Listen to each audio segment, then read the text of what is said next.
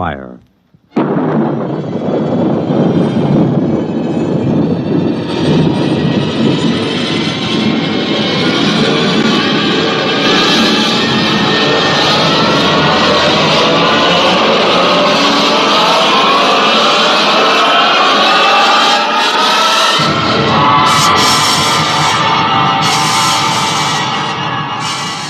From the far horizons of the unknown come tales of new dimensions in time and space. These are stories of the future, adventures in which you'll live in a million, could be years, on 1,000 maybe worlds.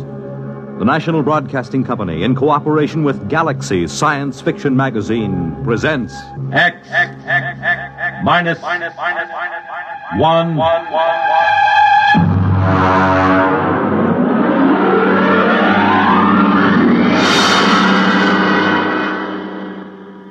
Tonight, Field Study by Peter Phillips.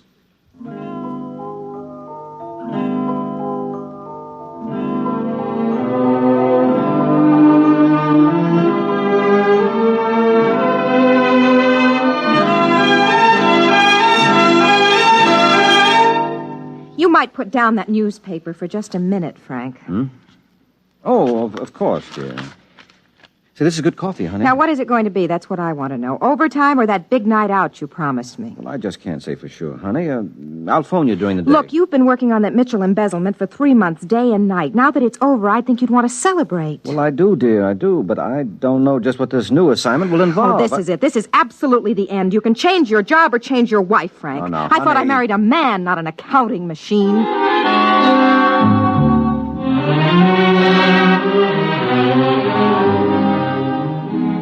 I guess I do seem like an accounting machine to Betty sometimes. Maybe she should have married a different kind of guy.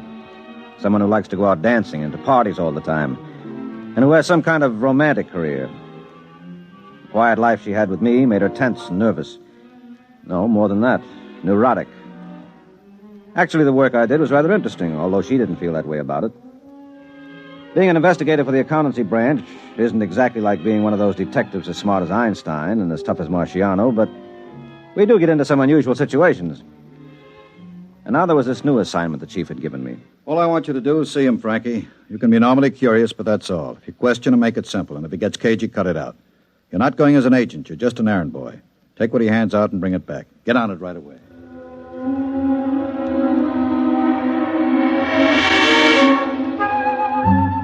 Although I got there early, the waiting room was filled with about 40 people. 40 people who seemed to have everything from Parkinson's disease to muscular atrophy.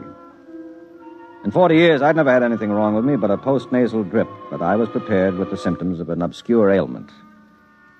I didn't have an appointment, but I had hardly sat down when the receptionist came over and ushered me into the office. I'll be with you in just a moment. Please sit down.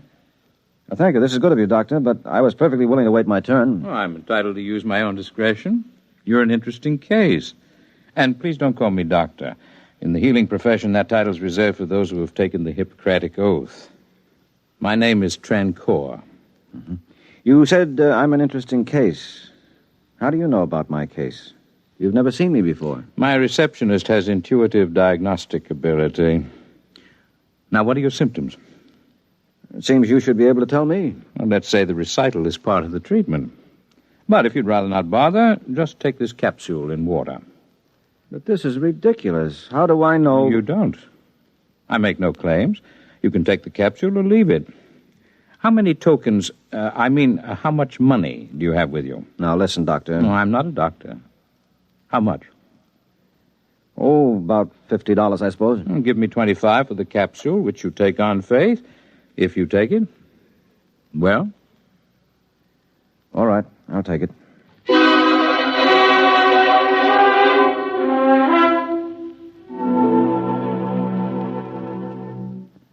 I'm afraid that's all there is to report, Chief.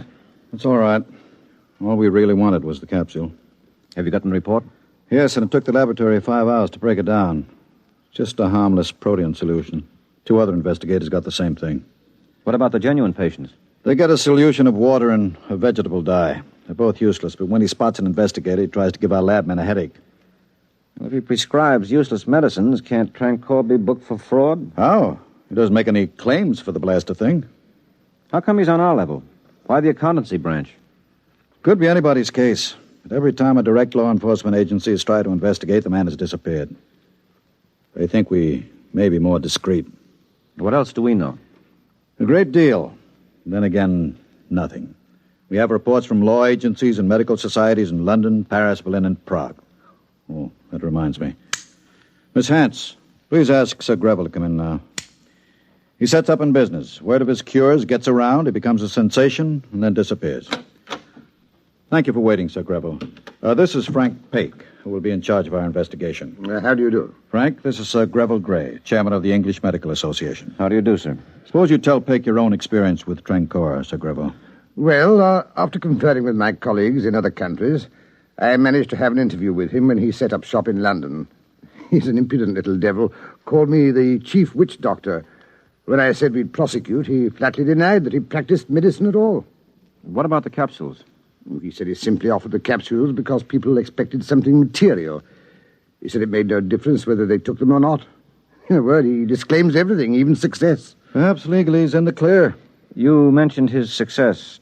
Do you credit him with success? I think he's a faker and a fraud. But some reputable doctors report that their own patients seem to have been cured of advanced leukemia, peritonitis, and appendicitis. That's why we must investigate these fantastic rumors as a professional and public duty. Just what do you want me to do, Chief? Find out all you can. Have him watch. Check with patients and stay with it. He may disappear at any time. This is a fine time for an assignment like this. My wife is about ready to get a psychiatrist or another husband. I'm sorry, Frankie, but you're the only one I can trust on a thing like this, and it shouldn't take long. Okay, Chief. You have a cigarette? Mine seem to be all gone. No wonder. You smoked half a dozen while we've been talking. Here. Thanks. Yeah, I guess I do smoke too much. Probably what causes this post-nasal drip. Say, that's funny. What? My head is cleared up. My nasal drip is gone since I saw Trancor this morning. Yeah? Oh, it probably cleared up by itself. But I've had it for years. Well, I hope you're right.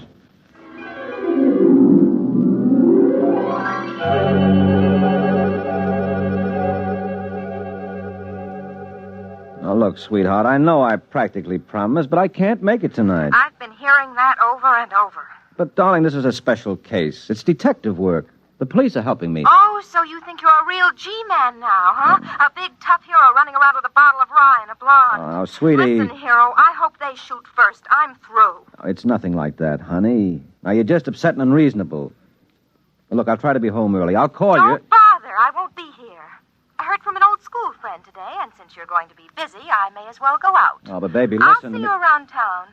And if you do get home early, don't wait up.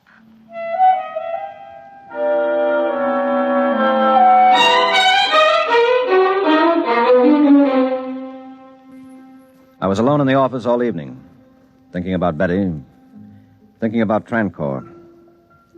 I remembered Betty's crack about a bottle of rye, so I called the liquor store and had them send up a pint.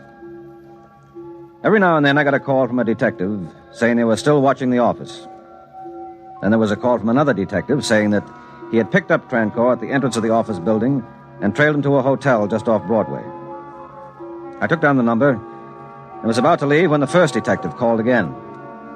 He said they were still waiting at the office door and that there was still no sign of Trancor. I didn't try to explain. I didn't want to think about it. What could I say? That he flew out the window?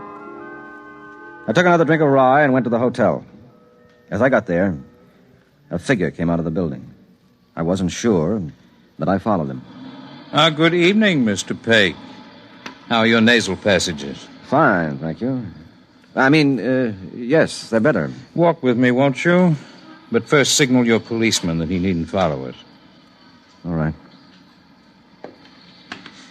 All right, now tell me something, will you? Am I mad? No, you're more sane than most. Your higher critical centers are momentarily dulled by fatigue and alcohol, giving full rein to your intuition. An endearing quality when allied with imagination. A saving grace, indeed, of your race. You're from India, aren't you? Trancor is a good Indian name. Incidentally, fatigue is a disease. Now, don't cure me. I don't want to wake up. Let me close my eyes a minute. Are you still here? Did you expect me to disappear? I could quite easily, by convincing you of my non-presence, as I did when I walked past those men outside my office. Don't you want to ask me some questions? Maybe I do, but why do you want to answer them? Oh, you figure I'm harmless, huh? Like my wife does. By no means. I went about to conclude my own particular investigation. I would say that you were most dangerous to me. Your imagination is quite highly developed. You know, all of a sudden, I'm not drunk at all anymore. And I need a drink. Come on, let's go in here. Very well.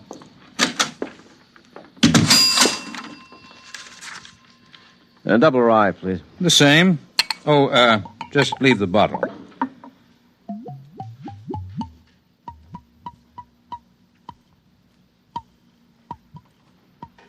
Ah, that's better. I was thirsty. You drank half the bottle. I make sure to eliminate the poisons in the alcohol, thus the toxic effects. As a rule, I don't drink, but when in Rome... Wait a minute. I remember reading a story once. You're from the future. Your imagination deserves something better than comic strips to work on. It's fascinating, but depressing to see science negated by superstition. Your concept of time is the greatest superstition. Well, now let's go back. You did cure my post-nasal drip, didn't you? The infection was cured by your body. I helped. I can't tell you how unless you have 500 years to spare. Well, I don't. I haven't got 12 hours to spare, if I'm to save my job, my reputation, or my wife. I do need some answers to a pretty lengthy questionnaire. Who, when, what, why, and where. You're convinced I'm a telepath? Well, aren't you? Not in your sense of the term. When you came into my waiting room, I knew you were not there as a patient. Your presence was in disharmony.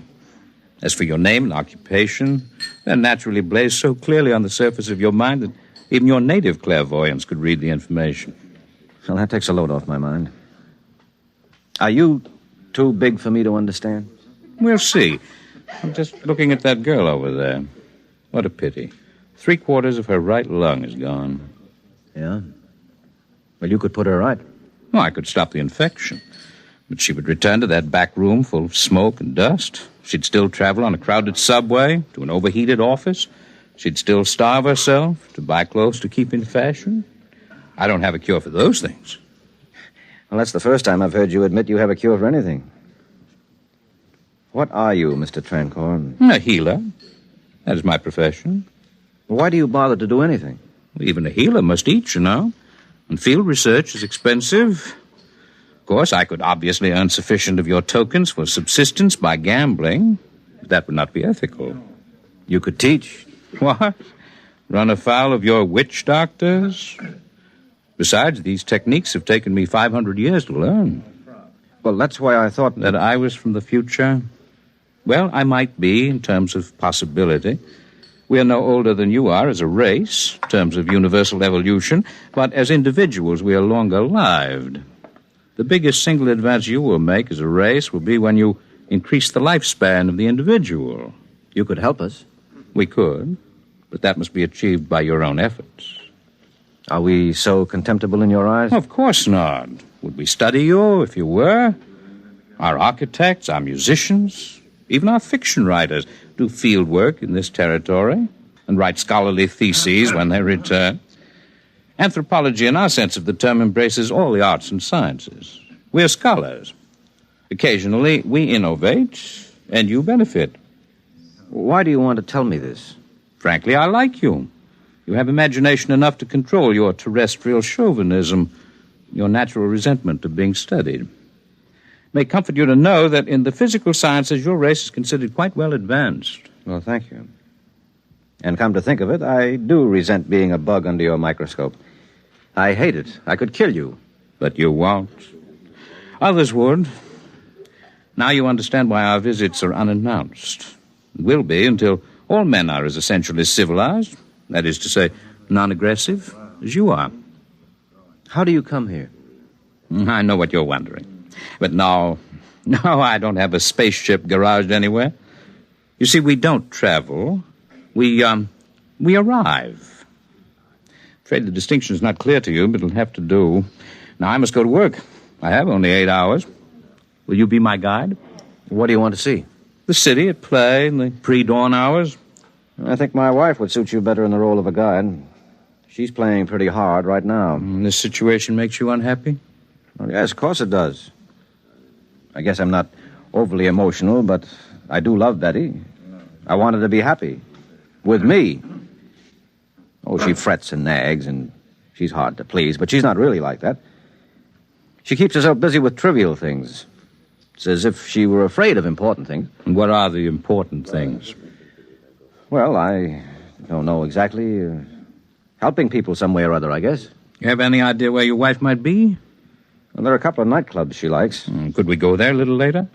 No, don't worry. I promise there'll be no unpleasant consequences if we meet. But now, let's get going.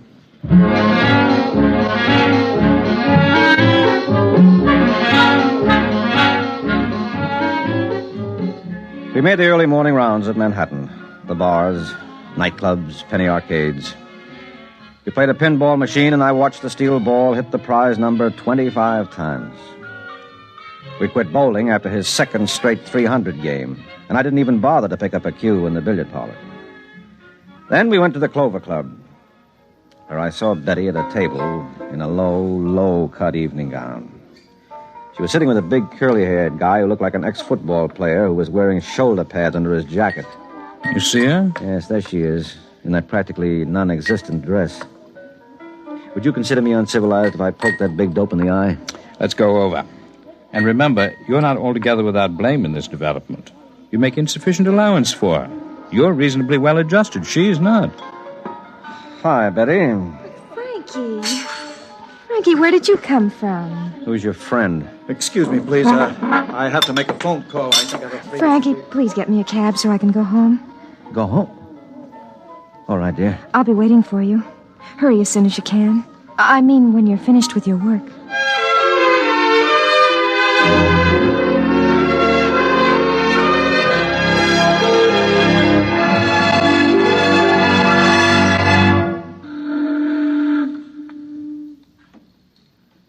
It's beautiful here, watching the lights on the river.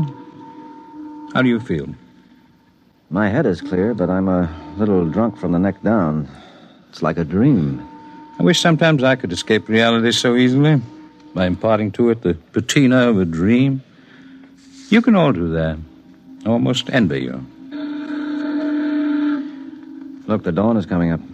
The stars are fading. Yes. It's time for me to say goodbye, Mr. Peck. But can you at least tell me which star? You haven't seen it or named it yet. Promise to take care of Mr. Trancour for me, won't you? Make sure that he gets safely home. Find his address in this pocket. Goodbye, Mr. Trancour. Yes. Goodbye.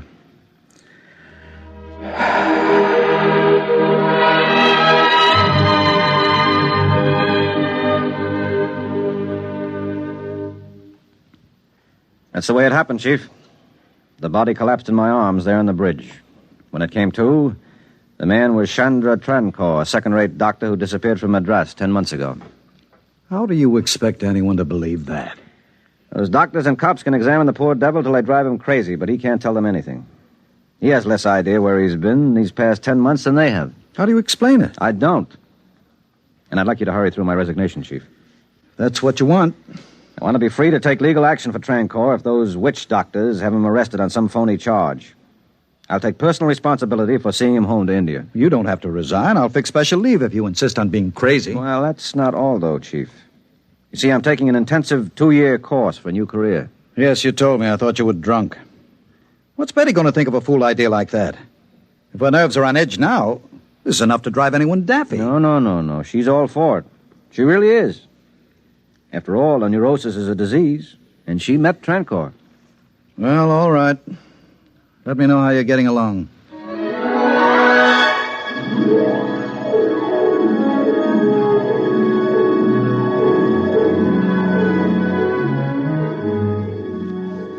A letter from Peck, Miss Hans. From the Mabello Medical Mission, Upper Congo. It's been 3 years since we heard from Peck. This is probably the most backward tribe mentally and physically in all Africa. Some trouble with the witch doctors at first, but they're beginning to trust me, with Betty's help. The women here love her, and she finds the tribal customs fascinating. Watch out for my name in the Anthropological Review.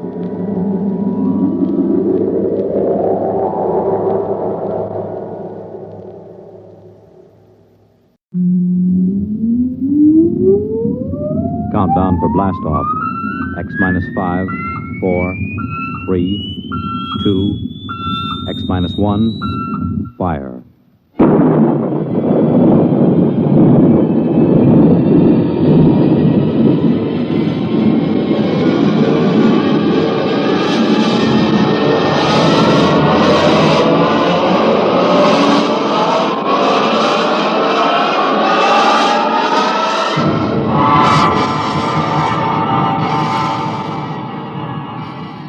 From the far horizons of the unknown come transcribed tales of new dimensions in time and space.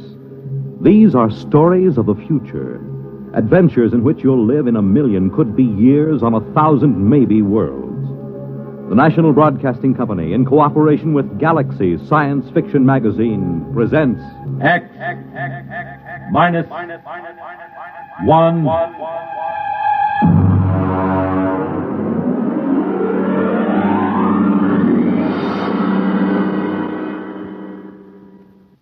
Tonight, the time is 1965. The place, a golf course. The story, open warfare.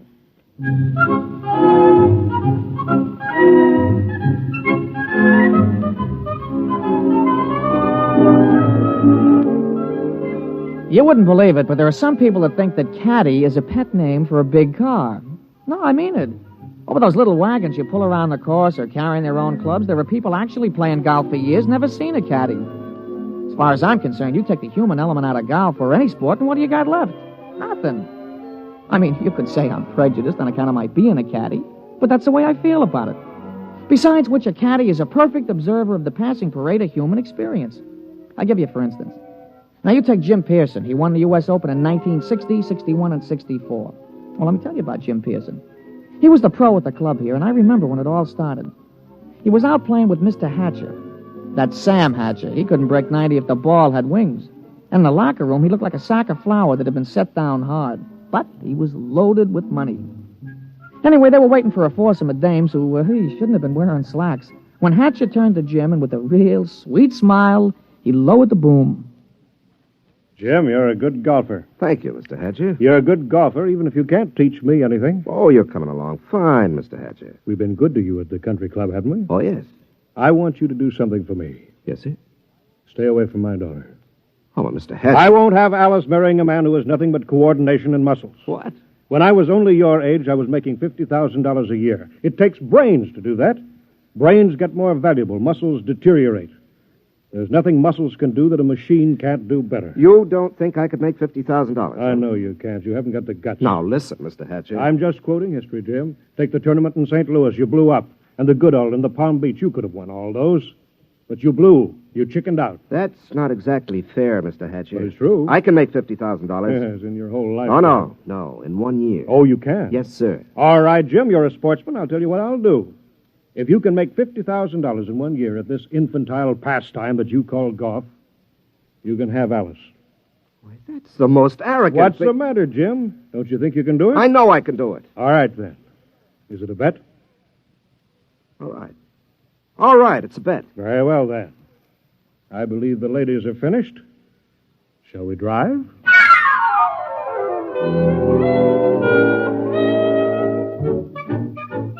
Naturally, old man Hatcher set a trap for him. And I guess it worked pretty good, too. Jim knew I heard the whole thing, so he used to talk it over with me. Hey, you've been doing real good this season, Mr. Pearson. Sure. Been away on the whole circuit. I haven't seen Alice more than 1 day at a time in the last 6 months. You, hear from Miss Hatcher? Oh, yes. Yes, I got a telegram right after I won the first tournament. It said, and I quote, "I won't be bought and sold. Signed, Alice." She found out about that bet, huh? Yeah, I'm sure her father made sure she did. Wouldn't it frost you? It did. It cost me $5,000 in tournament money, and then I just got mad. You know, the cold mad, the kind of mad that puts 20 yards on your drive? Yeah, I know what you mean. Sometimes when I get sore at the caddy master, I go out to the driving range. Bango! Every time you hit it, you got it right between his eyes. Yeah, that's the idea. Every time I slam a ball down the fairway, I feel as if I've just belted Hatcher right behind the ear. You, still figure you got a chance? Oh, I'm going to get that $50,000 this year, all right. I'm going to win the U.S. Open, and that's worth $25,000 in cash plus vaudeville appearances or Ed Sullivan's television show or something. And I'm going to take the money and I'm going to lay it in front of Alice and I'm going to say, I wasn't buying you. I was buying the right to tell you I love you. Ah, gee, that's pretty. All right, never mind. Give me a number 7 iron.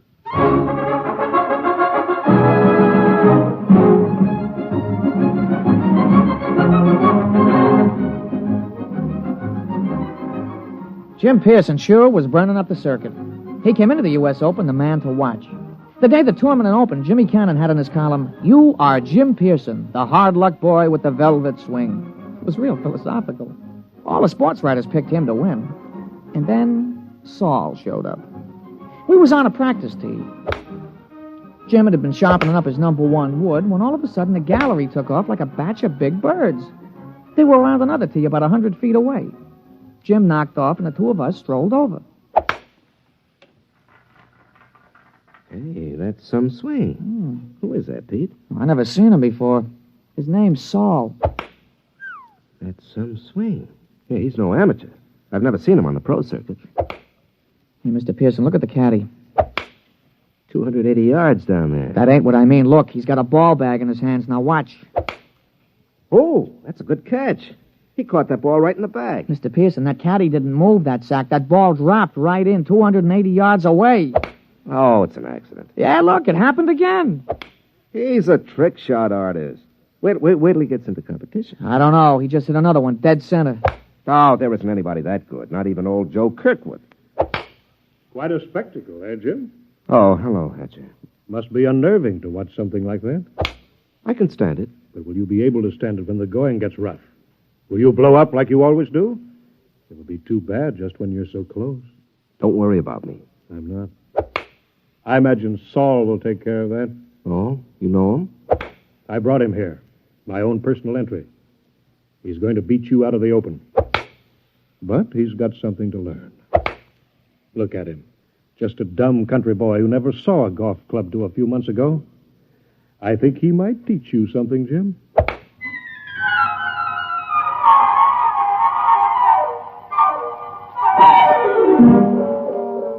I could tell Jim was going to have a good day the minute he took his driver out of the bag. He took his practice swings, and they went around clean, grooved, and loose. I would have bet my shirt on him. As a matter of fact, I did.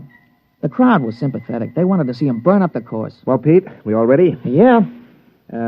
What's this? New kind of golf ball? Oh, yeah, a young fella from the A.B. Wells Sporting Goods Company. He slipped me a fin to talk you into using these balls. Well, I don't know. They any good? Yeah, I figured. They guaranteed they had 20 yards to every drive. I sure could use 20 yards. Well, he's going to come around to see you later. He wanted to sign you up for testimonials and advertising and things. You know, the golf ball used by Jim Pearson when he won the U.S. Open, that kind of thing. There's a lot of dough in it. Well, we'll give it a try. Let's tee up.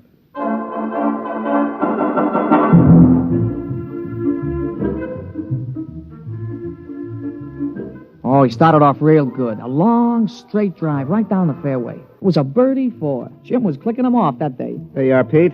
34 and a 32 for 66 on the 18. 6 birdies, 12 pars. Yeah, 3 more rounds like that should win easy. Hey, how are the new golf balls? Huh? Oh, fine. You know, they aren't kidding. It does average out about 20 yards longer on the drive. I'll have to get a couple more dozen.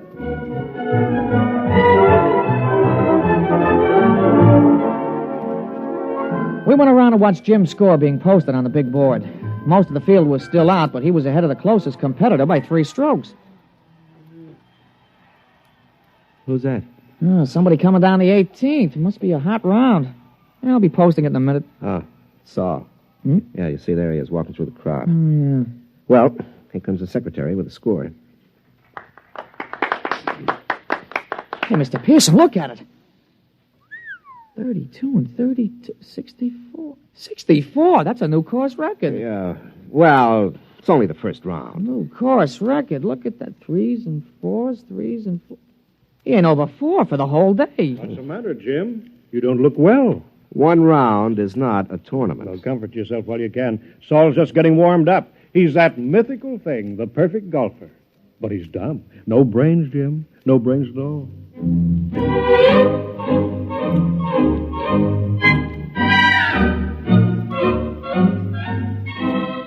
Naturally, in the sports broadcasts and the newspapers, Jim could have been playing on a miniature golf course at Asbury Park, New Jersey. The big news was Saul. They all called him Silent Saul.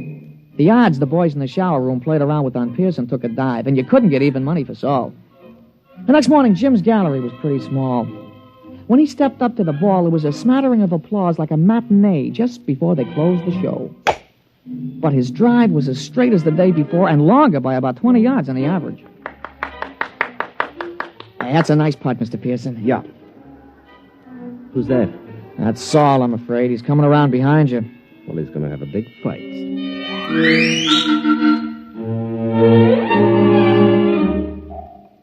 Jim's second nine was a duplicate of the day before. Another 32. He equaled Saul's record-tying score of yesterday. Then when we came in to read it on the big board, he looked like somebody hit him on the head with a driver. Look at that, Pete. 31 out, 31 back for a 62. He's got me by 2 strokes today. And 4 strokes in all. What do you got to say, Jim? Oh, nothing, Mr. Hatcher.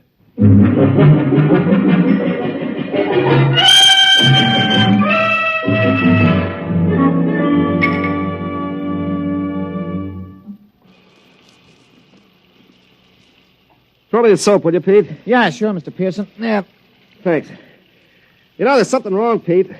Just doesn't happen this way. That's tough luck, Mr. Pearson. Oh, no, it's not that. People don't just pop out of nowhere and break all records at the Open. Men don't take up golf and become perfect golfers in a month. He's got to have some weakness. Well, if he has, he ain't shown it yet. Well, I've got to find it.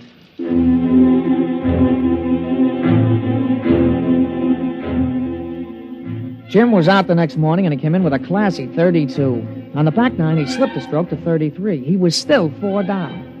He shook off a couple of reporters who were trying to egg him into a feud with this Saul, and the two of us just hung around in the crowd watching Silent Saul. His first drive went a clean 300 yards down the fairway, straight as a ruler. Pete, there's something about his swing. There's something about it. I've seen it before. Oh, you never saw that Silent Saul before, Mr. Pearson. Still, there's something about his swing.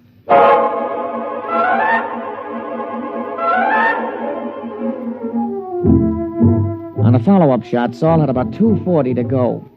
He took a club from his bag and took a few wiggling gestures, set his driver behind the ball, and swung. Pete? Did you see that swing? Those wiggles? Yeah, well, a lot of guys do that. Yeah, but it's unnecessary. I mean, you don't have to make those wiggles before you address the ball. Yeah, sure, and you don't have to spit 3 times every time you got a tough putt, but you do. But there's still something strange about him.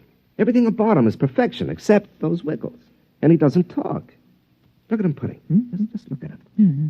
That could be Todd Winters, couldn't it? Yeah, he does look something like Winters. Yeah, when he putts. But that iron shot, who wiggles like that? Who does those wiggles? George Potter. Yeah, I guess he does. Yeah, and the approach shot, Pete. That's Gordon Brown. Nobody else bends the knee that way. He really gave it a lot of study, huh? And the drive. That grooved swing on the drive. Pete, come on. I've watched enough.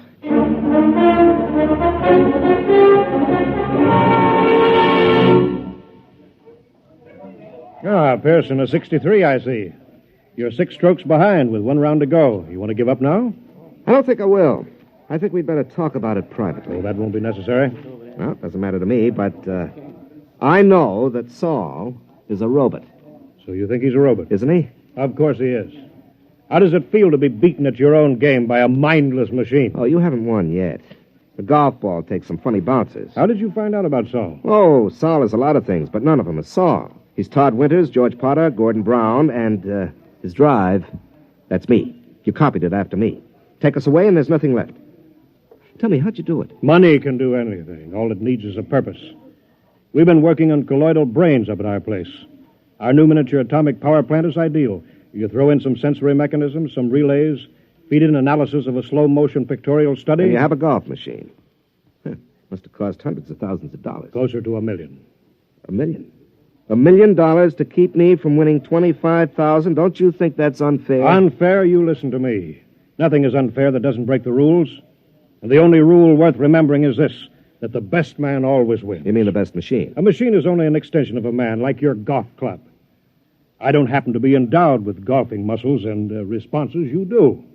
Those in your golf clubs let you hit a ball farther and straighter than anybody else. Saul lets me hit a ball farther and straighter than you do. It's as simple as that. No, wait a minute. That wasn't the bet. The bet was that I couldn't make $50,000 in a year. Maybe it was your bet. It wasn't mine. I bet that I could beat you at your own game. I don't think that you're good enough for Alice. You're not smart enough, not man enough. Should I let a few well-distributed, well-trained muscles blind her to what you really are? And what's that? You're a quitter. You can't stand pressure. You're no competitor. If you can't win at your own game, you can't win at anything else. Suppose I win tomorrow. 6 strokes back? Playing against the perfect golfer? Suppose. Then I'd have to admit I was wrong. You have my word on that. And you could also have Alice, if she wants you.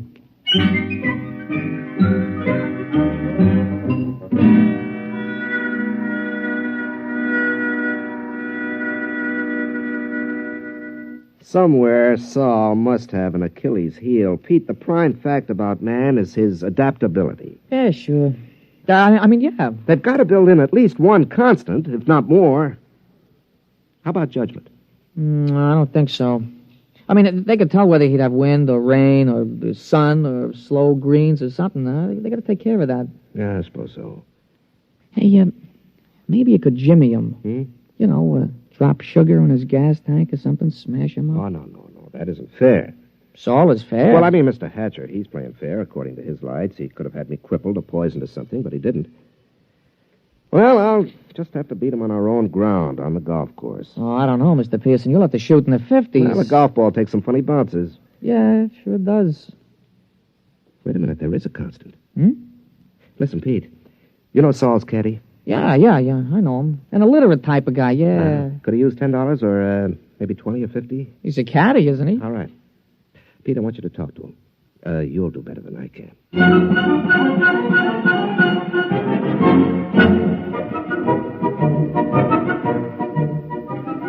The management of the tournament is no fool. They know which side their television rights are butted on, and they had Saul and Jim paired for the final round. Jim's drive took a tail-end hook. It dived into the rough behind a clump of trees. It wasn't a very happy start. Saul took a ball from his caddy, teed it up, and settled himself. Hey, that's some drive, Mr. Pearson. Yeah, that was some drive. It's about 340 yards, isn't it? Some drive. You got a tough lie there on your ball, Mr. Pearson. You going to play it safe out on the fairway? No. You see that hole between those 2 trees? Mr. Pearson, that ain't sensible golf. Pete, sensible golf won't win.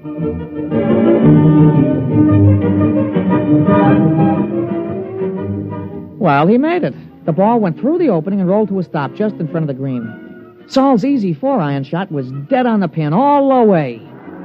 But it hit the back edge of the green and hopped into the rough.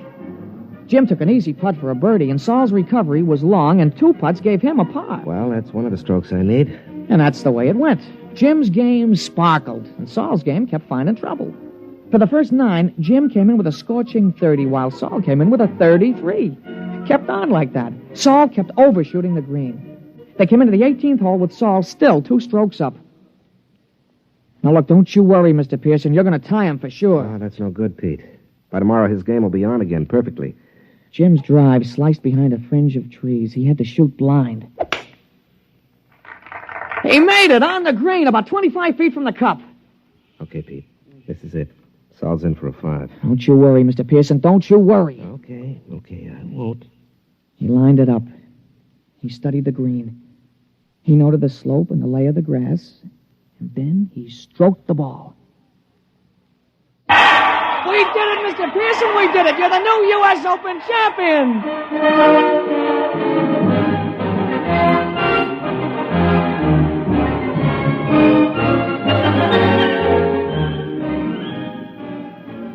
Well, we finally busted loose from the television and the movies and all those hangers-on, and we ducked around the back to the pro shop, where we run into Mr. Hatcher. How did you do it? Well, Mr. Hatcher, under extremely restricted sets of circumstances, a machine is better than a man, but over the long run, over the gamut of situations, a machine doesn't have a chance. Just can't compete. I still don't understand. It cost $1 million. $1 million. Here, have a souvenir. You can take this golf ball. No. Look at it. That's the ball Saul was using. What? Mm-hmm. Well, that's another brand. That isn't Saul's regular ball. That's right. It's a new one. Guaranteed to add 20 yards to the average drive. But that's unfair. Well, your robot was built in with one constant. It had to be a golf ball. Well, it just couldn't adapt to a better ball. But that's not fair. Why, that's... well. Uh-huh. How about... There are no perfect golfers, Mr. Hatcher. There are only good ones and better ones. But, well, I've been thinking about this robot of yours, and I'll be around in a few days to talk to you at your office. Huh? About what? Well, I'm sure you don't want to support your son-in-law for the rest of his life. And I have $50,000 to invest in business making robots. Useful robots. And leave golf to the men. They're better competitors.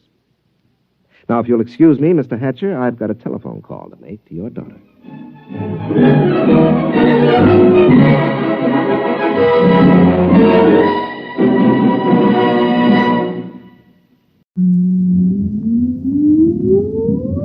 Countdown for blast off. X minus 5, 4, 3, 2, X minus 1, fire.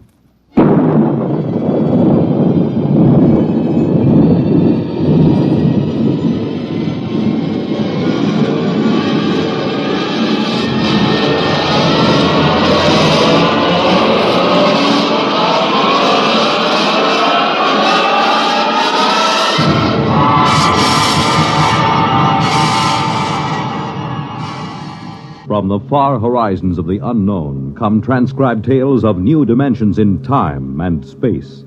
These are stories of the future, adventures in which you'll live in a million, could be years, on 1,000 maybe worlds. The National Broadcasting Company, in cooperation with Galaxy Science Fiction Magazine, presents X minus 1.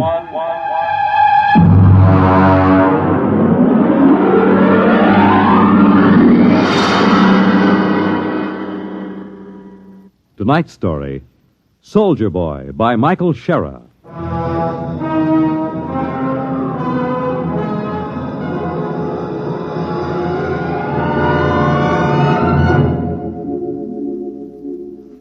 There is a Scandinavian legend.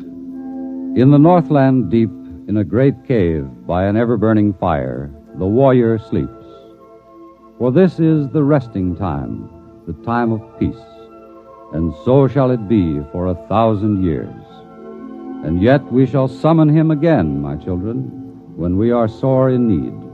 And out of the north he will come, and again, each time we call, out of the dark and the cold, with the fire in his hands, he will come.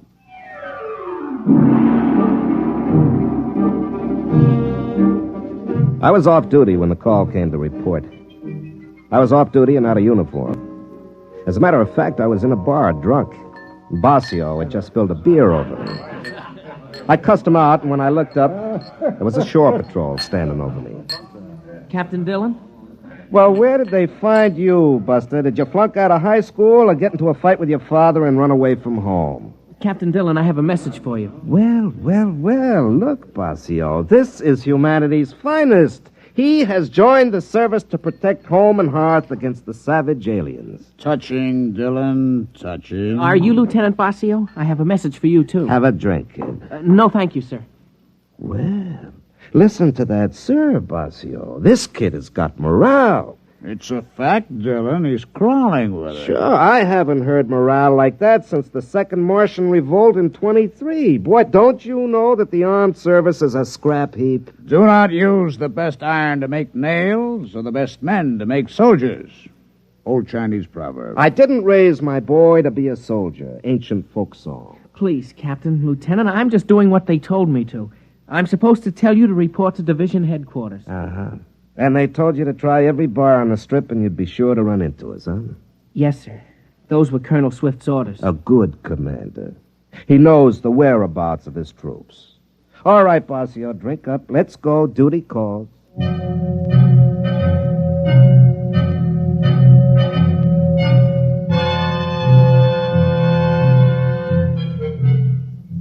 The garrison town was wide open.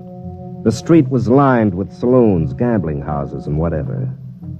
They cleaned up this sort of thing on Earth and every colony in the solar system and beyond, but they let them stay near the Army bases, mostly because they knew there'd been 500 years of peace, and the men that sifted down into the Army were not quite the best adjusted of human beings. The drinkers, the gamblers, the men who were destructive in 100 different quietly degrading ways wore the uniform of the Defense Command. The uniform that was usually creased and just a little dirty. I know because I'm a veteran of 20 years of it. Not a veteran of any wars nor any fighting except in some saloon on payday, but a survivor of garrison life, of chasing smugglers and rarely catching them. The colonel was fat and sweaty, and as a gesture to military discipline, he chased a frowsy blonde out of the office before he spoke to us. Sit down, Dillon. Have you ever heard of Lupus 5? No. It's out on the rim on a 360 vertical sector. They were wiped out a year ago. Disease? Aliens. A mail ship found it. By the time they called the Army in, almost 6 months had gone by. There were 70 colonists. 31 were dead. The rest were missing. All the technical equipment, all radios, guns, machines, even books were gone. The rest of the place was burned over. Only one of the men found something in the ash. As you know, every colony is equipped with a detonator in a main building. And a cobalt bomb buried right in the middle because it's a lot more important to blow a whole village than let some hostile alien learn vital technical facts about human technology and body chemistry. Well, why didn't the bomb blow at Lupus 5? Because the wire was cut.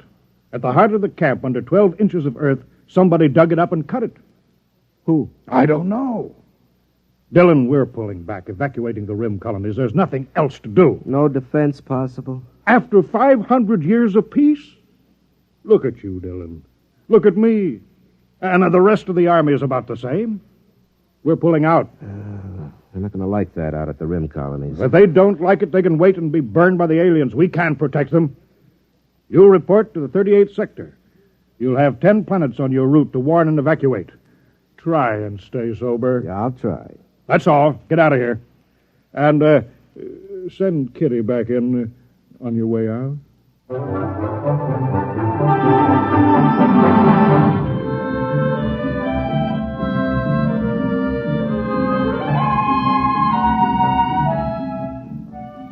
We cleaned up 3 planets, delivered the dispatches from headquarters, and tried to find out if they had anything worth drinking in the colonies. Usually they didn't. And we were stuck with something at Basio made out of high-thrust fuel with a little lemon juice and oil of wintergreen for flavoring. We headed out for number 4.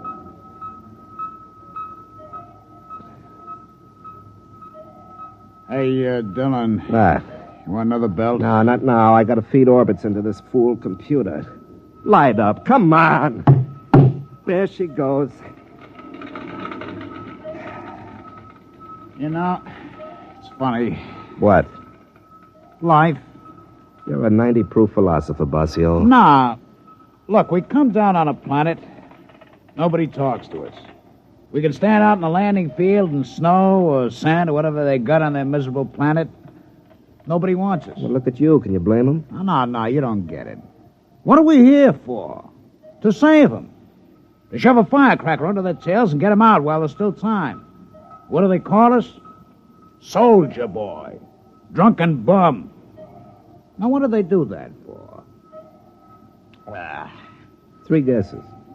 Yeah, like on that last one. They almost mobbed us.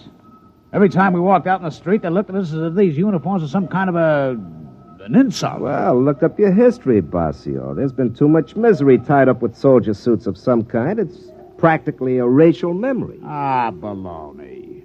They got no call to treat us like we were criminals. They would have shot me down if you hadn't taken off so quick. Yeah, look, Basio. If somebody comes and tells you got to get off the planet that's been home for 20 years and then wrecks their best restaurant in a brawl, what do you expect, a medal? I guess you're right. Hey, that was some scrap. Yeah. I didn't like the way that stuck-up head waiter called me soldier boy. I'll do it all over again. I know you would. On the next planet, do your drinking on the ship. It's safer all around. Oh, they still got no right to be so stuck up. After all, somebody's got to be in the Army. Yeah, I guess so. Well, that's the last orbit. Pass me the bottle.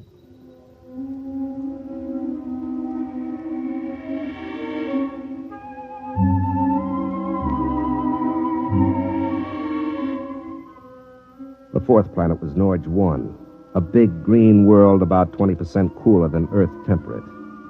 They'd heard about the evacuation, and when we sent the scout down on the landing field, there was a crowd gathered. When I opened the hatch, I could smell a wet, heavy breeze that meant snow. It was below freezing, and Army-issue cold weather gear wasn't worth much. I waited out at the edge of the field for 15 minutes, waiting for somebody to take notice of a ship of the United Earth Defense Command. I just stood there in the cold wind with a pint to keep me warm. Finally, somebody came out to talk to me. What do you want? I'm Captain Dillon. I have a message from Fleet Headquarters. You in charge here? Nobody's in charge here. If you want a spokesman, I guess I'll do. What is it? Well, I got a dispatch for you from headquarters. I'll look at it later. Is it always this cold? This time of year. Freeze a brass monkey. Drink? No, thank you. Mind if I do? No, you have to. I don't suppose you got any decent liquor on this planet. No, we don't have any. Yeah, I forgot. All right, let's get going. We haven't got much time.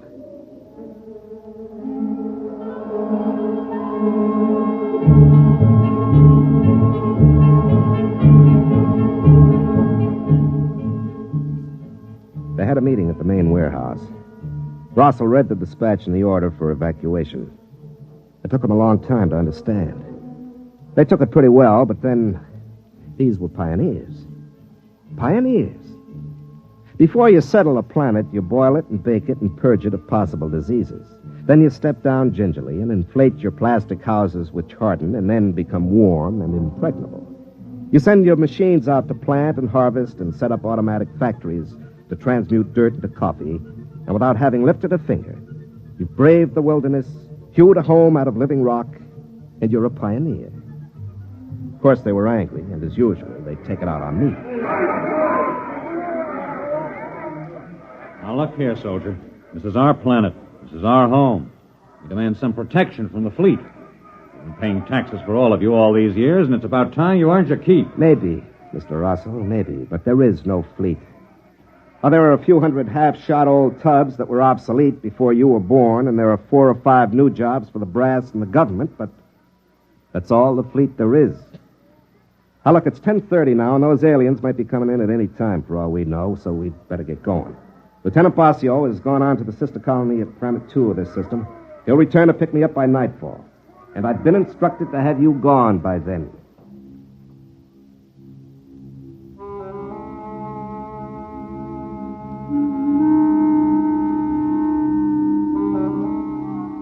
I wanted to remind them that nobody wanted the Army, that the fleet had grown smaller and smaller, but there wasn't any point to it now. I realized long ago that they were right in a way. I was a big, fat anachronism, a fossil, a hangover from the Dark Ages. Only unfortunately, we'd run right into a new Dark Ages that came from somewhere out in the stars and picked off colonies and burned them to a cinder. Well, when they finally left the meeting, I went out to check the bomb. The detonator was in the radio shack. It was a long metal bar with a lock on it. I followed the conduit down the wall till it entered the ground. Then I started to chop at the frozen earth to follow the wire.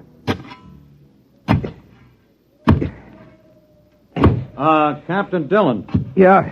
How many people can your ship take? Well, she sleeps too, won't take off with more than 10. Why? We're overloaded. There are 60 of us, and our ship won't take over 40. We came out in groups, so we never thought. You sure? She's only a little ship. She's all we could afford. Well, it looks as if somebody's going to find out firsthand what those aliens look like. It's not very funny. All right. Maybe the colony on 2 has room. I'll call Basio and ask. Aren't there any fleet ships within radio distance? Look, the fleet is spread out kind of thin nowadays. Yeah. Here it is. What's that? That's your wire from the detonator to the bomb. Somebody dug it up, cut it, and then buried it again and packed it down again real nice. Fool. Who? Well, one of us, of course. I knew nobody ever liked sitting on a live bomb like this, but I never You mean one of your people? Isn't that obvious? Why? Well, they probably thought it was too dangerous, like most government rules. Maybe one of the kids. No. There was a bomb wire cut on Lupus 5 just before the alien attack. Maybe an animal? No, no animal did that. Some coincidence, huh? The wire at Lupus 5 was cut just about before an alien attack. Now, this one was cut, too, newly cut. So something knew enough about this camp to know that a bomb was buried here and also to know why it was. Something didn't want the camp destroyed, so it came into the middle, traced the wire, dug it up, and cut it. and then walk right out again. What'll we do? Pass out your guns. Try not to scare them. I'll be with you as soon as I've spliced this wire.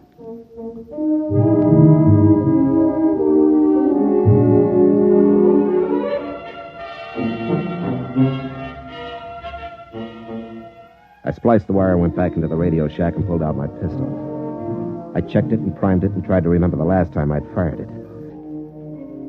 The snow began falling near noon. By 1 o'clock, the visibility was down to 0. I tried to contact Bossio to tell him to hurry. He didn't answer. I figured he was probably drunk or sleeping it off. I suppose I should have been out organizing some kind of defense, inspiring everybody with grim, lantern-jawed courage. But as a matter of fact, my jaw is somewhat slack, and I'm not strong on courage. So I took a belt from the bottle and considered things. The tension was beginning to get me. After 20 years of hanging around and playing like the town drunk, a man can't be expected to rush out and plug the breach just like that. You have to work up to these things gradually. I suppose there was something to me originally, but I lost it. I lost it in 20 years of idiotic garrison spit and polish in saloons and the icy looks and choice words that civilians save for peacetime soldiers. I had half the bottle killed when Rosso came back to see me. Captain, I just can't make any sense of this. Who cut that wire? Well, as far as I can figure, an alien cut it. No, there haven't been any aliens or any peculiar animals near this camp. We've got planet-wide radar, and there have been no unidentified ships since the first landing a year ago. One of us must have done it. It's the only possible explanation. You mean a traitor? Or a dupe. Maybe the aliens can exert some kind of telepathic control. I can't see it. If they're able to control one, why not all and save half the bother? Now, look, is there any animal that ever comes near here that's as large as a dog? Well, there's a vigil. It's like a monkey with 4 legs. We shoot them now and then when they get into the crops.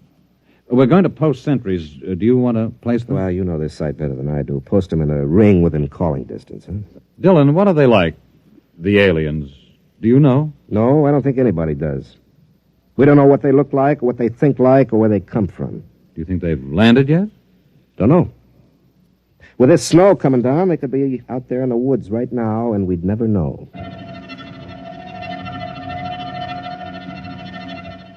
Planet Director 7396 recording progress report on attack day. Physical situation excellent. Headquarters bunker 10 feet underground. Electrical heating apparatus running smoothly.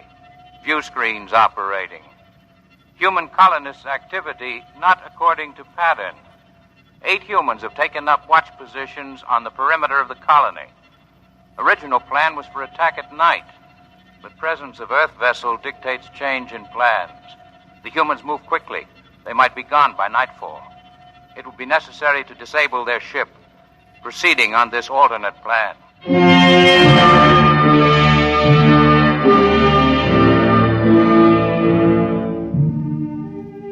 At noon, Rossel reported that Planet 2 didn't answer his call. Bossio might be drunk, but the colony on 2 wouldn't be. If there was no answer, it was because they were dead. The people were quiet and frightened. Some of the women were beginning to cry. They brought me coffee now. It had begun to dawn on the women that they might be leaving without their husbands or sons. They had their ships stripped down and they were loading.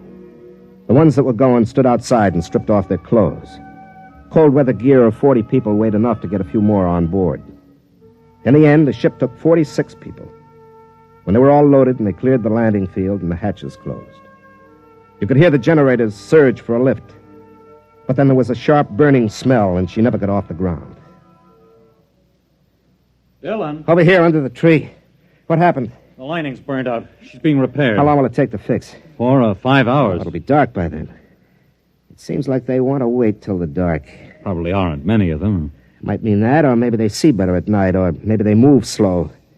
You got any idea how they got to the ship? No. You know, I've been in the Army 20 years. This is the first time I was ever in a fight. I never shot at anybody. I always figured I'd be afraid. But there doesn't seem to be any sense in being afraid. There's nothing to do but wait until night comes.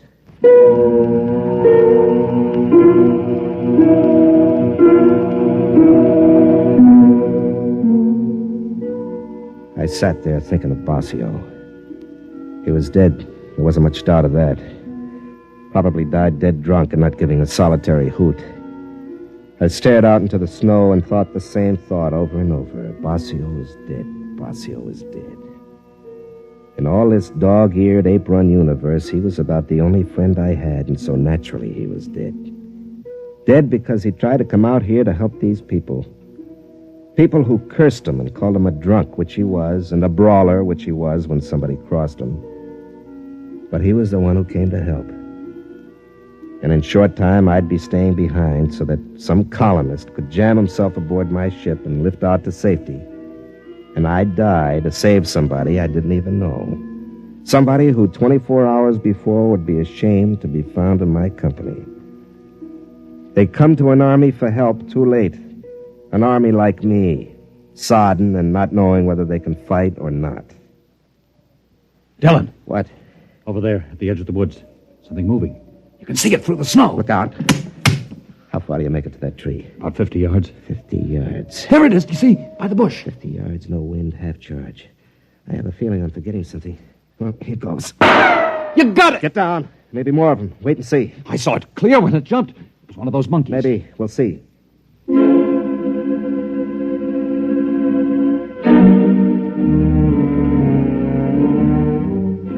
I waited 10 minutes and then I ran over. Whatever it was gone, almost all of it. My bolt had taken a paw and taken it clean off. I picked it up, but there was no blood. The skin was real and furry, all right, but the bone was steel and the muscles were springs. It wasn't any four-legged monkey. It was a robot.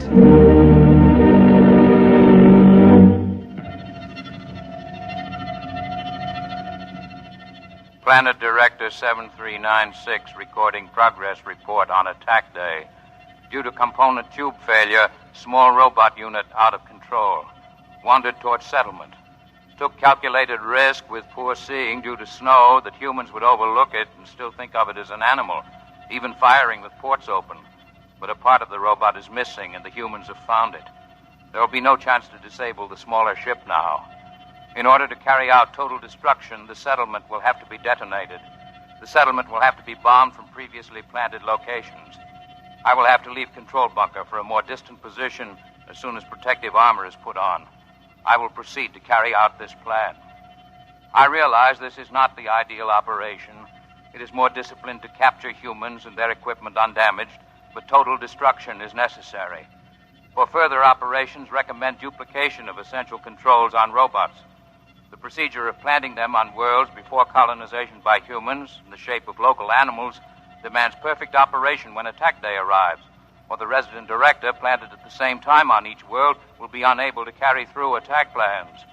Now leaving bunker.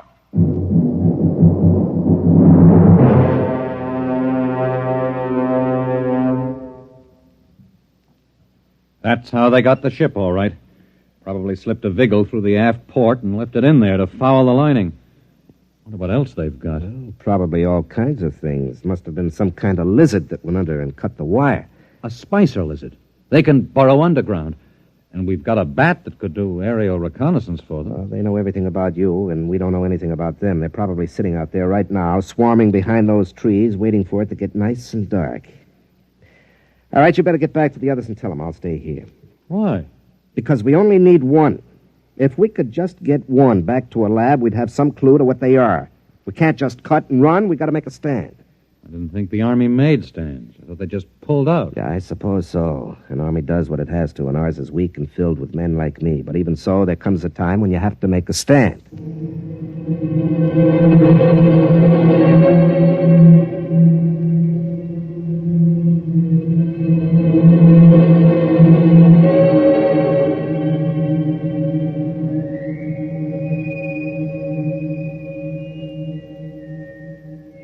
I stayed out there in the snow. I wasn't thinking very calmly. It was too cold. But it was probably just as well. I put in about 10 minutes being afraid of whatever it was that was behind those trees. What I needed was luck. Just good, plain old luck. I didn't know where they were or how many there were or what kind, so I needed luck. I started to inch forward in the snow. There was nothing but quiet and the trees. I got past the first trunk. My elbow hit a rock, and it hurt. My feet were cold. And then I heard a noise. The thing was moving down the left side of a gorge up ahead. I got up on my knees, I blew on my fingers, and threw the charge level on my pistol over to full. It was a great black lump on a platform. The platform had legs and was plodding up a path that came right past me. It hadn't seen me yet, but it would. There were 5 of those little monkeys skipping on before it, acting as eyes. Then one of them spotted me and started running. My first shot took the monkey in the head, and then I aimed for the lump on the platform.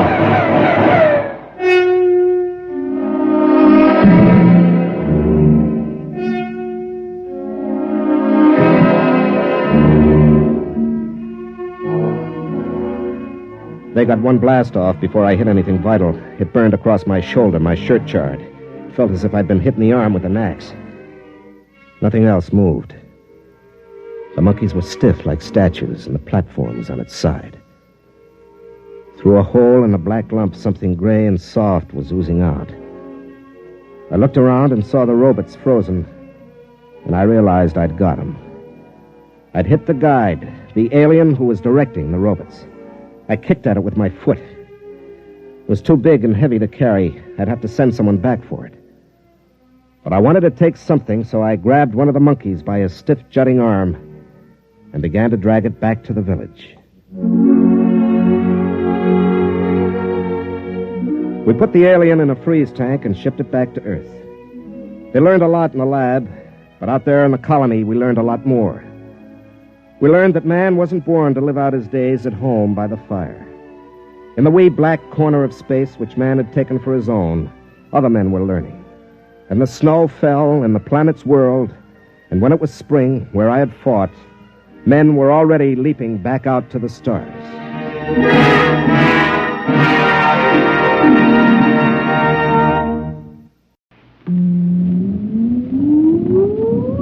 Countdown for blast off. X minus 5, 4, 3, 2, X minus 1, fire.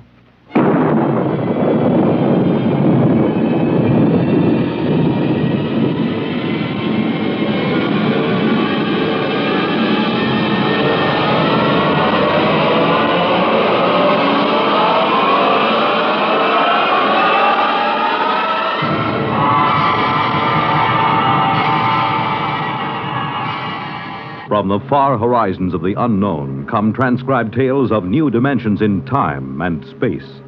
These are stories of the future, adventures in which you'll live in a million, could be years, on 1,000 maybe worlds. The National Broadcasting Company, in cooperation with Galaxy Science Fiction Magazine, presents X minus 1.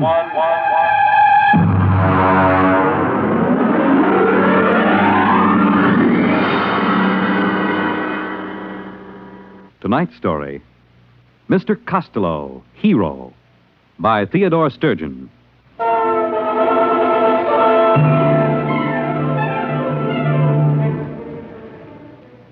It began the day the skipper called me into his cabin. I'd been a purser aboard the spaceship Star Climber for almost 12 years, and I'd never yet been asked to Iron Man's cabin. But then a lot of strange things had been happening on this trip to Boranguen. Come in. Oh. Sit down, Purser. I said sit down. Yes, sir. All right. Here's a deck of cards. Deal. Sir? I said deal. 5-card draw. Go on, man. Yes, sir. Well? 3 of a kind, sir. You didn't draw. I beg your pardon? When you play draw poker, you're supposed to draw. If you don't draw, you're supposed to give your opponent a chance to draw. Now, mister, did you ask me to draw? Well, we haven't been playing that way recently. Who changed the rules? I don't know. Uh-huh. Let me ask you something else. You stood a watch last night in the ship's galley. Why, yes, sir. Has anybody ordered a galley watch? Well, no, sir, but it isn't against the rules, is it? Against the rules? No, it isn't. Now, tell me, does the cook mind having a man watching him 24 hours a day? Well, no, sir. You see, that way he knows everybody can trust him. You mean that way you know he won't poison you? Well, yes, sir. Now, tell me, Purser, Who aboard this ship suggested that the cook might try to poison you? Well, I really couldn't say, sir. It just came up. Well, Cookie doesn't mind, sir. Really, he doesn't. He says if he's watched all the time, then nobody can suspect him, so he doesn't mind. All right. Now, let's proceed to something else. How long has it been customary for the deck officer to bring a witness with him when he takes over the watch? That's out of my department, Now, sir. think hard, Purser. Did you ever hear of a deck officer bringing a witness with him before this trip? No, sir. Or stand a galley watch? No, sir. Or play draw poker without drawing? No, sir. Now, one more thing. Yes, sir? We never had Mr. Costello as a passenger on this ship before, did we? Mr. Costello? Mr. Costello. No, sir, we didn't. Okay. Ask him to come to my cabin. But... That's an order, mister! Yes, sir.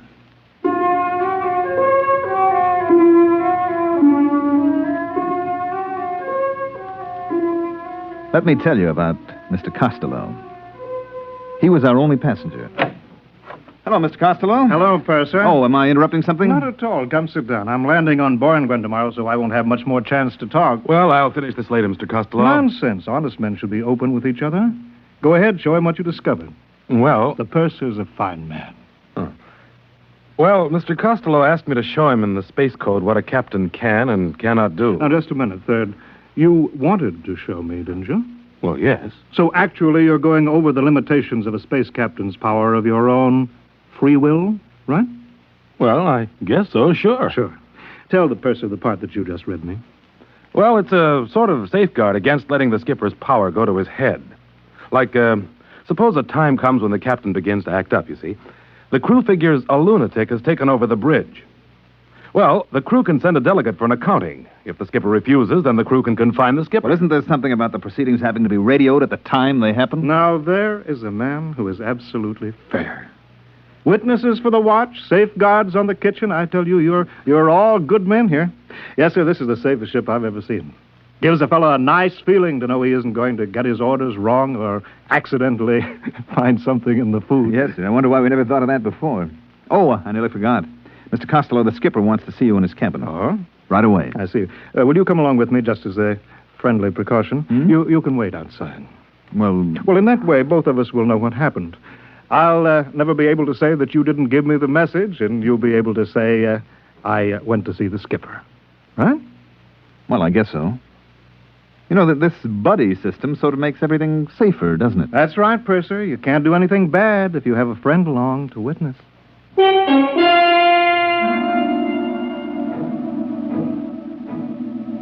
Mr. Costello and I went to the captain's cabin, and I waited outside. After a while, I could hear them shouting. That is, I could hear the captain shouting. Mr. Costello never raised his voice. And let me tell you, Mr. Costello, that if my crew questions my sanity, they have legal recourse. But you can be sure that meanwhile, if a single man aboard questions my authority, he will learn that I am master of this ship, even if he must learn it at the point of a gun. Now, sir, get out. Wow. You okay, Mr. Costello? Yes, I'm fine. Did you hear anything? Well, yes, I did. Would you remember what you heard? I think so. Let's see. You see this little gadget, no bigger than a pocket watch? Well, yes, sir. What is it? Listen, I'll open it. If a single man aboard questions my authority, he will learn that I am master of this ship, even if he must learn it at the point of a gun. Whose voice is that? Why, it's the captain. Good man.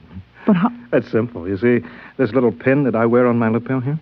This is a microphone. This watch is a magnetic recorder. I just use it as a toy, of course. Well, I'll be darned. You see, Purser, I'm a collector. What do I collect? Voices. Voices anywhere, anybody, anytime. Listen.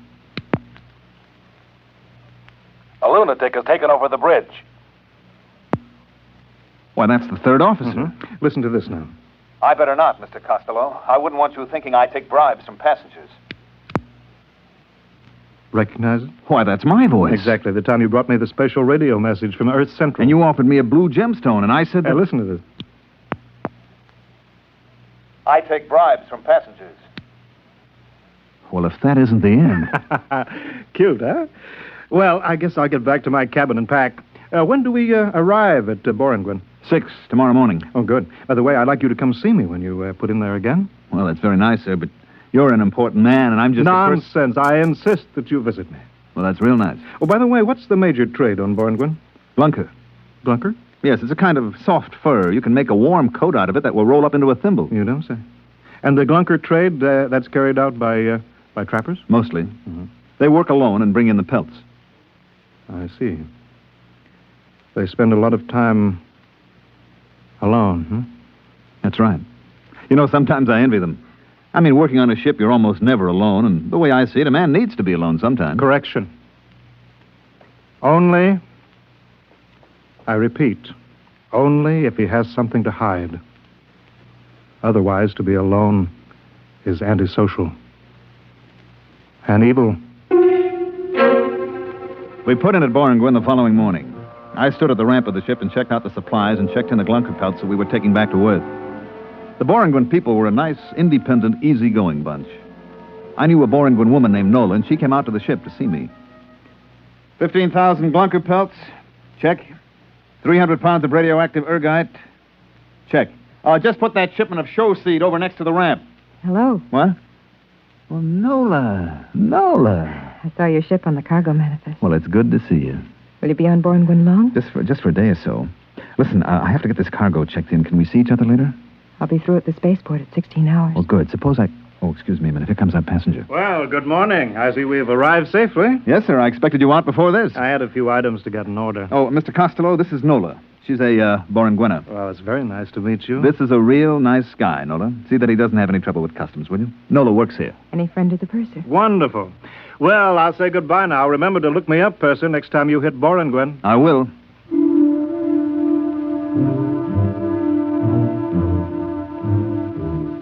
He gave me that big, warm handshake of his and clapped his arm on my shoulder. Gave you a good feeling to know that a big shot like Mr. Costello really liked you. I got the rest of the cargo checked in. Took maybe 3 hours. Then I was about to go in and ask the skipper for leave when a couple of guys with Space Bureau credentials came aboard. All right, that's it, boys. Close the hatches. Excuse me. Yes?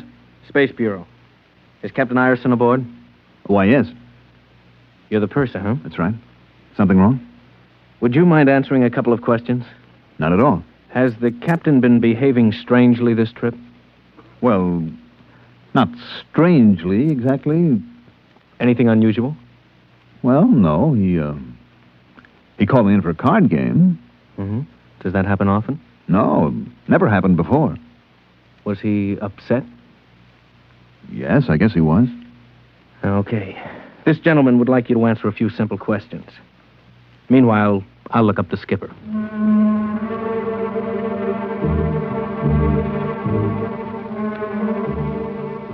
They took the skipper off the ship and left Borengwin the next morning with a new skipper assigned by the port captain. There was a rumor later that old Iron Man had been court-martialed or something. Nobody knew for certain. We made the rounds after that. Sigma, Nightingale, Carano, all the planets in the fourth system. We even went back to Earth with a load of lizard skins and black prints. It must have been about, 16 months later that we made for Borengwin again. I was talking to the third officer. Purser. I'd like to talk to you. Go ahead. We land at Borengwin tomorrow. So? I don't like it. What's wrong with Borengwin? It's one of the best ports in the system. It was. What do you mean?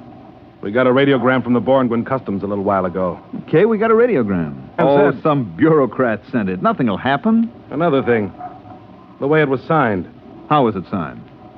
Loneliness is evil. Port Captain Borengwin. Loneliness is evil? That's what it said.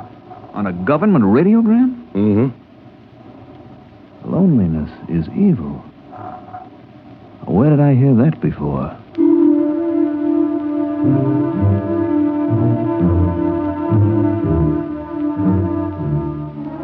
Well, we touched down on Borengwin at 1200 hours.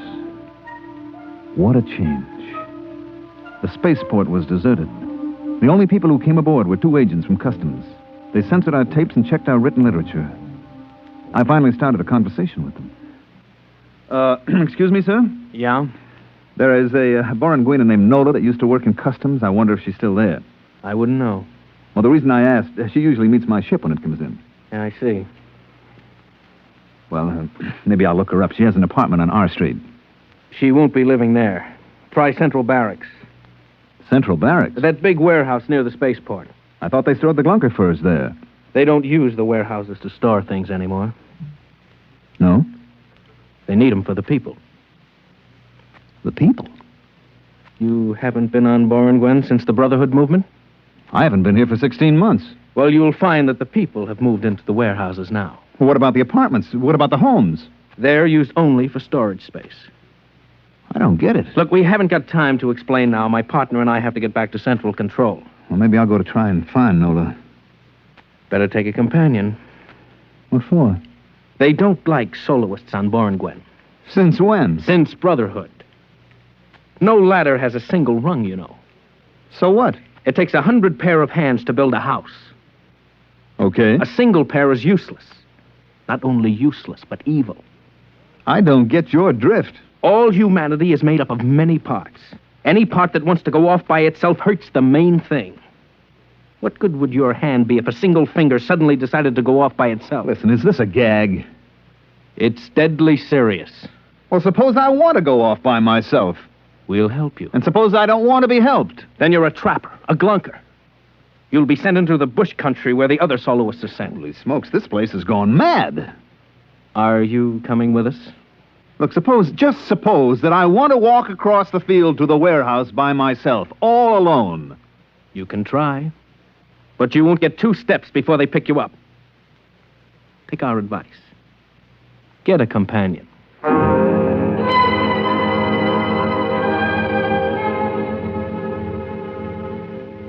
I let them take me over to the barracks. The place that used to be a warehouse. It was unbelievable. The place had been completely cleared of every wall, every partition. There, in front of my eyes, were 10,000 beds, cots, and mattresses spread out over the entire floor of the warehouse. The light was blinding. Huge floods and spots bathed every square inch. Nothing was concealed. Even the plumbing, showers, tubs, sinks were lined up against an open wall. The agents came in with me and stood at the door. A cluster of Borngwen people waited in a roped-off area. This is it. Wow. The customs personnel are in that third aisle going north. I'll walk down there. Thanks for the company. It's a duty. Wait. I'll get you a companion. Anyone for the third aisle going north? Third aisle going north. Yeah. There comes a man. He'll accompany you.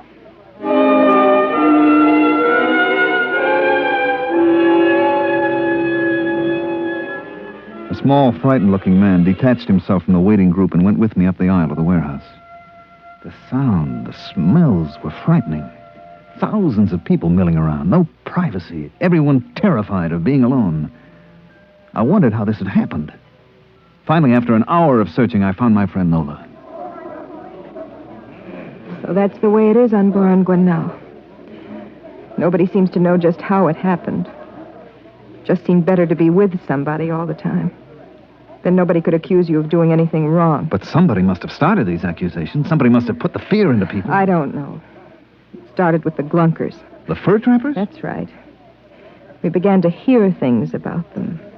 That they were thieves, that they planned to take over the city. Just rumors, of course. And pretty soon, if you didn't like somebody, you called him a Glunker. Then there were signs. No Glunkers allowed. You know? Oh, I saw some. We began to hear about it on the televisor, and pretty soon they appointed a committee to investigate and find out if there was any truth to the rumors about the Glunkers. It was headed by Mr. Costello. Costello? Mr. Costello? He's a big shot now. Owns half the city, I guess. Well, it can't be the same one. Yes, it is. I've seen him. When did everybody move to the central warehouse? When the police started picking up soloists, everybody began to move in together. Didn't take long. That's the strange thing. How little time it took.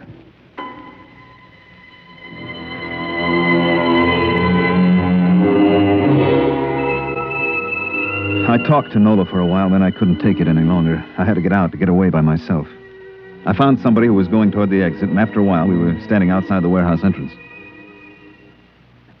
I'm going south. I'm going north to the spaceport. Oh. Tell me, does anybody travel alone? Sometimes we take a chance on it. I guess I'll have to take a chance right now. I'll be late for my job if somebody doesn't come along soon. Where do you work? That orange building right across the street. Would you like me to walk with you? Oh, you'll just get stranded there. I'll make a run for it. The street looks clear. Well, thanks for the company. Not at all. So long. Hey, mister, look out, that car. Look out! Why, you... Is he dead? Yes, sir. That was deliberate. I saw you. Hello, Purser. What's Mr. Costello? Yes, I'm sorry about the accident. My chauffeur was... He tried to run away. That's what happens to soloists. If he'd had a companion to warn him, to thrust him out of the way. You understand that, don't you, Purser? I don't know. Climb into the car. You can't go wandering about Borangwyn alone. Well, Police will take care of the body. It's all right. Okay, if you say so, Mr. Costello. Drive to the spaceport. Yes, sir. Well, what do you think of our little planet? Well... I knew you'd like it. Just think of it, Purser. All humankind, a single unit. Yes, this is a people that has found the truth. It awes me. Makes me humble. Speak up, man. I'm your friend. Well, I was going to say, I'm not sure I like it. Well, take your time. Nobody has to make a man see the truth. Is that right? Well... That's right, isn't it? Yes, I guess it is. Fine. Yes, only the trappers refuse to see the truth. Are they really dangerous? Dangerous? They go out and spend weeks alone by themselves, don't they? Alone with their own evil thoughts. Evil thoughts? We all have them, you know. Even you. For example, you remember this? Well, Well, this should refresh your mind. Listen to this. I take bribes from passengers. Your voice, Purser, and a very evil thought, too. But that isn't what I said. That's what's on the tape, Purser. Now, then, I wouldn't use it against you, of course. Mr. Costello, what is it you want from me? Nothing. Absolutely nothing. Well, a minor favor, perhaps. Go on. Your ship is going back to Earth after it leaves Borangwyn. Yes? You will have a passenger. I didn't know that. To be exact, a mentally deranged man. Who is he? His name is Hines. He's been the Earth consul here on Borangwyn. He's been recalled to Earth to report. You said he was mentally ill? He is, but the Earth government doesn't know him. Well, what can I possibly do?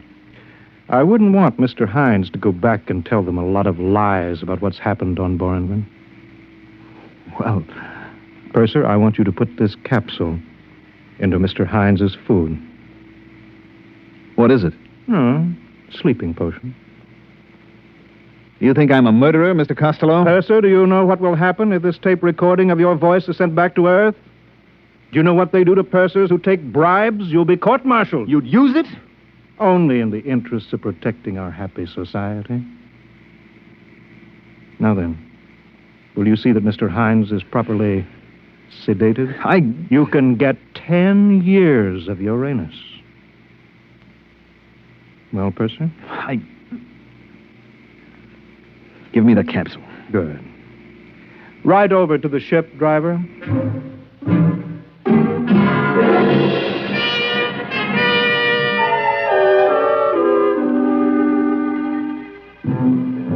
The first day out, the Earth Council, Mr. Hines, was in his cabin, and I brought him his dinner. He was a tense, nervous little man. Here's your dinner, sir. Put it down, Stewart. Oh, I'm the purser, sir. The steward's ill, and I'm helping out. I see. Do you know what's happened on Borangwyn? I was only there a few hours, Mr. Hines. Let me tell you, then. You won't believe it. Nobody will believe it. First, it was a little wedge, driven in the one place it might exist between the city people and the trappers, the glunkers. Suddenly, the glunkers were a menace. Then came the changes. You didn't have to prove that a glumper had done anything. You just had to prove he was a glunker. It all happened so fast. Pretty soon you were afraid to be alone for a second. There was a man named Costello. He came from Earth. I know him. You know him? He went to Boranguen on this ship. Then you must be the one. The one? Which one? Who testified against your captain for the court-martial. What? There was a tape recording, your voice and the voice of the third officer. Costello had them. He used them to send the skipper to Uranus? I didn't know. You must have known. What's happened to us? What's happened? What?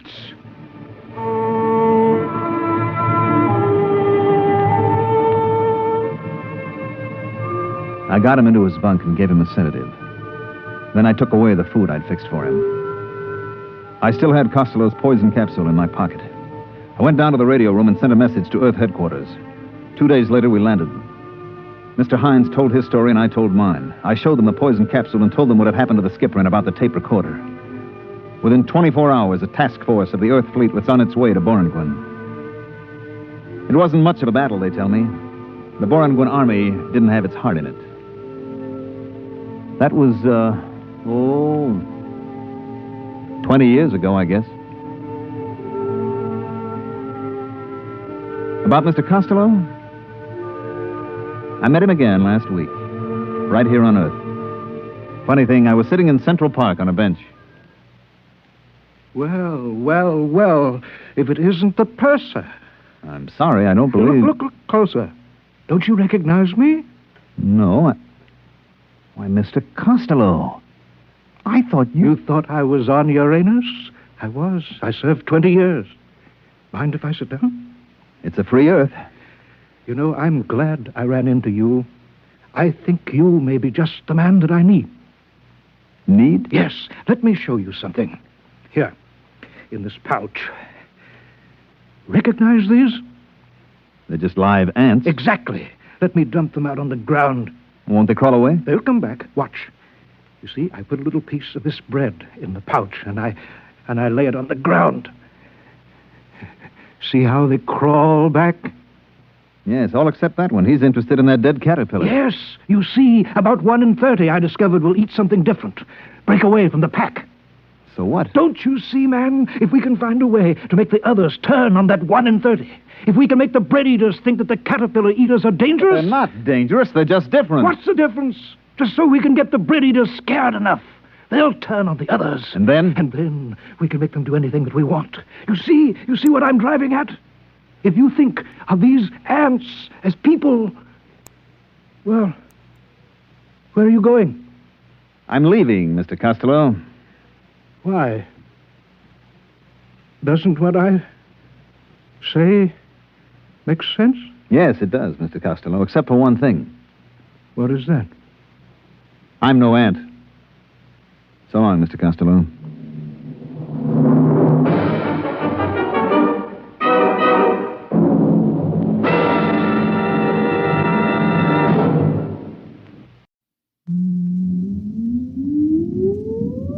Countdown for blastoff. X minus 5, 4, 3, 2, X minus 1, fire.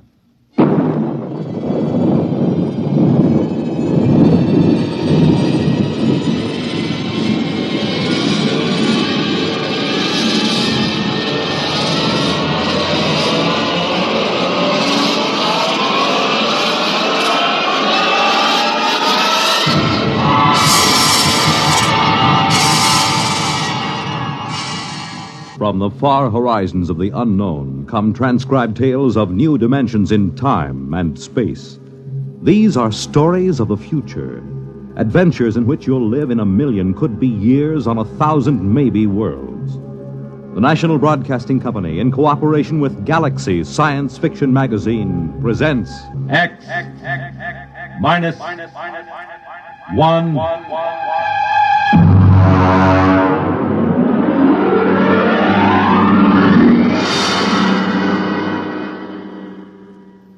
Tonight, Wherever You May Be, by James E. Gunn.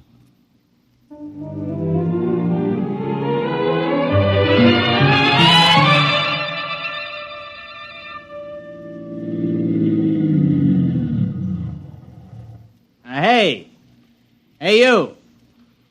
A little girl. You on the fence. Yeah? Hey, kid, come here. Well, I'm right comfortable whereat I am. Listen, kid. Is there a service station on this road? Well, Merv Wheelock got a gas pump at the general store. Oh? How far is it? About 18 miles. Oh, that's a big help. Well, I don't know what else to expect in the middle of the Ozarks. You want me to help you, mister? No, just keep out of the way, kid. Ow! Well, there's nothing funny about that. You just gonna sit there and watch me sweat, kid? Oh, no. There'll be lots more to watch. Well, I don't know what's so amusing about watching a man change a flat tire. Ow! You sure you don't want me to help, mister? No, I'm perfectly capable of changing a tire by myself.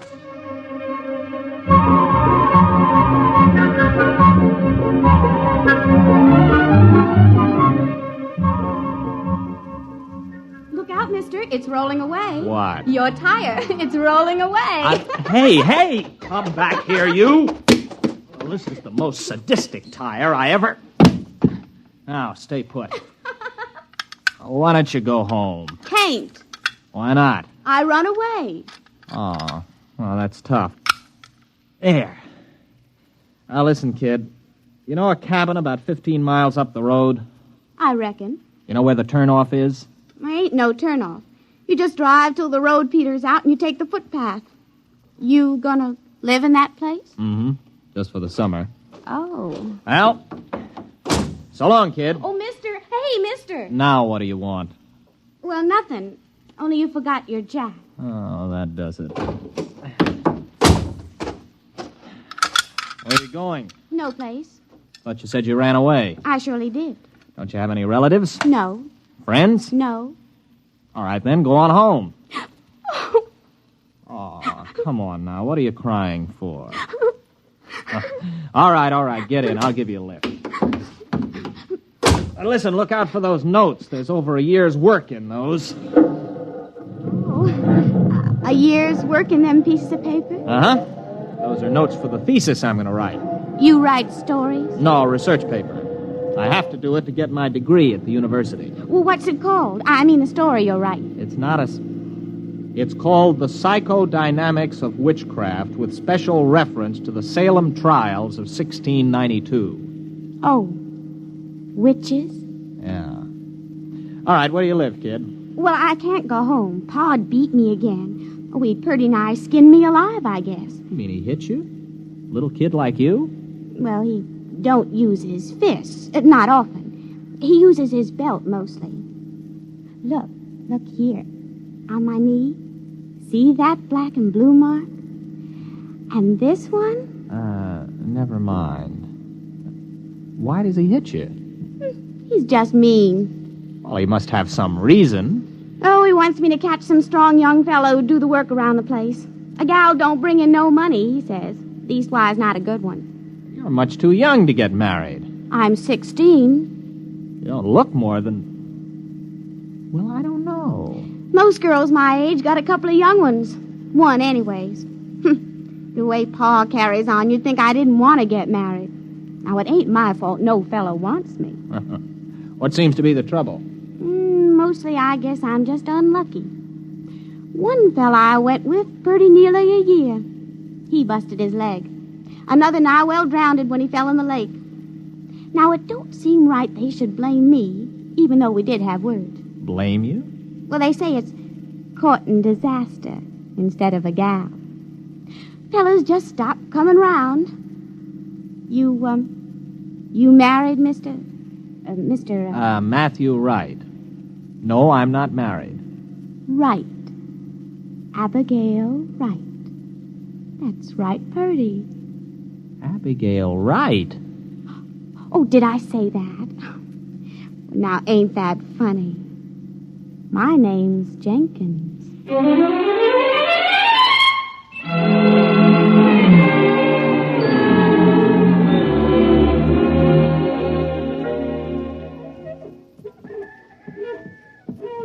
Mr. Jenkins? Oh, fine. I met your daughter on the road. I brought her back. Oh. Look, Mr. Jenkins, I got a pint bottle in my pocket.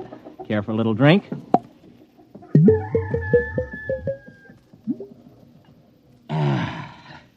Terrible week. Well, I'm sorry. I repeat, I brought your daughter back. Why? Well, she had no place to go. She ran away. Now, look, Mr. Jenkins, I realize that teenage daughters can be a nuisance, and after meeting your daughter, I can understand how you feel. Still in all, she is your daughter. Got my doubts. Now, Mr. Jenkins, your daughter may have given you good reason to lose your temper, but beating a child is never sound psychology. Beat her? You mean wallop her, whale her? Man, I never laid a hand to her. I dasn't. But she said... Come in here.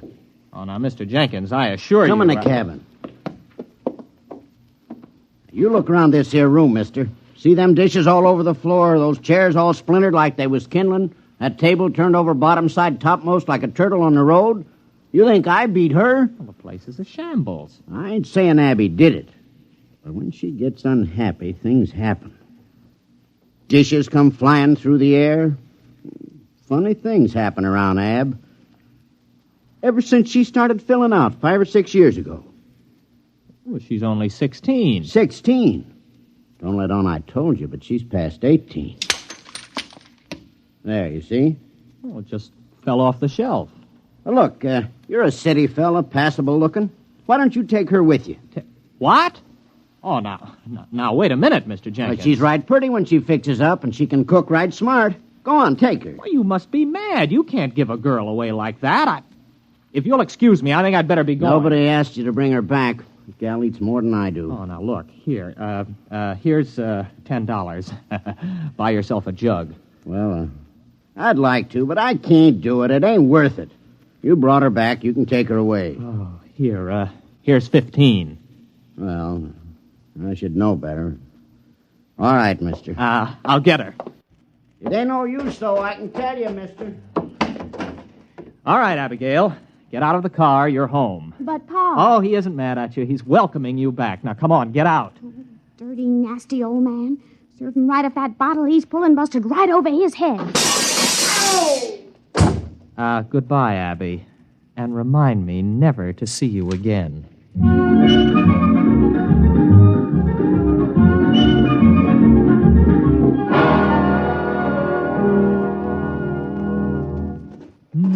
All alone. I'm so all alone. There is no... Hello. What are you doing here? Waiting for you. But listen, this is my cabin. I rented it. I know. What kept you? Well, what are you doing here? How did you get here? Oh, I reckon you're hungry. Look, why don't you sit down? Supper's about ready. Now, wait a minute. I came here by car. How did you get here? Well, I rode. Oh, it's lucky I did. This place needed a good sweeping. Is that your broom? I know. It was here in the cabin. Pa loaned me a mule. I let her go. She'll get home all right. But you can't stay here. It's impossible. What would people say? Well, who'd care? Pa don't. Oh, please, Mr. Wright, let me cook and clean for you. I won't be no trouble. Honest, I wouldn't. Oh, now, look, Abby, you're a nice girl, and I like you, but you'll just have to go back to your father. Do you understand? All right. What? What was that? What happened? Oh, look at that. The car. I must have left the brake off. You reckon it's hurt bad? Well, rolling down a 10-foot grade into a tree didn't help it any. Oh, well, I'm sorry, Mr. Wright. Are you? Well, anyway, it looks like you'll have to stay here tonight then, doesn't it? I reckon. I could have sworn I put that brake on. Listen, you're going back first thing in the morning. Oh, sure. Sure, Mr. Wright. I understand.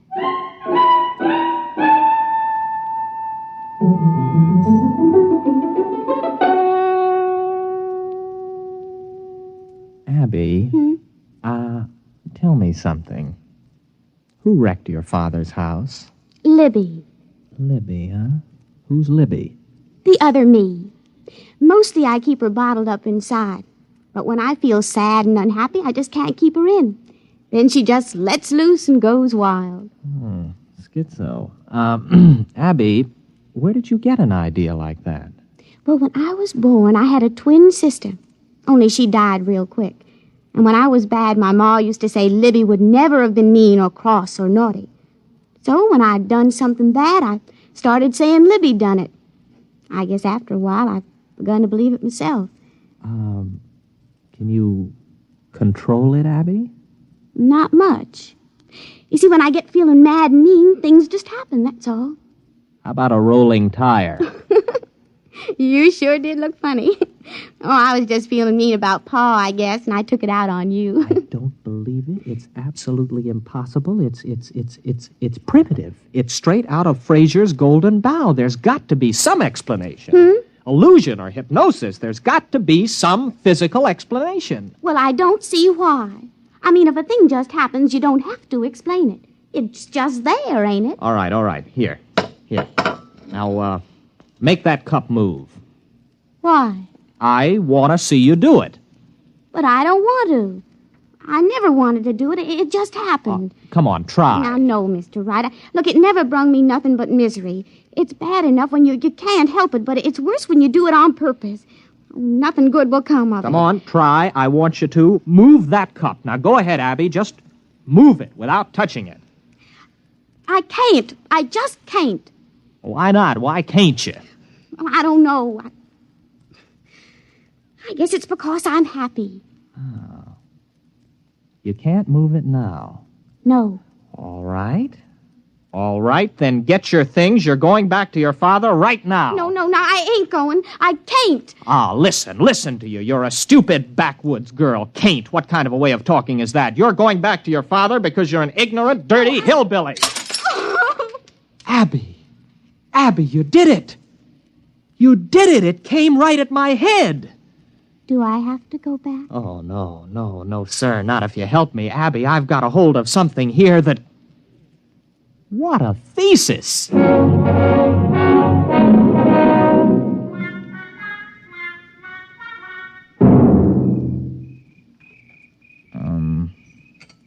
Abby? What's, courting like here in the hills? Oh, sometimes we walk and look at things together and talk a little. But if the night is warm, we just sit and hold hands and whatever. Like this? Mr. Wright, do you like me a little bit? Oh, not marrying-like, but friendly-like? I like you very much, Abby. Very much. Oh, Mr. Wright. You kiss real pretty. Abby, what happened to your fellas? I mean, the other boys. Well, folks said I'd the evil eye. I mean, Hank fell off the roof and broke his leg, and Gene, well, he fell in the lake and liked to drown. It wasn't my fault it was after we'd had words, now was it? No. Why, Mr. Wright, you're shivering.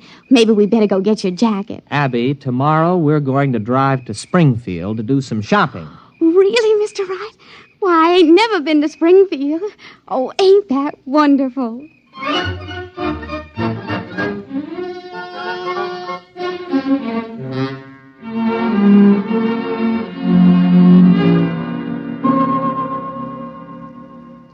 Mr. Wright. Huh. Are you happy, Abby?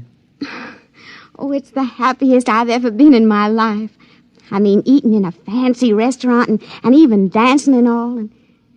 And now us just sitting here together in the moonlight. I never thought anything like this would happen to me. Abby, I'm afraid maybe you don't understand. Well, what do you mean, Mr. Wright? Oh, you know that dress I bought you? That's for another girl. What? Yeah, it's for another girl. I'm going to marry her. She's about your size, and I thought we could pick it out that way. Oh, no, Oh, Mr. Wright. Abby, wait a minute. Where are you going? Wait, I want to talk to you. No, I'm going to bed. Matthew Wright, you are a no-good, miserable cad.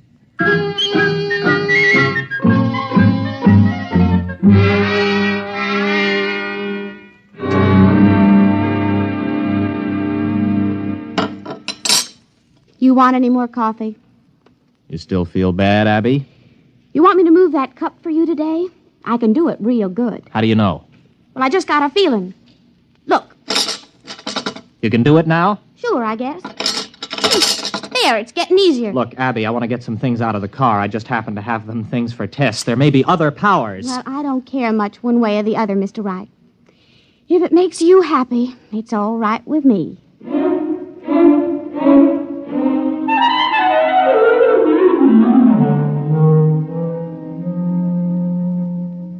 Abby? Abby, where are you? Abby, where did you go? Abby? Here I am, Mr. Wright. Abby, where were you? Springfield. But that's 50 miles. I know. I just kind of wished I was there, and then I was. I brought back a frying pan I admired in that hardware store window. Ain't it pretty? Got a real copper bottom. Didn't you have any trouble getting out of the store without anyone seeing you? Well, I was outside, but I could see in the back room somehow, too. I knew his name was Albert, and he was doing a crossword puzzle. Now, how could you tell all that? Well, I just kind of looked inside of his thinking. Like this. Wait a minute. Wait a minute, Abby, don't. I could look right inside your thinking now, Mr. Wright. Abby, wait a minute. Abby? You wouldn't. You didn't. Now, wait a minute, Abby. You've got to understand. I understand everything you've been thinking. You devil. Well, there ain't nothing too bad for anyone to do that. Well, you've got to let me explain. You with your kindness and your city manners. How could you do it? You made me fall in love with you. It was just a trick. You just wanted to make me unhappy, that's all. Why, even Pa was never that mean. I'd as soon marry up with a rattlesnake. Well, Abby, what are you going to do? Well, I haven't made up my mind yet, but I'll think of something.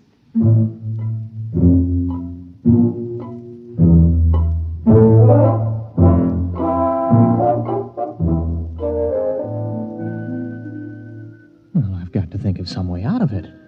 She's in that other room thinking what to do to me.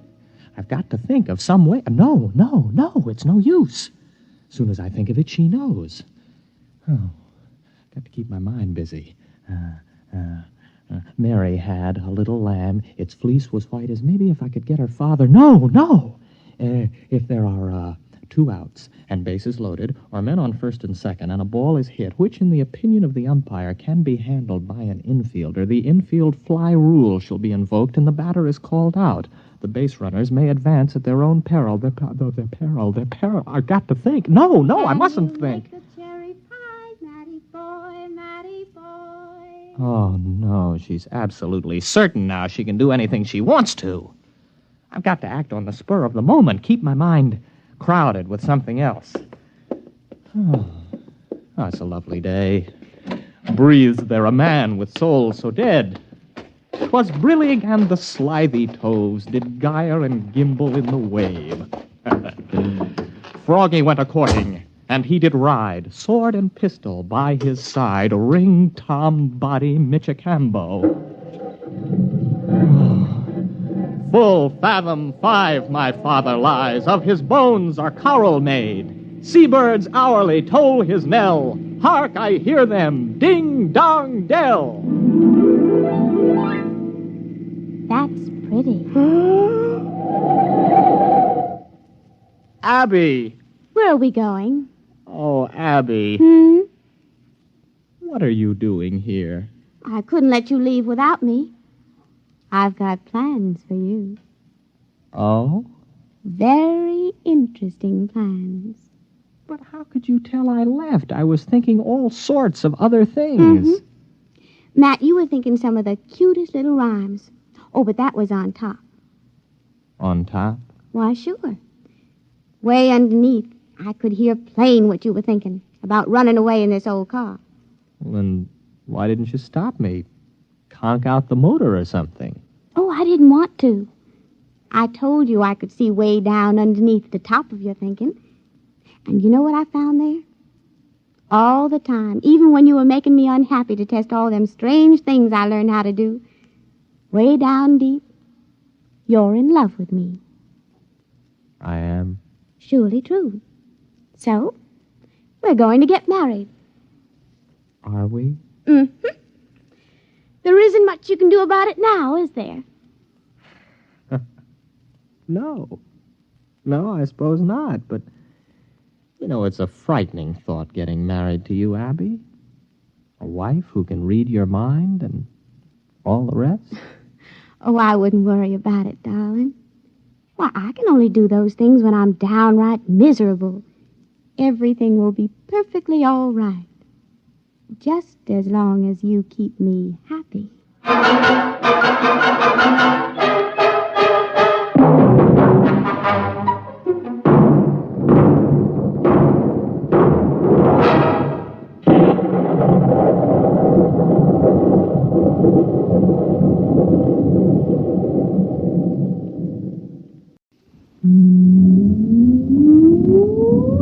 Countdown for blast off.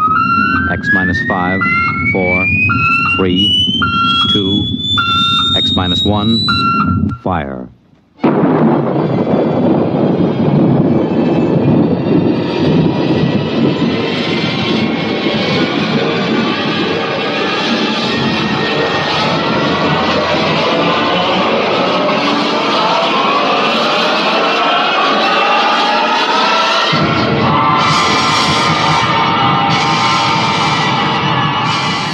From the far horizons of the unknown come transcribed tales of new dimensions in time and space.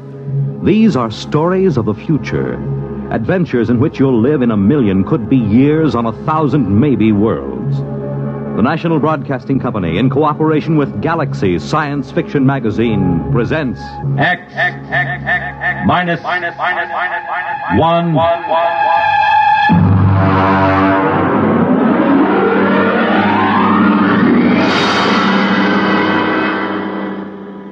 Tonight, Project Trojan by Ernest Kenoy.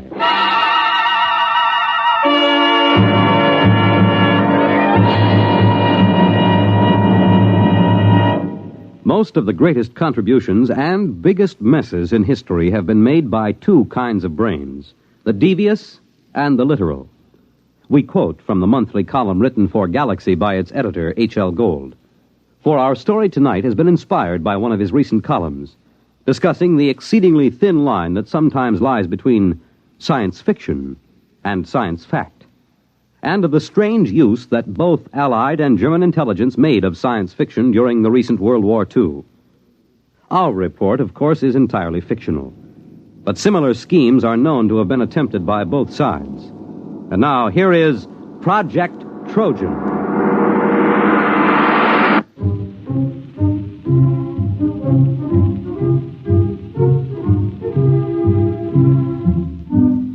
The idea of Project Trojan was originally conceived in February of 1943. The Intelligence Plans Commission, an adjunct to Joint Army and Naval Intelligence, was under the command of Colonel Sir Harold Bostwick. The first antecedent of Project Trojan occurred on an afternoon in February. Corporal Arthur Muggeridge was serving tea to Lieutenant Maurice Withering and Captain Amos Mackenzie. Here you are, sir. That's real butter on the bread.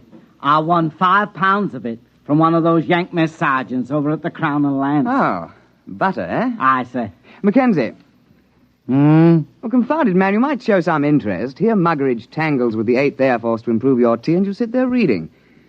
And what the devil is so engrossing? No, never mind. If it's me you're worrying about, you needn't, sir. I was cleared for most confidential and top secret before I set foot in the pantry. What is it, Mackenzie? Well, I was reading about a fascinating notion. It's a machine, you see, dreadfully ingenious. It's a method of setting up a reverse polarization field about a given metallic surface, say the plates on a submarine or a tank. Makes them 5 times as strong. A little more cream, Muggeridge. It's powdered milk, sir. Hush, leave me to my illusions. Well, Mackenzie, how can you be so calm?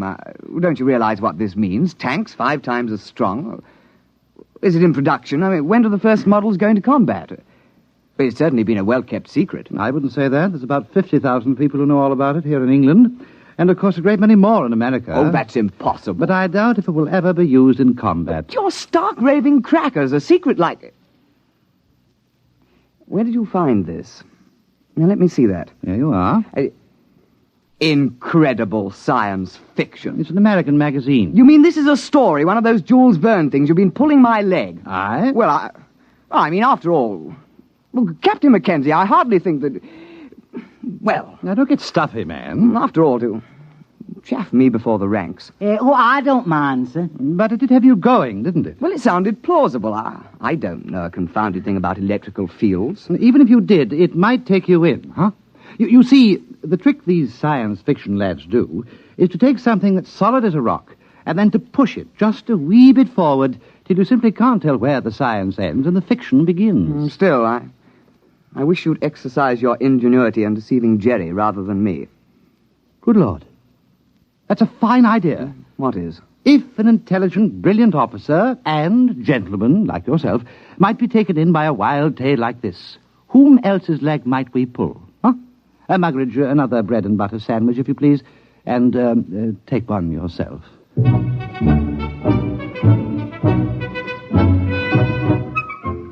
Lieutenant Withering and Captain Mackenzie worked out preliminary plans for Project Trojan and presented them at an appropriate time to Colonel Sir Harold Bostwick. Well, sit down, Withering, Mackenzie. Oh, thank you, sir. We had breakfast. I understand Corporal Muggeridge has been playing darts with the Yanks again. There are fresh eggs for breakfast. We've had breakfast, sir. Oh, well, then. We have a plan, sir.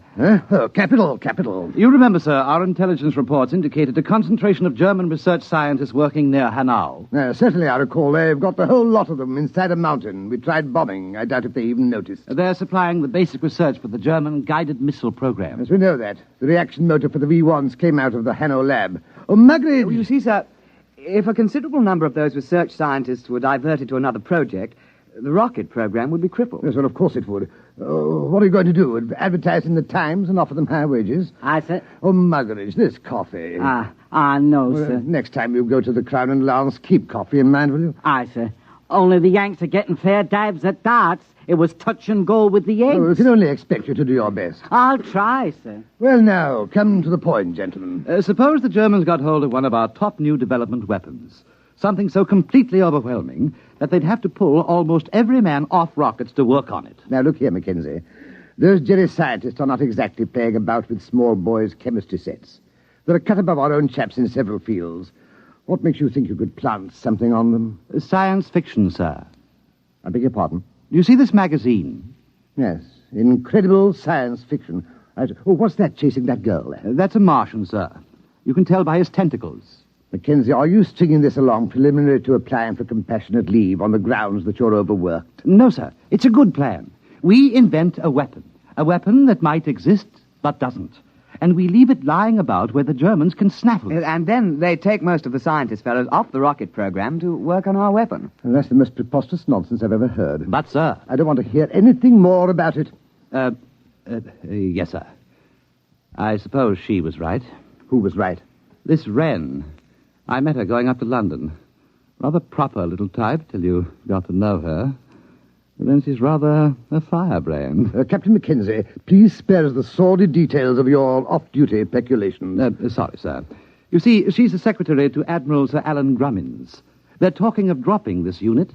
They feel that other intelligence groups are quite competent to handle the routine, unimaginative work that we've been doing. Oh, I see. Of course, they'd reassign personnel. Mm-hmm. Would you say this science fiction scheme of yours was imaginative? Oh, it's practically visionary. Well, suppose you do some preliminary work. Thank you, sir. Routine, eh? Unimaginative, eh? Bah!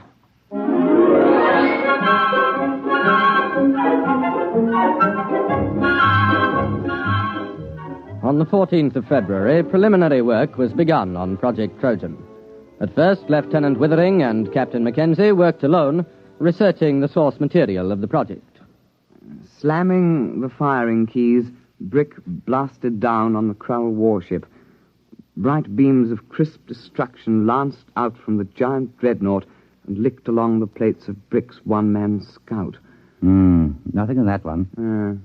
What have you got? It's a story about two robots who fall in love. What's the name of that Johnny who came closest? Herman. Jad Herman. He got half a dozen ideas that are close. Where do you suppose he is? Somewhere in the States, I suppose. That's no use, then. Why? Look, man, perhaps we can put a query through Central Chafe Intelligence. The Yanks ought to be able to dig up this Herman chap for us. No. It's worth a try.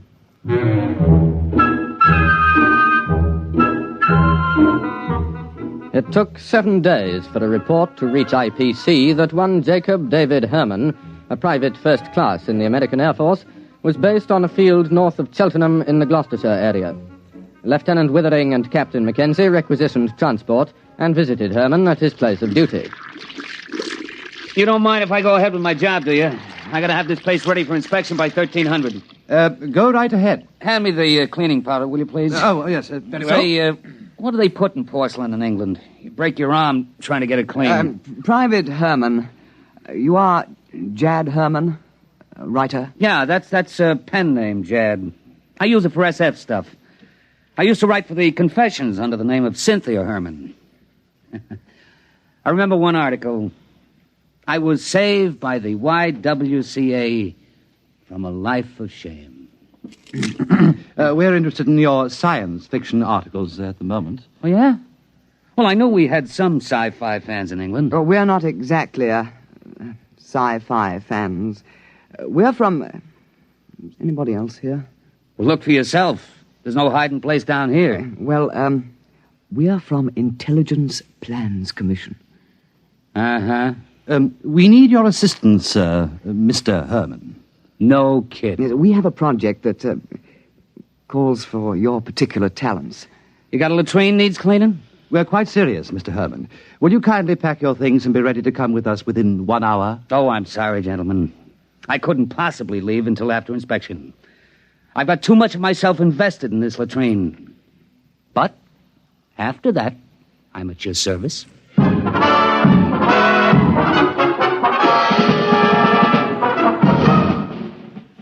Private First Class Jacob D. Herman, 329-62126, was transferred on special detached duty to Project Trojan, and after briefing was set to work on basic plans. Oh, look, Mac, here's the way I see it. If you want to con a scientist, you got to be pretty straight all the way. You can't get away with more than one phony step in the process. Precisely. Now, here's the way I see it. It's a focusing beam weapon. The electronics on that are square. I used it in a story about 2 years ago. Feinschreiber at MIT and Temple and Westover at the Bell Telephone Laboratories worked out the basic field formulas. Oh, you mean it's real? Well, up to a point. Everything's on the level till you get to the catalytic action on the grid. Now, that just won't work. It's a basic problem in physics, and it makes the whole thing impossible. But don't the Germans know that? Oh, sure. You see, you make up plans for the weapon, call it a death ray. You let the Germans steal everything but the catalyst formula. They'll think we've got it licked, and they'll break their necks trying to duplicate it before we put the weapon in production. I see. But we can't call it a death ray. Well, how about projector, electronic grid deflecting, type 3? That has a braw ring to it, my lad. I've got the basic idea of the thing, but you'll have to get some of your science boys to work it out. Oh, we'll put a requisition into the Manpower Commission in the morning.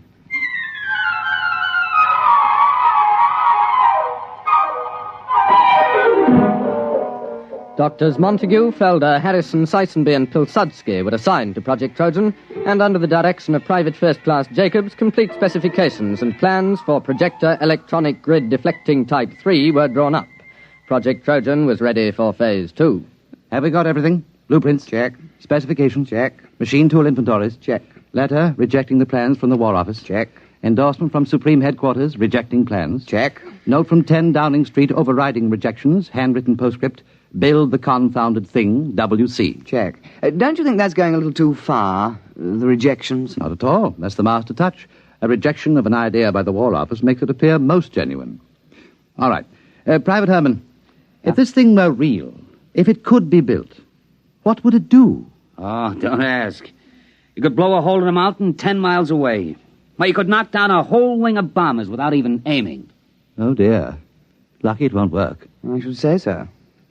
Oh, well, now to get this lovely thing into Jerry's hands.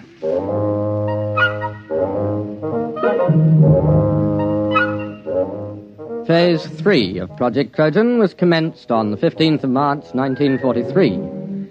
Central Counterintelligence Agency had discovered the infiltration of a German agent, a Belfast Irishman named Gogarty, into the blueprint division of Clark and Porchester, a printing firm doing some subcontract work for the Air Ministry. Gogarty, the German agent, presumably microfilmed the plans because shortly thereafter he received word that his sister, living in the Irish Free State, was to be married to a bus conductor.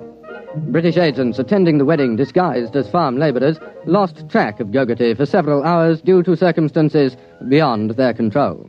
Then we have no way of knowing whether Gogarty delivered the Project Trojan plans. Well, sir, there was a submarine sighted a day before off the coast. It's likely he made contact. Well, keep me informed. That's all we need now, another disaster. Did something else go wrong? You're jolly well right. Muggeridge has been playing darts with the Yanks again. Oh? What have we got this time? Butter or beefsteak? Nothing. The blight has lost my whole month's whiskey ration.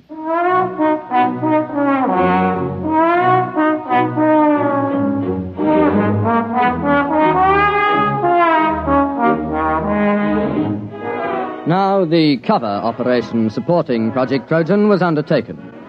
A battalion of the Royal Engineers was detailed to practice at secret installations with wooden mock-ups of the projector. A lance corporal in this detachment, a volunteer afterwards awarded the George Medal, was court-martialed and sentenced to 7 years' hard labour for revealing information about the project while drunk on a 3-day leave to Tynecastle. This particular aspect of Project Trojan has been in the news recently, inasmuch as several backbench Labour members of Parliament have asked questions in the House, as it came out that the corporal served the full 7 years and wasn't released until 1951. The Home Secretary explained that this was an unfortunate oversight, and there were jeers from the opposition, with Mr. Honorin Bevan taking the occasion to call for the resignation of the government. At the time, March and April 1943, the Intelligence Plans Commission awaited reports from British operatives. Sir, there's been a shift in assignment at the research laboratories at Hanau. Professor Schlickmann and Doctors Hirsch, Van Sulau, and Grishman have been transferred from rocket research to another project. Trojan? We must assume so. But that's only 4 men. But they're the top experts in electronics, chemistry, and metallurgy. If they're really working on Trojan, we've set the German rocket program back a year, while their scientists go yelping off after a red herring. Well, let's hope so. Bring me any further reports as soon as received.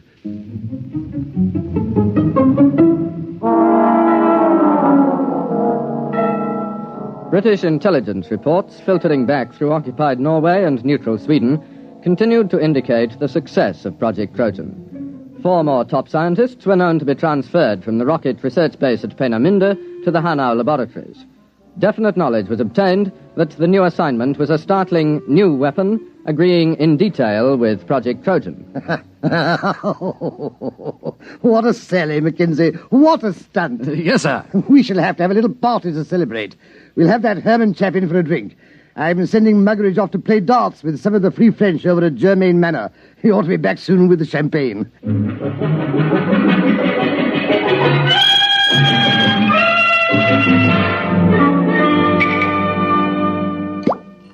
Pour all round. Private Herman? Thank you. All right now, to the projector, electronic grid deflecting type 3. The biggest fraud since the South Sea bubble. Colonel Bostwick. Oh, Withering, take a glass. We're just drinking to Trojan. Yeah, well, I think I'd rather not, sir.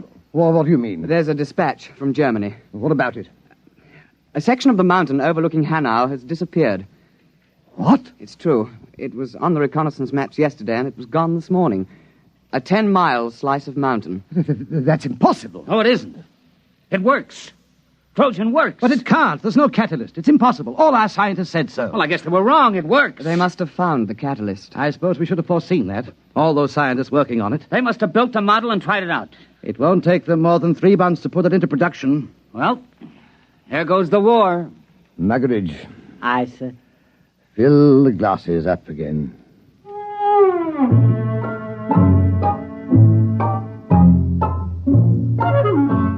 Intelligence Plans Commission now waited for additional dispatches concerning the reaction to Project Trojan in Germany. It was decided as a matter of policy to confine knowledge of these latest developments to the personnel of the project. Anything new, Mackenzie? No, sir, except that aerial reconnaissance confirms the damage to the mountain at Hanau. It's not quite as extensive as the first dispatch, but it is a bit of a hole. Oh, what do they think caused it? The Air Ministry seems to feel that an ammunition dump must have blown up. Couldn't that be it? I'm afraid not, sir. We have an intelligence report about several captured British and American tanks being brought to Hanau for testing. They were spotted the next day, completely destroyed. Trojan? Trojan. There's been an alert at factories producing parts for V1 and V2 rockets to prepare for retooling. Going to make the projector? It would seem so, sir. Well, I suppose I'd better go up to London tomorrow and make a clean breast of it. I'm afraid so, sir. Well, that's the end. Seems rather unsporting, doesn't it? Just handing the war over to them. I hate to think what the War Office will say. Not to mention the Prime Minister.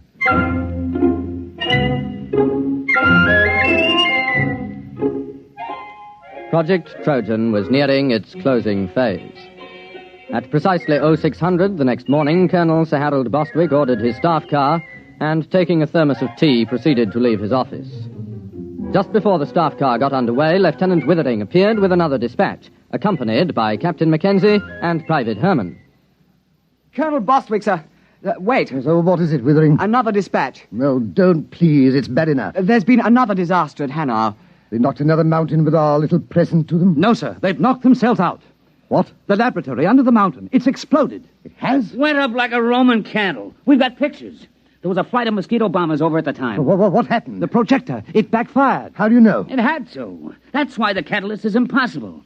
You see, the metal fatigue on the grid is a function of... Never mind. Are you sure? Yes, sir. We have a reliable agent's report. The Germans are completely confused. They were operating the projector under a top-secret designation. Nobody knew any of the details except the dozen scientists working on it. And they were inside the laboratory when it blew. Our man was in the rescue squad. There isn't a thing left, sir. Plans, models, or scientists. Sir, do you realize that Project Trojan was a success? We've diverted a dozen top scientists from the rocket program permanently. Well, do you think we'll be decorated? Lieutenant Withering, inasmuch as we came particularly close to handing the whole war to the Germans on a silver platter, I suggest we forget Project Trojan. Oh, yes. Yes, I see, of course. You're very canny, sir. I think we had all better return to precisely what we were doing before the whole nasty mess started.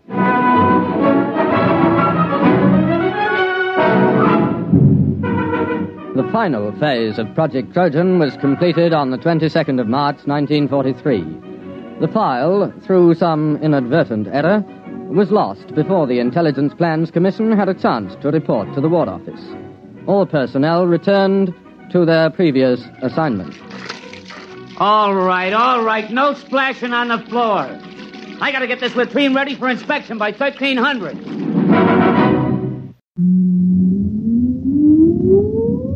Countdown for blast off.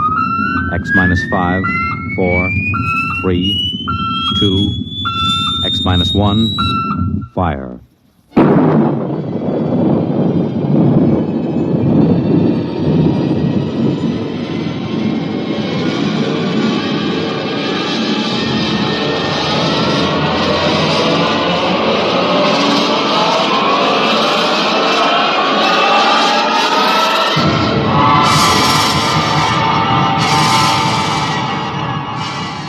From the far horizons of the unknown come transcribed tales of new dimensions in time and space. These are stories of the future, adventures in which you'll live in a million, could be years, on 1,000 maybe worlds. The National Broadcasting Company, in cooperation with Galaxy Science Fiction Magazine, presents X minus 1.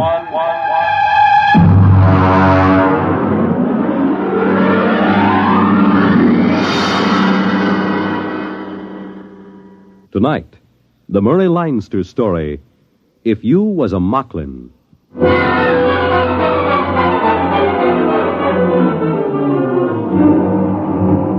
Up to the last minute, I can't imagine that Moklin is going to be the first planet that humans get off of. Moving fast, breathing hard, and sweating copious. There isn't any reason for it. Everything was all quiet at the trading post. I was sitting on the front porch while Deeth, he's the Moklin clerk, looks a lot like a guy named Casey, used to be a wiper on the Palmyra. He comes out on the porch. Mr. Brinkley? Morning, Deeth. How's business? Not so good. There were a few wood Moklins in this morning. Yeah, I saw him. Kind of nice looking. Those big saucer eyes. Hey, what makes the noses wiggle like rabbits? I don't know, sir. I'm not a woods Moklin. Oh, sure, no offense. They buy much? No, they didn't. They said the prices were too high. Oh. Yeah, they said they can get the same goods at the other trading post for half price. Yeah, it's kind of hard to run a nice little monopoly for the company with another trading post opening up at half price. What is it, son? Look at that little kid playing in the mud. You mean the Moklin kid? It's my cousin's niece. I can't get over those little kids with the droopy mustaches like old man Bland. I gotta laugh every time. Well, I understand. But you see, Moklins are getting much more human every day. Hey, look at that. There go the trees on the landing field. Yeah, but the relief ship isn't due for a month. I never knew those trees to get up and walk away if there wasn't a ship due in. Yeah, there goes old Sally pulling up her roots. Well, this can't be any routine ship. I wish Brooks was back from the hills.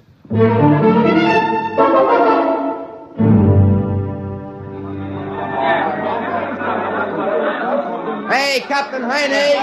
Over here! All right, come on, let go of my hand. Yeah, nice to see you all again. Friends, yeah, sure. Friends.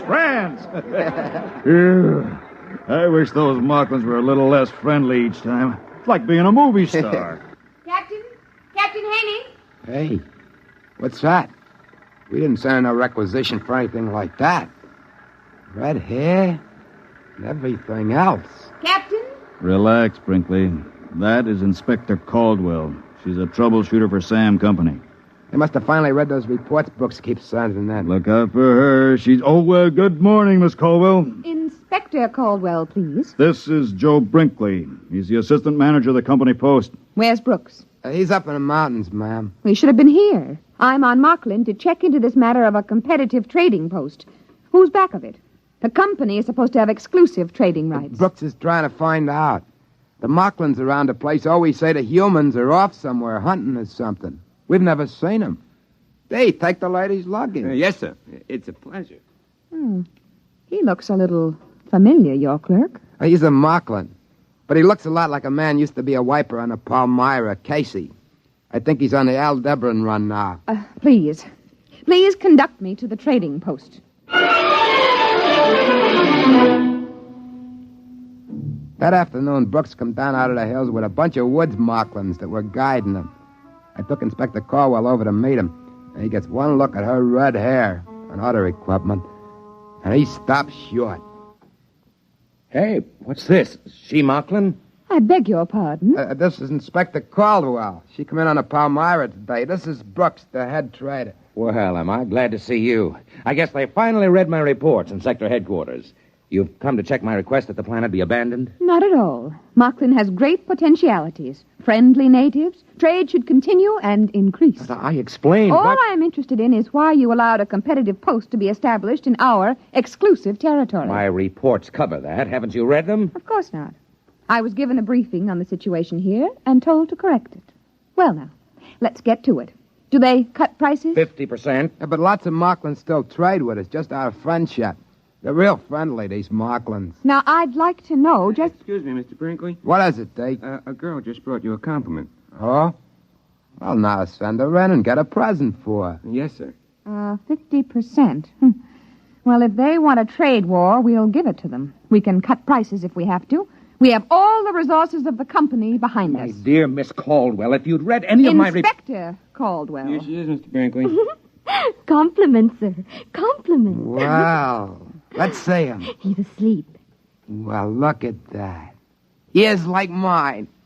The same bashed-in nose and everything. What do you know? Gitchy. Hey, what's your name? Morano. I can't remember ever seeing you before. Well, that's the way it goes. Hey, take her in the post and give her a present. And this way. Thanks for the compliment. I'm greatly honored. Yeah, it's real cute, ain't it? Real human. Human? Brinkley, you are going to be transferred out of here the instant the Palmyra gets back. Why? You mean that girl? I'm giving her a present. What's the matter? That's all you think about it? The callousness. You're revolting. Miss Caldwell, I'm afraid maybe you don't exactly understand about parallel evolution here on Moklin. I gather it's been parallel enough. That will be all on that subject, if you please. In the morning, I shall want to go and inspect that other trading post.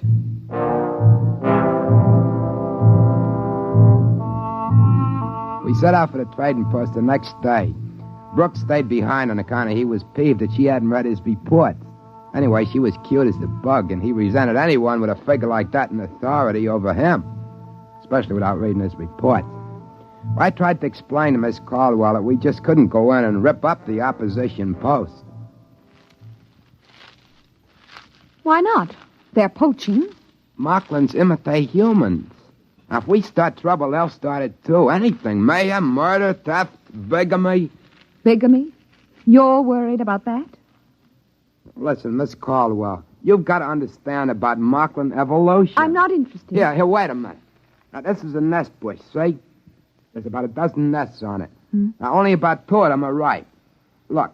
Oh, there's a bird. Yeah, that's what I'm trying to tell you. Now, see, the bush grows nests for the cacklebird, and the bird, well, fertilizes around the bush.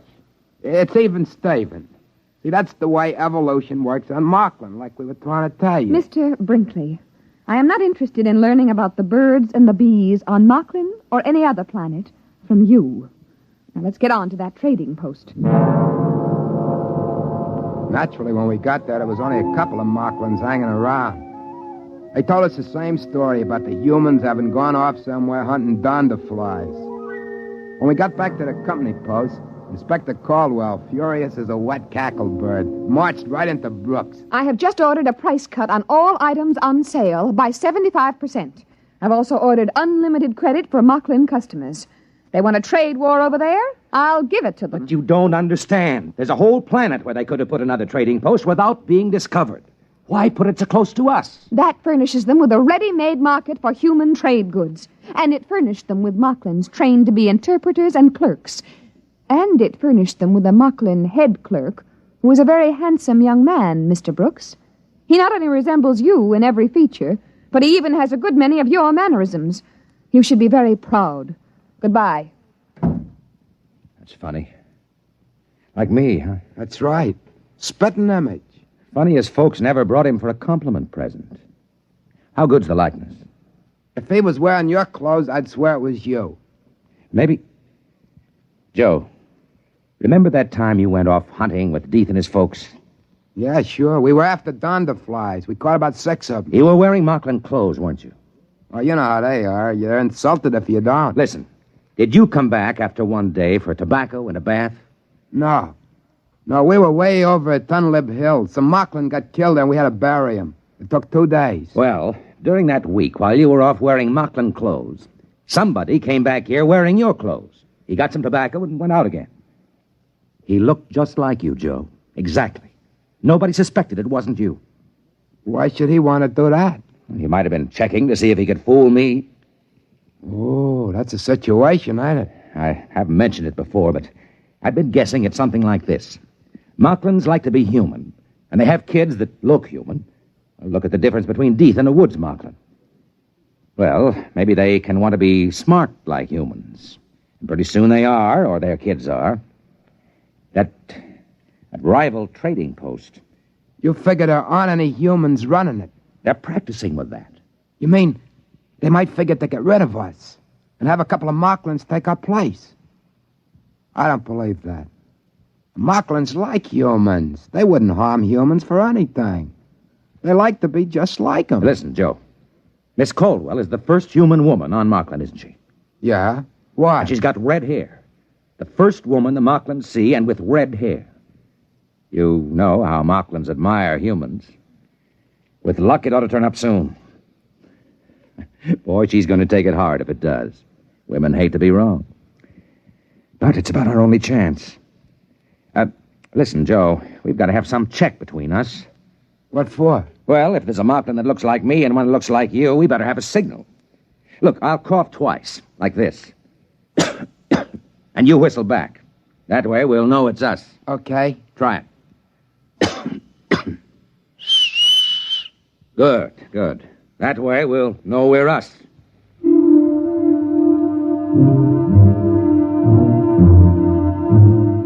Brooks starts off the next morning to visit the other trading post and see the Moklin that looks so much like him. Before he goes, we do our little routine. It's about 2 weeks till the Palmyra is due back. That's pretty close figuring, waiting for what we're waiting for. I was thinking how good life was on Moklin up to now, and that made me kind of a little sad. But it's the end, there's no doubt about it. Moklin sure admire humans. They produce kids that look like them. You can't help liking Moklins. But I can see what Brooks means. Moklin's loose among humans, outsmarting them as their kids grow up, just about taking over in the galaxy. When they come back from the other trading post, we went through the secret business again. In the meantime, Inspector Caldwell was busy with her trade war. She cut prices once, twice, finally 6 times, until 3 days before the Palmyra is due back, our goods are marked at exactly 1% of what they cost a month before. Brooks was getting more and more nervous. Seemed like he was falling kind of in love with a snappy little inspector. He was getting jumpy, waiting for her to get her big surprise. She was making out merchandise requisitions one morning when Deeth come in, smiling friendly at her. Inspector Caldwell? Oh, what is it, Deeth? There's a compliment for you. What? 3 of them. What is he talking about? Joe, this is it. Deeth, show him in. Now, look, I haven't got time for public relations. These inventories of... Here we are. Inspector Caldwell, 3 compliments. Compliment, compliment, compliment. Now, let's see him. Very pretty, very human, no? Oh, no. No, that's impossible. No. Very pretty. Red hair, all 3 of them. Red hair. Very pretty red hair. Same as human lady. Very pretty. All right, Deeth. Take her out and give her some presents. This way. Come on. But that's impossible. Those babies, 3 of them, they couldn't. They do. They look exactly like you. That's what we were trying to tell you. But I've only been here a month. Moklin babies get born real fast. They sure admire humans. It's kind of friendly when you think about it. You mean they can make their babies look like anybody they want? It was all in my reports. They've got a queer sort of evolution here on Moklin. Babies here inherit desired characteristics, not acquired characteristics, desired ones. And what could be more desirable than you? Red hair and all. Oh, but I thought, you and Brinkley... Oh. You couldn't help it, dear, really. But I hated you. I thought that... Now, look, darling. Joe. Yeah? Do me a favor, will you? Sure, what? Get out of here. Oh, okay. And stay away for a while. Sure, only one thing. What? This. Okay. Then I'll leave you 2 together.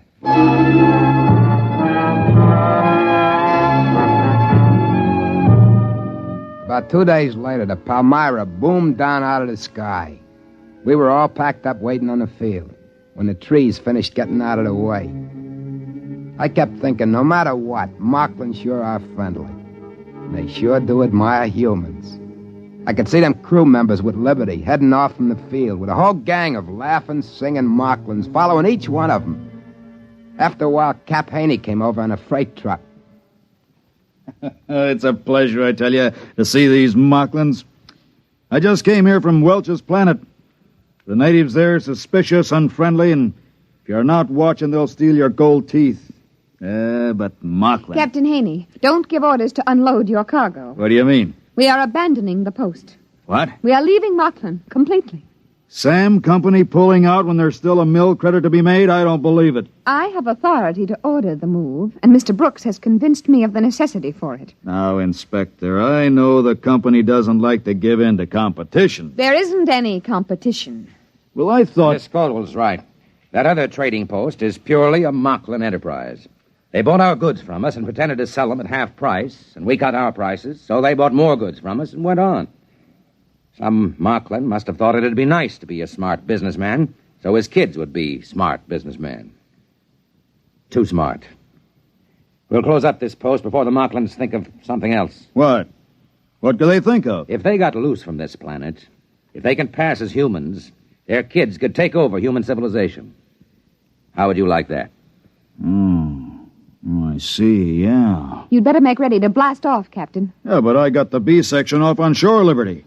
Men are scattered all over the place. With Moklins? Sure, with Moklins. You know how it is. Regular party.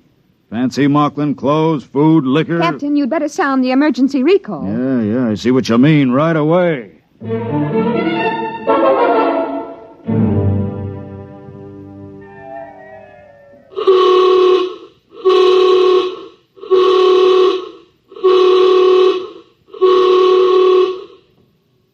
Well, that accounts for all but about 5 of them. They're coming across the field now. Keep that line straight for the hatch. We got to count off. 4, 5. Yeah, they're all in line. I'll check against the roster. Wait a minute, there's another one coming. Look. By that tree. There can't be. I've got 38 men lined up already. 38, that's a full count. That's a human. He's wearing Moklin clothes. It looks like Pete Werber from the engine crew. Hey, wait. Wait for me. Wait. Yeah, but it can't be. Werber's already checked in. There he is in line. Wait for me. Hey, where'd you come from? I couldn't find my clothes. You see, I was in these Moklin clothes when the signal went off. I was trying to find my clothes. Werber, look over there in the line. Where? Hey, that's my clothes. That guy. He looks just like me. Now, what's the idea? Hey, you! Come over here. Yes, sir. What's the idea? All right, you caught me. I'm a Moklin. He stole my clothes. Why did you do it? Oh, we Moklins like humans so much, I thought it would be nice to make a trip to Earth and see more humans. How come he looks like me? My parents planned it 5 years ago when you came here first. They made me look like this wonderful human and hid me till now. You give me back my clothes. Well, of course. I wouldn't want to make any difficulties for humans.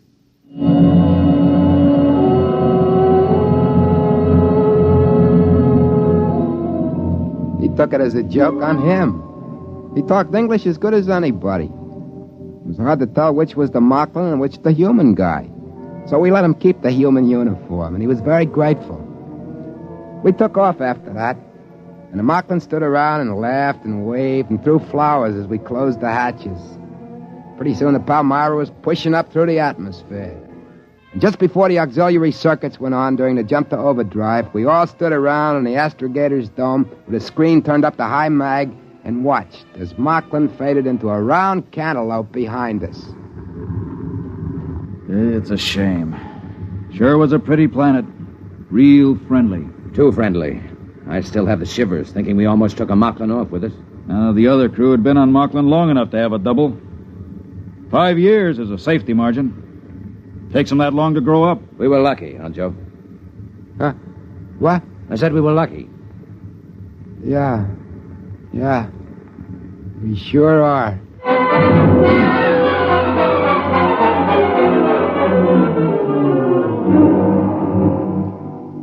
I guess I was the only one who felt a little different from the others about leaving Moklin. I mean, Moklin's are swell folks, and it seemed a shame. There'll be an order out that no human ship is allowed to land on Moklin. But I was thinking, I'll save my money, and those compliments, those 3 little kids that look just like Inspector Caldwell, in about 5 years they'll be grown. And I'll buy me a little private ship and shove off for Moklin again. And I'll pick me one of those 3 red-headed gals and marry her Moklin style, and bring her out to a human colony planet. We'll have kids with brains, top-level brains. That's easy. If she wants it, that's the way the kids will be born. I'll have to bring other Moklins out, too, and start them passing for humans. My kids are going to need other Moklins to marry, aren't they? It's not that I don't like humans. I do. If the fellow I look like, Joe Brinkley, hadn't gotten killed accidental on that hunting trip, I never would have thought of taking his place and being Joe Brinkley. That's what I was thinking when Brooks suddenly got an idea. Wait a minute. Joe, you and I were on Moklin more than 5 years. Yeah? So? One thing. And everything's all right.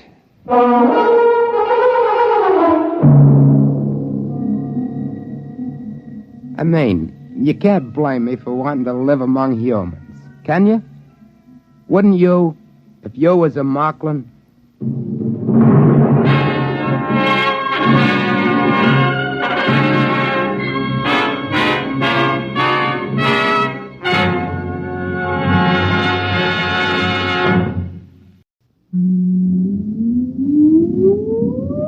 countdown for blastoff.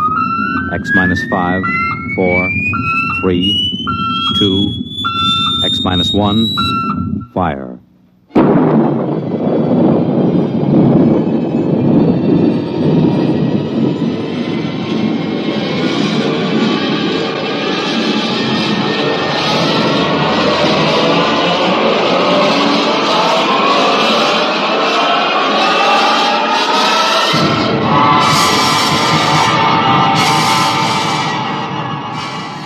From the far horizons of the unknown come transcribed tales of new dimensions in time and space.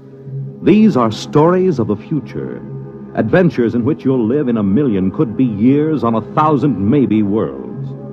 The National Broadcasting Company, in cooperation with Galaxy Science Fiction Magazine, presents X minus 1.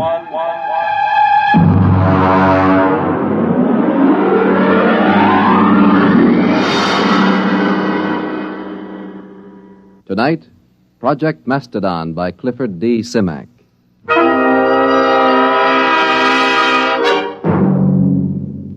Mr. Secretary, may I present Mr. Hudson of, Macedonia. Macedonia. Mr. Hudson, this is the Secretary of State. Honored, sir. Now, as Chief of Protocol for the Department, I've informed All him... right, Mr. Kingston. I haven't much time. I'm due at a meeting of the Senate Foreign Relations Committee at 2. If you've passed Mr. Hudson in, I'll assume everything is quite proper. Now then, Mr. Hudson, I understand you've been here several times seeking recognition for your, country. Well, that's right. I had a hard time making your staff believe I was in earnest. And are you, Mr. Hudson? Oh, very much so. You are an American, Mr. Hudson. I assume you are acting as a representative for Macedonia rather than as a principal in the matter. Oh, no. I claim dual citizenship, sir. I am a Macedonian. You pardon me, but I've never heard of your country. Well, it's a new nation, but quite legitimate. We have a constitution, a democratic form of government, duly elected officials, and a code of laws. We are a free, peace-loving people, and we are possessed of a vast amount of natural resources. And Please tell me, Mr. Hudson, just where are you located? I gathered it was somewhere in Asia. Oh, no. Technically, you are our nearest neighbors. That's ridiculous. Now, look here, Hudson, you can't... If you'll give me just a moment, Mr. Secretary, I have considerable evidence. I'll have to ask you to leave. I'm sorry, sir. Go ahead, Mr. Hudson. You've submitted a document signed by a certain Wesley Adams. Well, he's our first president. You see, we'd like to establish diplomatic relations. After all, we are a sister republic. We'd like to negotiate a trade agreement, and, of course, we'd be grateful for assistance under the foreign aid program. Naturally. Who wouldn't? Mr. Secretary. All right, Kingston. We're prepared to offer something in return for, one thing. Sanctuary.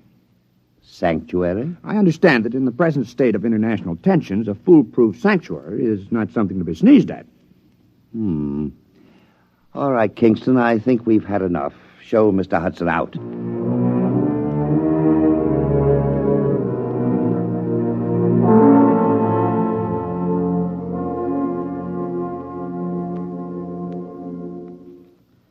All right, let's have the story again. Look, mister, I don't want any trouble. Just tell the story again. You want to cooperate with the FBI, don't you? Sure I do. Sure, but I just don't want any trouble. All right, start over. You found the briefcase in the booth. Yeah, that's right. I brought my beer over from the bar, you know? And this fella just went out a minute before, so I figured he must have left it. I run after him. You didn't see him, though? No. So I just kind of looked in the briefcase. You know, I mean to identify it. That's all. I don't steal. All right, then you came to us. Yeah, that's right. I mean, after all, when I saw that stuff, well, I just figured I was way over my head, you know? All right. Don't say anything about this, do you understand? We'd rather you just forgot the whole thing. Oh, sure. Listen, some things I don't want to remember. You know?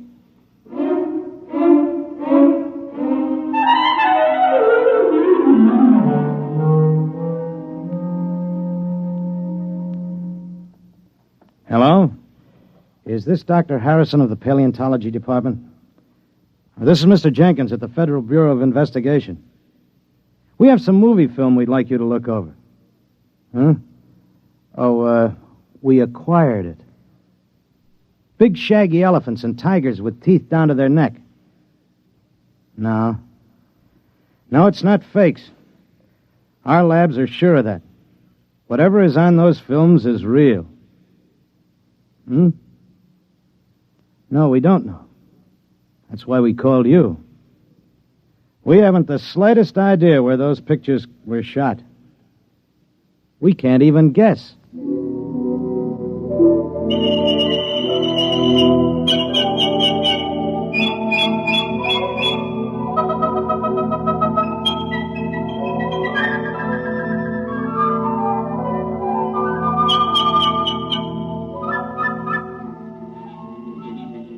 Ow! What's the matter, Coop? One of those flying hypodermics. This is a fine, healthy spot. Mosquitoes as big as hummingbirds. Oh, careful, son. You're knocking the climate of the capital city of Macedonia. Yeah, some capital city. One palm tree and a Boy Scout pup tent. Wes, this is the wildest thing we ever did. What if Chuck can't get back? Chuck Hudson is a man of many parts. Have faith. Supposing they're putting him in jail, or something might happen to the time unit or the helicopter. We should have gone along. Do you think they'll do it, Coop? Who? What? The United States. Do you think they'll recognize us?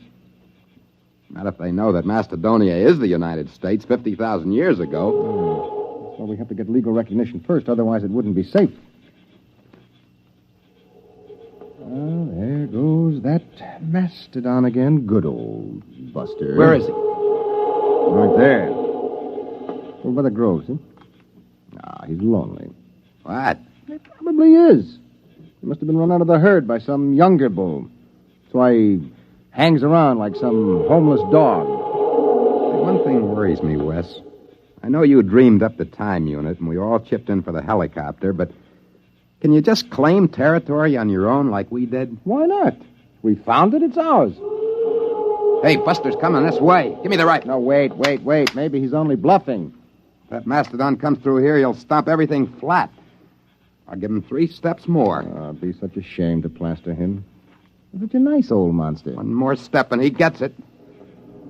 Hey, that's Chuck. He's back. I wish he could fly that helicopter better. He might wreck it. Well, anyway, he scared Buster off.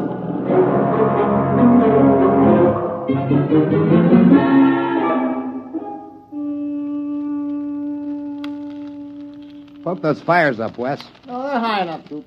You don't want a saber-tooth waltzing through here, do you? Well, we better get a stockade up. Some night a herd of Mastodon will come busting in here, and if they ever hit the helicopter, we'll be dead ducks. We'd never get back. We'd be stuck back here in the Pleistocene age. I won't feel safe till we get another helicopter. Those Mastodons carry a lot of ivory. And the mammoths up north. Oh, sure. And get socked in the jug for smuggling ivory? The only way to cash in on the time unit is to get diplomatic recognition for Macedonia. We've got a good case. You said so yourself. What, a saber-tooth? Down by the grove. I don't like that. Sounds closer. Hey, poke up that fire, will you, Coop? Oh, well, that's Buster. There he is. He's tangling with a saber-tooth. I'll lay 3 to 5 on Buster. Cat's drawing blood. I'll take $5 of it. Come on, Buster. Roll on him, will you? Cat's on his head now. Hey, he's coming this way. Look out! Hey, Wes, turn him. Shoot.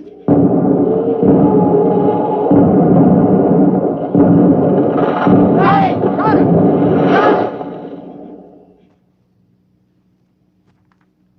Is he dead? Yeah. The tiger's gone. He won't get far. Neither will we.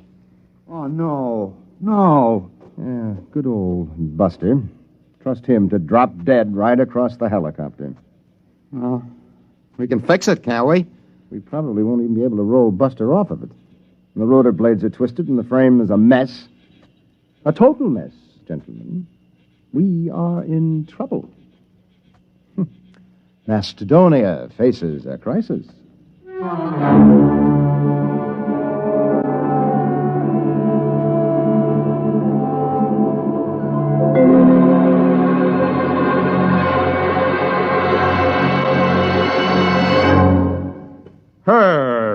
Herb, you're the key man in the administration. You swing a big stick on the hill. You can't give up on Project Mastadon now. Les, it's been 10 years. If they were coming back, they'd be here by now. Look, I've been working on this ever since we got those films. I've traced their lives from the time they were born till the time they disappeared.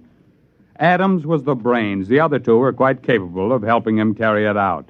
Hudson knew all the angles. Les, I've sneaked your appropriation through 4 times. Now, there's a limit. But I've got the proof. We've had every paleontologist in the country go over those films. They couldn't be faked. Who would know to put lynx tassels on the ears of saber-toothed tigers? Who would know that young mastodons were black? And the location. We tracked down Adams' farm just from landmarks in the prehistoric landscape in those films. We've got to contact them. Look, Les, even assuming it's all true, a planet has only a grand total of resources. If we get Adams' device... Time machine. If we exploit resources of prehistoric America, won't we be robbing ourselves of our own heritage? Look, Herb, I've been over all that with the AEC. There's a lot of lead in southwestern Wisconsin. If we go back far enough, we can catch it when it's uranium. The whole research project hasn't turned up a lead on Adams' machine, if it exists. We've got to keep watching that farm. They might return. We've got to keep looking for them, no matter how long it takes.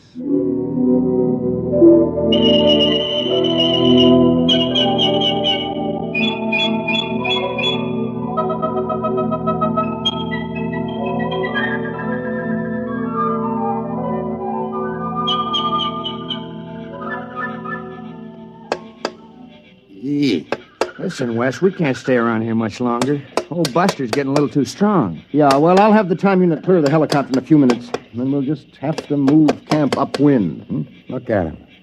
It's only 2 days since he dropped dead. Bless his heart. Already those vultures are half into him. I'll have him picked clean inside of a week. Give me the hex wrench, will you? Wes, is it all right? The time unit? Well, we won't know until we try it, Coop. And then, of course, it's too late. Well, either does or doesn't. Problem is, how are we going to use it without the copter? Couldn't we take a chance on using it on the ground? No, we have to get up in the air.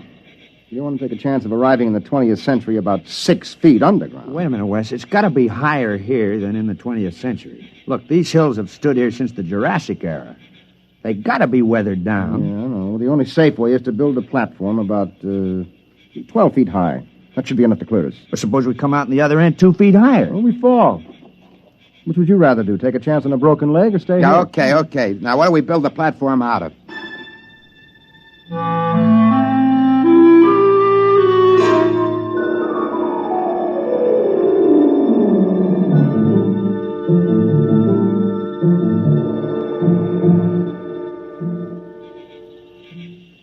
There you are, Wes. All right, I got it. Chuck, comes the next stone. Now, wait a minute. Hey, look out. You want the whole pile to come down? Oh, I'm sorry. Okay, Wes, hand it up. Yep. Give me. That's about 12 feet, isn't it? Well, it ought to be. It took us 10 days to pile it up. Look out, I'm coming down. All right, don't start an avalanche. Well, pretty soon we'll be able to start all over again. Mm-hmm. If the unit works. Yeah, that isn't all. We don't have any proof we've been back here. We'll be stone broke. Another helicopter would cost $30,000. Can't walk into a bank and borrow 30 grand to take a short trip to the Stone Age. Wes, where do you figure we are? I mean on the farm. Well, I think we're clear of the barn and the silo. I hope so. The way I figured, we're astraddle that barbed wire fence at the south end of the orchard. Well, we might as well give it a try. All right, I'll get the unit. You two climb up on top of the pyramid.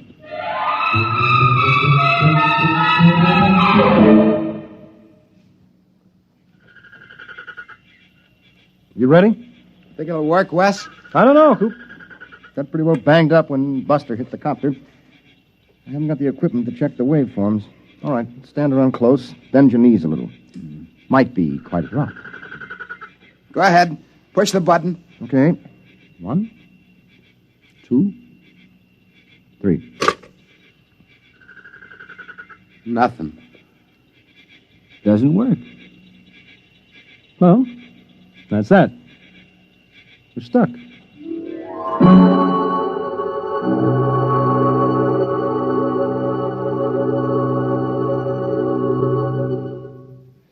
I'm sorry, Les. There's nothing you can do, Herb.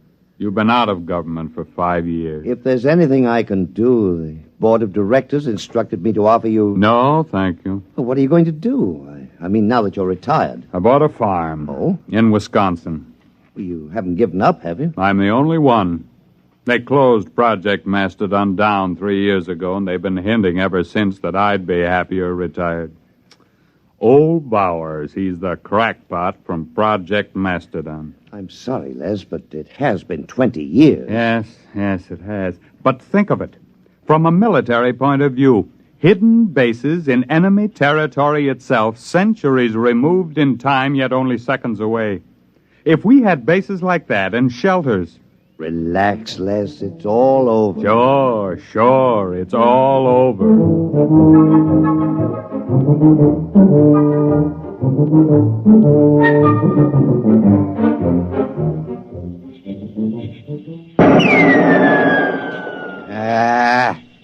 Missed.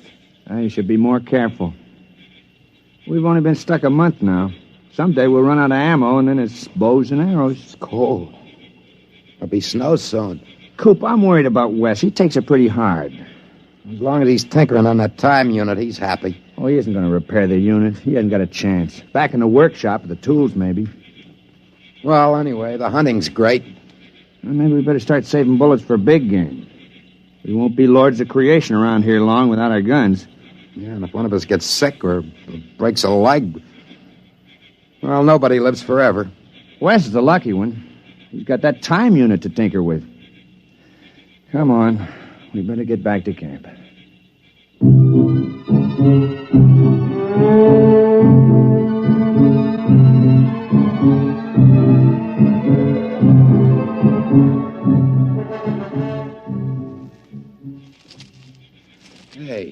Hey, Wes! Come on. Wes!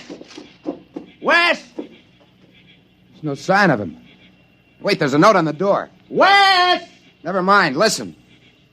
Dear guys, I don't want to get your hopes up again and have you disappointed, but I think I may have found the trouble. I'm going to try it out. If it works, I'll be back to get you. Wes. What, a fool? That unit can't work. He must be off his rocker. Wait a minute. Coop, look, that pyramid. It took us 10 days to pile those stones up. It's gone. The pyramid of rocks. It's gone.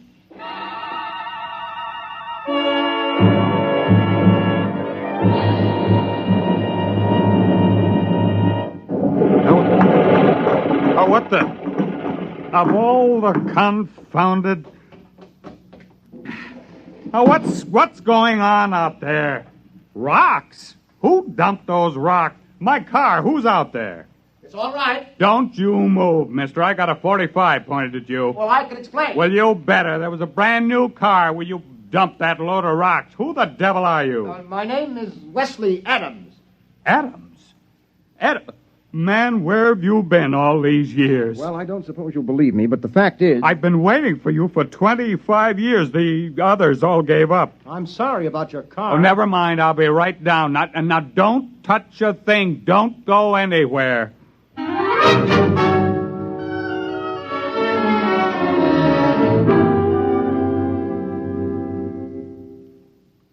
Can't be 25 years. It's only been a few months in Macedonian time. 25 years. Man, it's been a long wait. The unit must have been badly calibrated. You see, it isn't accurate for more than 50,000 years at a jump if the setting is moved. Well, we better call Washington. I imagine you'll want the same terms as before. Terms? Recognition, economic aid from Macedonia, defense pact. Listen, Adams, you've got those saps over a barrel. You can get anything you want now. The unit. I'll have to calibrate to the day to go back for them. Oh, don't worry about it. You can have every scientist in the country working on it now. Oh, you've got them right where you want them. Hello? Long distance. This is Major General Leslie Bowers, retired.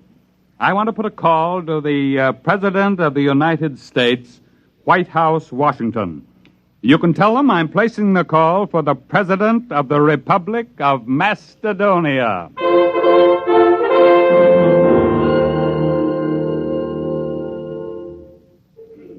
Come on, Og, son of fire. Put another log on. It's cold.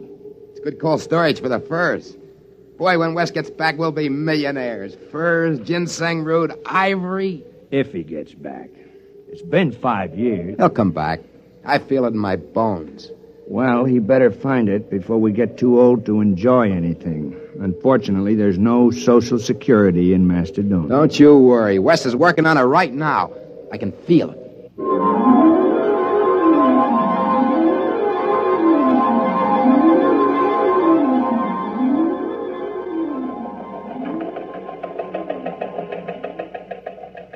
Hello, Charlie.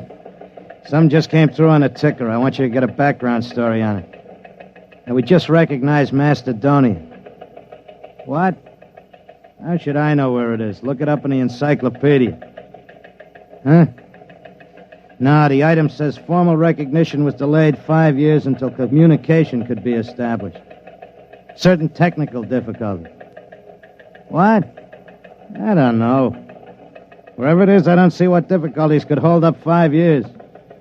It stands to reason wherever the place is, you could walk there in 5 years. Nah, it's not important. You know these postage stamp countries. Monaco, Luxembourg, they're all alike. What's so different about Macedonia?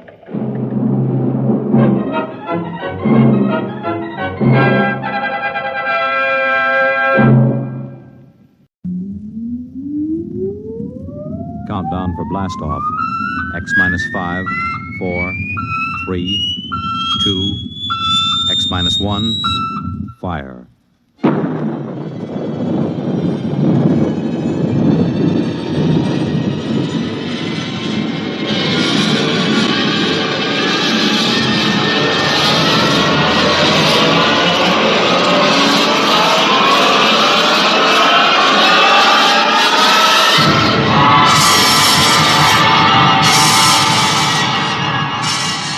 From the far horizons of the unknown come transcribed tales of new dimensions in time and space.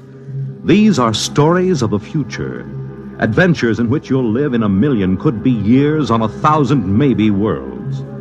The National Broadcasting Company, in cooperation with Galaxy Science Fiction Magazine, presents X minus 1.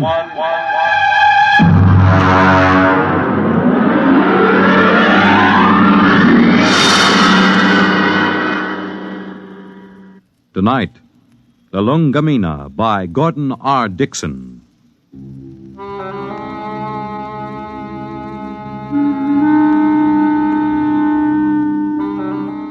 Blame Clay Harbank, if you like, for what happened at Station 563. Or blame Bill Peterborough, the one we called the Kid.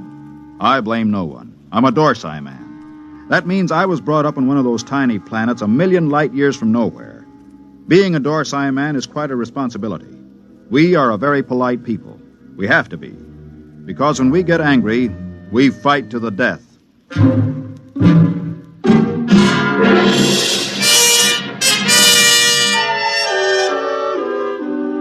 It all began that evening that Clay Harbank began reminiscing about his home planet, Lulungomeena. We were sitting around the recreation room of 563. There was a card game going on in one corner. Lulungomeena. The very name sounds like music, doesn't it, Mort? You know me, Clay. I'm a Dorsai man. I've been in the Dorsai planets. I've seen them all knocking around this universe for 35 years. But when it comes to sheer beauty, Lulungomeena. How long since you've been home, Clay? Home? 20 years, Mort. 20 stinking, miserable years. Well, that'll be over soon. Another 10 days. You gonna miss old 563? Miss this godforsaken little asteroid? Not for a minute. We'll miss your ugly face around here. At least I will. I'm gonna miss your gloomy Dorsai puss, too. Mort, why don't you get out of it? You've had more years in space service than any of us. You've probably got enough credits to get out, too. Me? I wouldn't know what to do with myself. Couldn't you go home? You should know better than that. The Denibrian trouble? The Denibrian trouble? You could go to Earth. What for? Ever been there? Never once. and I've never wanted to. I've seen too many Earthmen. Like the kid over there. He's green in service.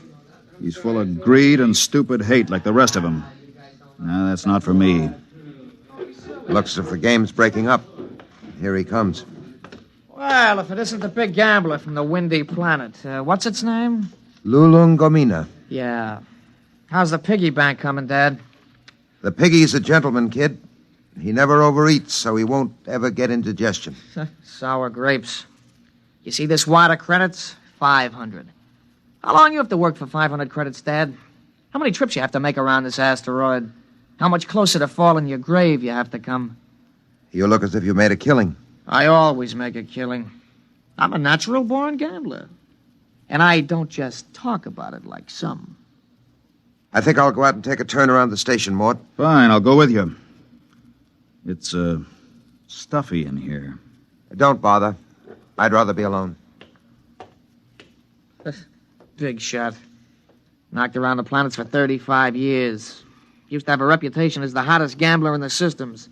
Comes from the most beautiful planet in the universe. Bull. Why don't you lay off him?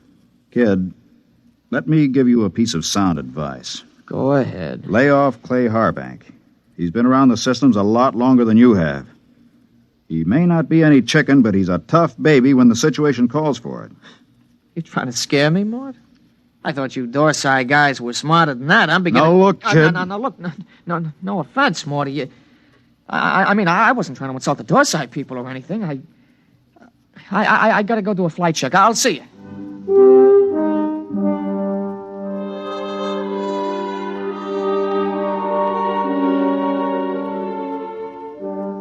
We were in bad shape. The 20 of us at Frontier Station 563 on the very edge of the human area had gone sour. Half the men had applications for transfer in already. What I'd told the kid about Clay being tough, well, that was a bluff to keep him off. Nobody knew better than I did that Clay was burned out inside like a used-up rocket. I put on a spacesuit and went out to join him. Oh, hi, Mort. Hi. Beautiful night, huh? Nice. Back on Lulungomeena, on a night like this, the rakish flowers open up, and you can hear them singing. There are 6 moons, and every one of them is like a yellow lantern. My mom and dad and I used to live on the edge of a lotus pool. Here I go talking about home again. Figures. A guy who's been saving up for 10 years to get home is bound to start thinking about it when the time comes. I wish you could come with me, Mort. Clay, tell me something. Yes? Do you ever get the urge to gamble again? Do I get the urge to gamble? Mort, you ever watch a man who's been on PON for a while? When he's broken the habit, you can't get him near the stuff. He despises it. And yet, the same man is liable to go back on with no provocation. Well, that's the way it is when you've gambled all your life. I figured. Maybe that's why I keep talking about home. Every time I hear the kid flipping those cards in the recreation room, I start talking about home. Have you noticed? I've noticed. But this time I'm going to make it, Mort. I tried 3 times before. This time I've got the dough, and I know I'm going to make it. I think you will, Clay. You know what did it? No. Lulungomeena. That's what saved me this time. The thought of that beautiful planet. Well, when you get there, you can send me a photo tape. At the rate we get visitors, it should reach me in 5 or 6 years. You'll be out by then. You'll be home. I'll never go home, Clay. Never. Well... That's Red 4. Screens must have picked up a ship in the galaxy. Maybe we'll get a visit. Keep us from going loco anyway. Coming in? No, I think I'll stay out a while. Well, I'm going to check the screen. See you later.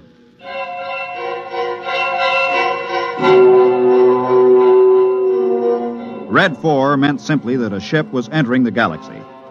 The chances of it touching down on 563 were pretty remote, unless it happened to need a clearance for Earth or Mars. The screen was black by the time I got there, but the kid was filing a report. Oh, hiya, Mort. Hey, what's a Hixabrod like? Why? We're having one for a visitor. You don't say. I just came in over the receiver. What'll he be like? A Hixabrod? Stiff as a poker, proud as Lucifer, honest as sunlight, and tight as a camel on his way through the eye of a needle. What do they look like? Oh, they're kind of humanoid, but they have a deadpan face that never changes, like a mask.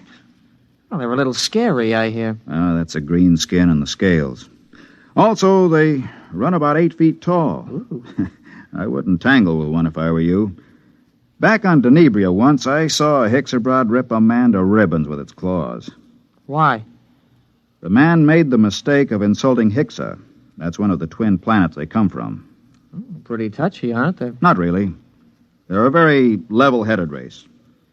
You know the Hixabrod reputation, don't you? No, you didn't hear much about them on Earth. Well, they're the first and only mercenary political arbitrators in the known universe.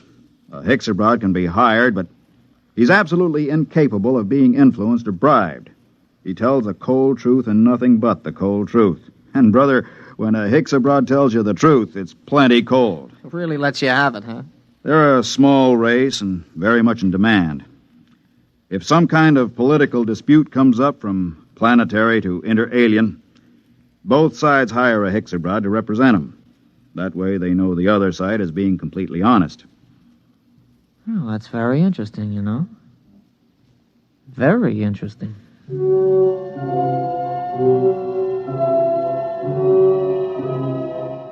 I could tell there was something on the kid's mind, but of course I didn't know what it was. Most of the talk in the recreation room that night centered around the arrival of the Hixabrod. Landing beacons were turned on, and we waited for another radio communication. Hey, anybody want to sit in on this next hand? What? No, thanks. Well, I know better than to ask the galaxy's foremost gambler here. That's right, kid. Well, maybe when this Hixabrod gets here, we'll be able to work up a decent game. Do Hixabrods gamble? No, kid, they don't gamble. That's too bad. Well, we can always sit and listen to you lying about what a beautiful place Lulungomeena is. Kid, you just went too far. Yeah, you're going to do something about it? That's right, I'm going to punch your little nose. Break it up! Break it up! Clay, you all right? Yeah, I'm okay. Well, you better get to the infirmary. Have your mouth taken care of. Kid, you get to your quarters. Since when are you giving orders? I'm telling you to get to your quarters. You better do what he says, kid. He's a Dorsai man. That's all I've been hearing since I got here. What big gamblers come from Lulungomeena and how Dorsai men are killers. So far, I've seen nothing, but I heard a lot of talk. You're gonna get to your quarters? I'll give you 5 seconds to start moving. You better go ahead, kid. Okay, Mort. I'm letting you bluff me out of the game this time. Just remember, there's gonna be other games. Next time, I won't be bluffed.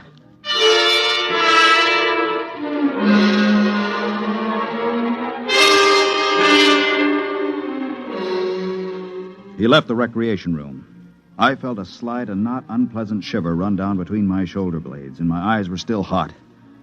I'd almost lost my control that time, and my senses told me I'd better be careful. For the next 3 days, the tension of 563 was almost unbearable. Clay Harbank seemed to age 20 years after the kid knocked him down. Now hear this, all personnel. Now hear this, all personnel. A ship is approaching for flight check. A ship is approaching for flight check. Report to Central. Report to Central. Well, this is it, Clay. We're getting the Hixabrod. Seems almost like home having a Hixabrod with us. They're all over the Tarsian system, you know. You speak Hixabrod? You have to on Lulungomeena. Oh, I didn't know that. I picked it up during the 3rd exploration. Long time ago, huh? We're not getting younger, Clay. Yeah. I found that out. Don't take it so big. He's just a punk kid. Sure. And I'm just a dumb old man. Forget it. That's touchdown. You ought to be here in a minute. Well, that does it. He's down. Look at that ship, huh? Let's go. You'll need some help with his baggage.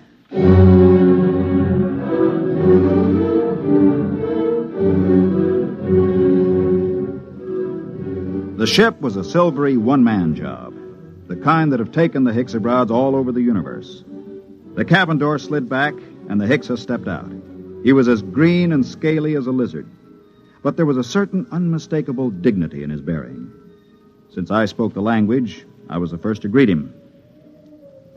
Belt the Hutch and Hixabrod. Welcome to this place. I greet you, Dorsai man. My name is Mort Bianski. I am called Dorlassus. Come. I'll show you to your quarters. Thank you. How long will you remain here? Only for one night. I wish clearance for Mars. I'm sure it can be handled. This way.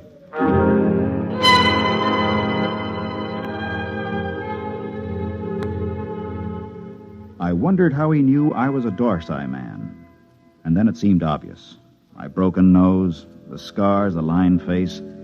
Nobody could mistake a human from the Dorsai planets. Still, it scared me a little. I kept wondering if he had anything to do with interplanetary police. I tried to put it out of my mind. It was no use.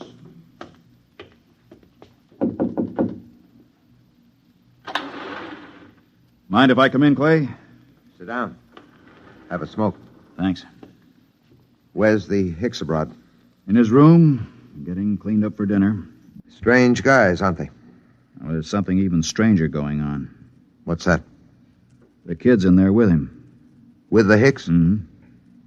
What do you suppose they're talking about? I don't know. I wish I did. Kid's probably trying to get the Hicks into a dice game. I doubt it. What's on your mind, Mort? Clay, you've been around. Are there any Hixabrods in interplanetary police? A few. Why? I don't know. I just had a feeling, you know. Oh, you're dreaming up bogeymen. Maybe. Besides, you're not in any trouble outside the Dorsai system. I killed a human, Clay. Not deliberately? In a rage. Happens all the time on Dorsai, doesn't it? Not to an officer of Intergalactic. Besides, that was 25 years ago. There's no statute of limitations in the systems. Nobody knows but me, right? You don't have to be clairvoyant to wonder why a man hasn't been back to his home planet for 25 years. You, think the kid... I don't know. He's got no love for me. Still, he doesn't know anything. How would he know this Hixabrod is an agent, if he is? Couldn't say. Where are you going? Well, I think I'll take a look at that message the kid filed. The one we got when we first picked up the Hixabrod on the screens. Let me know what you find, if anything.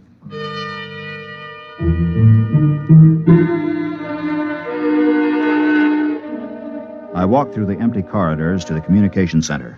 I went directly to the files where incoming messages are kept and flicked the tab until I got to Notices of Arrivals. There, 2 days before, was a report of the arrival of Dorlassus. I ran my finger down the statistics until I came to the line that said, Point of Origin of Flight. It read, Tarsian Galaxy. That was where Clay Harbank's Lulungomeena was. I read further, where it said Nature of Business. My blood ran cold as I spelled out the words, Criminal... Come in. Belt the Hutch and Hixabrod. I greet you, Dorsai man. Is there anything you require? Nothing, thank you. I came to tell you that we'll have dinner tonight at 800 hours. The young Earthman has already informed me. There's a shortage of raw meat here. I've brought my own food, thank you. I see you came in from the Tarsian planets. Yes. You didn't happen to be in the Dorsai planets before that? No. Oh, I thought perhaps you might have some news. I came from intergalactic headquarters. Yes, I saw your flight check. Then you know my mission. Yes. Good. How long do I have to pack? I will be leaving at 700 hours tomorrow morning. Can you be ready by then? Yes, I guess so. Good. I don't suppose there's any point in appealing to you. Hixabrods are supposed to be totally without emotion. There is no point in appealing. Funny thing.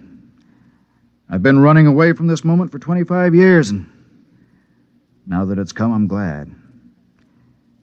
We'll be going back to the Dorsais? Yes, to intergalactic headquarters. After all these years. Home. I don't suppose a Hixabrod knows what that feeling is like. I will expect you at 700 hours. Now, if you don't mind, I wish to prepare my food. One thing. Yes? Did the young Earthman tip you off about me? No. Funny. I could have sworn it was him.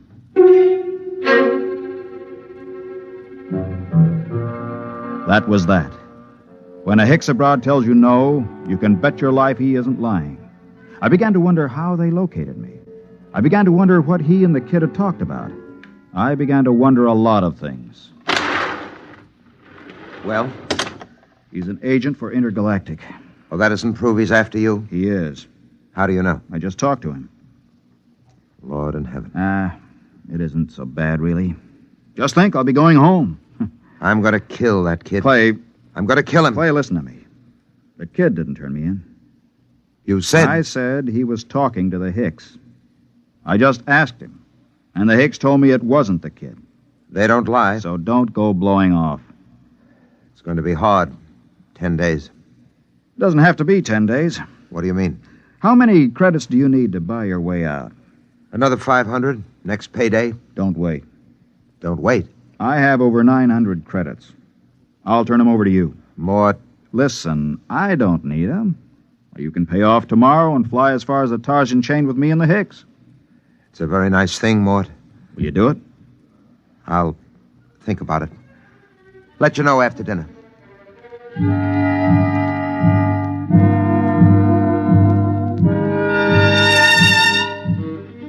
I thought of running away, but there was really no place to run once they tracked you down. And the Hicks abroads were utterly relentless once they'd agreed to bring a man in. Since they had no feelings, they made no judgments. They were absolutely certain that a man would get a fair trial. I packed my stuff and went in to dinner. The Hicks abroad was at the head of the table eating his raw chinsu meat. Pass the gravy, please. Dorlasis. Yes? They tell me that the Hicks abroad home planet is a very beautiful place. It is true. Well, I'm from Earth myself. Yes. I'm curious to know what this beautiful planet of yours looks like. The kid's pretty talkative tonight. What's cooking? I don't know, but I don't trust it. The flora and fauna are maintained in excellent natural balance. No local surplus has exceeded 1% of the normal population for the last 60,000 years. Life on Hixa is predictable. The weather is controlled within the greatest limits of feasibility. The symmetry of the landscape is without parallel in the universe. Very pretty picture. Very attractive home world. But I regret to inform you, Dorlasis, that I've been given to understand that it pales into insignificance when compared with another beauty spot in our universe. Your Earth? I wish I could say yes. No. This place is so wonderful, I doubt if an Earthman like me could get in. In fact, I've never seen it. But I've been hearing about it for some months now. And either it's the most wonderful place in the universe, or the man who's been telling me about it is a rotten liar. Get your gun, kid. Get your gun. Why guns? You call me a liar. Why use guns when it's possible to prove the thing one way or another with complete certainty? For months now, you've been telling me two things. One, that you used to be a gambler. Two, your precious Lulungomeena is the most wonderful place in the universe. The question is either statement true? They're both true. You'll back them up? With my life. I'm not asking you to back them with your life. Just back them with that nice little hoard you've been accumulating all these years. Clay, don't. Well, you said you were a gambler. Bet with me and prove it. Suppose I do. How do we prove my statement about Lulungomeena? It's easy. We have with us at this table a Hicks abroad. In a conversation with him, I found out that he's just visited every planet in the Tarsian chain.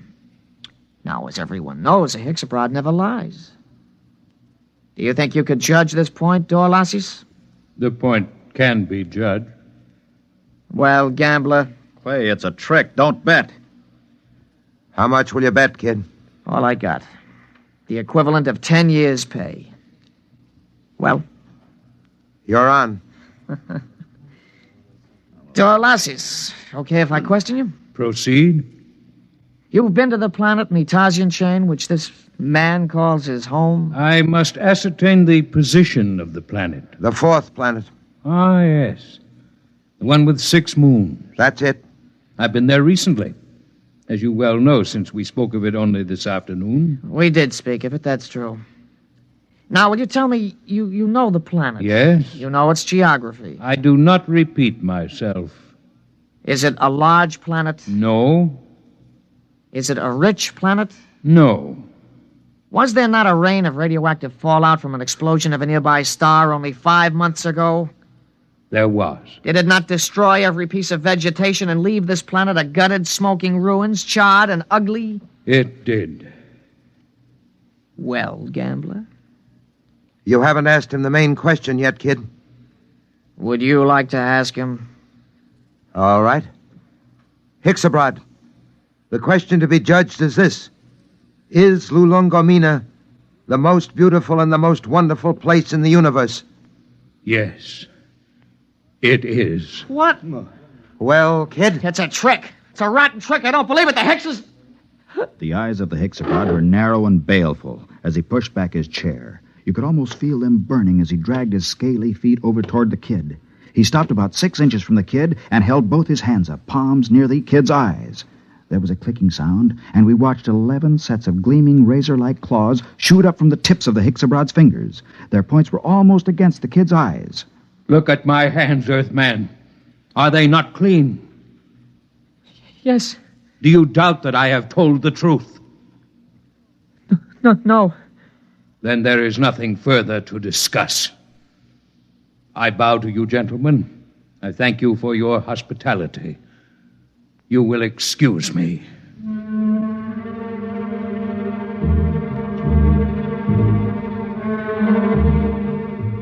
We stood around and watched that proud, frightening figure drag itself out of the room.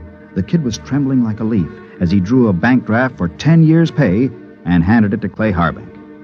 The next morning, Clay and I boarded the Hixabrad ship, and 4 days later, we touched down at the outer planet of the Trojan chain.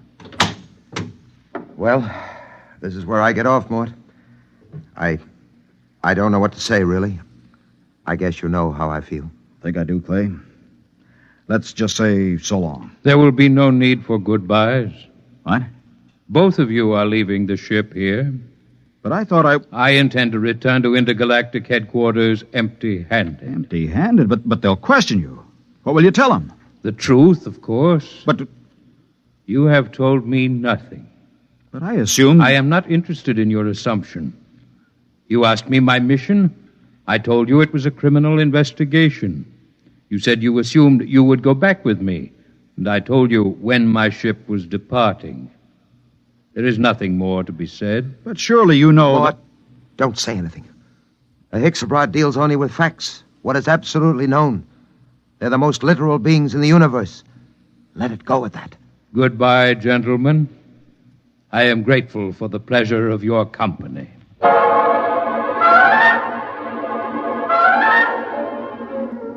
5 minutes later, Clay Harbank and I shook hands at the exit of the spaceport on Tarsus 10.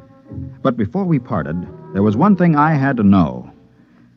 Clay, one thing before you go. Yes? How did you know the Hixabrad would lie about Lulungomeena? He didn't lie, Mort. A Hixabrad never lies. But Lulungomeena... Mort, let me tell you something. Lulungomeena is a word in use throughout the Tarsian planets. Actually, it's a Hixabrad word. It means home. All I did was ask the Hixabrad if home was beautiful. He simply said yes. And a Hixabrad, as everybody knows, doesn't lie.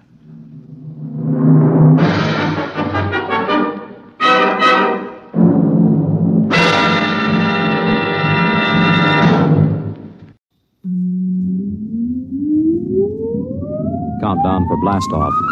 X minus 5, 4, 3, 2, X minus 1, fire.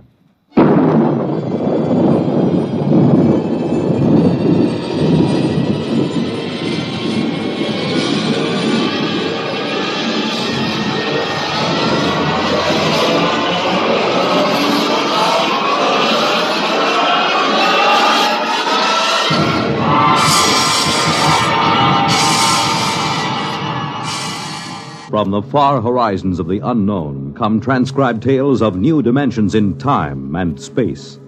These are stories of the future, adventures in which you'll live in a million, could be years, on 1,000 maybe worlds.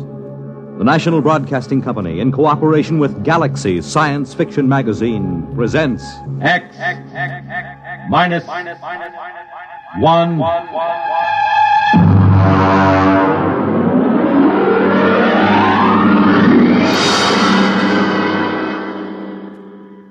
Tonight's story, $1,000 a Plate by Jack McKenty.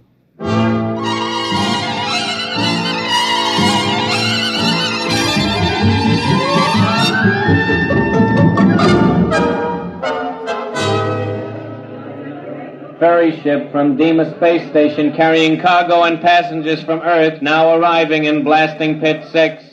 Radiation clearance and quarantine officers report to passenger conveyor.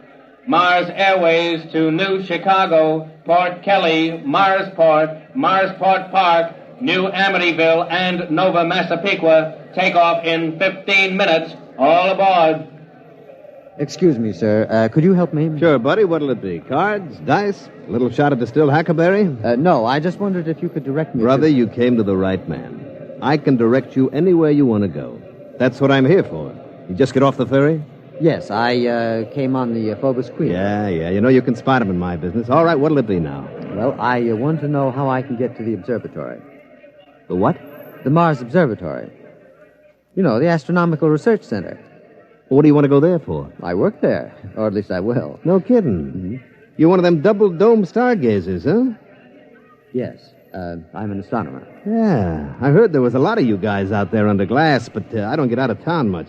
I got to keep my hand in, you know.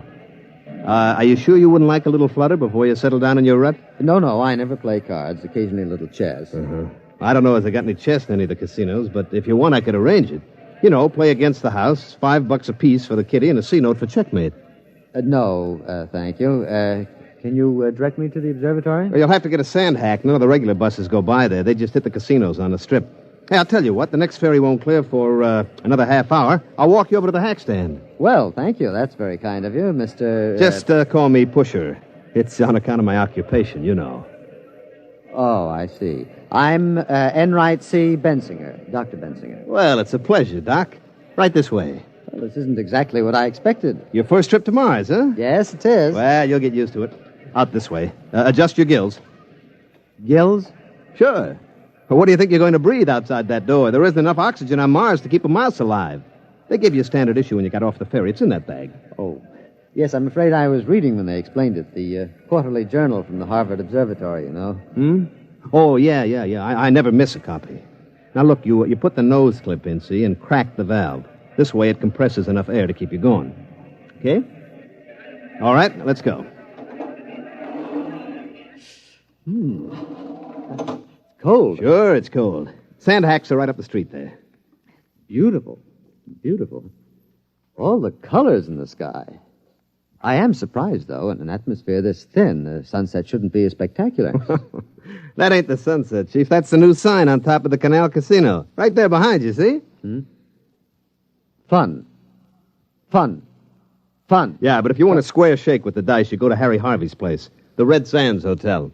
I suppose the seeing is excellent. You're telling me. You know, he's got a line of girls like you never see nowhere else. Oh, I'm afraid I meant astronomical seeing. Telescopes, you know. Hey, you got an idea there. Telescopes. What's that? Nothing. Fireworks. It's a Mardi Gras. A what? Mardi Gras. You know, a big party all over town. Parades, costumes, liquor, fireworks, gambling. You know, a big celebration. Well, what's the occasion? An eclipse of the two moons. Oh, but that occurs very frequently. Oh, sure. You'd be surprised how much a Mardi Gras ups the take on the strip. Well, here are the sand hacks, and look, don't let them hackies charge you more than $15 for the trip. Just tell them you know me. Just tell them Pusher sent you.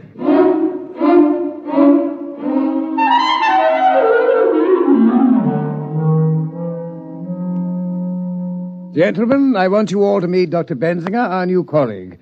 These are Doctors Fitz, Spiegel, Ortney, and Klein. I'm sorry to introduce you to our team at such a critical moment, but our situation is rather desperate. I'm afraid I don't understand. Spiegel, show Dr. Bensinger your plate. Here, just look at this. Just look. It took me 8 weeks working with the computer to plot this plate, and look. Well, it seems fogged. These streaks, I don't believe I've ever seen them on an astronomical photograph before. What are they? Skyrockets, that's what they are. Skyrockets. Morton, I tell you that they fired them in our direction on purpose. All right. Calm down, Spiegel. Calm down. Do you realize that it will be 12 years before this particular conjunction can be photographed again? Morton, you've got to do something. Couldn't you write a little note to the Chamber of Commerce and ask them to eliminate the fireworks? We've written a note every time a small boy lets off a Roman candle, and it was no use. I tell you, they fire them this way on purpose. I'm afraid that's true. The other directions around town are either oil refineries or homes of the casino owners. I don't suppose there's any chance of moving the observatory, then, out into the desert. My dear Dr. Bensinger, We'd have to bring in crews to tear it down, other crews to move it and set it up, not to mention breakage and replacement, which would involve more freight from Earth at $7.97 per pound, dead weight. As it is, the immense costs add up to a staggering total. Do you know what a single photographic plate costs us, counting overhead? $1,000. Well, then what is the answer? Another letter to the town council, I suppose. Let me write it this time, Dr. Morton. My grandmother used to have several rather picturesque phrases which I believe I could translate. No, Spiegel. Dignity, remember? We are an adjunct of Harvard University. Dr. Spiegel, I shall ask you and Dr. Benzinger to accompany me in person to the town council. Surely they cannot turn down a rational request in the interest of science.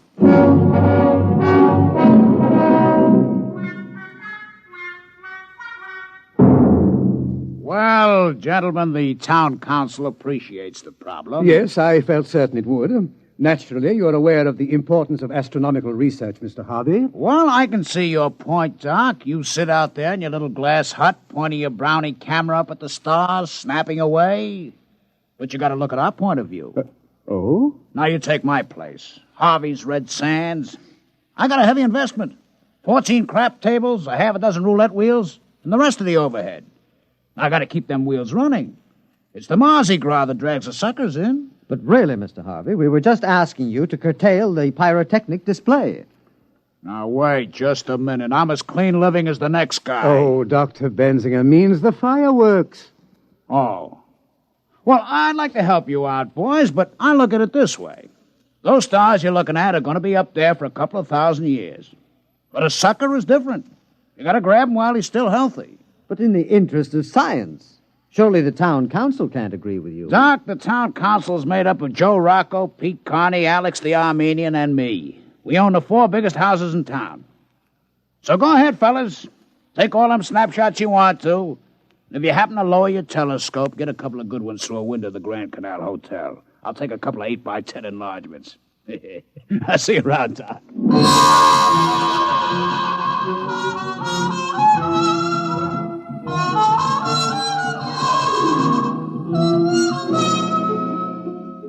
Well, I'm afraid the town council was no help. They just remain insensible to reason. Well, I'm afraid the only thing those gentlemen understand is money. My dear Dr. Benzinger, the smallest bet allowed in Mr. Harvey's establishment is approximately the same as your monthly salary. Oh. Dr. Morton, suppose the gambling operators were suddenly to lose a great deal of money. They never do. Of course, with the ordinary layman playing against them. But suppose the best scientific brains were to concentrate on a simple matter like the probabilities of a given roulette wheel, or the combinations and permutations applicable to a game of poker. We could put the main computer on it. Doctor, are you seriously suggesting... Well, I think he's got a point. If we could give those casinos a shellacking, they might stop the fireworks just to get rid of us.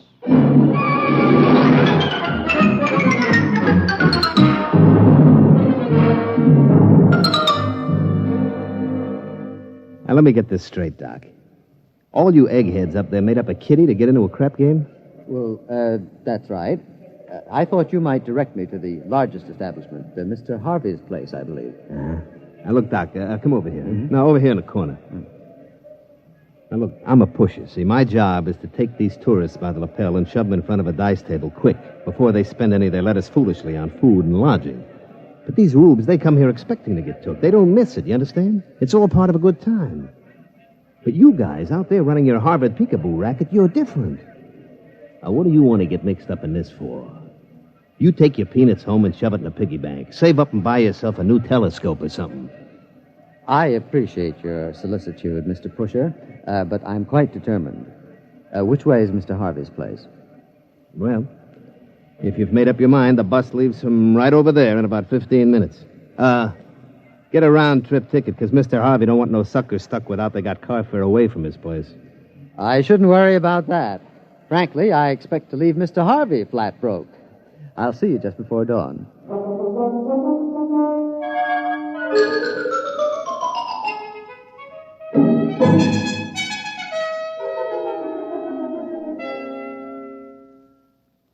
I don't understand it.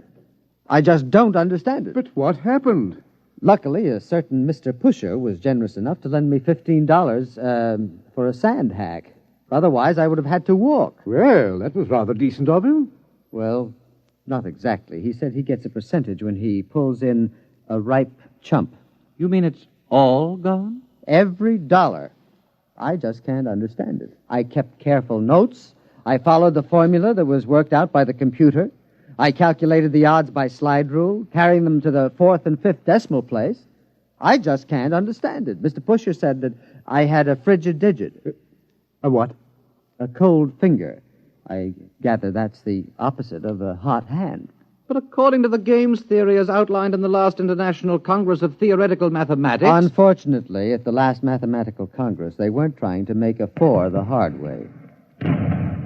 There they go again, skyrockets. I was hoping to get at least 3 plates in before they started. And the crushing blow occurred when Mr. Pusher offered to sell me my horoscope. No. Yes. Oh. He said anyone was a fool to get into a dice game if the stars weren't right. Now, there's an example of what we're up against. Medieval superstition existing side by side with hydrazine rockets and nuclear space drive. Shocking! I'm not so sure. Might be a good idea. Dr. Morton sent for the staff psychiatrist. Benzinger has scratched his reflector. No, gentlemen. Pusher was right. Every man who's going to gamble should have a horoscope. It's very important to know what the stars say. What are you talking about? And where on Mars is the place best equipped to tell you what the stars say? Oh, no. Dr. Benzinger. Gentlemen, I tell you, it may be a stroke of genius.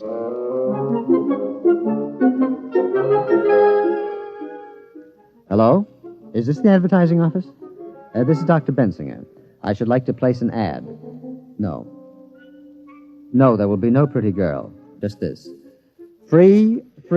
For the first time ever, your horoscope scientifically cast by the staff of the famous Mars Observatory. Learn your luck, your future. Write or call Mars Observatory. No charge, no obligation. Yes, thank you. I'd like to run that every day until further notice. Pusher. Yeah, Mr. Harvey. Did you do like I said? Yes, sir. I went out to the observatory just like you told me. You know, I had to share the sand hack with 5 other guys. I understand the bus company's putting a route out there. A big crowd, huh? Sure, Mr. Harvey. You know, them horoscopes they're giving there, the only thing on Mars that don't cost the tourists any money. All right. What happened? Well, when I got out there was this Doc Benzinger, you see, all dressed up in a dunce cap with stars on it or something, in a big robe. They showed us all around the place. You never saw telescopes as big as that. All right. Skip the traveler. All right, well, finally they took my name and my birth date, my collar size, and they run it through this computer. You should have seen that thing. Lights and bells. I'm telling you, it looked like the biggest pinball machine you ever saw. I kept waiting for it to tilt. The horoscopes. Yeah, well, they give it to me finally. I mean, the first couple of pages is the ordinary bourgeois about the sun and the moon and the stars. But on the 4th page, that's the kicker. What'd it say? Well, it said that I'd be real lucky at most of the gambling places, but I'd lose my shirt at... boss, you're not going to like this. Go ahead. I'd lose my shirt if I played at Harry Harvey's place. Pretty shrewd. You know, for a bunch of scientists, they're pretty smart. That isn't going to work. Who in his right mind is going to pay attention to a lot of hooey like that? Sure, Mr. Harvey. Can I go now? What's your hurry? Well, I'm going over to Purple Flamingo to play a little poker. I mean, after all, they say I'll be lucky any place but here. I mean, you can't argue with science.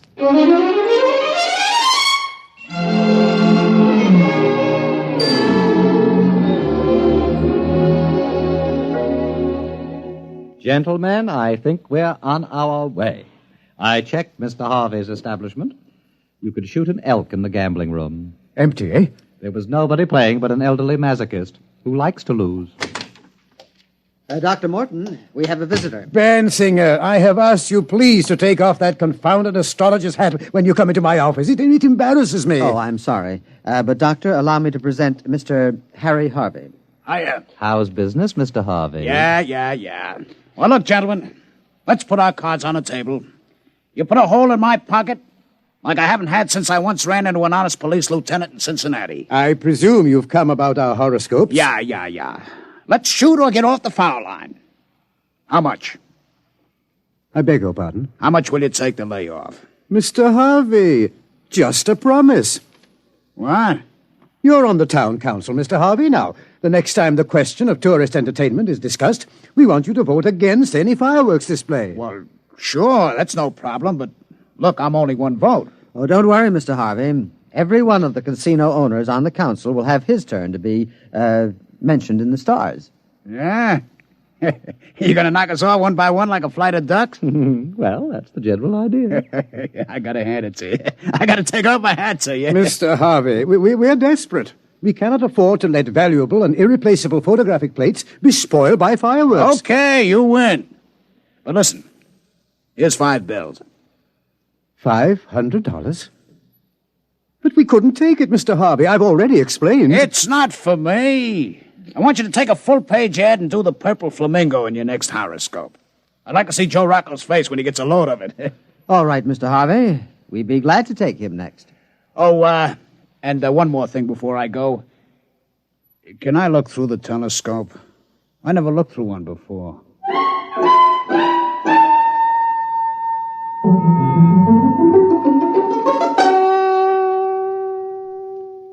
Well, that's the last of them. The Red Sands, Frankland's Paradise, the Martian Gardens, the Two Moons Club. And the Purple Flamingo. Dr. Morton, we've got them all. There will be a meeting of the town council a week from now, and after that, no more fireworks. All those beautiful stars and nebulae and not a misbegotten skyrocket to stand between us. Oh, it's beautiful. Gentlemen, I have some news for you. You have? I am in receipt of an interplanetary radiogram from our parent organization, the Harvard Observatory. Are they going to send the new mass spectroscope? Please. Morton, Earth newspapers carrying accounts of horoscopes published by your organization. Very unscientific. Harvard Board of Overseers aghast. Must stop at once. Find other solution. Signed, L.K. Bell, Director. Well, I thought Thursday was the regular day for personal message delivery. It is. Oh, Mr. Harvey. I asked Mr. Harvey to wait in the washroom. He brought the message down. Oh, sure. All of us have contacts in the radio office. We can get a hold of messages a couple of days before they clear. Did you come down to gloat over our misfortune, Mr. Harvey? No. You got my promise to help you boys, and I'll stick by you. But the rest of them, well, it's tough, fellas, but business is business. I'm afraid the fireworks will go on as usual. Thank you, Mr. Harvey. Look, what would happen if you brought all the boys out here, showed them around, and then you could offer to name a star after them or something? I'd sure like to be able to point in the sky and say, that's Harvey's star. Well, Mr. Harvey, I'm afraid any stars worth looking at with the naked eye already have names. Besides, Harvard Observatory wouldn't stand for this idea either. It would make as much sense to them as you naming a poker chip after me. But, Dr. Morton, we've got to think of something. We tried rigging up a photoelectric cell. It closes the shutter when a rocket goes up, but it cuts the exposure time too much. But if we can't get these plates, we may not be able to duplicate them for years. Why, right now they're preparing the first trip to a newly discovered planet. And the work of the observatory is necessary to ensure the success of that trip. Now, surely your colleagues will realize that, Mr. Harvey. The future of the human race is at stake. Doc, the only race those jokers are interested in takes place at Tropical Park. Look out there. They're starting the fireworks. All of them heading this way again. No. It's nothing personal. It's just that if we point them any other way, they're likely to splash people. Or maybe set something on fire. You mean if the rockets misfired and get the tourists all wet, there would be trouble? Oh, sure. You couldn't have that. A guy with wet pants ain't going to stand around no crap table for hours. Mr. Harvey, do you really want to help us? Well, sure, I promised, didn't I? Dr. Spiegel, do you think the research library would have any material on pyrotechnics? Bensinger, what do you have in mind? Well, Dr. Morton, I was thinking of fighting fire with fireworks.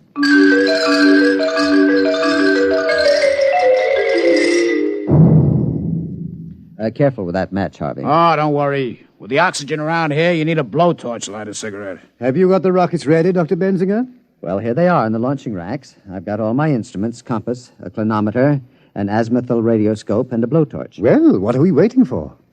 Spiegel. He's bringing the calculated trajectories from the computer. Say, I don't know if I like this. What if they miss? Or they go off too soon or something? Oh, nonsense, Mr. Harvey. You forget. We're scientists. Here are the figures, Bensinger. We double-checked them on the master computer. All right, then, let's go. They'll be starting the official fireworks any minute. Azimuth 360.3570. Check. Elevation 49.3740. Check. That's corrected for wind, velocity, temperature change, and magnetic eddy currents. Are you sure you guys know what you're doing with them skyrockets? Don't worry, Mr. Harvey. They're going to explode in the Grand Canal and get everybody in the Canal Casino all wet. You shouldn't object. After all, it's your competition. Coming up to 0 hour, Bensinger. Light the torch. 5 seconds. 4, 3, 2, 1. Fire. There they go. Oh, interesting effect. That purple color. Oh, do you like it? Yes. That was my idea. Radioactive fluorides. They're up over the town now. Hey, one of them's beginning to wobble. Oh, I can't understand that. The computer was absolutely certain. It's going over the south of town. The other one's tracking correctly on the radar. It'll hit the Canal Square. Yeah, but look, the purple one. There it goes. It hit. Looks like it's starting a fire. Hey, must have hit somebody's house. Hey, you can see it now. It's a house burning. Oh, dear, dear. There must have been a weak tube in the computer. Yeah, some guy's going to be real sore. I can see it real clear with the glasses now. That house on top of the hill there by the Geeko bush. Boy, it's burning like... Mr. Harvey, what's the matter? That's my house!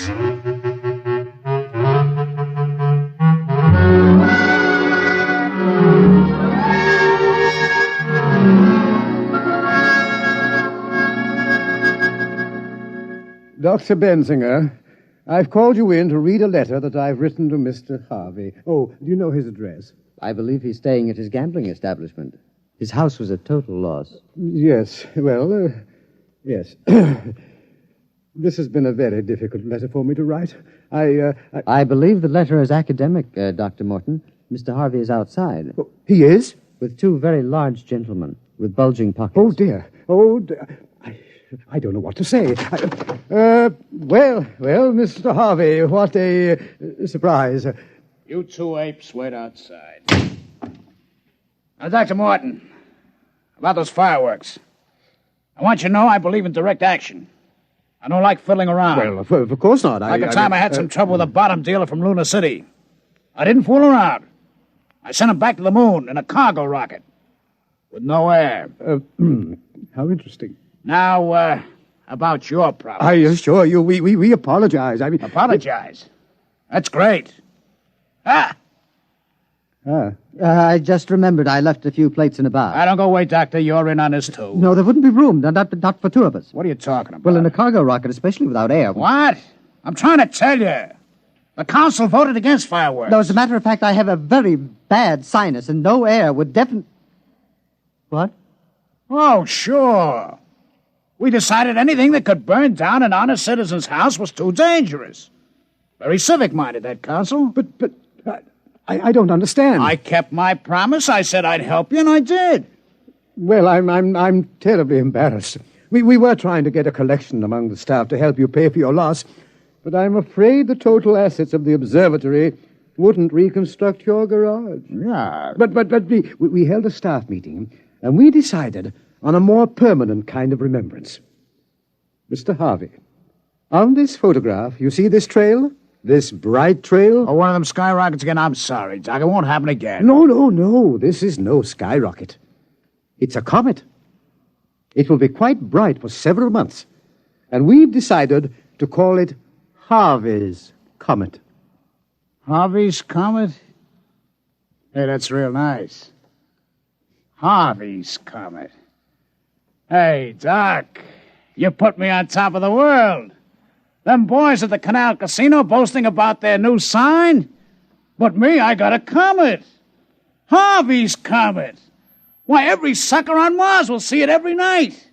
It's the best advertisement since they wrote 7 down across the face of the moon. Well, I'm glad that you're pleased. Well, as a matter of fact, Doc, I kind of heard about it in advance of one of your boys. You named the comet after me? Okay. I brought something for you. Here. What is it? A poker chip from my place. Go ahead, read it. Harvey's Club. Dr. Morton's poker chip.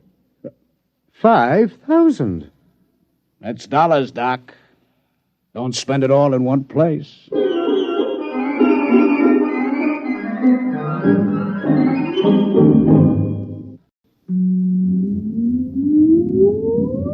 Countdown for blast off.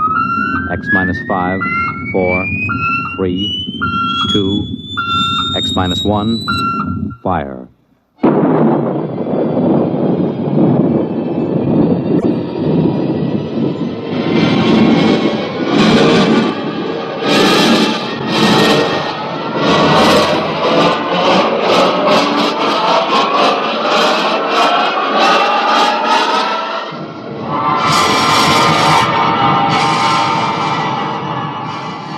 From the far horizons of the unknown come transcribed tales of new dimensions in time and space. These are stories of the future, adventures in which you'll live in a million, could be years, on 1,000 maybe worlds. The National Broadcasting Company, in cooperation with Galaxy Science Fiction Magazine, presents X minus 1.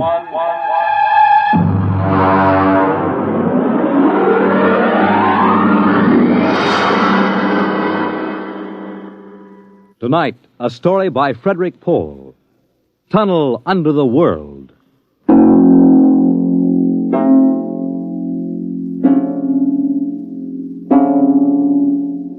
On the morning of June 15th, Guy Burkhart woke up screaming.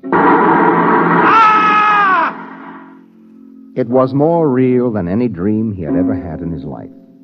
He could still hear and feel that sharp, metal-ripping explosion, that searing wave of heat. He sat up. Mary! Mary! Mary! Mary! Where are you? Guy, what's wrong? You're trembling. Where were you? In the kitchen cooking breakfast. What is it? I don't know, a dream, I guess. An explosion. Did you say an explosion? Yes. But that's the dream I had. What? I dreamed there was a big explosion, and then something sort of hit me on the head. Holy smokes me. Maybe there really was some sort of explosion, and it started us dreaming. Well, there'll be an explosion down at your office if you don't hurry and get to work.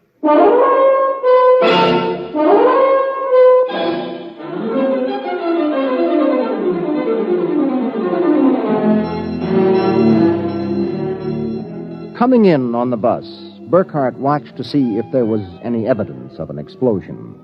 There wasn't. If anything, the town looked better than ever. The only thing that seemed strange to him was the fact that none of the usual crowd was on the bus. He was a little relieved when his old pal, Henry Swanson, finally got on. Excuse me. Henry! Pardon me, sir? Henry, what's the matter with you? It's me, Guy Burkhart. Burkhart? Sorry, I don't believe we've met. What? Henry, for Pete's sake, it's me. If you'll excuse me, this is my stop. Well, I'll be... How do you like that?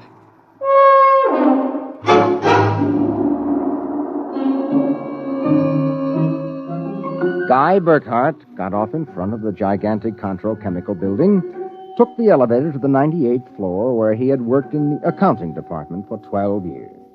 It wasn't until he was almost at his floor that he realized the speaker was not playing the usual commercials. Friends, are you happy with your present home freezer? Of course not. Well, the answer to your problems is a Fecco freezer. Fecco freezers are better freezers.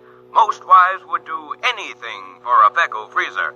Friends, are you happy with your present home freezer?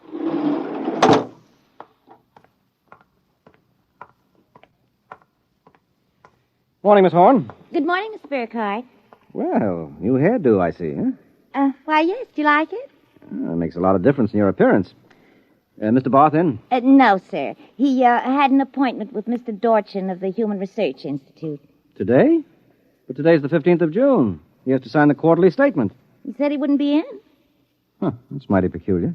Yes, sir. Oh, by the way, Miss Horn, what the devil is a Fecco freezer? A Fecco freezer? There's some new copy on the elevator commercial. Dorchin must have landed another account. Fecco freezers. I really don't know, Mr. Burkhart. It's a funny day. Can't quite put my finger on it, but there's something strange going on.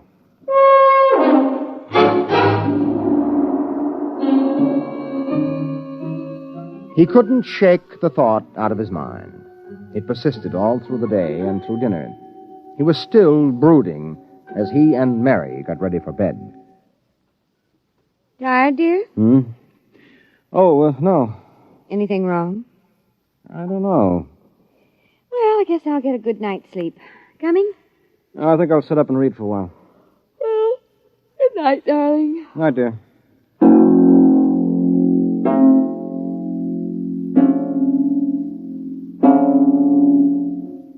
At exactly midnight, Guy Burkhart lapsed into a sudden, deep sleep. And the following morning, he woke up, screaming. Darling, what is it? What's wrong? Oh, nothing. Bad dream, I guess. Oh, you gave me such a shock. I seem to be having a lot of nightmares lately. Really? Yes, the one I had yesterday. This was the same. A big explosion and then nothing. You had a dream yesterday? Well, of course I did. You had the same sort of dream. I? Guy, you're mistaken. I don't remember dreaming. Oh, now, Mary, you told me. Guy, you're mistaken. But, Mary, you... Maybe you dreamed I had a dream. Maybe... Well, yes, I might have done that, I suppose. Everything did seem sort of strange yesterday. Oh, that's probably it. You better get dressed, dear. Today's the 15th. That's when the quarterly statement... 15th? Yes. Well, it must have been a dream, because yesterday was the 15th.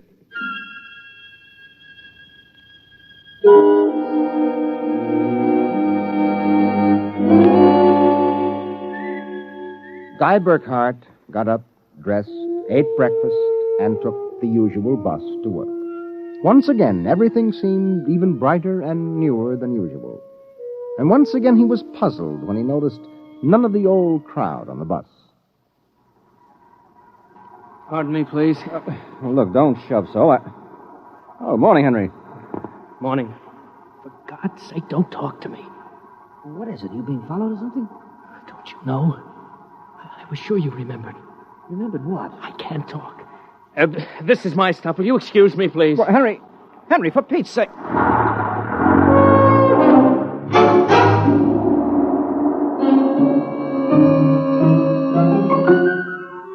As in yesterday's dream, Guy Burkhart got off at his stop and took the elevator to the 98th floor.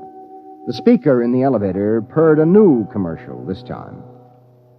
Marlin cigarettes. They're sanitized. Does your present cigarette make your throat feel raspy and unpleasant? Marlin cigarettes contain a miraculous new drug which actually gives you the sensation of smooth, creamy smoke. Marlin cigarettes. Marlin cigarettes. He walked down the marble corridor to his office. Good morning, Mr. Burkhart. Good morning, Miss Horn. Do you like my new hairdo? Yes. Is Mr. Barth in? No, sir. He had an Appointment with Mr. Dorchin at the Research Institute. I know. You know? Well, I guessed it anyway. And today is the 15th of June, and he won't be here to sign the quarterly statement, and I'm going nuts. Let me have a cigarette, will you? Yes, sir. Try one of these. They're Marlins. I never heard of Marlins before today. What are we, a bunch of guinea pigs? Something wrong, Mr. Burkhart? Wrong? Perish the thought, Miss Horn. Perish the thought.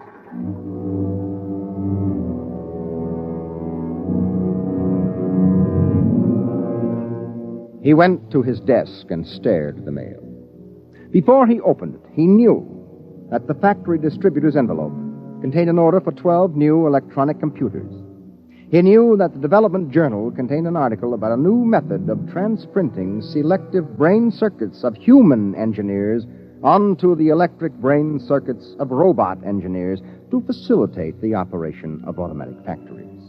He knew that there was a complaint from Feinbeck & Sons about the Controchemical's newest household robot circuit. After a long while, he forced himself to open them. They were exactly as he suspected. Hello? This is Swanson, Henry Swanson. What is it? Do you remember? Remember what? Just remember. All right, now listen, Henry, let's stop playing games. Yesterday, either I was dreaming or you snubbed me on the bus. Today, the same thing happens. Oh, you do remember, thank heavens. I thought so when I saw you, but I couldn't be sure. Well, what is it you want? Listen, tomorrow morning, when I get off the bus, you get off with me. Be casual. They may be watching. Who may be watching? Swanson! Hello!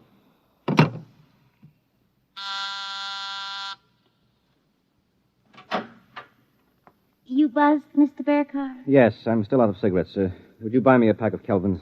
Wouldn't you rather have Marlins? I smoke Kelvins. But, Mr. Burkhardt, Marlins have that soft, creamy smoke that's so soothing to your throat. Oh. You really believe that stuff? Well, it's true. I wouldn't say this, Mr. Burkhardt, except that, well, I've gotten to know you pretty well, and I've grown to admire you so much. I see. Would you mind, Mr. Burkhardt, if I told you that for months now I've wanted to, well, just comfort you? I know how troubled you've been. Well, you've never mentioned your feelings before, Miss Horn. April. My first name's April. Well, that's a pretty name. You see, I do have your welfare at heart. That's why when I see you smoking Kelvins, and I know Marlins are so much better, won't you let me buy some of them for you, huh? Well, I suppose so. Why not? Here, bring me a carton. Oh, thank you, Mr. Burkhardt. Guy. I think you ought to go. I'll be back.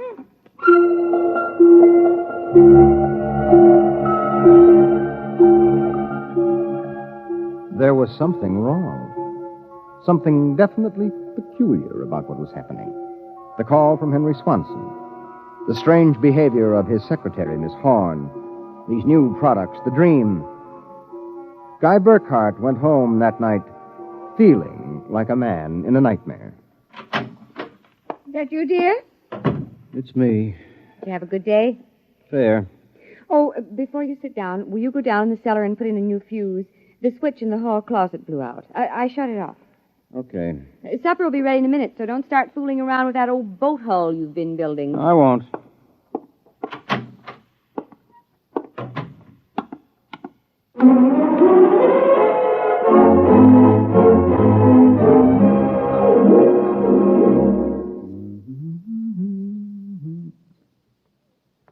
Mary! Mary! What is it? Come down here. Hurry up. What is it? I don't know. I'm not sure. I was looking for a fuse, and I thought maybe I'd dropped one under the boat hull, so I scratched around. Look. Let me put the flashlight on it. Well? Look at the floor. What about the floor? It's supposed to be cement. Well? Well, it's copper. There's a thin layer of cement, but underneath it's metal. Look here. Underneath the concrete, more metal. And here on the wall. You see? Metal. Metal under the floor, behind the walls, every place. Well, I don't really understand. Mary, I know this sounds crazy, but somebody, for reasons I can't even begin to guess, has taken this house and replaced it with a clever imitation. Guy. Mary, I'm going to look around a little more. Well, your dinner will be ready. All right, save it for me. There are a couple of things I've got to figure out.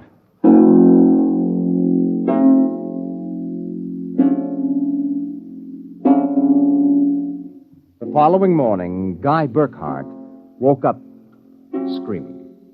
He dragged himself into the kitchen where his wife Mary was preparing breakfast and discovered it was still June 15th. Mary, where's the morning paper? Where is it? It's outside the door, I guess. Uh-huh. June 15th. You'd better hurry, dear. Today's the day Mr. Barth fills out the quarterly tax return. Oh, no, it isn't. What? He won't be there. He'll be at a meeting with that crackpot Dorchin at the Human Research Institute. Mr. Dorchin? He'll be there.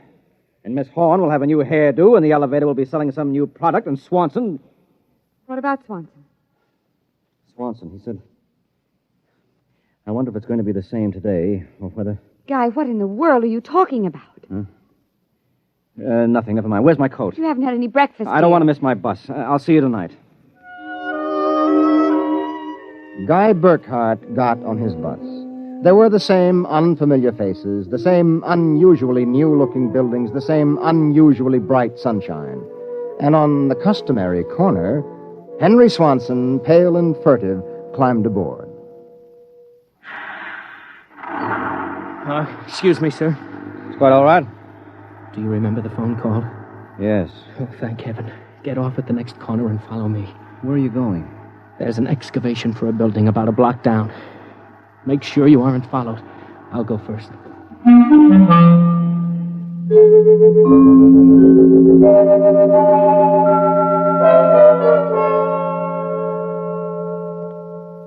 Burkhart. Here, behind the fence. All right now, Henry, what's this all about? I'm not sure. At first I thought perhaps they were Russians. Now I'm beginning to think they're Martians. No humans could have accomplished what they've accomplished. Now, wait a minute. Start from the beginning, Henry. What's going on? Look, Burkhart, peculiar things have been happening to you, right? Yes? A lot of your friends are missing. Your house seems changed. There's something stranger than that. The date. Today is June 15th. Yet I could swear yesterday was June 15th and the day before that. You got it, friend. It's always June 15th. And you and I are the only ones who know it. But why, Henry? How? I'm not sure. I think it's some sort of mass hypnosis or something. Well, why doesn't it work for us? My wife, Mary, doesn't remember a thing. Somehow, when it happened, they missed us. We were protected from the full force of the rays or whatever they used. Burkhart, where were you on the night of the 14th about midnight? Let me see, that was Sunday night. Yes. Yeah, I was down in the cellar under the boat I'm building. I was in my darkroom developing some pictures. This just doesn't make any sense to me. Russians, Martians. What makes you think that? I've seen them. Where? At the end of the tunnel. What tunnel? The one they built under Tylertown. A tunnel under Tylertown? Yes, that's right. It's made out of copper or some alloy. Copper? Wait a minute. I found a copper layer under my cellar floor last night. So did I. That's how I discovered it. I found a way to get in, too. It's at the bottom of this excavation. Holy mackerel. Henry, why don't we tell the police? Because we can't trust them. Even the police may be Martians in disguise. Oh, come on now. You're being melodramatic. Oh, am I? Well, you just come with me. Where? Into the tunnel. I'll show you.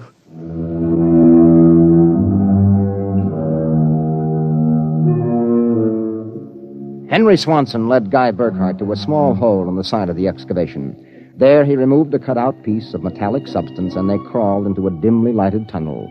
They walked for what seemed like 2 miles until Swanson held his finger to his lips. We've got to be quiet now. Henry, this is fantastic. They've got a tunnel right under the whole town. Oh, you haven't seen anything yet. There's a room a little farther down. We'll be able to look through a glass in the door. Is it safe? It's perfectly safe, unless one of them comes along. Now, come on. Okay. Here. Now, Burkhart, look through this glass. Now, just so I know I'm not completely insane, tell me what you see. Good Lord. Well? A tremendous panel with dozens of telescreens. And in front of each a servo robot. They seem to be computing something. Yes, I've watched them. They're evaluating data from the screens. Have you gotten a chance to look at the data on those screens? No. I've been afraid to go in. There might be a warning circuit somewhere. Well, if we knew what those robots were working on, we could go to the authorities. I'll risk it if you will. All right, it's worth the chance. We're lost anyway. Okay. Open the door.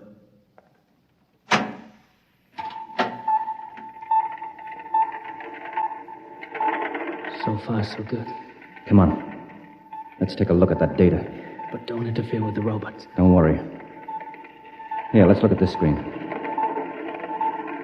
Listen to this. Tests in the 47K12 group with Marlin cigarettes pulled 80% using the soft feminine approach. Indications are that an extension of this approach would influence at least 70% nationwide. The direct elevator pitch pulled only 10%. This should be abandoned and a new series of high persuasion personal elements introduced. Henry, do you know what this means? I haven't the faintest idea. I don't blame you. This is crazy, but it fits the facts when I think about it. Do you know who's behind this? Martians? No, not Martians, Henry. Humans. What? Humans who are interested in developing the perfect propaganda machine. What? I don't know who they are or how they've done it, but somehow they've taken Tylertown over. Hypnosis. Hypnosis, drugs, maybe some kind of array or something. However they do it, what happens is that they let us live through a single day. During that day, they pour all kinds of suggestions and propaganda into us. At the end of the day, they evaluate the results, see how we've reacted. And at midnight, they wash the day out of our minds, and the next morning we start the same day over again with different stimuli. Do you know what that means, Henry? Suppose one man learned how to influence people 100%. Why, in a year, he could sell us anything from freezers to political candidates. Oh, wait a minute. We're guinea pigs, Henry. This whole community is one big test tube for Dorchin's propaganda research. Burkhardt, what do we do? I don't know, but somehow we've got to get out of this town and get to the FBI. Oh, do you think we can? It's worth a try. Come on. Wait. Huh? What is it? Look through the door. There's somebody coming down the tunnel. We've got to hide. Behind the circuit box. Wait. Good Lord, it's Dorchin, the head of the Research Institute. Shh, quiet.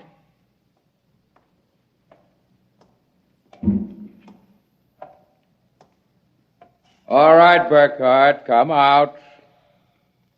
We know you're in this room. Miss Horn has informed us that you remember. I must warn you that it's useless to buck us. Come out peacefully. Let our maintenance crew adjust you properly so you don't remember from one experiment to the next. It will be quite painless. If you don't come out peacefully, we'll have to get you. Henry, take this wrench. When I give the word, jump him. But he may be armed. Well, we've got nothing to lose. Very well. I'm coming after you. Now! Burkhardt, I've killed him. Now, wait. Get his coat unbuttoned. Maybe his heart is still beating. Henry! What is it? What's wrong? Look underneath his coat.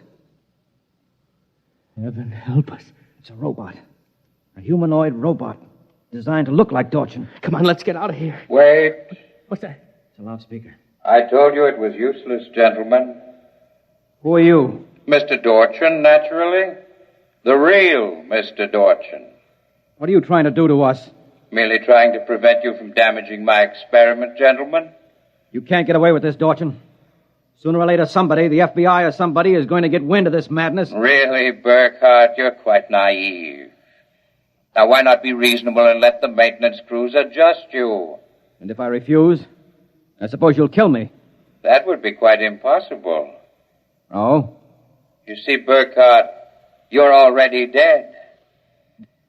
Dead? You're shocked. It's quite true. You and everyone else in this town were killed by a premature atomic blast at the Condro chemical plant. The blast occurred at 7 a.m. on June 15th. That is the last thing imprinted on your minds. That is why you wake up screaming each morning. No, it isn't true. But it is. What I and my associates did was take the brain circuits from your dead bodies. We stored them in electrochemical batteries till we had a chance to rebuild the cities and begin our tests. Do you think I believe a fantastic tale like that? I imagine you find it incredible. Of course, we didn't rebuild everything exactly. After all, it only has to last for a single day, June 15th. At midnight, we turn off the power and wash out the memory of the day. You and your friend Swanson, unfortunately, have defective circuits. You remember. Burkhardt, it's no use. We're trapped. Give up. No, not me. What can we do? We can make a run for it down the tunnel. Come on. It's useless, Burkhardt. Keep going. It's useless. Useless. Useless.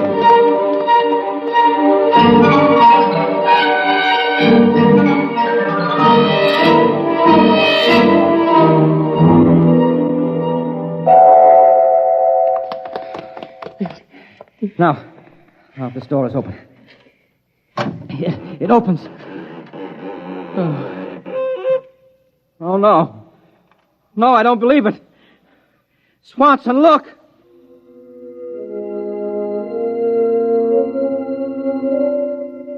They were standing on a ledge of smooth, finished metal. At their feet, The ledge dropped away into a chasm so deep they could not see the bottom. Beyond was only a glare so bright that their eyes could not stand to look into it. And yet, just at the limit of their vision, something towered. Something so huge it was almost inconceivable. Something. Burkhardt? Yes? This is Dorchin. Now do you understand why it's useless? The great looming figure moved closer. It seemed to take shape now, and yet it was so gigantic as to be unbelievable.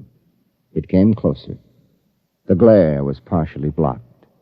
And then, Guy Burkhardt knew that the towering shape was none other than Dorchin himself.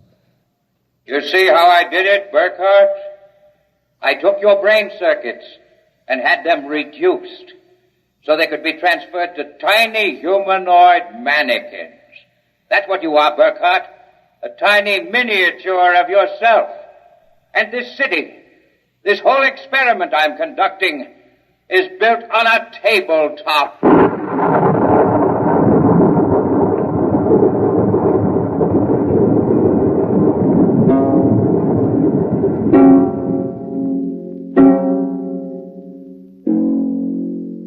It was the morning of June 15th, and Guy Burkhardt woke up out of a dream screaming.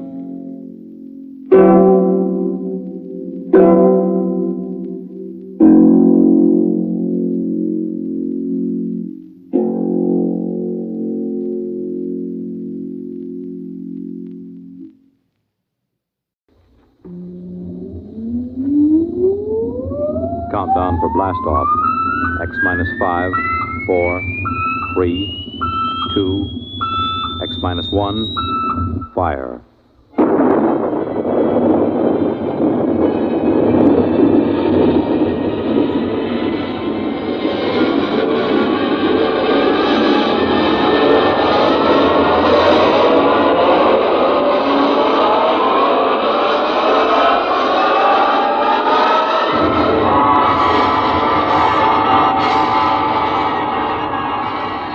From the far horizons of the unknown come transcribed tales of new dimensions in time and space. These are stories of the future, adventures in which you'll live in a million, could be years, on 1,000 maybe worlds. The National Broadcasting Company, in cooperation with Galaxy Science Fiction Magazine, presents X minus 1.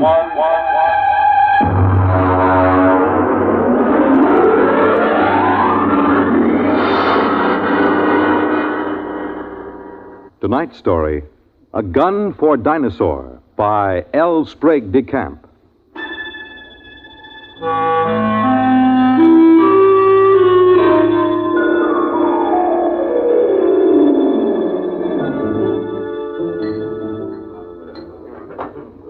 Just whiskey, please. No soda. Ice, Mr. Rivers? Good heavens, no. I have been in America for some time, but not that long. Well, to a fine dinosaur. Well, now, just a moment, Mr. Seligman. I won't take you hunting late Mesozoic dinosaur. Why not? How much do you weigh? About 9 stone?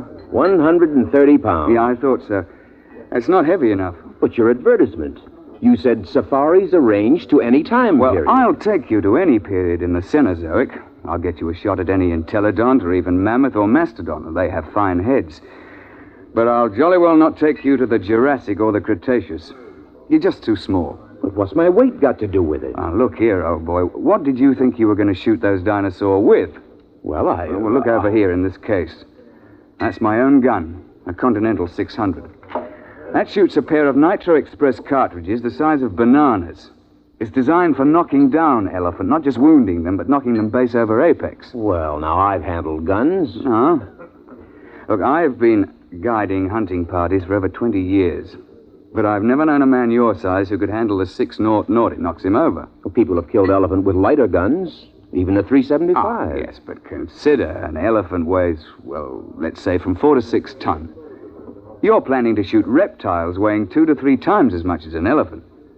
Now, I tell you, Mr. Seligman, I won't take anybody hunting Dinosaur who can't handle a 600.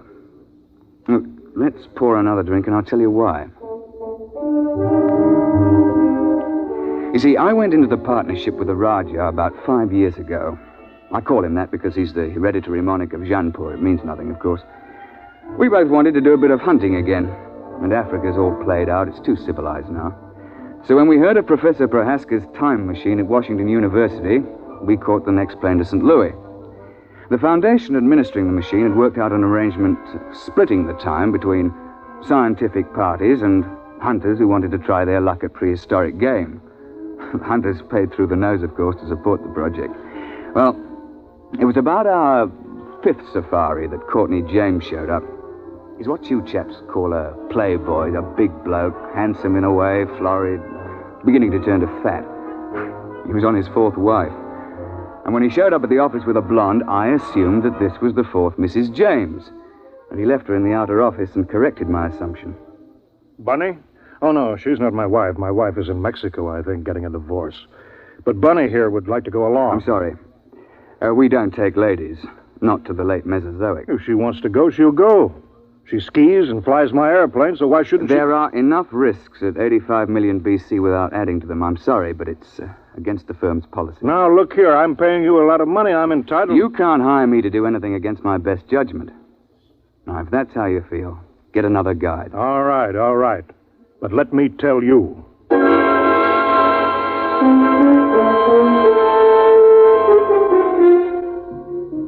Oh, it ended with my telling him to get out of the office or I'd throw him out.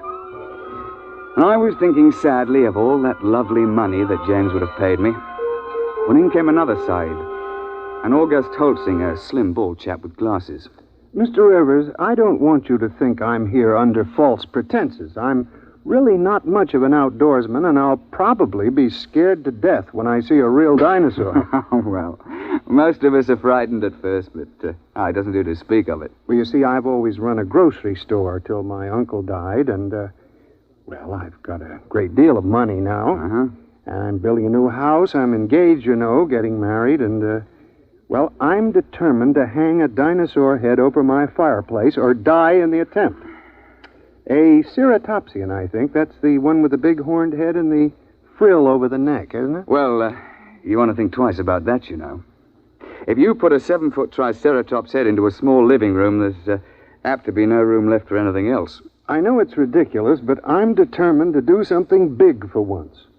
Since there's no more real big game hunting, I'm going to shoot a dinosaur and hang his head over my mantel. I'll never be happy otherwise.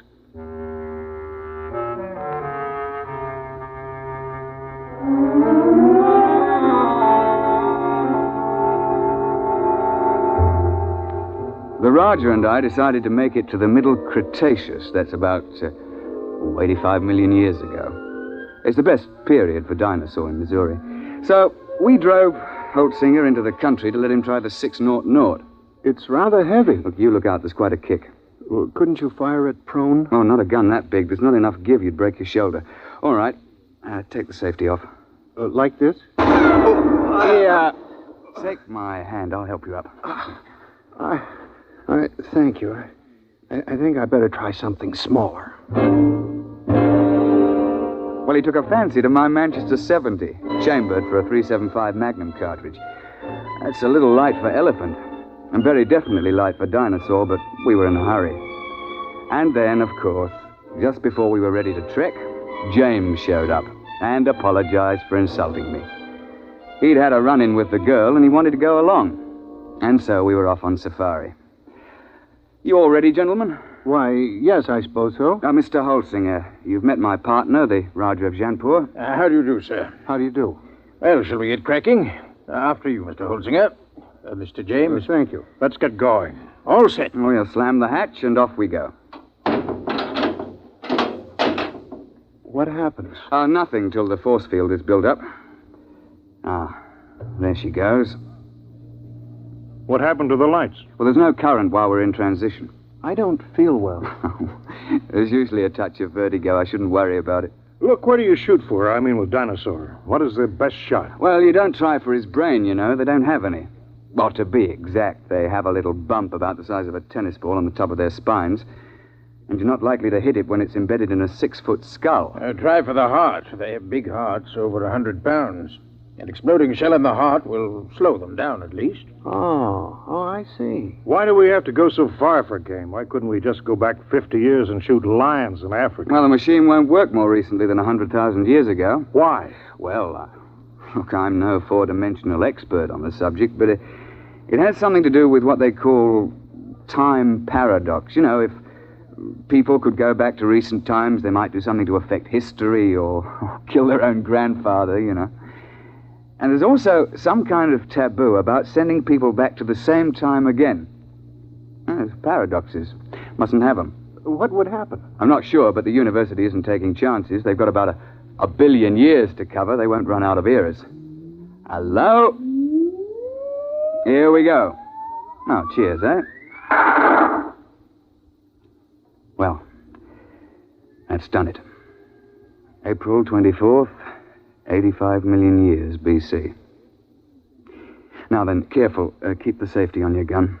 And don't shoot unless I give the word. Why? Why should we have to wait for you? Because I'm responsible for everything you do. Especially if something goes wrong. I say, Roger, open the door, will you?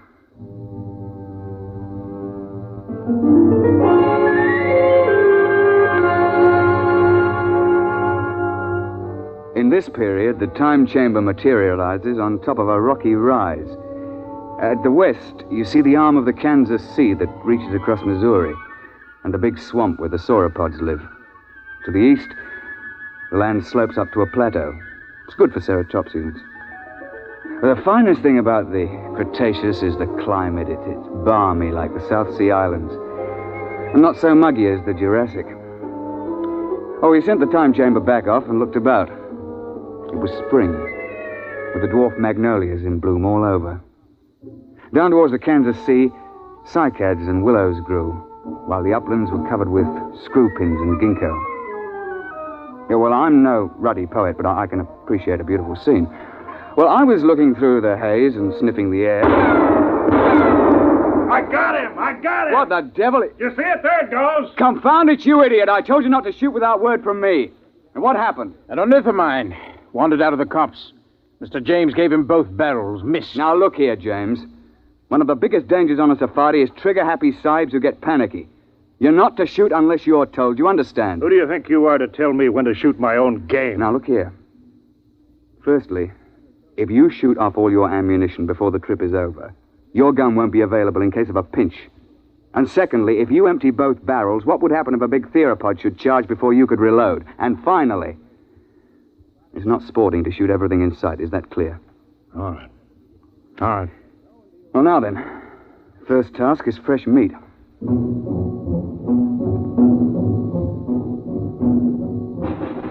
As I told you, Holsinger wanted a ceratopsian head. James insisted on a tyrannosaur. Then everybody would think that he'd shot the most dangerous game. Well, the fact is that tyrannosaur's overrated. But everybody's read about the tyrant lizard and... Well, he does have the biggest head of the theropods. Oh, and he'll snap you up if he gets the chance, no fear. Oh, we started off searching for meat. The Raja and I put the sahibs in front. We tell them it's so that they'll get the first shot, which is true, but another reason is that they're always tripping and falling with their guns cocked, and if the guide were in front, he'd get shot.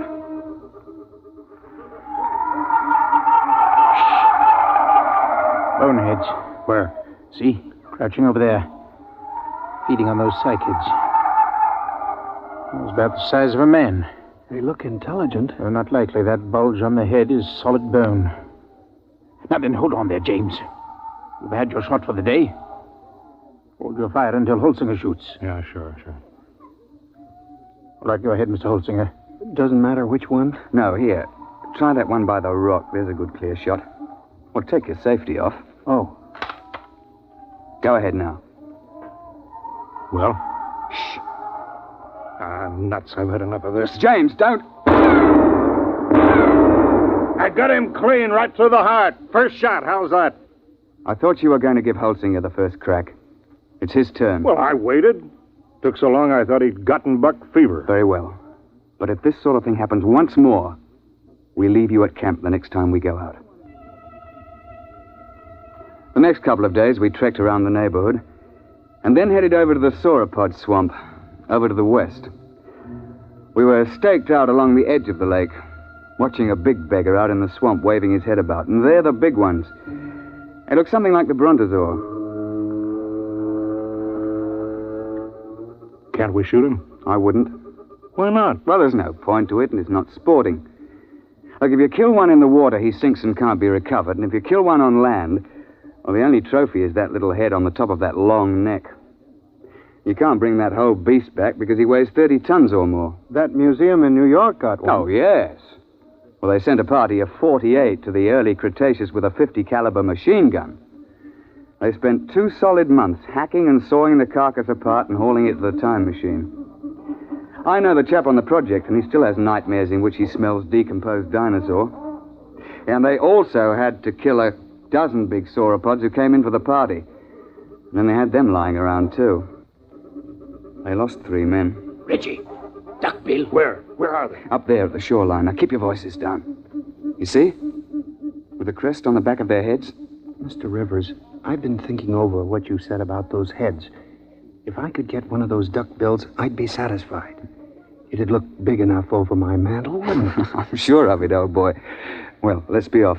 Roger, you wait here with Mr. James. Shouldn't take us long.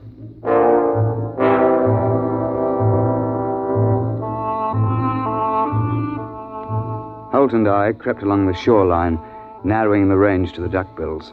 I think I can make the shot from here. I'll be ready in a minute. My shoe is loose. He's getting away. I won't get a shot. I'm afraid Mr. James has fired both barrels again. James, that's the second time you spoiled my shots. I ought Don't be a fool. I couldn't let them wander into camp, stamping everything flat. There was no danger to that. You can see that the water is deep offshore. It's just that our trigger-happy Mr. James can't see any animal without shooting. And if it did get close, all you have to do is to throw a stick of firewood at it. They're perfectly harmless. But how was I to know? I believe I mentioned it. Well, what are we on this miserable trip for, except to shoot things? There are certain rules, you know. You call yourselves hunters. I'm the only one who was hitting anything. Now, just a moment, old man. You're behaving like a confounded skite with more money than brains. I should never have brought you along. Well, that's how you feel. Give me some food and I'll go back to the base by myself. Now, don't be a bigger ass than you can help. That's quite impossible. All right, I'll go alone. I wouldn't want to pollute your air with my presence.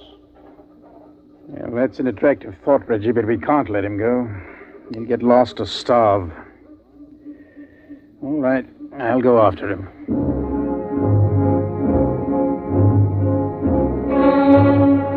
We stumbled along for several more days, James on his good behavior for a change. And on the 1st of May, we broke camp and headed north to the hills. Oh, it was hot and sticky. And we were soon panting and sweating like horses when I picked up the smell of carrion and heard the thrumming of the flies. We found a huge ceratopsian lying dead in a little hollow on the edge of the copse. He must have weighed 6 or 8 tons alive. Why couldn't I have gotten him before he died? That would have made a darn fine head. On your toes, chaps. The sauropod that's been at this carcass is probably nearby. How do you know? We see how the hide's been ripped off and the bones are scattered.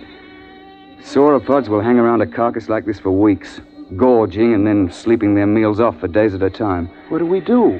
Well, that's what we came after. Look, Roger, you take Mr. James through that way, and we'll parallel you 40 feet distant. Now keep your eyes open. It'll be hard to see in these woods unless you're right on top of him.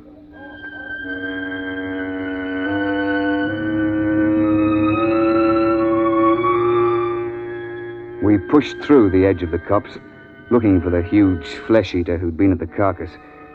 I could hear James and the Rajah pushing ahead on my right.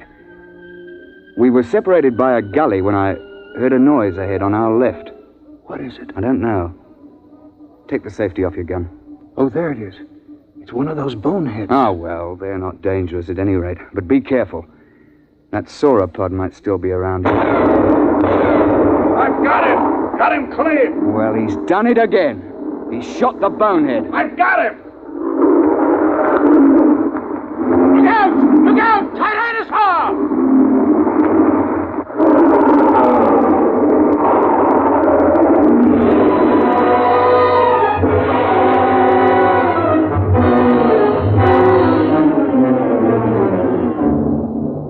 Tyrannosaur heaved his head out of the shrubbery just in front of us.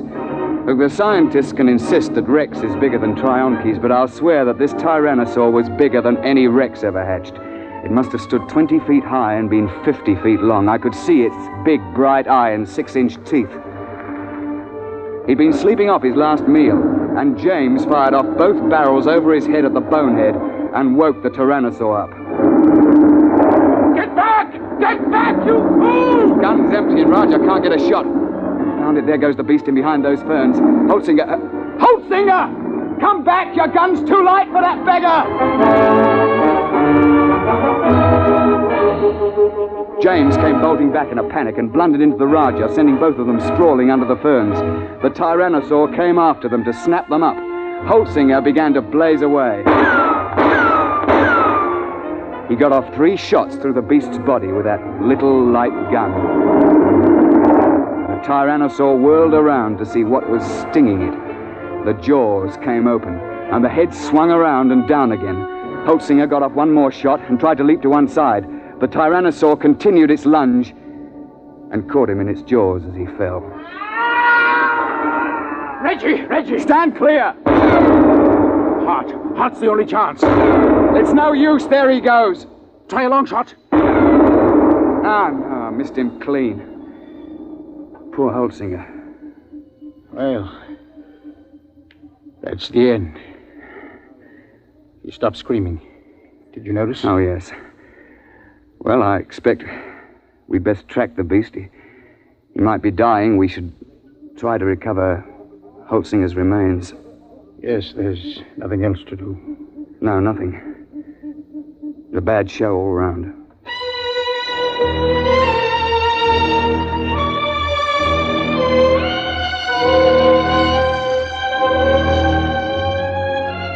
An hour later, we gave up and went back to the glade looking very dismal.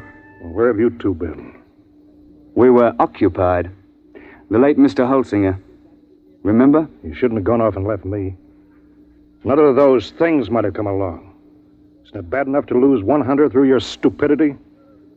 What? Sure, you put us in front of you, so if anybody gets eaten, it's one of us. That's... You stinking little swine.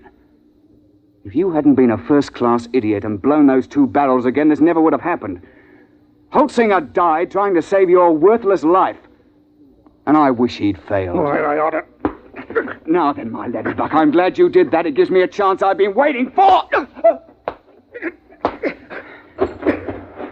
Now get up, and I'll be glad to finish off.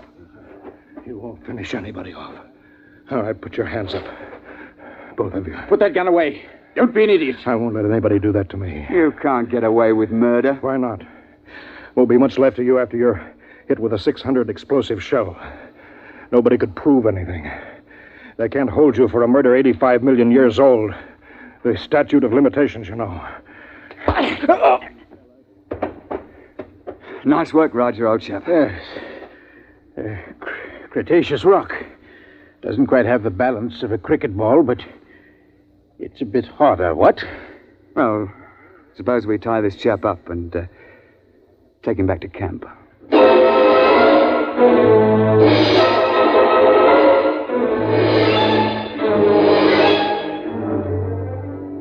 When the time transition chamber finally arrived, we fell over one another getting into it. We dumped James in a corner and threw the switches. You two should have killed me back there. Why? You don't have a particularly good head. Wouldn't look at all well over a mantle. You can laugh, but I'll get you someday. Close quarters, isn't it? Someday I'll find a way. I'll find a way and I'll get off scot-free, too. My dear chap, if there was some way to do it, I'd have you charged with Holtzinger's murder. Look, you'd best let well enough alone. No, I'll kill you. Both of you. Somehow. Cigarette, Roger? Thanks.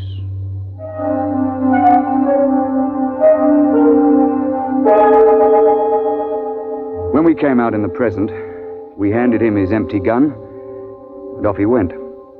We paid everybody off, found that we were broke. But quite luckily, a steel manufacturer turned up who wanted a Mastadon head for his den.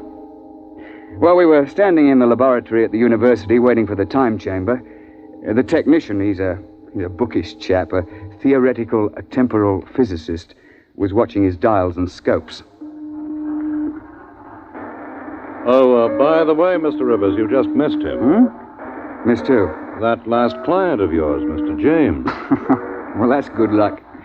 What was he doing here? Oh, he told me quite a tale. Said he'd lost his wallet back there. Said it contained some very valuable papers. It must have been valuable. He paid the university fee of $5,000 for the use of the chamber. He's on his way back there now. Back where? Well, he told me to send him back a few minutes before you arrived the last time. Then he could see himself drop the wallet. He's going to stand there and watch himself come out? Yeah, but, doesn't that create what you chaps call a paradox? What happens when a man tries to occupy the same time twice? No, we don't know. It's never been tried before. Well, we tried to warn him, but he insisted. Yes, I know. He's a headstrong chap. Still, you wouldn't think he'd chance it just for the sake of a wallet. Was he armed? Yes. He had a 375 Express. 375? Well, that's odd. He knows it's too light for Dinosaur. Yes, but not too light for a man. I say, Roger, you don't think Mr. James is lurking behind a bush back there until we show up again? And planning to pot us as we step out? That's impossible. We already did step out of the chamber and nothing happened. Yeah, but that was before Mr. James was waiting with an express rifle cocked. Hey, Doctor? What, you mean he's planning to murder the two of you? I wouldn't be a bit surprised. I don't suppose there's anything you could do to stop the process now. No, it's too late. The chamber's in transition now. Look, hadn't you better get out of here before he kills you? Well, there's no point in running. If Mr. James's theory is right, we've both been dead for 85 million years. We might as well wait and see what happens. Transition point coming up. Well, it's been quite a world up to this point. Hey, Roger? Yes, quite. Here it goes.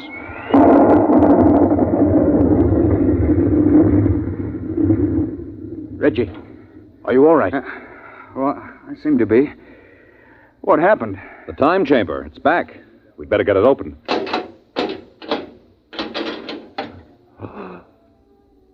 Good Lord, look at that. Ghastly, isn't it? Where did it come from? I'm not sure. But I rather think it came from the Middle Cretaceous era. It wasn't here a moment ago. Ghastly mess. Looks as if every bone was pulverized and every blood vessel burst. I dare say. But that's his gun, all right. It's James, there's no doubt of it.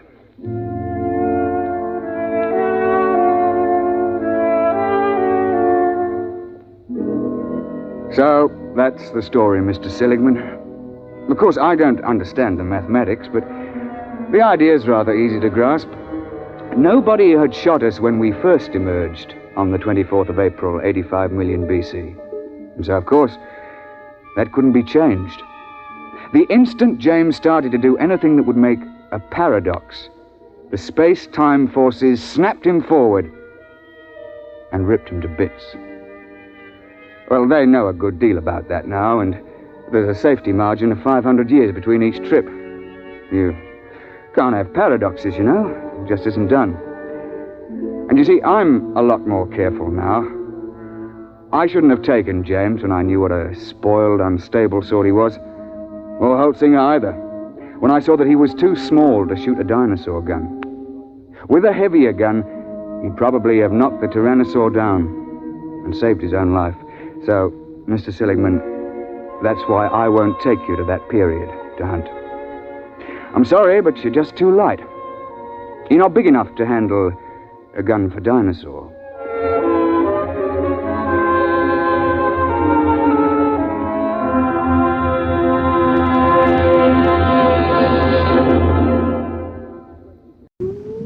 Countdown for blast off. X minus 5, 4, 3, 2, X minus 1, fire.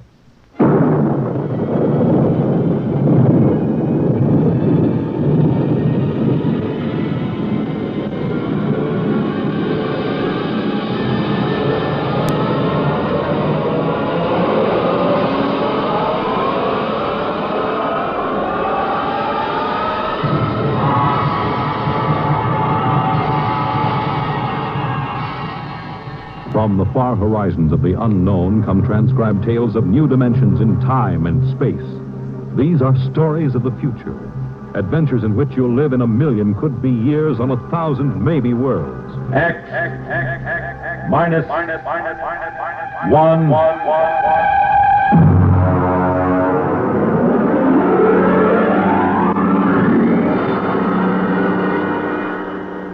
Tonight's story, The Parade, by George Lefferts.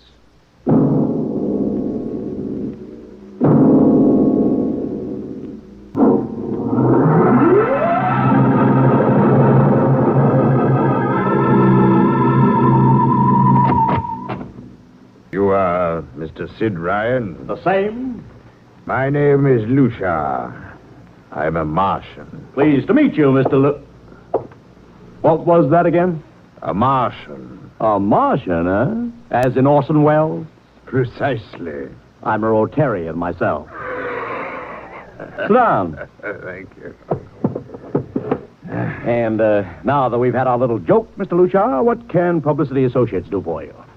It has been my observation that advertising and publicity are the very backbone of earthly civilization. Spoken like a true Martian, Mr. Lucia. Now, if you'll tell me the name of the client. The client, of course, will be the Martian. You don't give up, do you? Give up? The gag, I mean. Oliver. Oh, yes, Mr. Ryan? This is Mr. Lucia. How do you do, Mr. Lucia claims to be a Martian. Take him outside, will you, Oliver? Get the name of the sanatorium he escaped from and tell them to bring the butterfly net. Wait, sir. I'm happy to see, Mr. Ryan, that my telling you I am a Martian has approximately the effect I supposed it would have. I believe we can do business. I have here the cash retainer of $5,000. Sit down, Mr. Lucia. Oliver, get the client a cigar. Yes, sir. No, the other box. Thank you, no. Well, now, what can I do for you, sir? I wish you to manage a publicity campaign. A very large, a very important campaign. Is the product established, or is it something brand new? Oh, something quite new. Now, what would you judge to be the most effective type of campaign? Well, if the client has a lot of dough to throw around, a suspense campaign is best. First, you place ads in the paper saying, watch this space. Then, about a week later, you run an ad saying XYZ or PDQ, and you get people guessing what it means. Then, finally, when you've teased them enough, you bust loose and unveil the product. Excellent. Very well, sir. We shall conduct a suspense campaign. Of course, in this kind of campaign, secrecy is very important. Once the name of the product leaks out, it spreads like wildfire, and the whole campaign is kerfloppo. Yes, quite so. Utmost secrecy. That's right. You realize, of course, these things cost like crazy. Would, say, $1 million cover the expense? Come again? I said, would $1 million cover it? Yes, I imagine. You did say $1 million. I understood that you had handled some very large accounts. Of course, if this is too big... Oh, not at all. As a matter of fact, I seldom touch anything less. Right, Oliver? Huh? Oh, of course, that's right, Mr. Ryan. Absolutely right. Good. You will begin, then, by saturating the newspapers, the radio, streetcars, with a very simple statement. What's that? I shall write it for you. The Martians are coming. Say, that's not a bad teaser. Got that, Oliver? Yes, sir. The next ad will read, June 1st is Martian Day. June 1st is Martian Day. What happens on June 1st? The parade takes place. What parade? I wish you to arrange a parade up Fifth Avenue.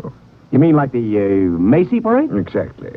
Except that the theme will be the world of tomorrow. The Martian world. My client would like it to be a gay affair. Balloons, clowns, pennants, pretty drum majorettes. Say, that sounds terrific. I might be able to interest the department stores in a tie-in. Fine. The parade will climax the campaign. On June 1st, the product will be unveiled. Good enough. By the way, Mr. Lucia, just what is the product? What are we selling? Oh, no, Mr. Ryan. Secrecy, remember? Oh, but after all all... will be revealed to you in good time, Mr. Ryan. Moment. Let us say we are selling a concept. Concept? Precisely. Concept of invasion from Mars.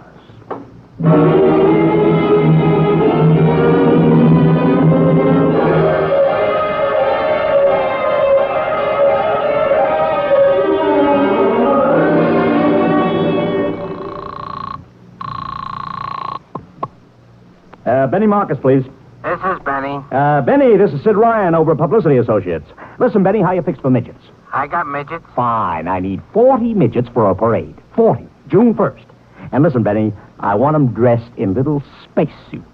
What? You know, like men from Mars, okay? Midgets. And I want some movie extras, maybe 50 of them. Also rigged up like men from Mars. Make them look gruesome. Got that? Gruesome. Also, I need some horses with pretty girls on top of them. Maybe you can get that bunch from Maroney's Traveling Circus. The ones we booked for the Fireman's Parade in Albany last year. Oh, try, Sid. And never mind the expense. Just get me the talent, okay? I gotta hang up now. Call me back, Benny. How you doing, Oliver? Oh, fine, Mr. Ryan, just fine. We got full-page ads in all the dailies and 10-second spot announcements on every local station, but it's costing a fortune. The more it costs, the bigger our percentage. Spend like you are going to the electric chair, Oliver. Yes, sir. How you making out on the parade? If it comes off, it'll be the biggest thing since Barnum invented the midget.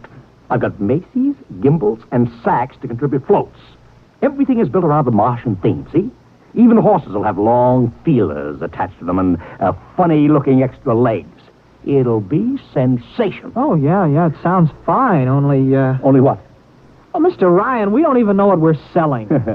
Oliver, my boy, do you think old Sid Ryan has been sitting here spending all this moolah and not putting two and two together? You mean you know who Lucia represents? Just by accident, understand. I have learned that Century Pictures is making a big new epic. A space opera entitled Invasion from Mars. Get it? Oh, I begin to see. Also, by mere coincidence, it happens to be the premiere sometime around June 1st. You follow me? But, Mr. Ryan, Century has an exclusive contract with New Features Syndicate for all their publicity. Suppose Century Pictures doesn't like the way New Features is handling their stuff. They want to get out of the contract, but New Features says no.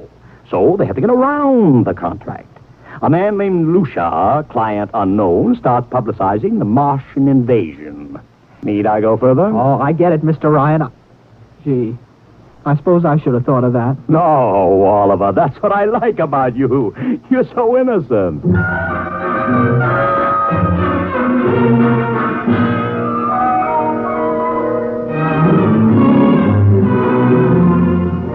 Let me talk to Commissioner Patrick, please. Sid Ryan.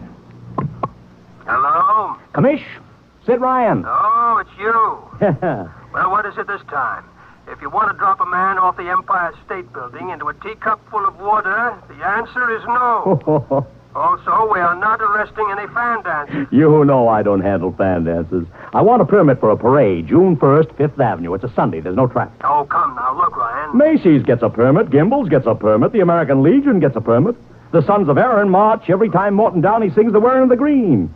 Don't give me a hard time, Patrick. This is too big. I have the 5th Avenue Merchants Association behind me. Okay, Ryan. Fill out the forms. I'll pass them along to the license commissioner. That's my boy. Oh, by the way, what's the occasion? Oh, don't you read the papers, Patrick?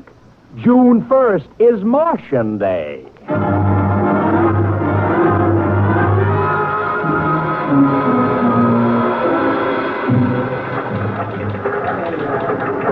Well, Mr. Ryan, how is the campaign going? Like fire, Mr. Lucia, like fire. Everybody and his brother is going along with the gag. Yesterday, we distributed 50,000 Martian hats to school kids. I even arranged for Commissioner Patrick to accept a $50,000 check for the Policeman's Benevolent Fund from the man from Mars.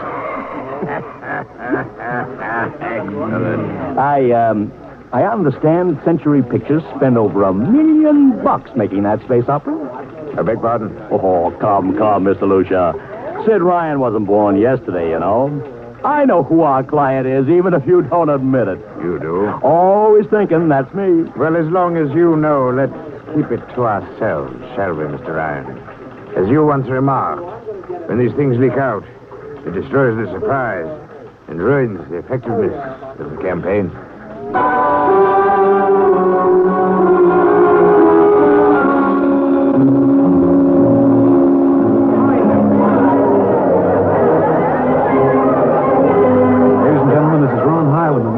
Speaking to you from our portable transmitter atop the reviewing stand for the much-heralded Martian Parade on Fifth Avenue. It's a beautiful sunlit day here in New York.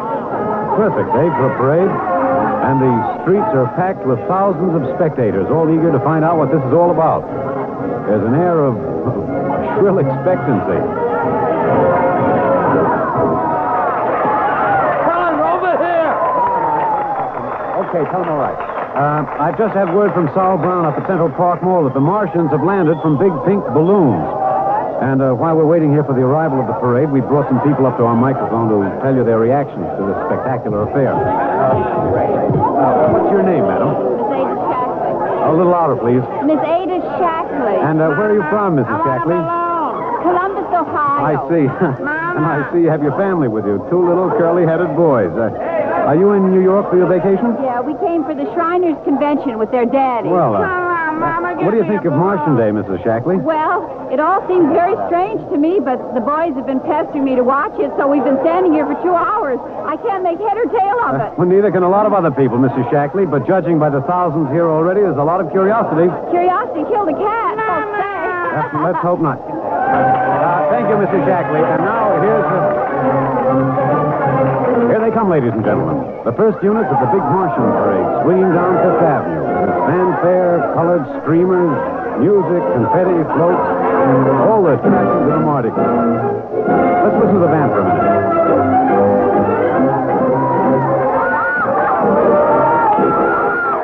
Here in the vanguard, the whole troop of little midgets in weird-looking pink and blue spacesuits, carrying Rube Goldberg weapons with signs painted on them.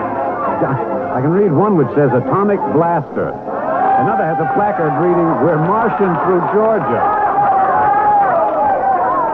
And here come the clowns, laughing and falling all over each other. They're giving free sugar candy to the kids along the way. Yes, ladies and gentlemen, this is a happy, laughing crowd along Fifth Avenue today. A true reflection of a great sense of humor and good nature that makes America the place it is. Why, only... What's this? The crowd's murmuring now. They've fallen somewhat silent. There's something coming. I'll try to get it for you. What? Ladies and gentlemen, here comes the Martian contingent. This is promised as the climax of the show.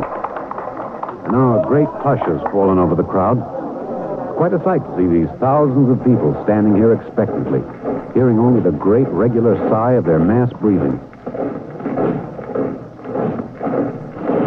Now here they come, ladies and gentlemen. The Martians, marching in booted, helmeted ranks, row after row of them. This is an impressive sight, ladies and gentlemen. And a rather serious contrast to the rest of the joyous slapstick parade we've been witnessing up until now. There are perhaps, 200 tall, broad-chested men dressed in metallic gray spacesuits with thick glass visors drawn across their faces. Each one's holding an ominous-looking ray gun at the ready position. They're marching in absolute silence, keeping steps perfectly, as though some mute, unspoken command is marking time for them. Even the children are awed by the unexpected, warlike realism of the Martian Legion. And now the first ranks of the Martians move past us, down Fifth Avenue toward the reviewing stands at the square. No one moves. There. A woman, ladies and gentlemen, just dashed out into the street. For what reason, I don't know. She just slipped through the police cordon somehow. They're after her now, but she's already reached the ranks of the marchers, and she's trying to lift the visor of one of the Martian spacesuits. Wait. She's fallen. She screamed and then fell forward in a dead faint. The Martian column keeps right on coming. Unless they break ranks, they're going to trample her. No. The policemen have got her now. They're dragging her away, out of the way. They're trying to revive her now. All sorts of rumors have begun filtering back through the crowd. Some are even whispering that the woman's dead. We don't know yet, but whatever's happened, the incident seems to have cast a slight shadow over the mood of the crowd. carefree holiday air seems to have vanished. The crowd's stirring uneasily. A little disturbed at what we've just seen. Nothing to be alarmed at, however. It just seems a shame that anything like this should happen to spoil our enjoyment of the Martian parade.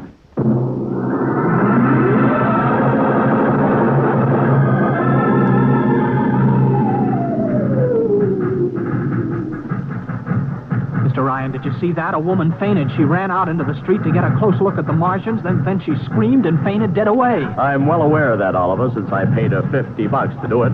What? The dramatic moment, Oliver. The stock and trade of the good publicity man. Relax.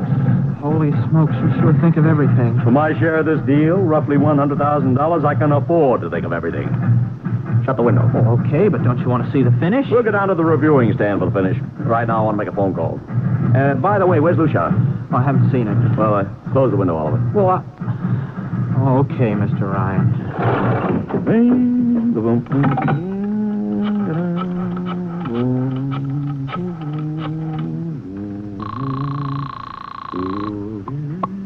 Marcus Towel Agency. Benny, this is Sid Ryan. Oh, say, listen, Sid, I was going to call you. I'm awful sorry about those Martians. What do you mean, sorry? They're terrific. Oh, don't joke, Sid. I mean it. Well, I mean it, too. They're great. Are you in a bag?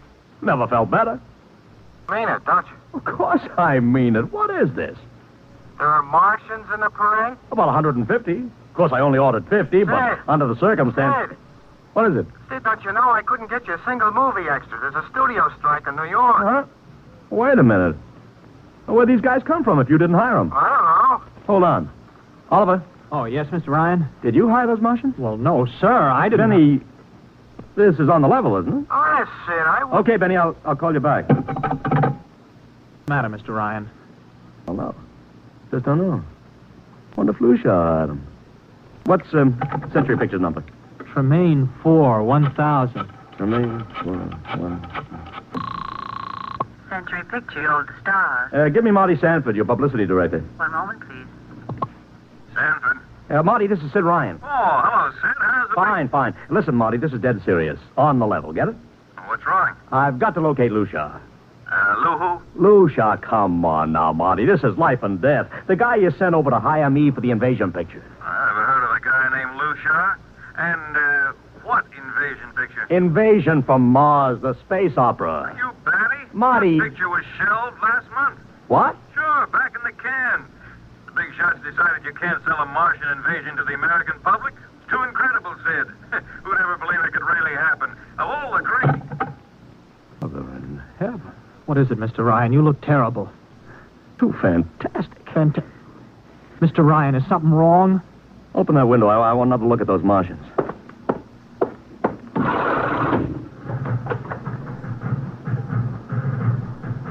Look at them. Oliver, you were in the Army. Could 150 movie extras learn to march like that in, say, 24 hours? No. Not in 24 days, Mr. Ryan. Not a second's hesitation.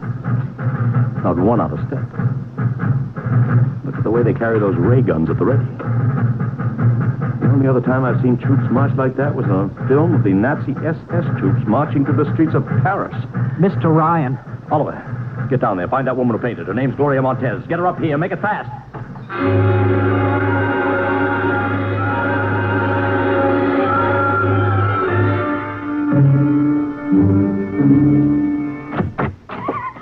Yes, Mr. Ryan. I can't get much sense out of her. Stay away from me. Okay, Gloria. You can cut out the act and relax. It's me, Sid Ryan. Gloria, settle down. Baby, it's me, Sid. It's awful. It's so big green eyes and those feelies like a catfish. Baby, snap out of it. Listen, what happened down there? You ran out and screamed like I told you, but the fainting, that wasn't in the act. Go away, please. Go away. Just one question, baby. Inside that helmet, what did you see? Anything out of her, Mr. Ryan, she needs a doctor. Okay, Oliver. I've heard enough anyway. You take care of Gloria here. Get her a drink. Where are you going? To see the commissioner. You got to stop this parade before things begin to happen.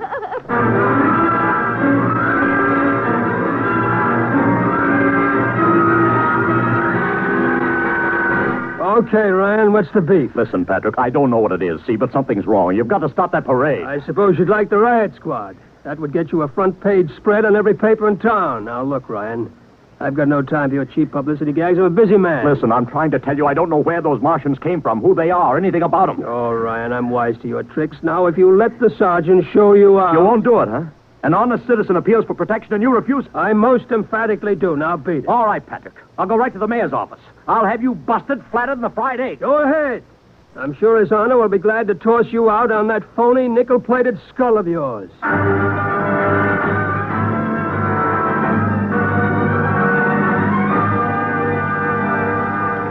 You heard me, Ryan. You can't see the mayor. Adolf, please. This isn't a gag. I don't want publicity. All I want to do is maybe prevent something horrible from happening. In case you don't know it, wise guy, something horrible's already happening. A couple of hundred little kids are in the hospital with tomaine poisoning from that phony Martian candy you passed out. What? Or didn't you know?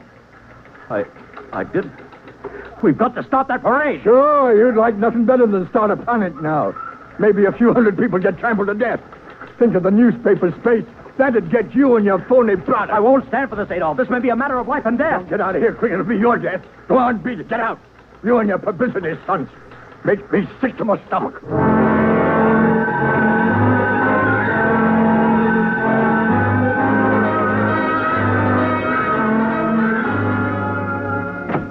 Oliver! Oliver! Oliver, where are you? Oliver! Oliver! Oliver! It is useless to scream at him, Mr. Ryan. Your friend is quite dead. Lucia. He wanted to run to the police with some story about a Martian invasion. I found it necessary to restrain him. Restrain him, you stinking murderer! Now, Mr. Ryan, collect yourself. After all our planning, it wouldn't do to have everything spoiled now, would it? Lucia, I'll stop talking and talk fast, because when you get through, I'm going to take you apart piece by piece. What's this all about? Surely you know, Mr. Ryan. After all, you've been publicizing it for months. See, before colonizing your planet, the Martian government sent some of us as scouts in advance, disguised as Earthmen, of course, to study your habits, your weaknesses. We found that the people on Earth are predominantly conditioned by advertising and publicity. So we conceived the idea of treating our entire invasion as a vast publicity stunt. Clever, yes? After all, Mr. Ryan, who would suspect an invader who advertised his invasion in the newspaper, invited the public to his surprise attack, and spent millions publicizing his plans? Holy jumping. You've done very well, you see. Then there was no product. Ah, but there is a product.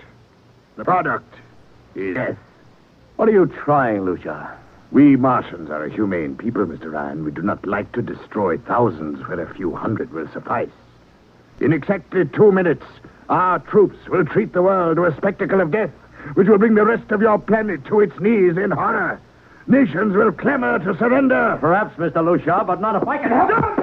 No!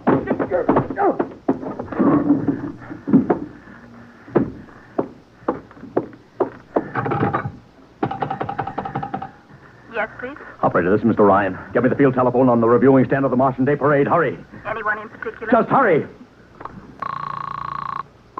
Reviewing stand. Hello? Get me Commissioner Patrick. Hello? Hello.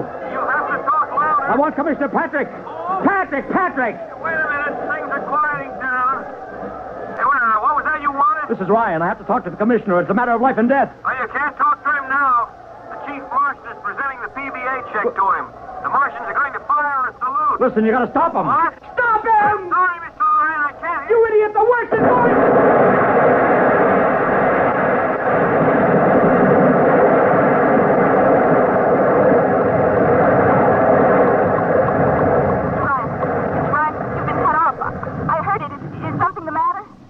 No, operator. Doesn't matter. Nothing matters now.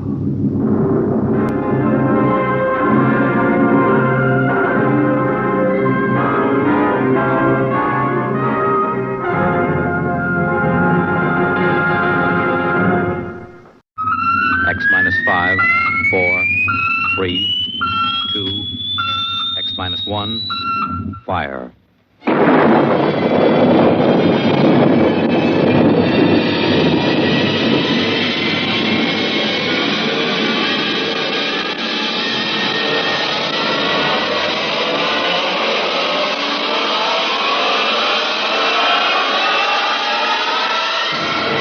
Tonight, George Lefferts's original radio drama of the 21st century, Perigi's Wonderful Dolls. The doll shop stood on a quiet Washington side street, not too far from the sprawling Pentagon building. A woman and a child waited outside, the little girl peering eagerly through the window at the dolls inside, and the woman glancing impatiently at her wristwatch, as if expecting someone who was late for an appointment.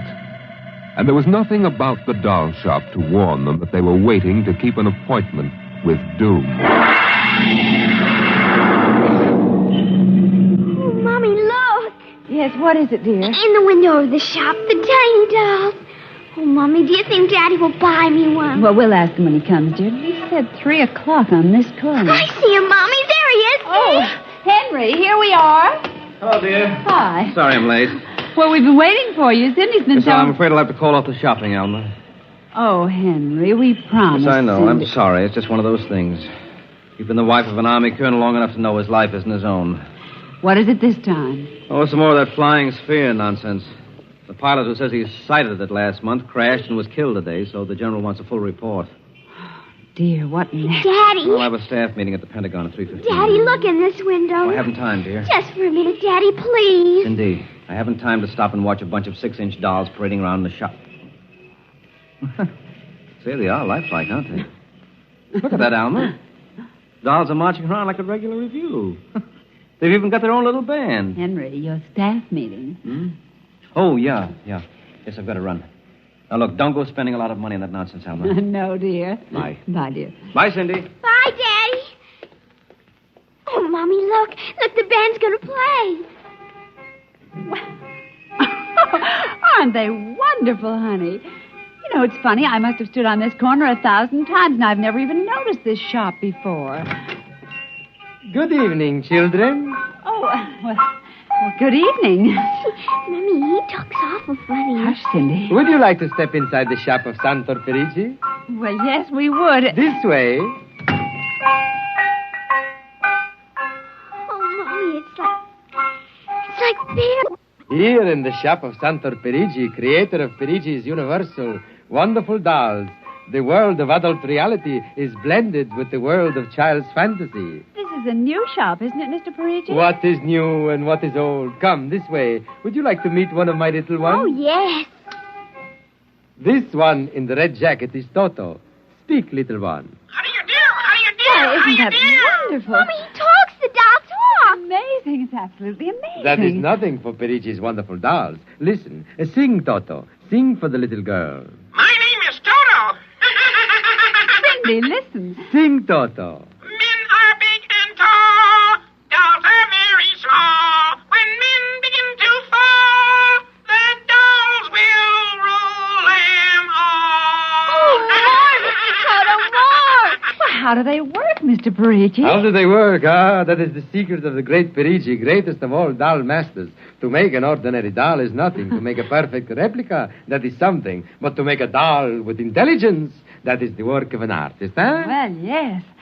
Well, they must be very expensive. Madame, when I construct a doll like Toto, I cannot bear to be parted from him permanently. So instead of selling, I rent my little people. You rent dolls? Precisely. $10. I have but one request. When you grow tired of my dolls, you must return them to me in good condition. Oh, Mommy, could we take him home? Take him home. Take him home. Take him home. Oh, look, Mommy, look. He's bowing and dancing. Oh, Mommy, he wants to come. Please, I'll take such good care of it, please. Well, honey, we'll have to deal with your father later, but... Well... Oh, Mommy! All right, wrap him up, Mr. Perigi. Oh, dear, I have a feeling when your father comes home, we'll be sorry. Be sorry, be sorry, be sorry, be sorry.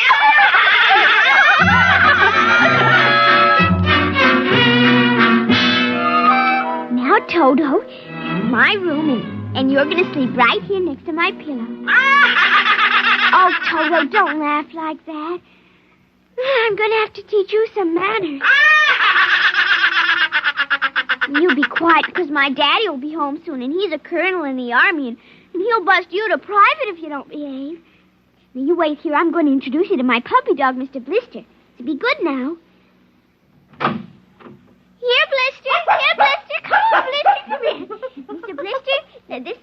Toto. Oh, dear, I don't think Mr. Blister likes you, Toto. Stop it, Mr. Blister. Come over here and shake hands with Toto, Mr. Blister. Come on now. Mr. Blister, let him go! Let go! Let go! Cindy, Mr. Blister, come over here. Why, what happened, dear? Mr. Blister tried to bite my doll. Look how frightened Toto is. Dolls don't get frightened, Cindy. But he is, Mommy. He screamed. You just imagined it, honey. But he did. Well, Mr. Blister didn't mean it. You know he's the gentlest little pup alive. He isn't. He's nasty and I hate him. Cindy, you've hurt his feelings. Kid, he tried to buy my new doll, and I don't ever want to see him again, ever. Oh, dear. All right, Mr. Blister, you come downstairs with me. Come on now. Cindy's angry at you tonight. I'll kill him. Why, Cindy, where did you hear a thing like that? Toto said it. Well, I see. Well, you've had an exciting day, honey. You brush your teeth now and go to bed. Daddy's coming home late, so we'll see you in the morning. Hmm? Good night, darling. Sleep well. I hate him, Mr. Toto. I hate him. Hate him, hate him, hate him, hate him.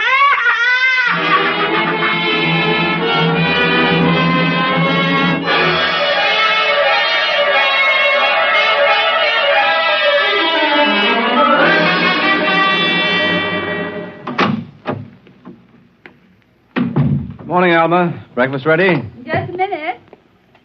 How was the staff meeting last night, dear? Oh, horrible bore as usual.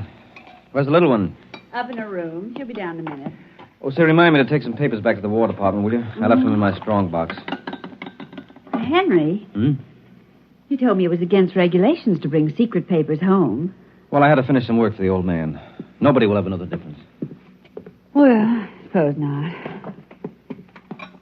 Oh, dear, would you feed the puppy before we sit down? His bowl's under the sink. Where is he? See, that's funny.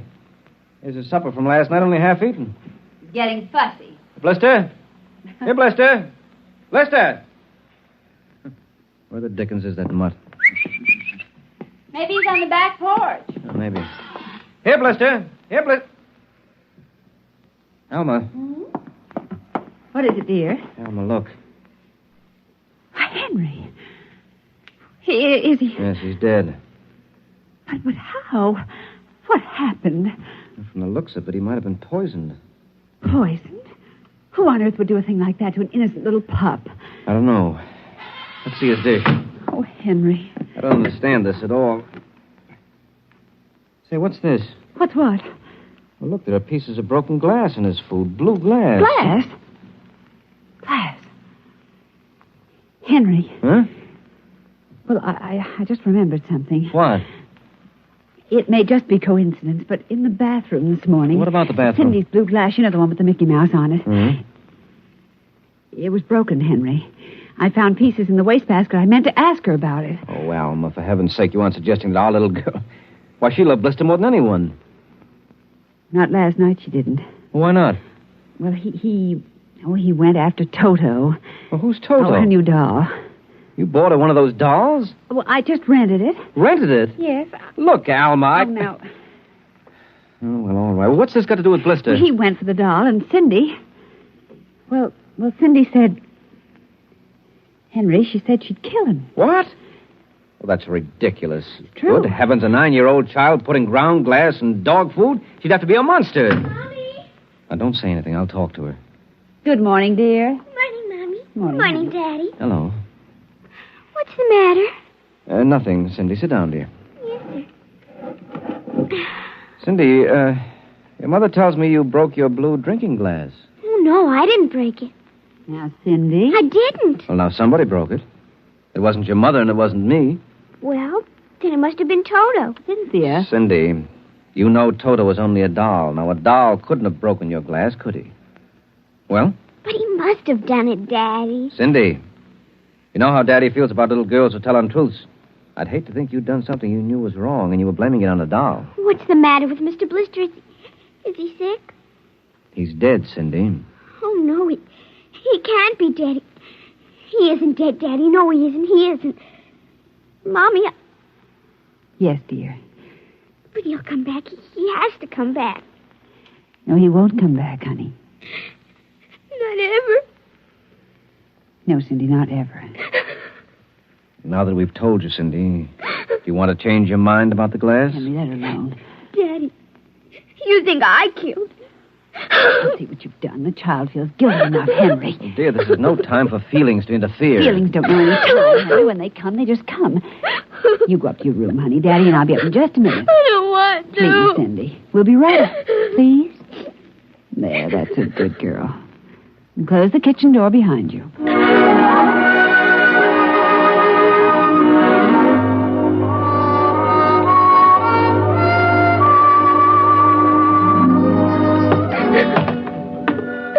Mr. Brewster's dead.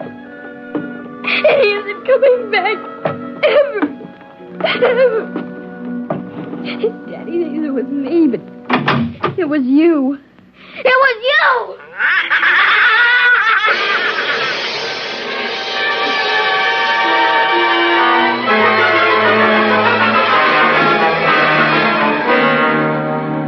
You're listening to NBC Radio's award-winning science fiction series, X-1. Now we return to X-1 and Perigi's Wonderful Dolls.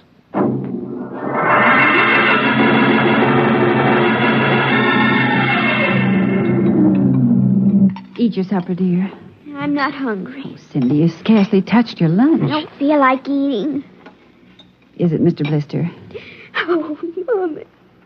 Cindy, answer your mother. Now, Henry, she'll work it out in her own way, dear. Oh, I don't know. When I was a boy, there was such a thing as discipline. Where this child is being brought up... Henry. Well, it's true. There's no respect. Lying. Oh, I don't know. Alma, what's happened to us? We were a nice, peaceful, happy family until you bought that cursed doll. Now who's blaming things on the doll? Well, it's true. Henry. You wanted to get some papers from your strongbox. What? Oh, yes. Excuse me. Will you try to eat something, Cindy? Now, darling. Yes, ma'am. Alma. Alma. Yes, Henry, what is it? Alma, it's gone. What's gone? The box, the strong box is gone. But it can't be. The door to your study's always locked, and you and I have the only key. I know all that, and I tell you it isn't there. Well, who would... I don't know, Alma. Those confidential reports, if they ever get into the wrong hands... Oh, I warned you about keeping them here. What if it ever came out in the open? Can't you see the papers? Army colonel, derelict in duty. Call the police, Henry. What, and throw my career in the wastebasket after 17 years? Well, we've got to find it ourselves. But it was there when I went in to clean this morning. Well, what about your key? Well, it's right here. I always keep it right with me. That's funny. Oh, no. But my other keys are all on the ring. You've lost it. I don't see how. Alma, how could you do it? Henry, please. Come on, we'll search the house. I can't think of anything else to do. Oh, dear, you're going to miss your staff meeting. Well, all right, never mind the meeting. My whole career goes up in smoke if we don't find those reports. Now, somebody get hold of your key and open that room. I know Cindy. Oh, let the child alone. She's been through enough. You know she wouldn't do a thing like that. I don't know anything anymore. I don't know my own child. I don't even know you. Henry. All I know is that strongbox is gone with papers that are dynamite if the wrong person gets them. The question being who? What's that? Coming from upstairs. Doodle,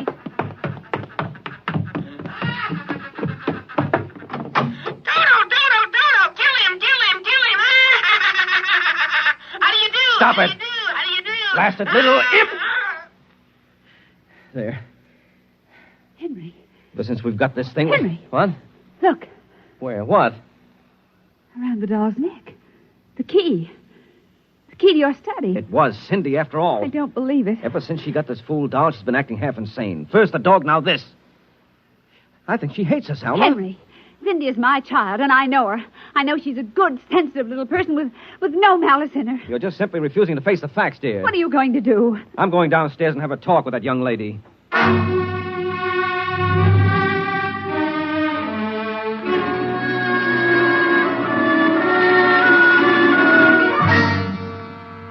Cindy, you're not telling me the truth. Oh, yes, I am, Daddy. Now, all I'm asking is that you tell me the truth. Now, where is it? I didn't take it, Daddy. Honest, I didn't take it. I suppose you're going to tell me now that a little 6-inch doll took my strongbox and hid it. Well? Cindy, I'm speaking to you. I didn't take it, Daddy. You don't understand. Toto did it. Oh, he's terrible awful. He says things. He says he's going to kill everybody. Cindy, you're inventing things. It's true. At night when I'm sleeping, he stands next to my pillow and whispers things to me. Awful things. He told me he'd kill me, too, if I told him. Alma, I think this child is sick. I think she needs a doctor. Frightened, Henry. She's trembling like a leaf. Come on, darling. We'll go up to your room. I don't want to No, go up honey, there. Mommy will stay with you. I'm afraid. He's up there. Who, Cindy? Toto. Well, he won't be up there for long. Mr. Toto is going right back to Perigi's wonderful doll shop before I lose my sanity, which means right now.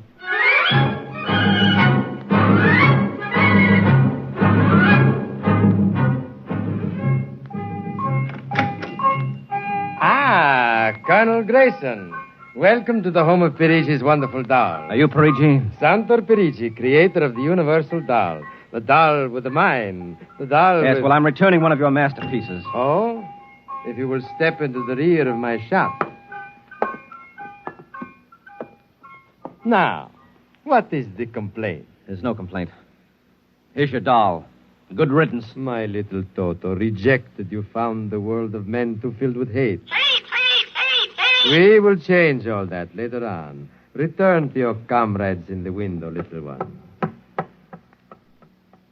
And now, Colonel Grayson? I think we have no further business, sir. Ah, but we do, Colonel. Let me see. Here it is. Do you recognize this, Colonel? That's my strong box. Where? My little Toto is very clever, sir. Are you trying to tell me your doll stole that from me? Let us not say stole. I'm merely keeping it in custody. What's your game, Perigi? Blackmail. You give me what I want, I do not ruin your career. What do you want? Information. We already know something from the reports of the War Department, reported by one of your pilots. What government do you represent? I represent Perigi's wonderful dolls, none other. I'm not so naive, sir. Perhaps I should explain. Each man hides something from the world. Each man loves something more than life. With the help of my wonderful dolls, I obtain personal information which enables me to control the men who control the world. Men like you. Hand over that strong box. I warn you, I have a gun. Give it to me. You are being foolish. Put down that walking stick. Now. No closer. Now.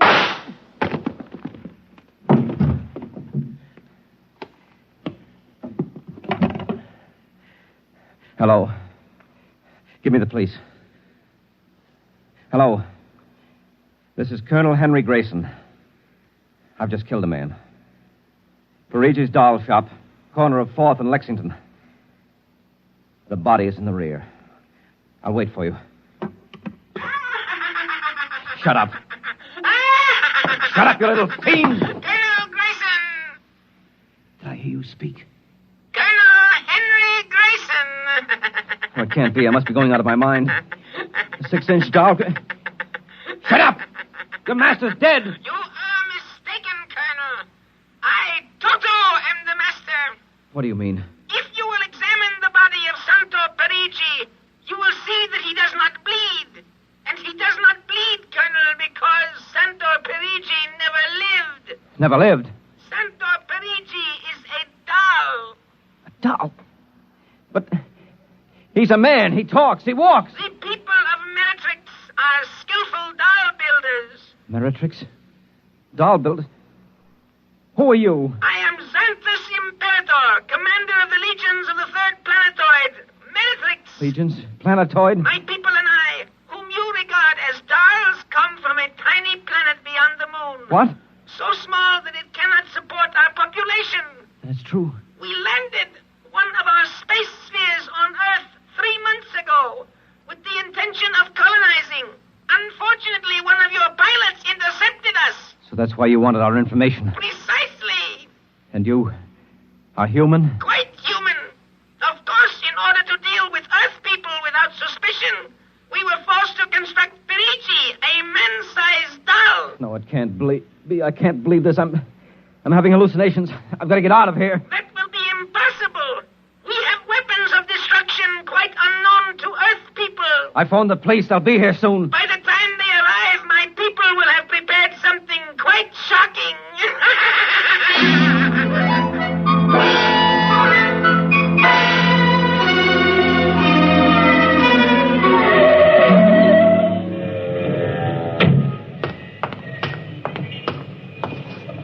covered, Brian. Okay, Sarge. All right. You the guy who turned in the call? Yes, that's right, Sergeant. Where's the body? Well, you see, it isn't exactly a body. What do you mean? It's a doll. What? Now, wait, you've got to let me explain. I know this sounds fantastic, but I've stumbled onto an unbelievable plot. Yeah? Keep talking. Well, you see, these little dolls, they aren't really dolls. They're tiny people. Now, there's a big doll named Santor Perigi. They're using him as a front to run the shop. He's off his trolley, Sarge. Now, look here. Now, listen, mister, we got to call it. There was a murder here. Now, if there was one, where is the body? Well, it's behind the curtains in the back. Only, you see, it isn't really a body. It's a big wax dummy. It's all part of their plot to gain control of the world. Holy smoke, he's really off his rocker. Now, look, if you don't believe me, I'll prove it to you. Come here. Look behind this curtain, and you'll see the dummy lying on the floor. Welcome, gentlemen. Are you looking for something? Perigi.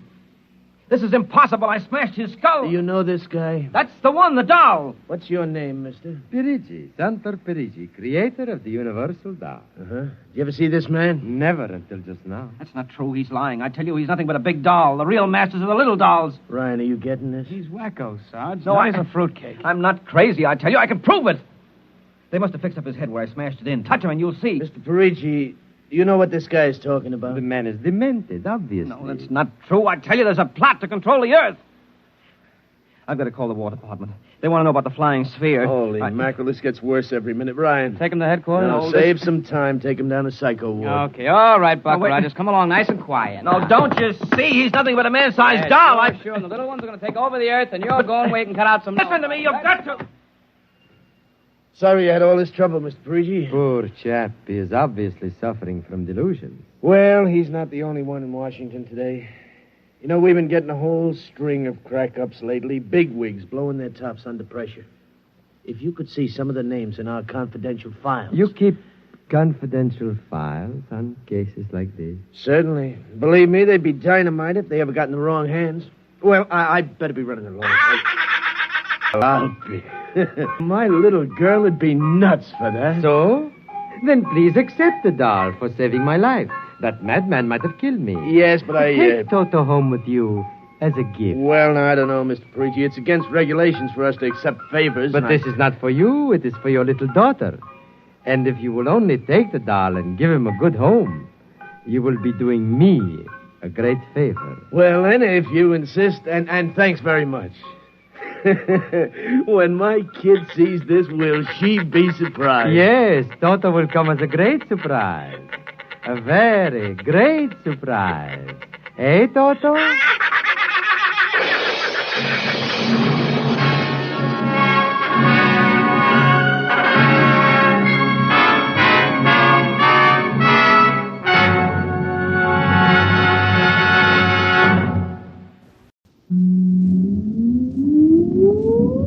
Countdown for blast off. X minus 5, 4, 3, 2, X minus 1, fire.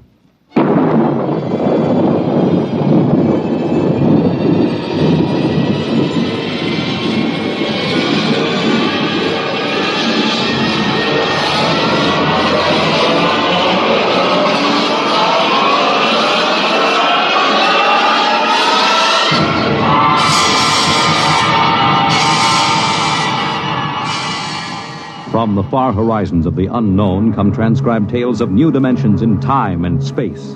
These are stories of the future, adventures in which you'll live in a million could-be years on 1,000 maybe worlds.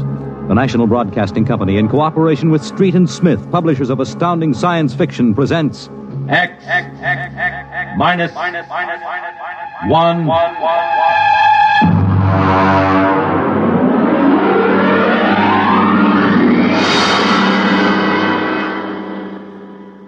Tonight's story, Time and Time Again, by H. Beam Piper.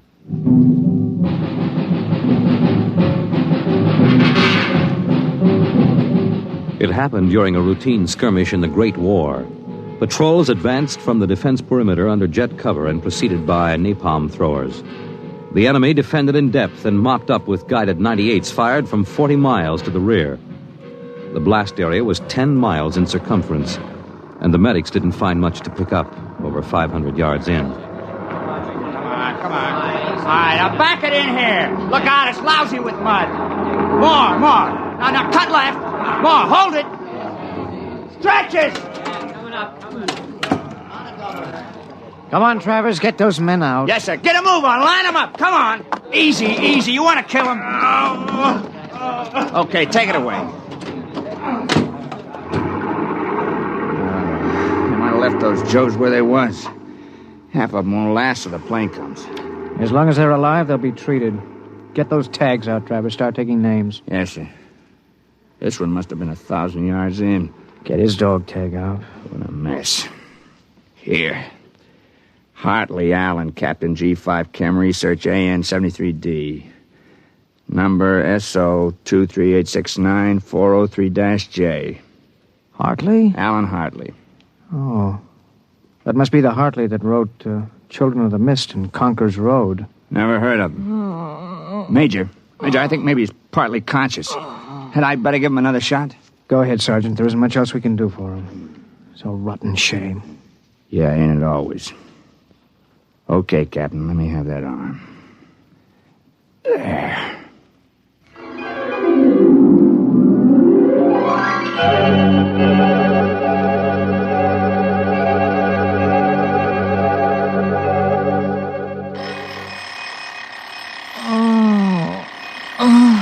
Alan! Alan! Oh, God. Down. Get up, Alan. Can't stay in bed all day. I remember that. Clear as if it were real. Up and at him. Hit the deck. Remarkably vivid. It's strange. Alan, are you all right? I'm all right. What's wrong with my voice?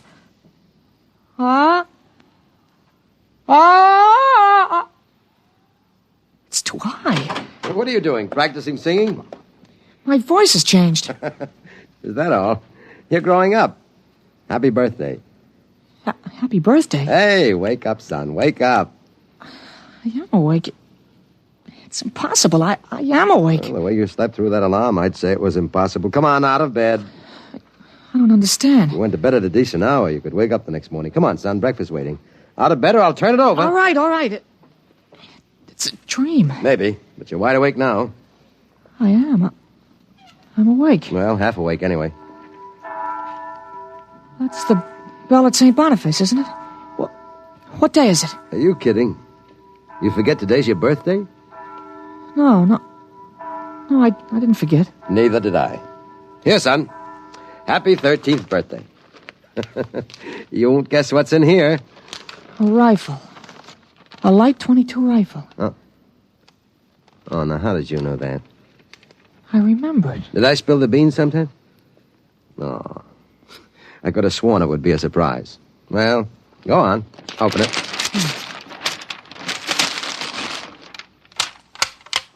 You like it?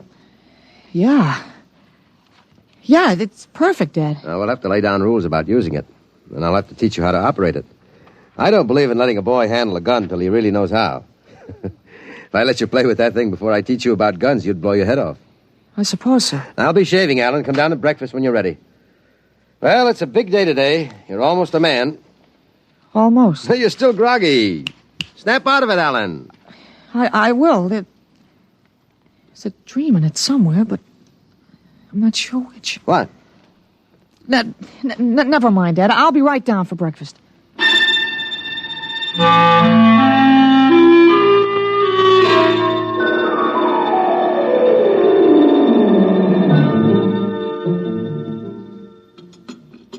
What you going to do today, son? I want to do some reading this morning, I guess. That's always a good thing to do. After breakfast, suppose you take a walk down to the station and get me a Times. Didn't it come? What, the Times? Well, they don't deliver. Be a good idea, though. Maybe I'll talk to Sam Ashburn about it. Here's a $50, Alan. Get anything you want for yourself out of the change. Thanks, Dad. Finish your milk before you go. Sure, Dad. Thanks for the money. You're big enough to handle it now. Hurry back. I'd like to finish the crossword puzzle before lunch.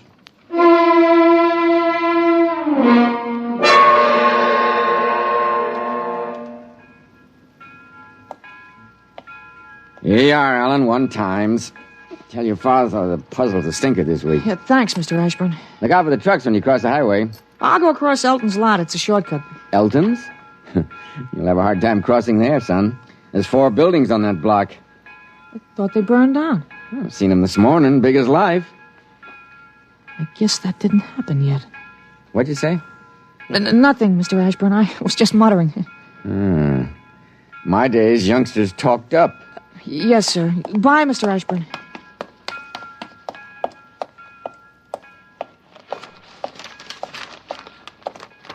Monday, August 6th, 1945. Okinawa 1.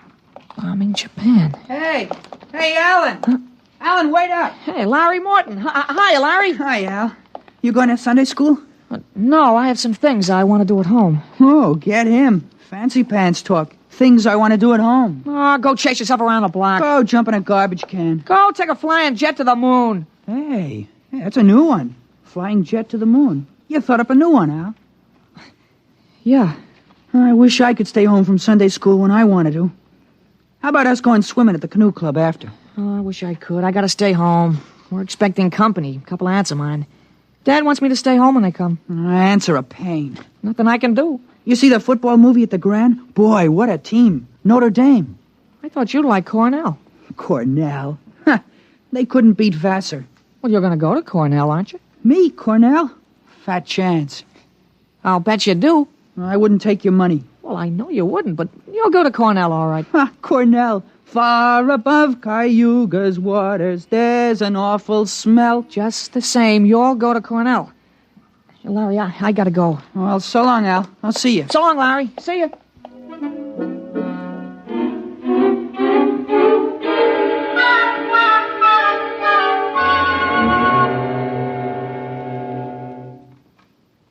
I'm stuck in this corner. 7-letter word that makes in proportion. Titrate. Huh? Tight. T-I.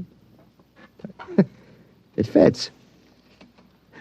Now, how did you know that, Alan? That? I read it somewhere, I guess. Oh. What you reading now? Tarzan again? No, not Tarzan. It's refreshing to see you with a book. Sometimes I think I ought to forbid comic books in the house. Yeah, they must be raising the devil with those bombing raids in Japan. How long do you think the war in Japan will last, Dad? Oh? I'd say to the middle of 1946. They'll have to invade those islands foot by foot. I don't think so, Dad. I wouldn't be surprised if the war was over very suddenly. How, by magic? There isn't a thing on earth will make those Japanese surrender. You expect somebody to make a pass and it'll be all over by this afternoon? Something like that.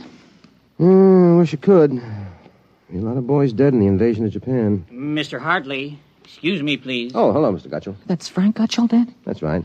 Excuse me. I didn't mean to disturb you, Mr. Hartley. It's all right. Lovely day, isn't it, Mr. Gutchell? Mr. Hartley, the Lord's Day is always beautiful. Of course, Mr. Gutchell.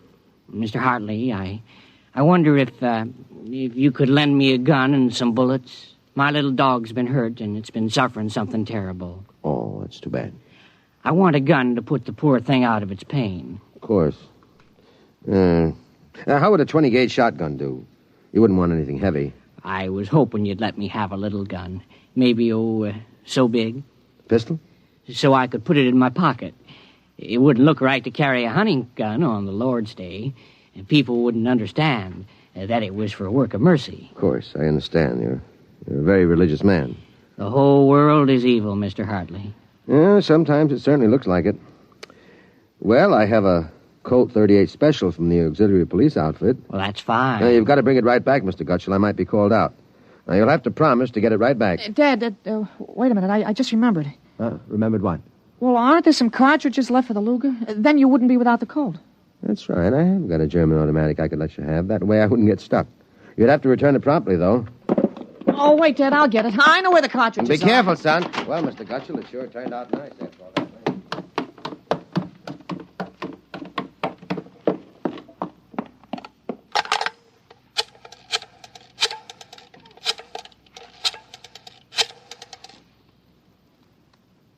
Hello, police headquarters. This is Blake Hartley. Frank Gutchell, who lives on Campbell Street, has just borrowed a gun from me, ostensibly to shoot a dog. What? No, he has no dog. He intends shooting his wife. Now, listen, he'll walk home. If you hurry, you can get a man there on time. What? No, but I wish you'd get my pistol back to me. It's from the First World War. All right, then you'll take care of it. Goodbye.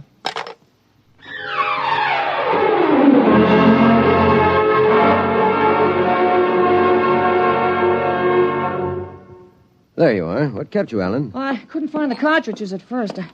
I'll show Mr. Gutchell how it works. It's all loaded, ready to shoot. This is the safety. Just push it forward and up. There are 8 shots in it. Did you load the chamber, Ellen? Sure, it's on safe now. You understand how it works, Mr. Gutchell? Oh, yes, I understand. Thank you, Mr. Hartley. Thank you, Sonny. Goodbye. Goodbye, Mr. Gutchell. Return the gun when you're done. Yes, I'll be done with it soon. Goodbye. Alan, you shouldn't have loaded that gun. I guess it's all over now. I had to keep you from fooling with it. I didn't want you to see I took out the firing pin. You what? Gutchell didn't want that gun to shoot a dog. He's a fanatic. He sees visions, hears voices. The voices probably put him up to this. Well, I'll submit that any man who holds intimate conversations with disembodied spirits isn't to be trusted with a gun. What are you talking about? While I was at it, I called the police upstairs. I put a handkerchief over my mouth and told them I was you. You? Well, why did you have to do that? I couldn't have told them this is little Alan Hartley, 13 years old. And suppose he really wants to shoot a dog. What kind of a mess will I be in then? No mess. If I'm wrong, which I'm not, I'll take the rap for it. Dumb kid trick, you know. But if I'm right, you'll have to front for me. They give me a lot of cheap boy hero publicity, which I don't want. This is crazy, Alan. This is absolutely crazy. Maybe. We'll have the complete returns in 20 minutes.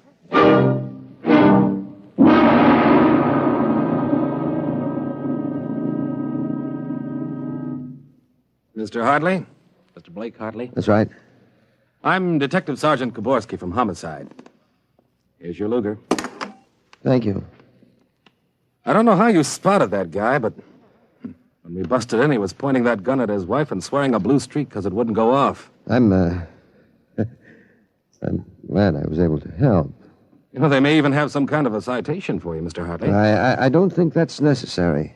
In the department, we figure a little publicity never hurt nobody. Even a lawyer, huh? I really would prefer it if you kept quiet. Well, whatever you say. We'll want you to drop around in the morning for a statement. I'll be glad to. Well, goodbye. Goodbye, Sonny. Goodbye, Sergeant. Why don't you take the citation, Dad? Well, you were right. You saved that woman's life. Now, let's see you put back the firing pin. Sure. Here. All right, Alan. Suppose we have a little talk.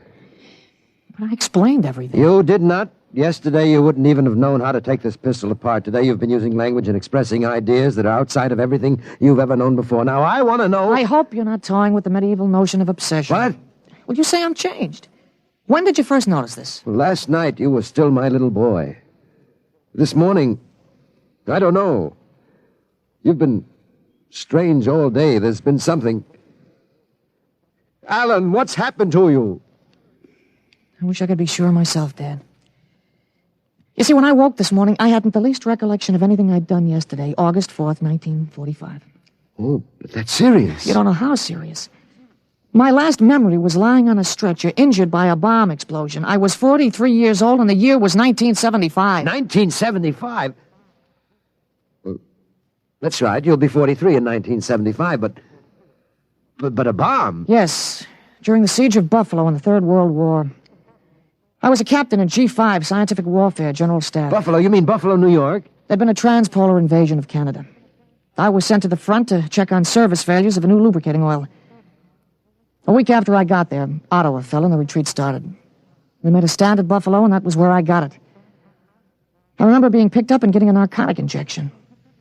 The next thing I knew, I was in bed upstairs, and it was 1945 again. And I was back in my own 13-year-old body. Oh, Alan, you just had a nightmare to end all nightmares, that's all. I thought it might be that at first, but I rejected it. It won't fit the facts. But it's ridiculous, all this Battle of Buffalo stuff. You picked up something listening to the radio. All the commentators have been going on about another war after this one. You've just got an undigested hunk of H.V. Kaltenborn in your subconscious, that's all. But that isn't everything. I remember 4 years of high school, 4 years at Cornell, 7 years as a reporter on the Philadelphia Record, 3 novels, Children of the Mist, Rose of Death, Conqueror's Road. You think a 13-year-old can dream up all that stuff? But it's the only possible explanation. Maybe, but I can speak 5 languages today that I couldn't yesterday. French, German, Chinese, Russian, and a little Spanish. Although I've got a Mexican accent you could cut with a knife. But how did it happen? Alan, I can't believe it. All I know is here I am. I've been reading up on time theories. Nobody seems to know much about them. Evidently, time exists parallel as another dimension, and I got kicked backwards along it. But how? Oh, it may have been the radiations from the bomb or the narcotic injection, or both together. But the fact remains I'm here with full knowledge of my future identity. This is quite a shock, Alan. But you do believe me, don't you? Yes, I suppose I must. You seem so strange, as if you weren't my son. I'm your son, all right. Same body as yesterday. I've just had an educational shortcut. Wait a minute. If you can remember the next 30 years, suppose you tell me when the war is going to end. This one against the Japs, I mean. Oh, sure. Well, the Japanese surrender will be announced at exactly 7:01 p.m. on August 14th. That's a week from Tuesday. A week from Tuesday? You better make sure we have plenty of grub in the house by then. Everything will be closed up tight till Thursday morning, even the restaurants. I remember we had nothing to eat in the house but some scraps. A week from Tuesday. And that's pretty sudden, isn't it? Not after today. What do you mean? What happened today? Oh, plenty. What time is it, Dad? That's 11:16. Is your watch right? Well, to the seconds, why? Well, it'll come at exactly 11:17:40. What'll come? The radio announcement. What are you getting at? Something important on the radio? Well, we'll see. Well, don't bother, Dad. It won't work. I remember we had a tube burned out. There is something wrong. When is this announcement of yours? Now I remember it. I memorized it in journalism school in 1954. What time is it? 11:18 o'clock. We're breaking into the program now. President Truman has just announced that an atomic bomb has been dropped on the Japanese industrial city of Hiroshima. The bomb was dropped 16 hours ago, and the announcement was delayed to ascertain the results of the explosion. A man named John Howard Peterson read that announcement from the Washington newsroom with NBC. I don't believe it. No? Well, listen. That's the Bergplatt factory whistle. And the bells of St. Boniface. Now, next, the whistle at the volunteer firehouse. You like it? Then it's true. It's true. Sure. Then Larry Morton came by on his bicycle. Hey, Al. Al, you hear? You hear about the bomb? An atomic bomb. Yeah, we heard. Boy, atomic bomb. Oh, boy. I gotta go find my puppies on the golf course. Bye, Al. Bye, Mr. Hartley. You knew. You knew about it. The next bomb hits Nagasaki. I thought that stuff about atomic energy was so much fantasy. Was that the kind of bomb that got you? Oh, that was a firecracker to the one that got me. It was a guided 98. Exploded 10 miles away. And that's going to happen in 30 years? I remember it. How about... Well, how about me? Oh, wait. Never mind. I don't think I'd better know when I'm going to die. I couldn't tell you anyway. I had a letter from you just before I left for the front. You were 78 then, and you were still hunting and fishing and flying your own plane. But another war. And fought on American soil. Oh, Ellen, I wish this hadn't happened to you. It happened. I remember it. But if I can help it, I'm not going to get killed in any battle of Buffalo. But if you remember it, if time exists as a parallel dimension, then every tick we're getting closer to that Third World War. Dad, you know what I remembered when Gutschall came to borrow that gun? No, I suppose that you suspected him and warned me. No, that wasn't it. The first time when I was really 13, I wasn't home. I'd been swimming at the canoe club with Larry Morton.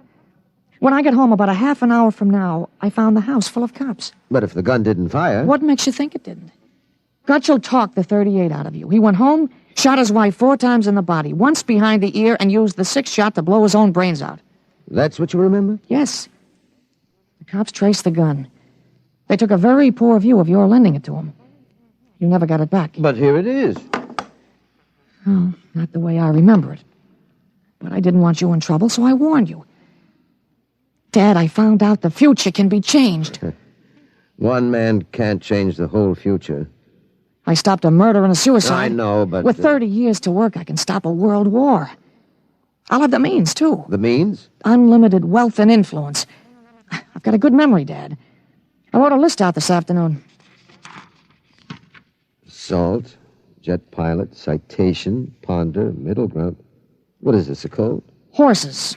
That's a list of Kentucky Derby winners from 1946 to 1970. Huh? You sure? Oh, I learned that list on a bet at the Officers Club in Cincinnati in 1971. Assault paid 8-1. You figure out what we can take in. But gambling? Oh, this isn't gambling. It's a sure thing. When we get rolling, we'll make the Rockefellers look like pikers. Assault at 8-1. Mm-hmm. I suppose I could scrape up $5,000. In 10 years, that'll make a lot of money. Any other little thing you have in mind, Ellen? Well, by 1952, we start building a political organization here in Pennsylvania.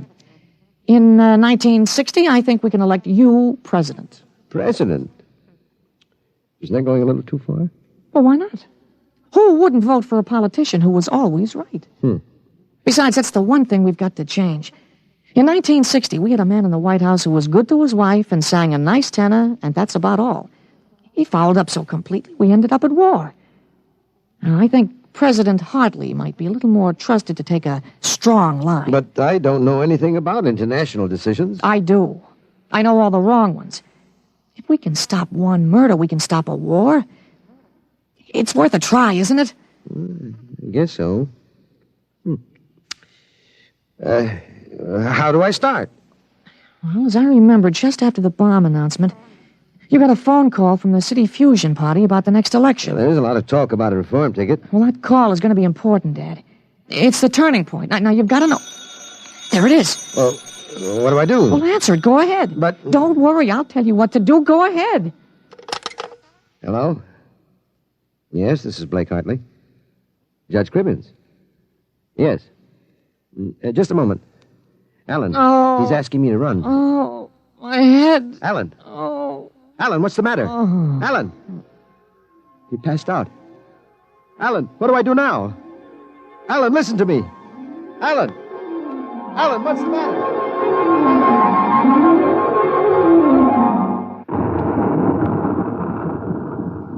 Captain Hartley. Captain Hartley. He was all right, Doctor. I gave him a shot and he was all right. Well, he's dead. All right, Sergeant. Make out the tag. Hartley Allen. Captain. Dead April 8th, 1975.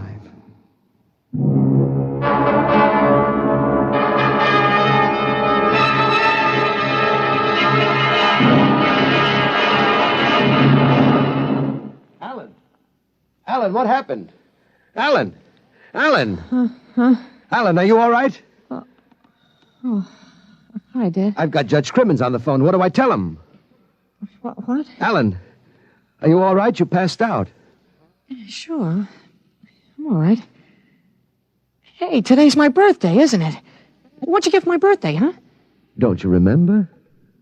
The Third World War? What Third World War? Gee, Dad, what's the matter? You're looking at me funny. You don't remember. You're back again, aren't you? Back to 13 years old. Sure, I'm 13 today. For corn's sake, Dad. You must have died up there. It was only a mind transfer. That means I'm on my own. I have to do it myself without your help. Help for what? If it's the grass, I said I'd cut it tomorrow. No, it's not the grass. I've got to save your life, Ellen. I can't let you die that way in 1975. You're talking about, Dad? You sound goofy. I've got to change it all by myself. Change what? Never mind, Alan. You don't know yet. Come on. Let's have lunch. Sure, Dad, but now, how about my present now? What'd you get me for my birthday, In a minute, son. Go on in. Okay, well, hurry up, Dad, huh? Sure, all right. Now, where did I put that list of horses?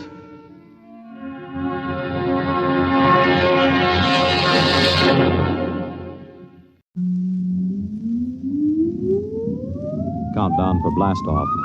X minus 5, 4, 3, 2, X minus 1, fire.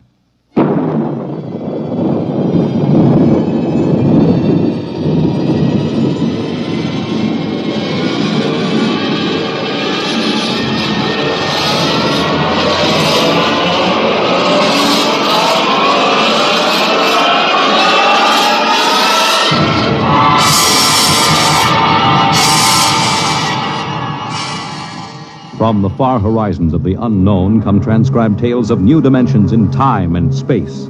These are stories of the future, adventures in which you'll live in a million could-be years on 1,000 maybe worlds. The National Broadcasting Company, in cooperation with Street and Smith, publishers of astounding science fiction, presents X minus 1.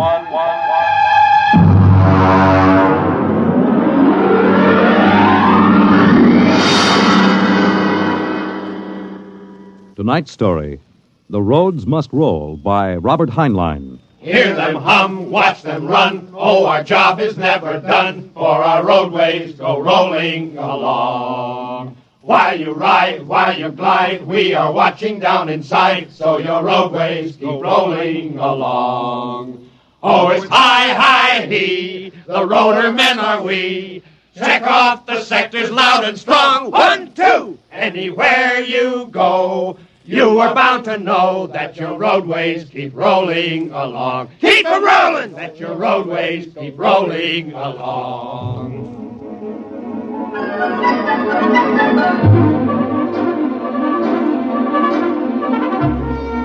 It was in the middle 1950s that the automotive age began to die. The traffic engineers had long expected it. For years, they had watched our vast cities sprawl and spread out, spill over into the countryside, become more and more dependent on motor transportation. And then, finally, the inevitable breaking point was reached. The growing flood of cars and buses and trucks began to swamp the streets and arterial highways. The building of roads could no longer keep pace. The superhighways, clogged, congested, became packed with cars stalled bumper to bumper. And the cities began to die of slow strangulation, where the traffic could no longer roll. And then the engineers took over. They banned the automobiles, tore up the superhighways, and in their place they built the rolling roads, mechanized roads that moved like huge conveyor belts, whirling along on their giant rotors at speeds ranging from 5 to 100 miles an hour, carrying the freight, the food, and the people from city to city and coast to coast. And no one worried over the fact that if the road should ever stop, our whole economic life would stop. For the machinery had never failed yet. But people forgot that machinery depends on men, the men who run it. Who makes the roads roll? We do! That's right, the engineers. We're the brains of the road. And where would the public be if we didn't keep the roads rolling? Right behind the 8 ball, and everybody knows it. All right, then. We're the men who hold the power, and it's time we started using it. We've called this meeting of the Engineers Control Committee because that's what we want to do. Control. Because I'm tired of taking orders from the Transport Commission, from slick desk jockeys like Jim Gaines, who don't even know a rotor bearing from a field corn. Now let Gaines yammer about our duty to the public. That's a lot of eyewash. We've got the power, and we're the men that count. Now it's time we quit fiddling around and use a little direct action to get what we want. Mr. Chairman! Mr. Chairman! The chair recognizes Brother Harvey of the Transport Mechanics Union. Thanks. Now, I don't rightly belong here since I'm no engineer. I'm just here to represent the workers' union. But I want to know what's all the shouting for. You engineers have got better working conditions than we have, and we ain't kicking. You say the engineers are powerful. You say you can tie up the roads. Well, so can any screwball with a jar of nitroglycerin. And he wouldn't need no engineer's degree to do it, neither. Harvey, are you speaking for your union now, or are you here as a stooge for the Transport Commission? Listen, Van Cleek, I helped found my union. I led the strike in 75 for decent working conditions. Where were you engineers then? With the Finks! Brother Harvey, Brother Harvey, remember, you're only a guest at this meeting. Go on, Van. Now listen, man. I'm one of the old engineers on the roads. You all are, worked up the hard way. We didn't go to the fancy technical institutes like those young punk cadet engineers the commissioner's training to take over our jobs unless we do something to stop them. Jim Gaines hasn't been able to fill us full of the old school spirit and that baloney about how the roads must roll. So all right then. Why don't we get smart for a change? What would happen if the roads stopped rolling? Maybe the country would begin to realize that they can't do without us. Maybe we'd begin to get the things we want. Who says the roads must roll?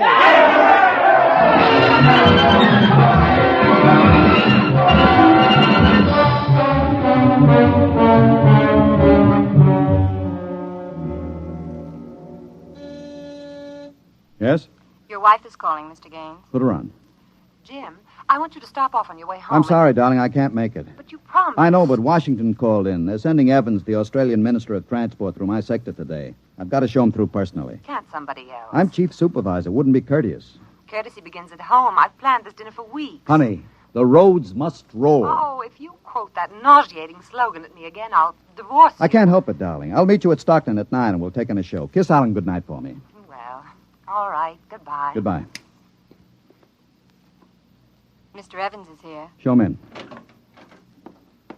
Well, good evening, Mr. Evans. I'm Gaines, chief engineer. How do you do, Mr. Gaines? They told me at the embassy you'd be the man to see. I want to know how the roads work. I think we can handle that. Well, I'm not a technical man, Mr. Gaines. My field is sociology. So, suppose you tell me about the roads as if I were entirely ignorant. Fine. It's nearly at dinner time. Suppose we run up to Stockton sector for dinner. It'll take us about an hour on the roads, and you can see them working. Excellent. If you'll excuse me a minute. Certainly. Hi, Chief. What can I do for you? Dave, you're on evening watch, eh? Uh-huh. Where's Van Cleek? Going to some meeting. I'm going up to Stockton for dinner. Anything to report? No, sir. The roads are rolling. Okay. Keep them rolling. All right, Mr. Evans. Let's go.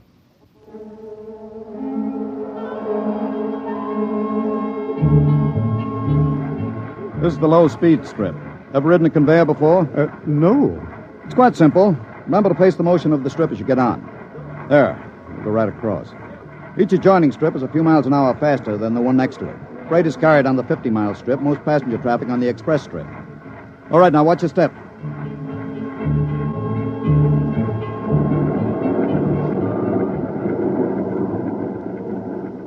Here we are, the maximum speed. 100 miles an hour. It doesn't seem possible. This trip makes the round trip San Diego to Reno in 12 hours. Ready to eat?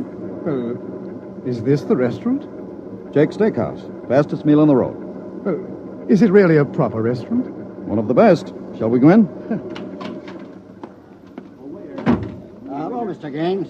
We don't see you much out on the road. Busy in the office, Jake. Two? Right this way. What'll it be? You order. Well, how about a steak? 2 inches thick from a steer that died happy. Fine. Plug me in the phone, will you? There's one right next to you. Flank 2, rare. You'll excuse me, Mr. Evans? Certainly. Davidson on watch. This is the chief. I'm at Jake's Steakhouse. You can reach me at 10L66. 10L66, right. Yeah. Now they can get hold of me in an emergency. Oh? What kind of emergency could there be? 2, principally. Power failure on the rotors would bring the road to a standstill. That happened during rush hour. We'd have to evacuate millions of people from the road. As many as that? Easily. There are 12 million people dependent on this section of road. Gaines here. Hello, Chief. Davidson. Just got the hourly reports in. Diego Circle, Bakerfield Sector, Stockton Sector, and Reno Circle all rolling. Oh, you didn't have to bother me with the hourlies, Dave. There's a supplementary from Sacramento. Proceed. Cadet Engineer Gunther, while on watch, was found playing cards with C.J. Ross, technician on duty. Any damage? One rotor running hot, but still synchronized. It was jacked down and replaced. All right, have the paymaster give Ross his time and turn him over to civil authorities. Place Cadet Gunther under arrest and bring him to Rotown Central. Yes, sir. All right. Keep him rolling. I was saying there were 2 possibilities of danger. Can you visualize what would happen if the strip under us would break? Oh, I hadn't thought of that. You don't realize you're traveling at 100 miles an hour. Well, it can't. Not now. The strip has a safety factor of over 12 to 1. It'd take a blowout of several miles of rotors and a failure of circuit breakers before the strip could part. But it happened once in the early days on the Philadelphia-Jersey City road. The strip wasn't much more than a conveyor belt. It buckled for miles, crushing passengers against the roof. Forward section in front of the brake spilled them down under into the rotors and rollers. Oh. Was it very bad? Over 3,000 people were killed in that break. But the roads had to go on. The entire economic system hangs on the roads. If they stopped now, the country would starve. Well, isn't it possible that you've become too dependent on these roads? I mean, if your whole economy is geared to the function of one type of machinery... The roads are foolproof now. The machinery is interlocked with an enormous safety factor. Yes, but in the long run, machinery depends on men. What if you had a strike? We had one back in 75. Well, there's not much danger of that anymore. No? Well, why not? Every cadet that goes to work on the roads today is a graduate of the United States Transport Academy. They're all picked men, screened for emotional stability, and trained to give us the same kind of loyalty that Annapolis and West Point develop in their men. I see. Are you a graduate, Mr. Gaines? No, I'm too old for that. The academy wasn't set up till after the strike in 75.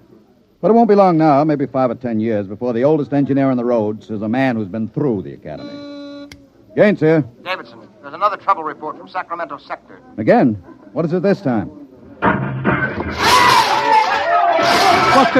What is it? What happened? Emergency stop. Hello. Hello, Davidson. Homes are out. Come on. Jake! Jake! What is it? What's the matter with the roads? Have everybody stay in the restaurant. What's that? Probably somebody stepped onto the next strip. Got cut to ribbons. There'll be plenty of casualties. Jake, where's your getaway hat? In the pantry. Look here, aren't we going to help those people? I've got the whole road to think of. Don't bother me. Give me a hand, Jake. The hatch is stuck. If you're coming with me, Mr. Evans, you've got to move fast. I haven't got any time to waste.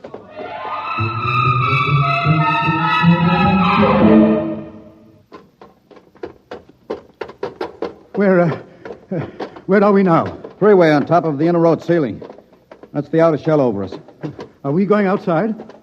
No, there'll be an access down manhole over here. They're spaced every 100 feet. There, by the green light. Now, this will get us down on the northbound road. Careful, it's dark. Now stand away from the door, Evans. Yes.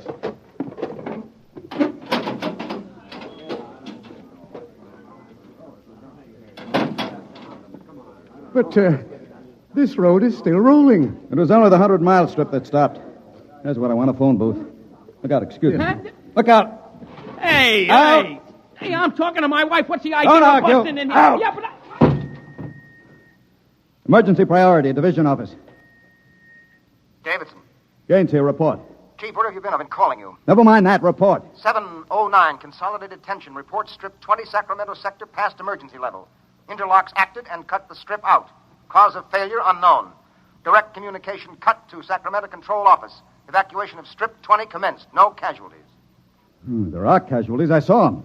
Put police and hospital routine A into operation.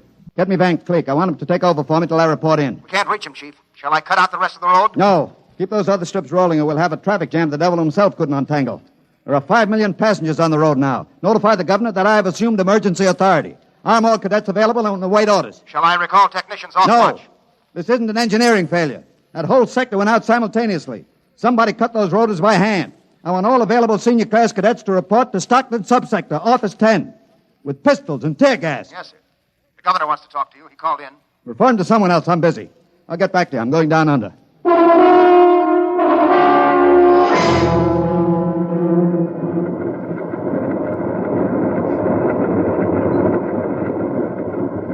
Evans! Evans! I can't hear you. The noise. Put on this helmet. What? Helmet! Helmet! Oh, yes. You can't hear without an anti-noise filter. Come on. What are we looking A for? recon car. There should be one here. Are those the rotors? Now, the big ones are rotors. They drive the road. Little ones are rollers. They give continuous support. There's a watch gang now, jacking down a rotor. Can they hear us? No, the noise filter works on a 4-foot radius. I'll flash him. Now, he sees the light. Cadet Wilson reporting, sir. I want your recon car. Emergency. Yes, sir. Right over here, sir. Come on, Evans. Yes. Get in. But it's so small. You'll fit all right. You can take off your noise filter now. Hang on, she accelerates like a rocket. Ooh, my stomach. Relay station. This is Gaines. Get Get me Davidson, senior watch officer. Mr. Gaines, the mayor wants to talk to you. I haven't got time. Get me Davidson. And leave this circuit hooked into Davidson's board until I tell you to cut it. Yes, sir. Here is the senior watch officer. Davidson. Gaines calling. Have you found out yet what's stopping the roads? No, sir. It's still a mystery to me. All right. I'm on my way in a recon car. Hold everything till I get there.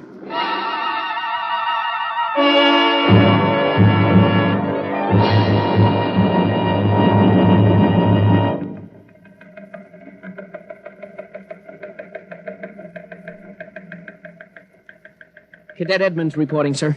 3 platoons of cadet engineers standing by with tumblebug motorcycles. Armed? Pistols and tear gas as ordered, sir. Good. Assistant Supervisor Van Cleek is calling you on Circuit 9, sir. Van Cleek? It's about time. Cut me in. Yes, sir. Hello, Van. Where are you? Sacramento office. Now listen, Sacramento. That's good. Report. in a pig's eye. What? I'm not your deputy anymore, Gaines. What are you talking about? Listen, don't interrupt me and you'll find out. You're through, Gaines. I've been picked as director of the Engineers Control Committee. We're taking over. Have you gone off your rotor? We stopped Strip 20 just to give you a taste of what we can do. We're running things now. And you don't really think you can get away with this? You can't start Strip 20 until I'm ready to let you. I can stop the whole road if I have to. Van Cleek, I'll call in the Army. How'll you get 'em here if the roads aren't rolling? Now listen, Gaines. Whoever controls the roads controls the country. And right now, that happens to be me. Now sign off, Gaines. Gotta call the White House. You behave yourself and you won't get hurt. I don't believe it, sir. He's got us, Edmonds. We go in and blast him out, he may wreck the road. What's your rolling tonnage now? 53% under evening peak, sir. How about Strip 20? Almost evacuated. Listen in on this, Davidson. Standing by, Chief. I'm going down inside with these cadets. We'll work north, overcoming any resistance that we may meet. The watch technicians and maintenance crews are to follow behind us. Each rotor, as they come to it, is to be cut out from under Sacramento's control, then hooked into the Stockton control board. Understand? Got it. Check. If it works right, we can move control of Sacramento sector right out from under Vance's feet, and he can stay in his office there till he's hungry enough to be reasonable. Edmonds, get me a pistol. Yes, sir. Mr. Gaines, there's a man here. He's badly hurt. He wants to see you. Take care of him. I haven't got time. He's from Sacramento sector. What? Bring him in. All right. Easy. Come on. Easy. Mr. Gaines, You're Harvey from the Mechanics Union, aren't you? I tried to warn you. I tried to get away. He shot me 3 times. Get a doctor. All right. Easy, Harvey. How long's this been building up? Is it the men? It's the engineers. I told them they were crazy. Told them the road's got to roll. When I tried to get away, they... He's bleeding from the mouth, sir. Harvey. Harvey, can you hear me? He's dead, Mr. Gaines. Come on, Edmonds. We better move. Hey! All right, you men. You saw Harvey brought in. How many of you want a chance to kill the louse that did it? I do. Very well. You men turn in your weapons and return to quarters. We've got a job to do. To make sure the roads start rolling again. We haven't got time for infantile heroics. Anybody who hasn't got his mind on his job will be in the way. Now, here's the order. We move north, mounted on tumblebugs. We're going to try to regain control, rotor by rotor, before Sacramento sector knows we're moving. We've got to capture any watch personnel we run on before they can get word back. Surprise is vital. Use tear gas when possible. Shoot only when necessary. But get them before they can reach a phone jack. Any questions? No. Then move out.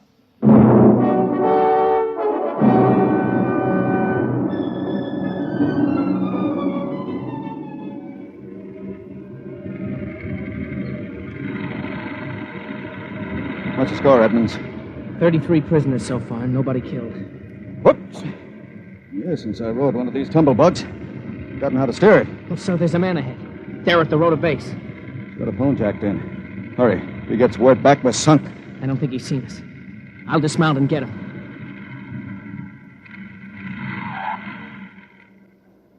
Quick, he sees us. Here, you. Look out, he's got a gun. Oh, I got him. Grab his gun. Yes, sir. You had a phone jacked in, all right. We got through to Sacramento office. It's going to be tough. I don't know, sir. Maybe he didn't get the call through. Wait a minute. Listen. The road. Take off your noise filter. There.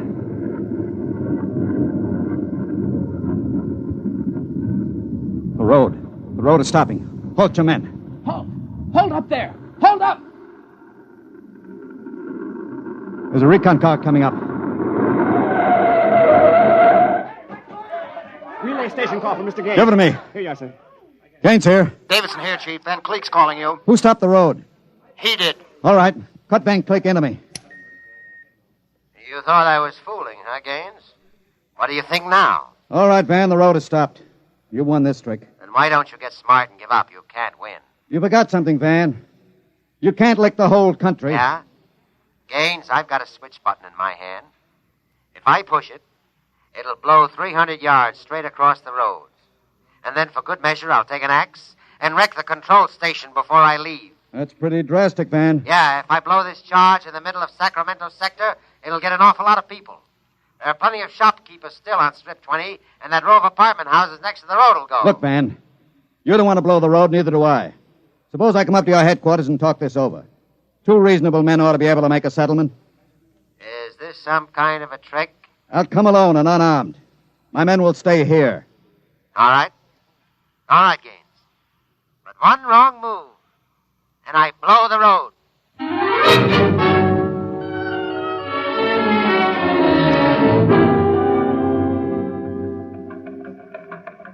We've got to hurry, Dave. If I take too long, Van Cleek will get edgy and set off that charge. Failure report notes?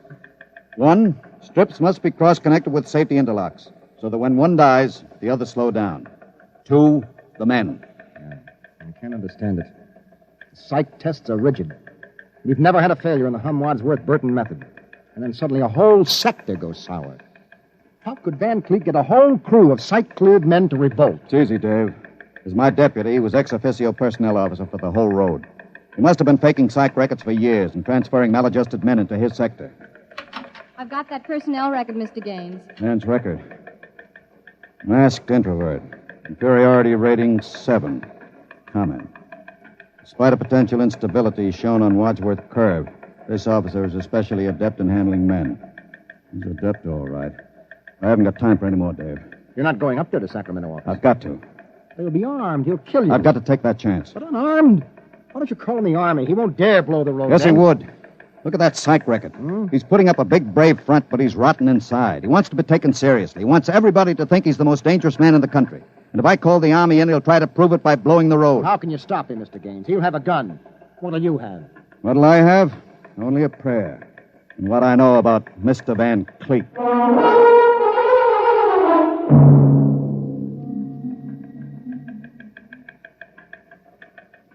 All right, Gaines. Director Van Cleek will see you now. Gaines is here, Director Van Cleek.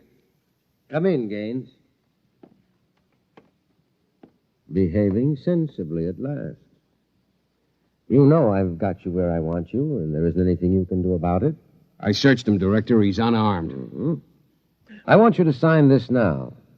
It's a declaration of your recognition of the Engineers Control Committee. You've got 1 minute to sign it, Gaines, or I'll push this button and blow up the whole sector. You better sign, Gaines. You need this gorilla with the gun, Van? Hey, you Can't listen. you handle one unarmed man alone? All right, Harry, out. What? Out? Yeah. Okay. All right. Now sign. What's so funny? You are. You start a revolution because you think the engineer should control the road. Then when you've got control, the only thing you can think of to do is blow it up. Tell me, what are you so scared of? I'm not scared. Yeah? Sitting there sweating all over that push button you're holding? Your buddies knew how afraid you were. They'd probably throw you into the rotors. I'm not afraid. You're afraid of me right now. You're afraid I'll have you on the carpet. You're afraid the cadets won't salute you. You're afraid they're laughing at you behind your back. No, I'm not. Now, you keep quiet. I've got a gun. You're afraid of using the wrong fork at dinner. You're afraid people are looking at you, laughing at you. I am not you. You dirty, stuck-up snob. Just because you went to a high-hat school, you think you're better than anybody, you and your crummy little gold-braid cadets. Van, you're a pathetic little shrimp. Huh? I understand you perfectly. You're a third-rater. Oh. All your life you've been afraid that someone would see through you and send you to the foot of the class. Oh, yeah. Throw you right out on your ear where you belong. I don't want to look at you anymore. I'll show you. I'll put a bullet in Put you. down that pop gun before you hurt yourself. Don't you come near me. Don't you come near me or I'll shoot! I'll shoot! Give me that. No! Let me go! Give that pistol. And thanks for not disappointing me, Van. I don't understand. I thought if I wounded your little ego, you'd forget to push that button and pull a trigger instead. I'm afraid you'll never make a good executive, Van. They have to know when to push buttons. Davidson. Gaines here. Chief, are you all right? Are you? I'm all right. Attack now and mop up. I'll hold the control room. I've got Van Cleek, and I think his little revolution is just about over.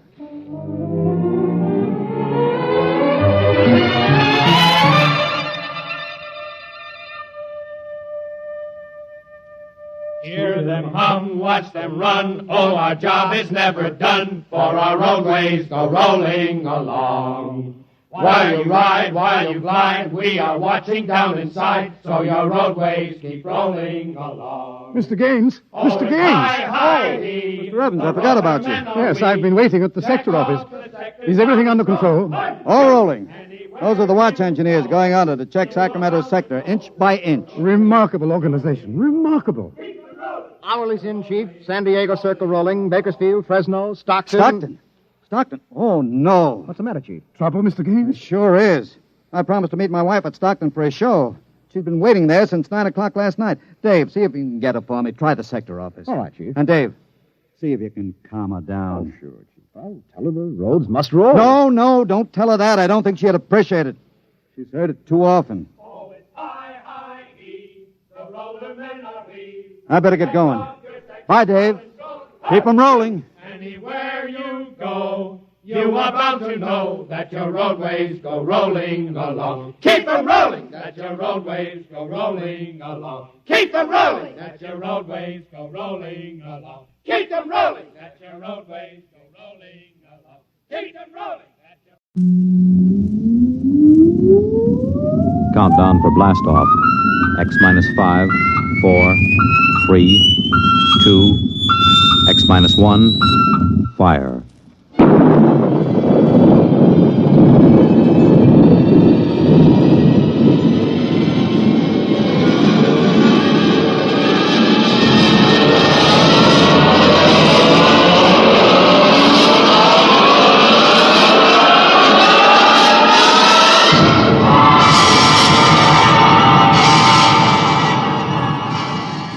From the far horizons of the unknown come transcribed tales of new dimensions in time and space.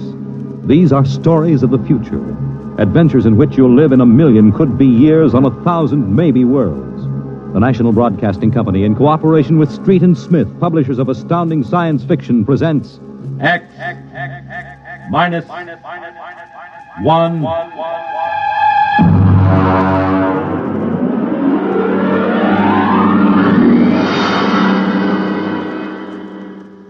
Tonight, a Ray Bradbury story, Marionettes Incorporated.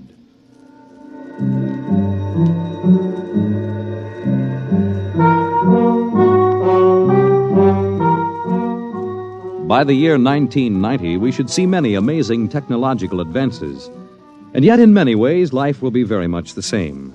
A husband will stop off at a bar on his way home and perhaps unburden himself a little to a friendly bartender.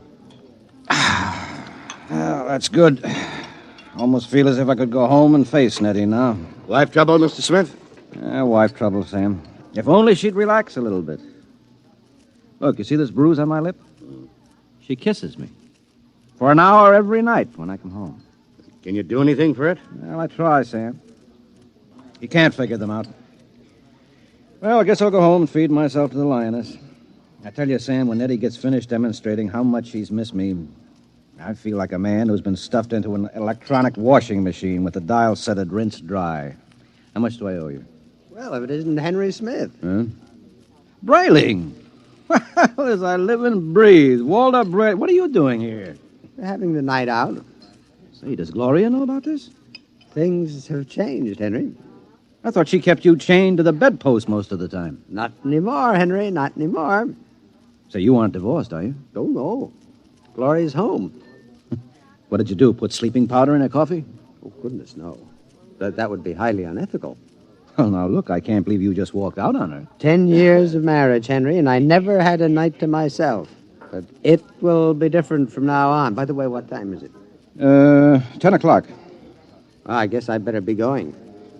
Scared? Don't want to crowd my luck. Oh. Although, really, there's nothing to worry about.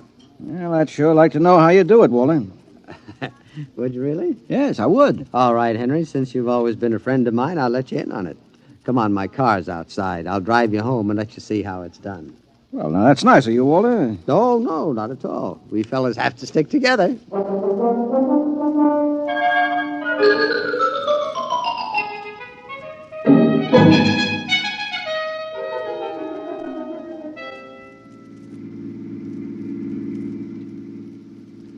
I don't suppose you know how Gloria and I came to be married in the first place. No, I don't. Well, one evening, she threatened to tear off her clothing and call the police unless I married her. No. Oh, yeah. Well, that's a bit extreme, isn't it? Gloria's a nervous girl. Oh. I bet you've had a pretty wretched time of it, huh? Yeah. Didn't take long for me to become the laughing stock of the neighborhood. Henpecked Brayling, they used to call me. I know that. But things are changing now. See this? What's this? A single ticket to Rio on the morning rocket. I have hotel reservations there for a month. A whole month, Henry, to have a fling. Well, won't Gloria make trouble over there? Well, that's the amazing part of it, Henry. She won't even know that I'm gone. Huh? And I'll be back in a month and no one the wiser. You don't believe it, do you? Well, frankly, no. Just how are you going to swing it, Walter? That's the secret, Henry. I tell you, it is the most wonderful thing ever invented, worth every cent I paid for it. Well, what is it?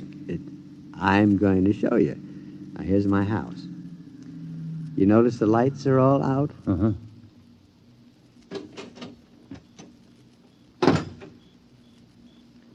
Shh. Now, we'll wait here on the front porch. Say, Walter, you haven't gone off your rocker, have you? Shh. Let me see. I meow twice. That's it. Meow. Meow. Now watch the window in my bedroom. It looks as if somebody's... Hey! There's a man up there. He's looking out. Good. He sees me. Now he'll be down directly. Oh, now look, isn't this a bit embarrassing for you, Walter? No, not at all. You'll find out. Here he comes. Hello, B2. Good evening, Mr. Brayling. Either I'm going out of my mind or there are two of you. You never told me you had a twin brother. I don't. Well, if this fellow weren't in pajamas, I couldn't tell you apart. Well, that's the secret, Henry. Everything go all right, B2? Just fine, Mr. Brayling. I suppose my wife was in her usual good form this evening? Well, as a matter of fact, we spent the evening playing gin.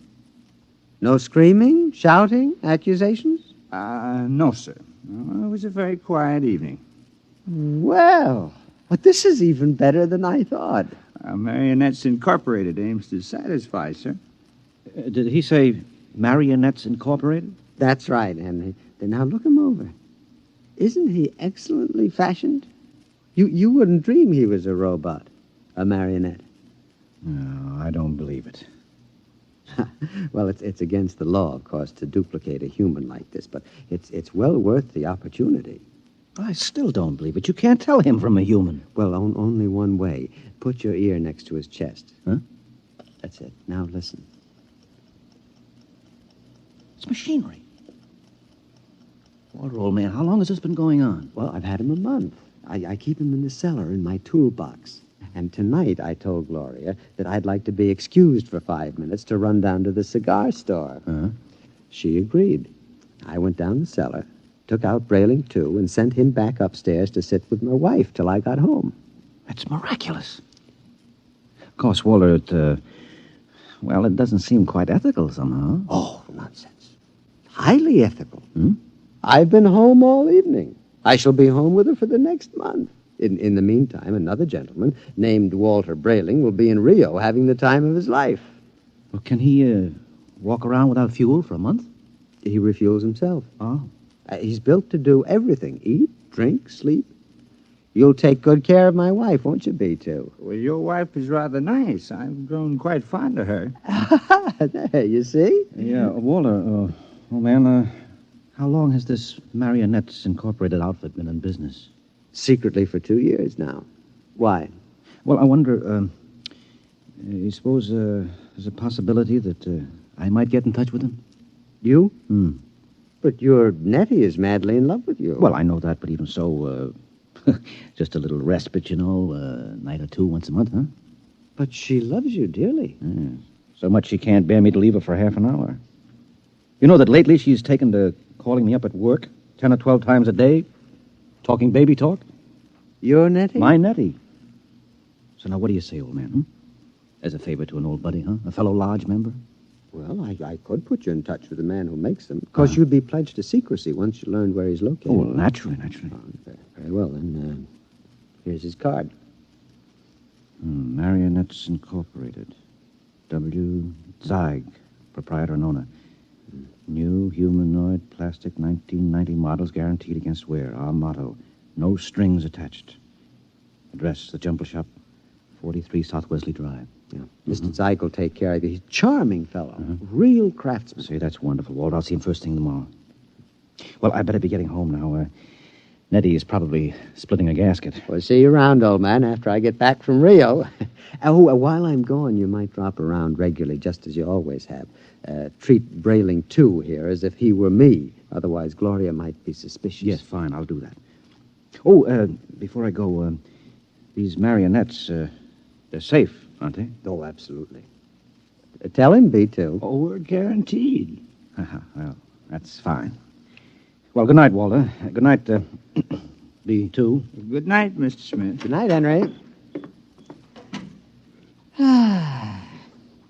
Well, I'm glad someone else will have a chance at a little happiness and freedom. All right, Brayling 2. It's back into the cellar box for you. Come on, down the steps. That's it.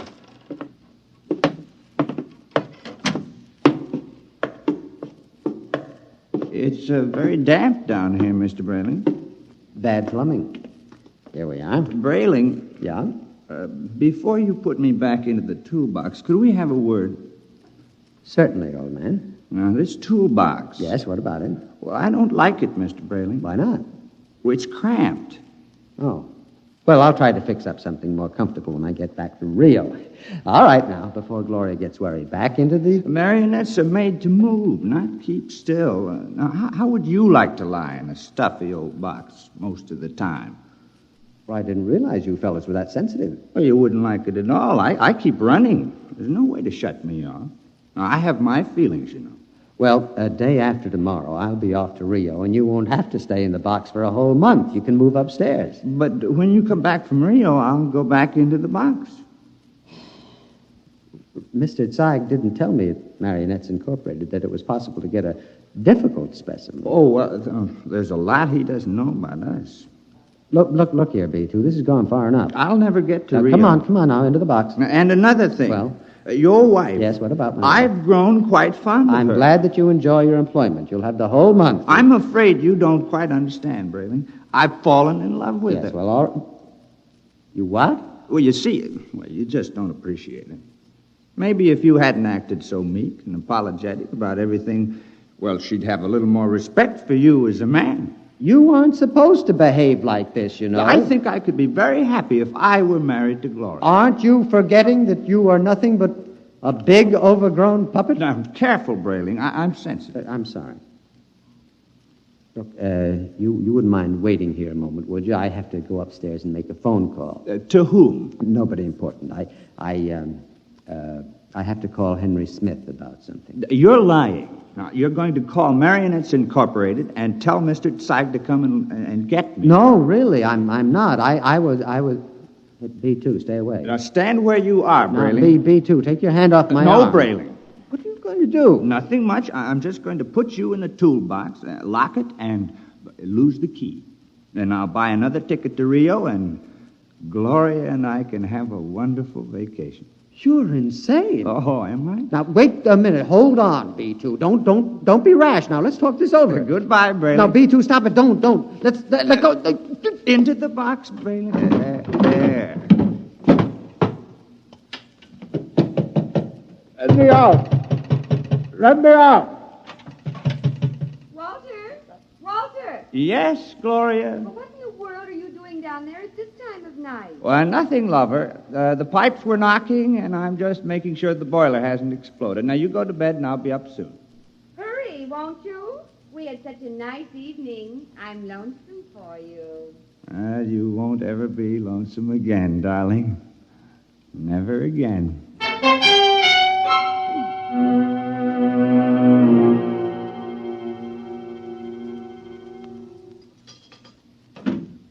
Good morning, Nettie.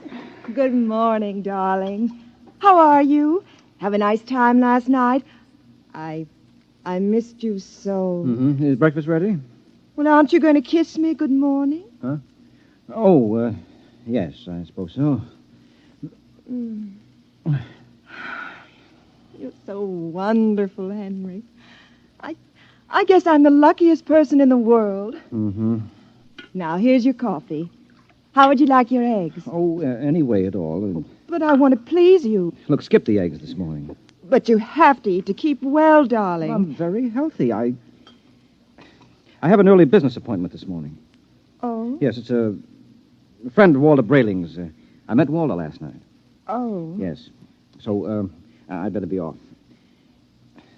Now, Nettie, don't look as if I were on my way to Rio or something. Well, it's just that I miss you so.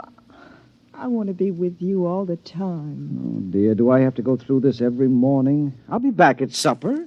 Now, there's no need to cry now, is there? No, darling.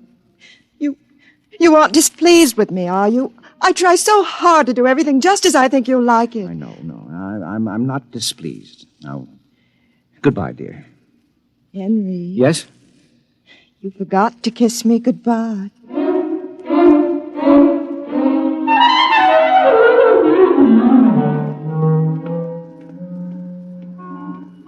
No strings attached, no strings attached. A very nice puppet with no strings attached. Let's see now. Jumble Shop. 43 South Wesley. Well, that should be about... here it is. Yes? Mr. Zeig? Yes? Walter Brayling recommended me. Enter. Thank you. Your name? Henry Smith, 55 Evergreen Place. And what can we do for you, Mr. Smith? Well, Mr. Brayling showed me his marionette last night. I was intrigued with the idea. Not that my wife is anything like that female meat grinder he's married to, you understand, but, I'm a man who enjoys an occasional evening with the boys, you know, without complications. Naturally. Yes, so I thought... that I could duplicate you? Exactly. Oh, I think it might be arranged. Uh-huh. Oh, yes. How much? $9,000. I have an inferior model at $7,500. No. If I go through with this, nothing is too good for Nettie. Nettie's my wife. We've been putting money aside to buy a summer home in Westport, but... sometimes we must choose. Yes. Well, perhaps I could just slip out $9,000. It's a joint account. How soon could I have it? Oh, I could construct a mannequin in about 2 months' time. Good. Shall I consider the order placed? At once. Of course, you'll have to report here for a body mold, color index of your hair, lips, skin, etc. And I'll have to do a complete electro-emotional calibration. Uh-huh.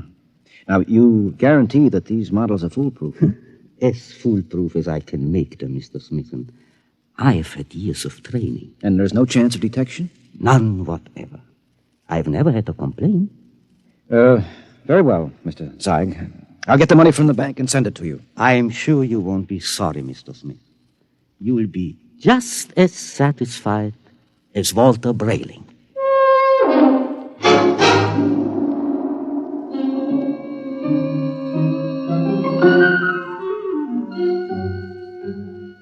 Teller. Yes, Mr. Smith? I'd like to cash this draft in my joint account, please. Yes, sir.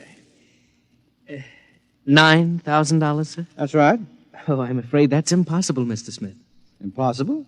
My wife and I have a good $15,000 in our account. You're mistaken, Mr. Smith. Well, I know. Here's your card, sir. You see, Mrs. Smith withdrew $10,000 recently. $10,000? Without even telling me? I remember it distinctly, Mr. Smith.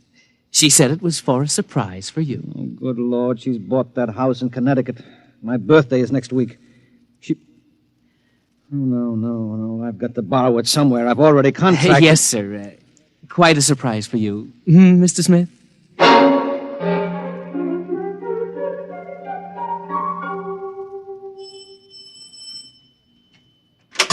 Yes? Oh, hello, Henry. Hello, Gloria. Is Walter home? I'd like to speak to him. He should be back soon. Will you wait? Yes, I better. Oh, say, Henry, as long as you're here, maybe you can help me with something. What? I went downstairs to get an old suitcase a little while ago, and I heard the strangest noises near that old tool chest of Walter's. He mentioned that the boiler was acting up, and, well, I'm afraid to go down there again. I wonder if you'd take a look. What kind of noises? Like a thumping sound. Mm-hmm. Well, maybe I'd better go down, Gloria. You stay up here. Should I call a plumber, do you think? No. I'll take care of it. Well, it's right down those stairs. All right, I'll have a look.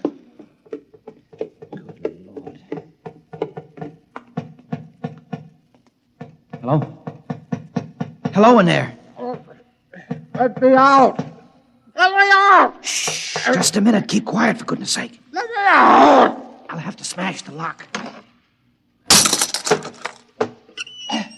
Now, what? Henry, thank God you've come. What's the meat? I've been in there all night. I thought I'd suffocate. He tried to kill me. He tried to murder me. Who?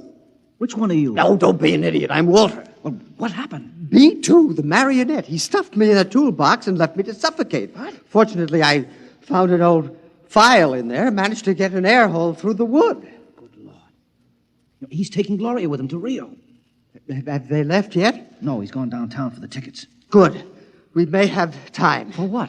To get down to Marionettes Incorporated and tell Mr. Zeig to stop him. You're in no condition. So don't worry about me. We can't waste any time. Now, come on. Yes, but what about Gloria? I'll sneak out. Tell her that you fixed the plumbing. Tell her anything. I'll meet you outside. All right. What a fool I've been. Oh, what a fool I almost was. I went down and ordered one of those things today.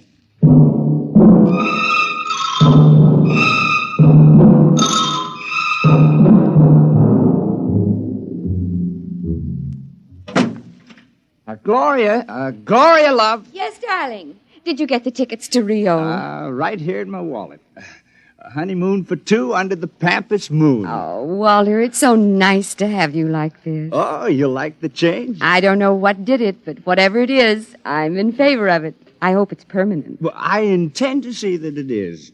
By the way, darling, do you happen to remember where that old pistol of mine is? Pistol? Yeah, I just thought, since we're going to be traveling in strange countries, well, it wouldn't hurt to bring it along. Well, I think it's here in the sideboard.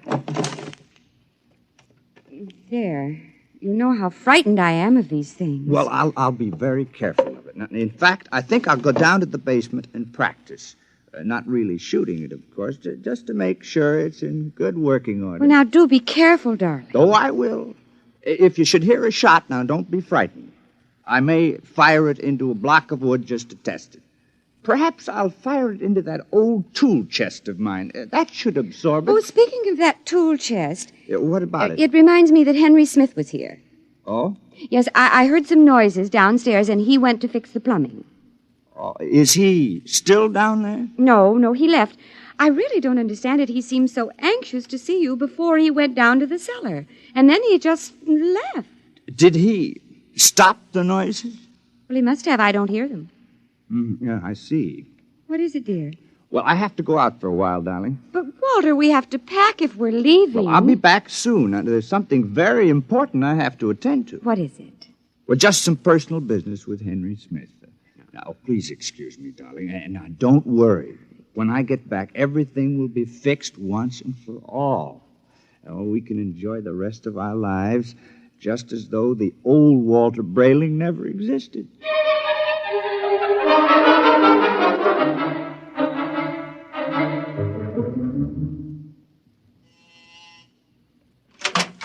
Oh, Mr. Brayling and Mr. Smith. Come in, gentlemen, come in. What brings you? Mr. Zeig, you told me your marionettes were foolproof. They are. My personal guarantee goes with We each know all one. about your personal guarantee. Except that Mr. Brayling's dummy knocked him out, Yes. stuffed him in a toolbox to suffocate, and is making plans to run away with his wife. Oh, dear. Yes, well, Mr. Zeig. Well, I really don't know what to say, gentlemen. What Mr. Brayling and myself would like to know, Mr. Zeig, is exactly what are you planning to do to stop this overambitious robot? Well, of course, we shall have to recover B2 first, and then I'll simply dismantle him Yes, and... well, he doesn't seem to want to be dismantled, Mr. Zeig. In fact, I think that you'll have trouble catching him. Maybe I can save you the trouble, gentlemen. Yeah, B2. Look out, he's got a gun. I thought I'd find you here when I discovered the tool chest empty. Now, you look, B2. Whatever you're planning, you won't get away with it. Oh, I think I will. Mr. Zeig, can't you do something? I'm afraid I can't think of anything. I'll save you the trouble because I'm going to kill the three of you. No, you won't get away with it. No, you forget that Gloria and I will be on a plane to Rio in a few hours. All right, Mr. Zeig, you first. Now, see here. This isn't fair. I created you.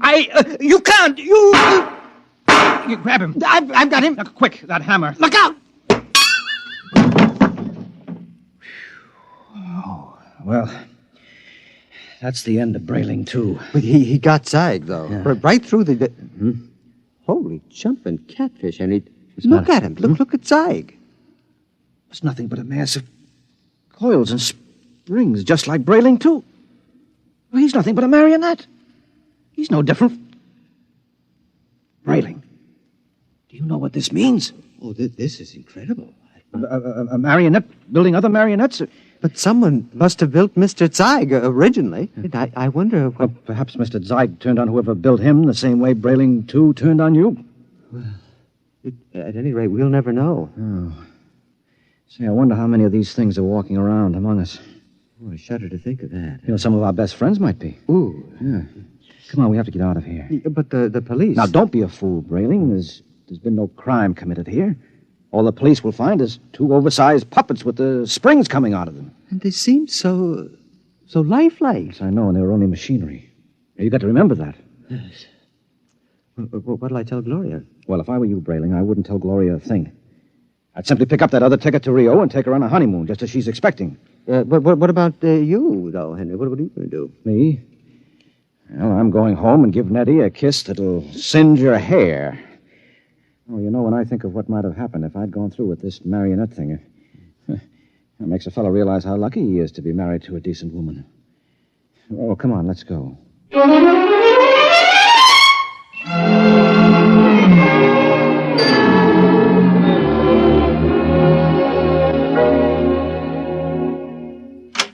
Nettie? Nettie? Where are you, sweetheart? In here, darling. Oh, I've missed you today. Come here. Oh, Henry. Oh, you look tired, darling. Can I do something for you? Just tell me I'm yours to command. Oh, man's a fool to jeopardize a nice home and a loving wife like you. Oh, you do love me, don't you, Nettie? Oh, you know I do. Here, let me get your slippers on. Now, it feels good to sit back on the sofa and relax. Oh, you don't know what a trying day I've had. Oh, I can see you're all upset. It isn't anything I've done, is it, dearest? No. Well, in a way, something you've done is connected with it, yes. What's that, darling? The money. Money? Now, I know you wanted to surprise me with the house, darling, but really you shouldn't have taken that money out of the bank without consulting me. Henry, I don't even know what you're talking about. Now, Nettie. But I don't. Nettie. Oh, you're so upset, darling. If it's anything important, let's talk about it later. Meanwhile, why don't you just put your head on my shoulder and rest? Well, I must admit that sounds enticing. Here, let me make you comfortable. There. Now you just close your eyes. That's it.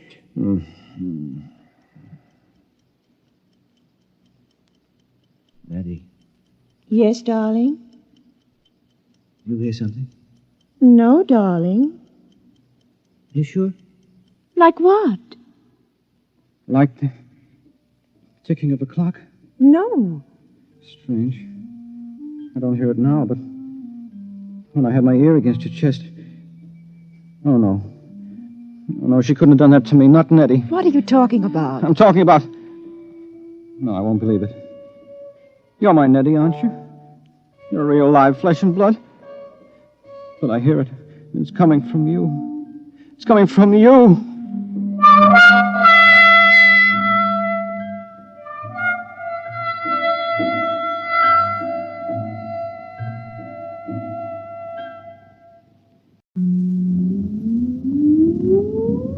Countdown for blast off.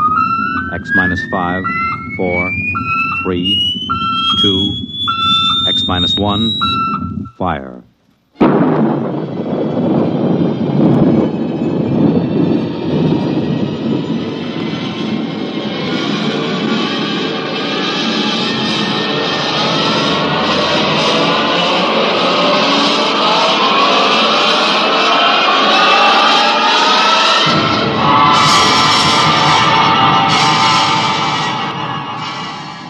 From the far horizons of the unknown come transcribed tales of new dimensions in time and space.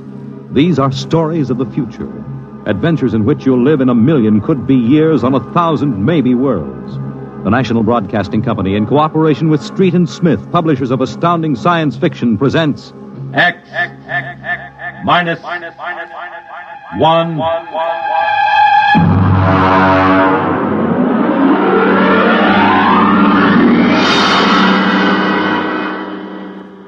Tonight's story, To the Future, by Ray Bradbury.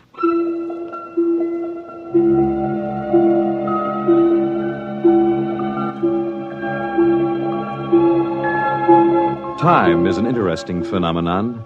A ticking clock, the running sands of an hourglass. All these have captured the imagination of men. But time is more. It exists now, and then, and in the future. Suppose we are in the year 1955. Coexistent in time may be worlds we have never seen, the worlds of the past and of the future. The year 1955. It was a spring night in Mexico, fiesta time. The fireworks shot up into the clear, dark sky, and a papier-mâché bull ran about the plaza chasing boys and laughing men. Mr. and Mrs. William Travis stood on the edge of the yelling crowd, smiling. Bill, what is it? What are they saying? They're cheering for the bull. Here he comes. He's good, isn't he? Look how they rigged that fire breathing. Oh, Bill, it's wonderful. I've never enjoyed myself so much in my life. It's terrific. They caught the bull. Bravo, Toro! Bill, it will go on, won't it? I mean, our trip. Sue, don't worry. I've got enough traveler's checks for a lifetime. Relax. No, but suppose they find us. Forget it. They haven't a chance. But suppose they do. Suppose they take us back. They'll never find us. Oh, relax. Enjoy yourself. If it only lasts.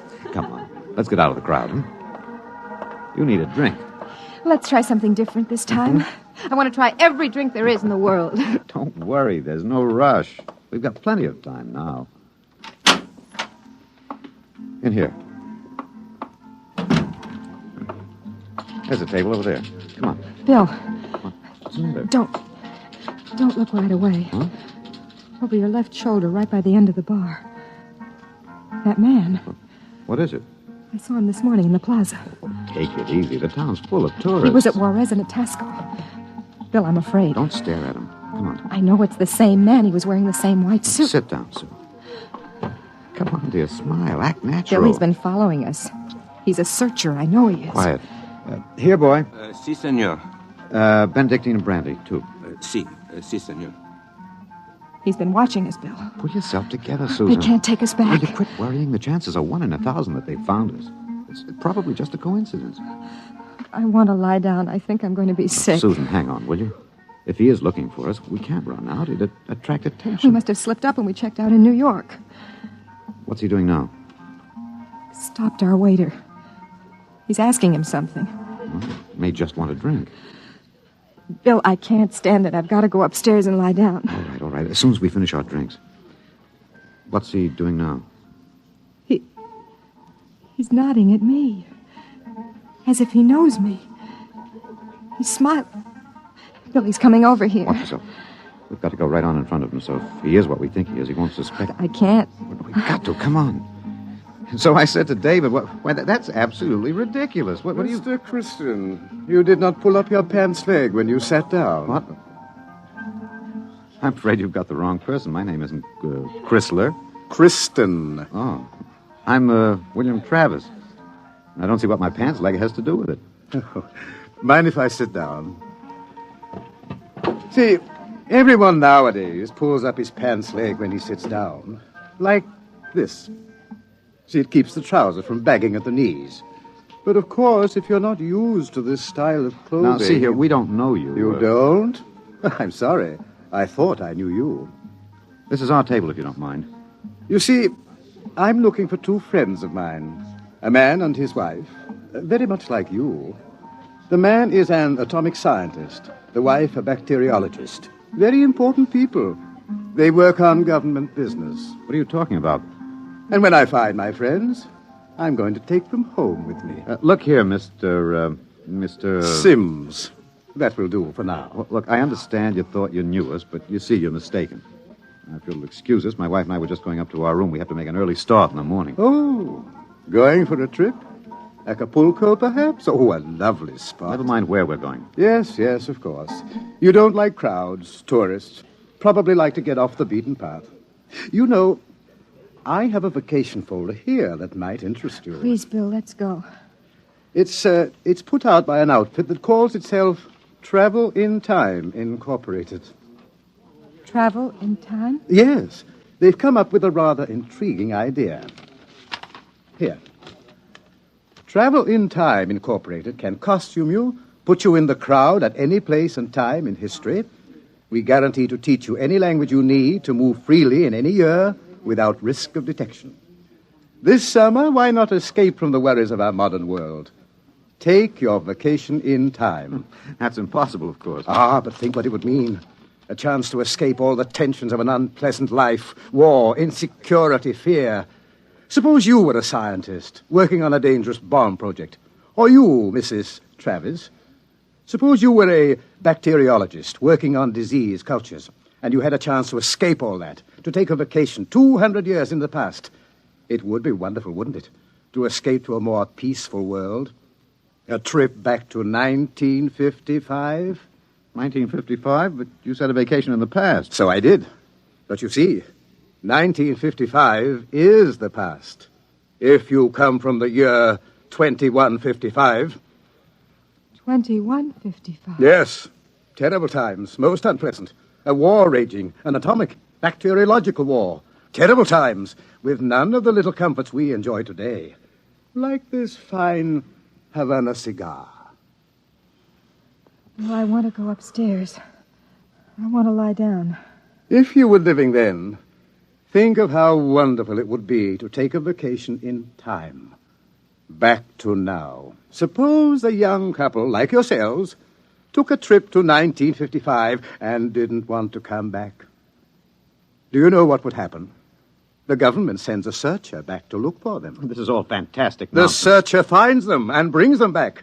Back to that miserable, insane, stark, pleasureless world of 2155. A pity, isn't it? Look here, Sims. Well, do you think I shall find my two friends, Mr. Travis? Bill, please take me upstairs. I don't feel well. Oh, is the lady feeling a bit ill? How unfortunate. Here are the drinks, senor. Ah. Well, shall we drink a toast? To 2155. To the future.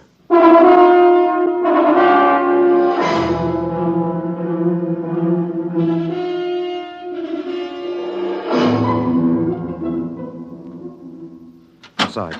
Inside, quick.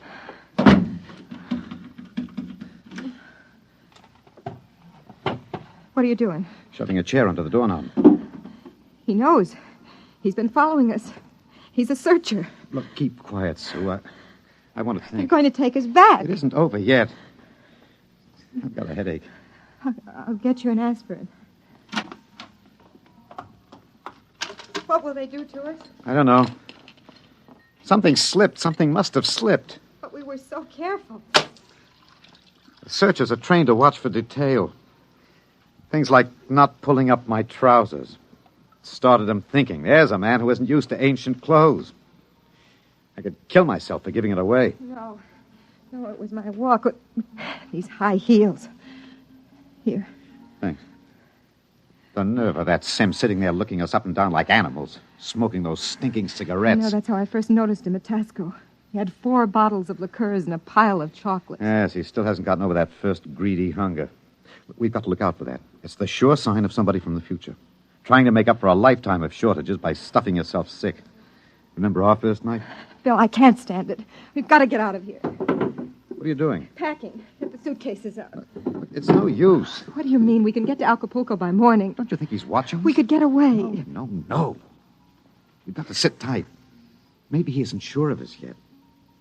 Maybe we can still figure out some way to escape. Come on now. We'll need our strength. We'd better try to get some sleep.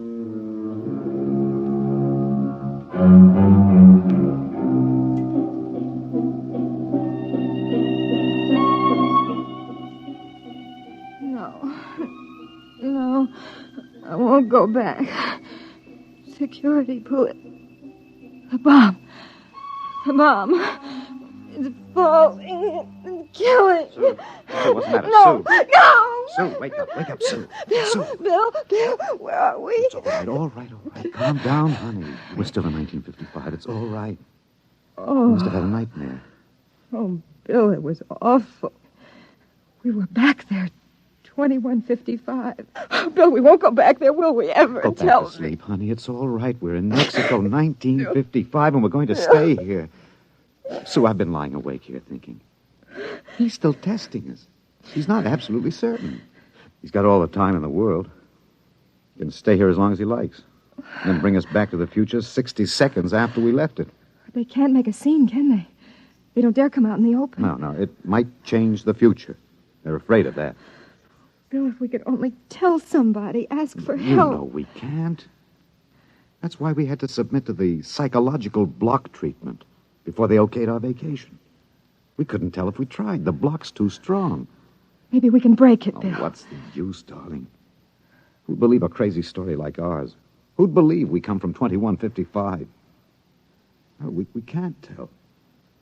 And they'll have to get us alone to put us in the time machine to send us back. Then that's it, Bill. We'll never be alone. It's still Fiesta tomorrow. It'll be easy to stay in the crowd. Yes, that's the only chance. We can't let him get us alone. He won't get us back to that war and that insane world. Bill. Well, could be the room clerk.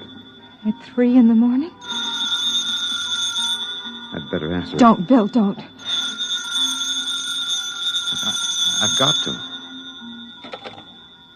Hello? Hello? Mr. Travis? What's the idea? It's 3 in the morning. Yes. I just wanted to remind you, the rabbits may hide in the forest, but a fox can always find them.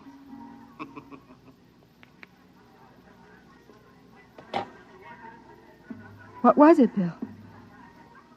Bill. Never mind. Come on. Let's get some sleep while we can.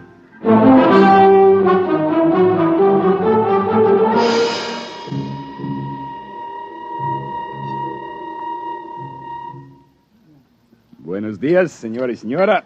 Good morning, Senor Gomez. I trust you are spending pleasant days in my hotel.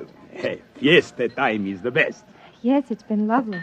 Your special table is all ready for breakfast. Hey, where in blazes the hotel? You, Buster, where's the hotel in this godforsaken sinkhole of a one-horse town? All the blighted deserts of the whole stinking country. I had to pick up a Oh, great excitement. Very great. What is it? They come with 4 trucks and innumerable automobiles. A motion picture company from Hollywood. Oh, what are they doing down here? They make the pictures of our fiesta for the backgrounds. That fat man, the one with the most colorful shirt, he is the chief. Manager! The director. Manager! Where's the manager of this Adobe playback? Coming, senor. You will excuse me, senor. I hope the table is satisfactory. Coming, senor. This is a break, Sue. That movie company will draw crowds, and that helps us. When can we leave, Bill? Oh, not today. He'd be... Okay, kids, end of the line. Ciao. Get it up, Maxwell, and lay off the pepper. I got an ulcer. Bill, there's Sims across the dining room. Can't do anything now, not with these actors coming in. Gloria, you sit next to Papa. Max, make sure nobody monkeys with the trucks and the gear. Right, Chief. Do we have to eat at this crummy joint, Joe? Cheer up, sweetie. Your mere presence makes this chasins and truck roll into one. No, not this early in the morning, Joe. I couldn't stand it. Okay. Anything you want, laddies. It's on the dear old expense account. They look happy, don't they? There's an idea. Maybe I could hire two of them. I could say it was a joke. Why? We could dress them in our clothes, have them drive off in our car sometime when Sims couldn't see their faces. Where would that get us? With him off on their trail, we might make it to Mexico City. It'd take years to find us there. Wait, that movie man's coming over. Excuse me, you folks are Americans, aren't you? That's right. Boy, am I glad to see you. I'm so sick of hearing Spanish, I could kiss you. Hey, come on over and eat with us, huh? Well, I don't think we should intrude. Oh, come on. Misery loves company. I'm Misery, and that's the company. We're from Hollywood. So I understand. Yeah. Boy, would I like to be there. I'm Joe Melton. I'm the director. I'm William Travis. This is my wife, Susan. Mutual. Come on over, kids. Join the party. Cheer us up. Only no tamales. I burned out 3 kidneys on tamales since I came over the border. Boy, am I funny, huh? Wonderful. Well, come on over. Hey, kiddies, I got new blood. Brother Yanks. Just a moment, Mr. Travis. I thought you might be breakfasting with me, alone. Sorry. I got him first, Mac. You want to join us? No, I've already ordered. Mr. Travis, I think you'd better talk with me. Say, now. Is this guy giving you trouble? No, it's all right. Then I say the word, and I'll have Max pitch him out in his ear. No, it's all right. We'll be right over, Mr. Melton. Bill. We'll talk to Mr. Sims. Mr. Melton, you sort of keep an eye on us, huh? After all, you found us first. Yeah, sure. Well, come on over soon, kids. Sit down, Mr. Travis. I hope you slept well. Did you? Well, I'm not used to spring mattresses, but there are compensations. I stayed up half the night trying new cigarettes and foods. A whole new spectrum of sensation, these ancient vices. We miss something in our world, don't we? And when we get back here, we try to cram it all in a few short days. We don't know what you're talking about. Still acting, eh? But it's no use. You can't stay in crowds all the time. I'll get you alone soon enough. I'm immensely patient. However, let's come to the point. You know we can't let you get away with this escape. Other people in the year 2155 might get the same idea and do the same thing. And we need people. To fight your wars? Bill. It's all right, Susan. We can talk on his terms now. He's got us. We can't escape. Oh, at last.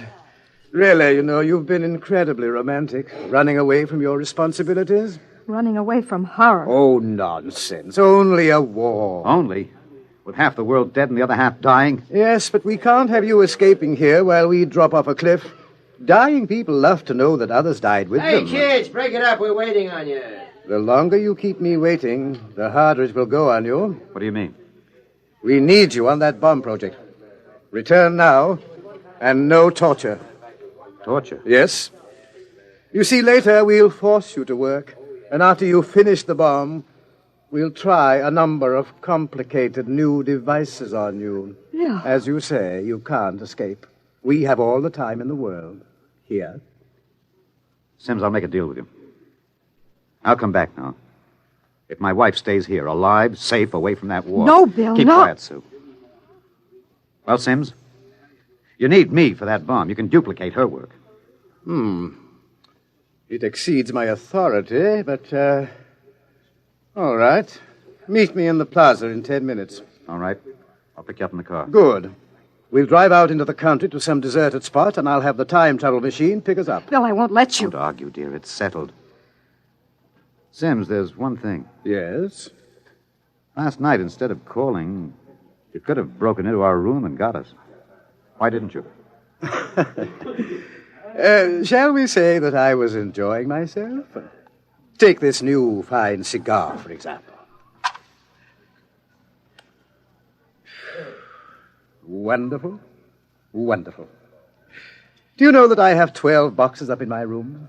And liqueurs, creme de menthe, Benedictine, creme de coca, and so many others. And the wine. Oh, I've got the closets full of them. And I shall so hate to leave it all. Well, I'll meet you in the plaza in 10 minutes. Your wife may stay here as long as she wishes. All right, Sims, it's a deal. Don't try anything now, Travis. I know when I'm beat. We just want a few minutes to say goodbye. I shall be seeing you then. No, I won't let you do it. I won't let you. Oh, please, I'm going to Susan. tell the truth. I'm going to get help. You can't. The psychological We've block got to is- try. It's our last chance. Hey, hey, aren't you two going to join us? I Mr. thought... Melton, I've got something to tell you, and you've got to believe me. I've got to try. Now, go ahead, kid. Spill it. You've got to understand. You see, we really... Bill. Bill, my head. Huh? I can't think. My head. Say, you need a bromo, honey. Can't work, Sue. The block's too strong. We better get the car. Bill. Bill, please. Someone's crying. Somebody, please. Breakfast, no time for people to cry. Now, what in the world could a good-looking kid like you find to cry about?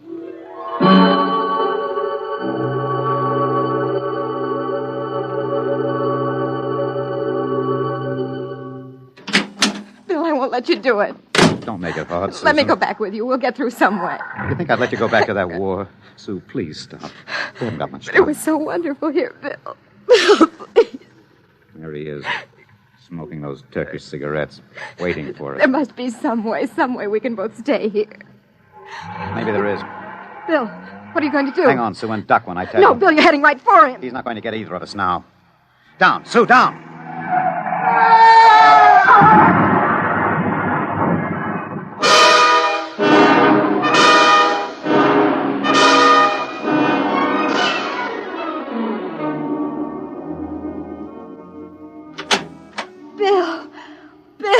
Bill. It's all right, darling. It's all right. Oh. It's all over.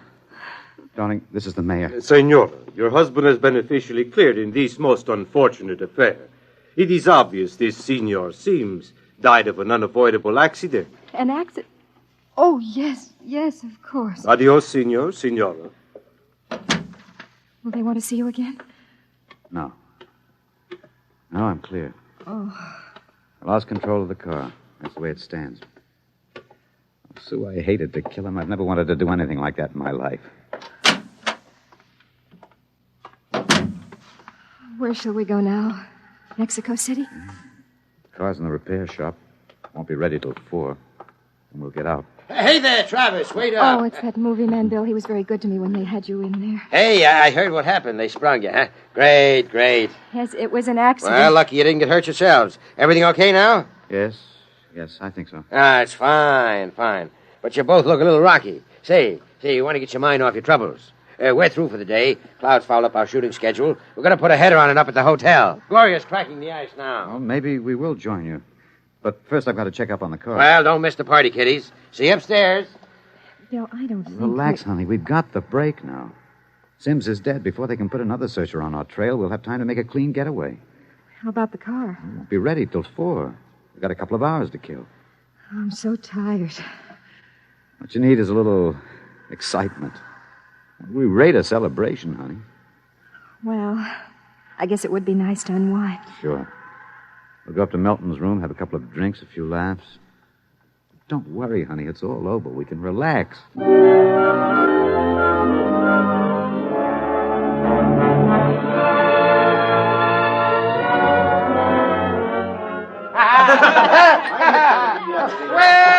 Well, kiddies. Well, we thought we'd join you, Mr. Melton. Great. Call me Joe. Gloria, yank another cork. We got company. Way ahead of you. Here you are, kid. You kids ready to drink? That was a pretty messy business, but it's all over now, huh? Yes, it's all over. Time to unlax. Grab a glass, honey. Thank you. Hey, quiet, everybody. Quiet.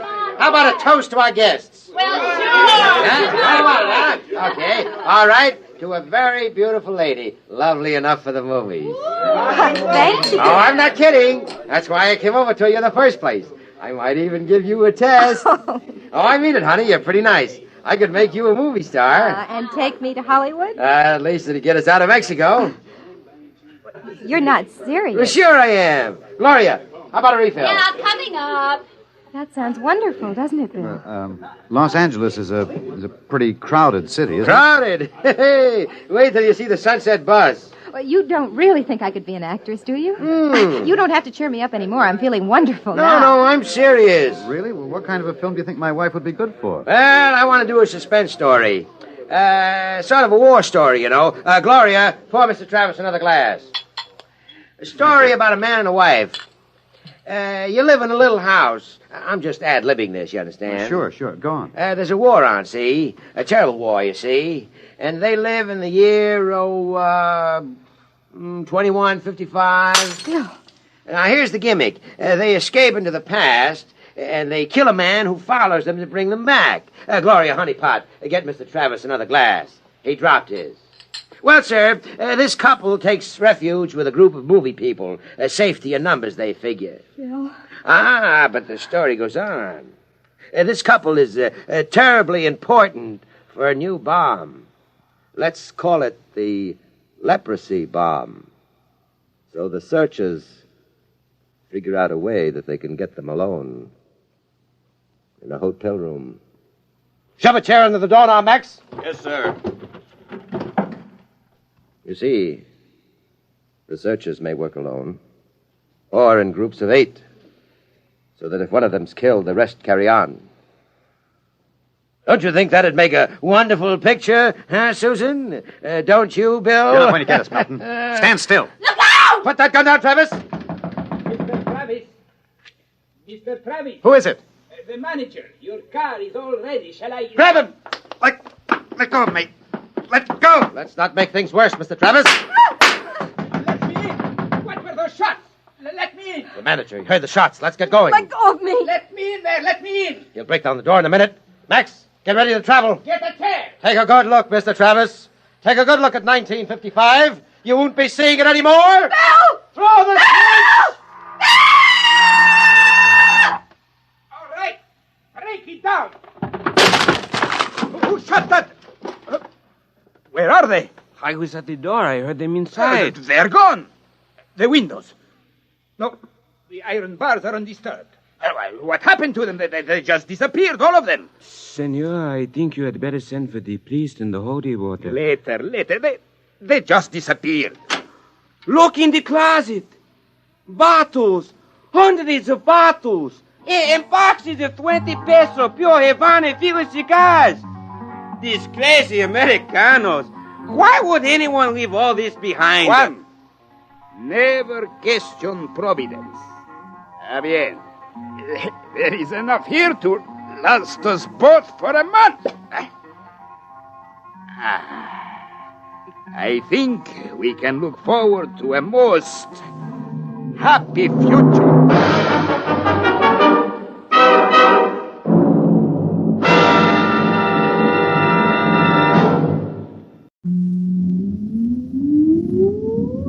Countdown for blast off.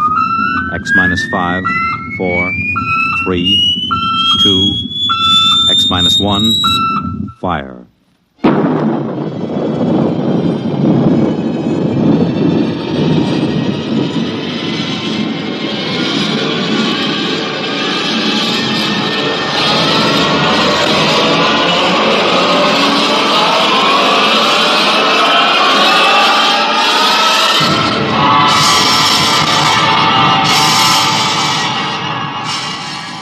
From the far horizons of the unknown come transcribed tales of new dimensions in time and space. These are stories of the future, adventures in which you'll live in 1,000,000 could-be years on 1,000 maybe worlds. The National Broadcasting Company, in cooperation with Street and Smith, publishers of astounding science fiction, presents X minus 1.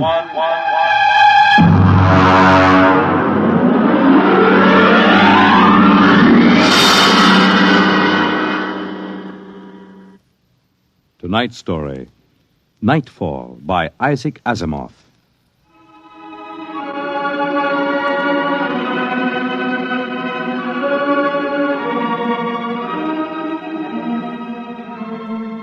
Ralph Waldo Emerson speculated if the stars should appear one night in 1,000 years, how would man believe and adore and perceive for many generations the remembrance of the city of God?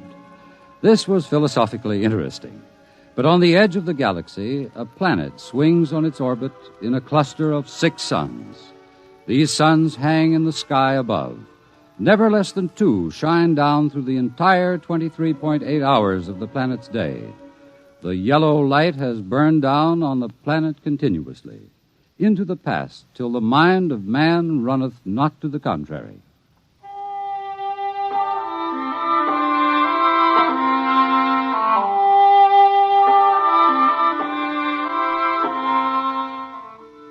Theremin was a reporter for the Saro City Chronicle.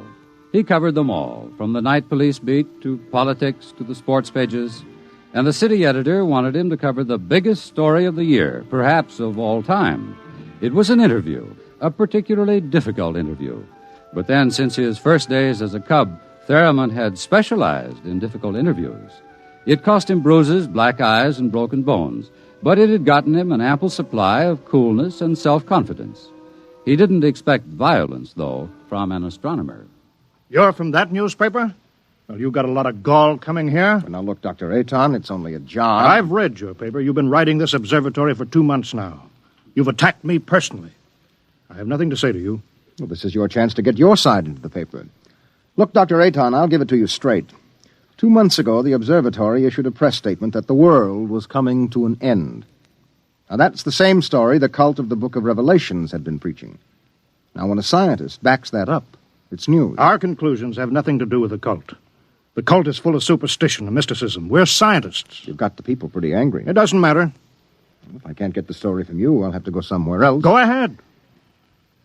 The paper can be pretty rough on someone who doesn't cooperate, Dr. Aton. Young man, if you're not out of the observatory within 5 minutes, I shall call the police. Now get out.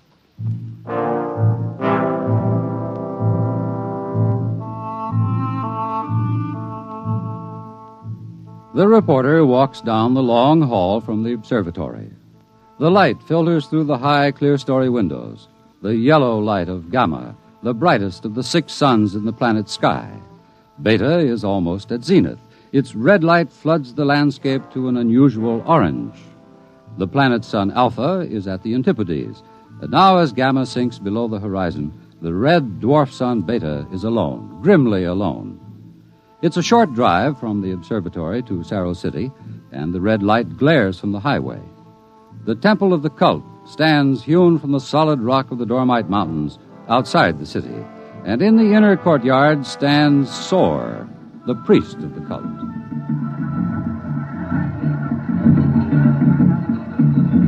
Woe to the unbelievers! Their souls will rot with the absence of light. Tell me, Your Reverence, what will happen? What are you waiting for here? The day of the coming. It is written in the Book of Revelations. It came to pass the sun Beta was alone in the sky, and the world was shrunken and cold, and men did assemble in the public squares and highways. Their minds were troubled, and their speech confused, for the souls of men awaited the coming of the stars. And the lip of the cave of darkness passed the edge of Beta, and loud were the cries of men, and there was no light on the surface of the world. And in this blackness there appeared the stars in countless numbers, and in that moment the souls of men departed from them, and their abandoned bodies became even as beasts. From the stars then reached down the heavens flame, and where it touched, the cities of the world flamed to destruction, so that of man and all the works of man naught remained. So it is written.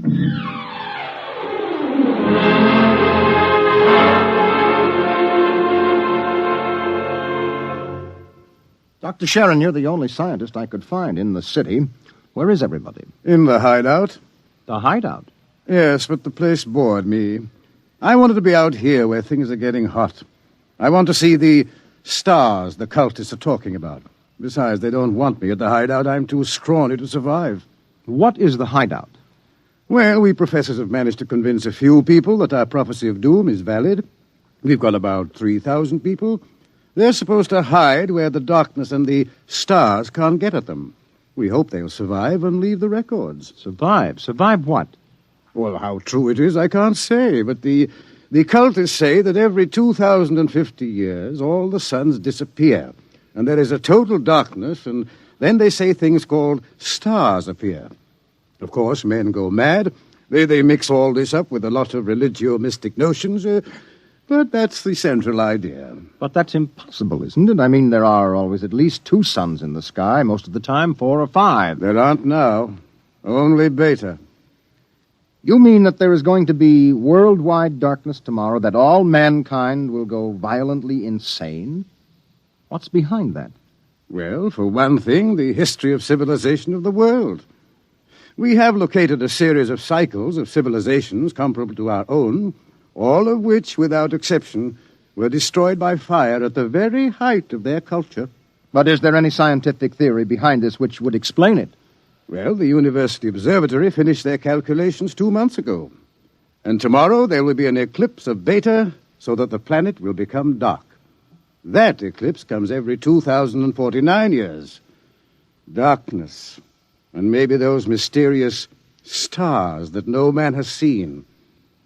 And then madness and the end of civilization. And you expect to live through this at the hideout? They plan to photograph the eclipse and leave the records. And then the rest of mankind will know what to expect. Well, what is there in darkness to drive men mad? Have you ever experienced darkness, young man? Well, no, but I know what it is. It's just no light. Oh. Draw the curtain. Why, what for? If we had 4 or 5 suns out there, we might want to cut the light down for comfort, but with only Beta... Ah, that's the point. Just draw the curtain and then come here and sit down. All right.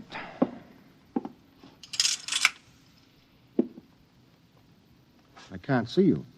Feel your way. But I can't see you. I can't see anything. Do you like it? Oh, it's awful. The walls they seem to be closing in on me. I keep wanting to push them away. All right. Draw the curtain back again. Oh, the light. Do you have a drink? Right here. Now, that was just a dark room. Yes, but it wasn't really so bad. You're afraid? Just darkness could do that? This isn't just a metaphysical theory, young man. It's promulgated from observed data. Well, come with me. Where? The locked wall down the corridor.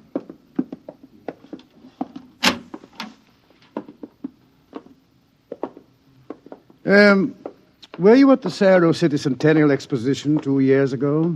I was overseas on assignment. Well, you remember hearing about the tunnel of mystery that broke all records in the amusement area? Oh, yes. Wasn't there some fuss about that? The Anti-Vice Society had it shut down. Oh, it was shut down, all right. But the Blue Noses had nothing to do with it. That tunnel was nothing but a mile-long passage through darkness.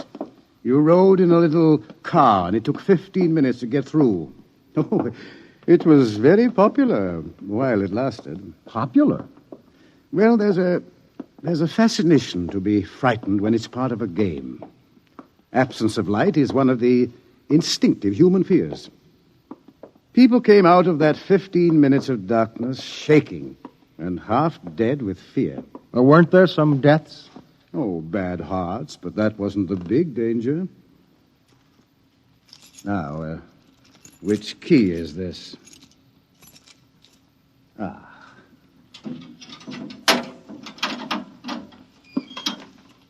Where are we going? You'll see. No, the heart attacks were actually good for business, but there was something else. Here, I'll show you. I want you to see somebody. Latimer. Latimer. Go away. Latimer, I want you to meet somebody. This is Mr. Theremin. No, go away. Hello? He's pushing me. Make him stop pushing me. Go away. I'm not touching him. What's wrong? Latimer is afraid. Aren't you? The walls. They're falling in on me. The walls. I've got to get out. I've got to get out. Let me out. You can't go out, Latimer. It's all right. I've got to get out. Let me out. Let me out. Let me out. At sleeping period, we have to give him a shot of morphine. Otherwise, he'd bat his brains against the wall. What's wrong with him? Nothing. Nothing but 15 minutes in the darkness of the tunnel of mystery. Oh, that's impossible. 1 person out of 10 came out of the tunnel that way. That's why we had it shut down. But why should darkness do that? It's obvious men cannot exist without light. Longer periods of darkness would obviously be fatal. The scientific theory is that the consciousness of light is necessary for mental activity. Please, Doctor, let me outside. Let me out, please. I can't breathe. They're pushing me. They're always pushing me. I can't stand here. Well, there you are, Theremin. That's what 15 minutes of darkness will do. Man just wasn't built to operate without light. There are always at least 2 suns in the sky, most of the time more. Just 15 minutes of darkness. Now, look out of that window. Imagine darkness everywhere. No light as far as you can see. Black. Everything black. And, stars, whatever they are. Can you conceive it? No, your mind wasn't built for that conception. When the real thing comes, you will go mad. Completely and permanently. There is no question of it. Tomorrow, there won't be a city left standing in the world. Why should the cities be destroyed? If you were in darkness, what would you want more than anything else? What would it be that every instinct would call for? Light. And how would you get light? I don't know. You'd burn something. They've got to have light. They've got to burn something. And every city in the world will go up in flames. Well, shall we go back to my office, Mr. Theremin, and have another drink?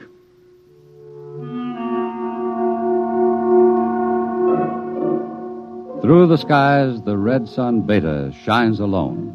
The wind howls across the city. It is cold, colder than man can remember. And as the hour approaches, the reporter goes out and speaks to the man in the street. Excuse me, where are you going now? Home for supper. How about, what are you going to do tonight? Oh, you mean about this star stuff? Look, I'll tell you, mister, I got nothing against religion, see? But it don't stand to reason that the end of the world is going to come boom like that. It just don't stand to reason. Have you read what the scientists say? I don't read stuff like that, only the headlines. Well, how about the cult? Well, now, like I say, I've got nothing against religion. But you don't believe them either. They've always been shouting about doom and sin. Listen, when you've been around as long as I have, you get to know the score. It's all right to preach Judgment Day is coming and all that, but just the same, I'm putting money in the bank. How about darkness? About what? How would you feel if there were no light?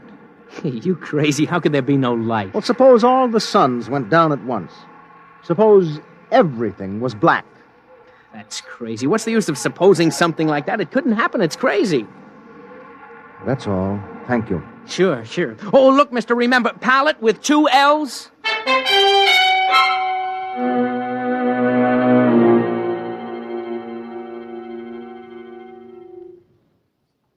All this talk of scientific explanation, it's sinful, that's what it is. Are you a member of the cult, sir? Sure I am. Been a member since I was a boy. My daddy was a member, too. I've seen the books. It's all written down in the books. Don't you believe the scientists' explanation? Don't need it. I'm going to save my immortal soul. I'm going to stay on the mountaintop in a white robe while the stars carry me away to glory. Blessed be the stars. Amen. What are the stars? The glory, the breath of the heavens, the spirit of the ultimate. That's what they are. The observatory has announced that it intends to take pictures of the stars. Blasphemy. I sold my house. I gave all my money to the poor. Won't need it anymore. I'm going to heaven with the stars. Glory, glory, going with the stars.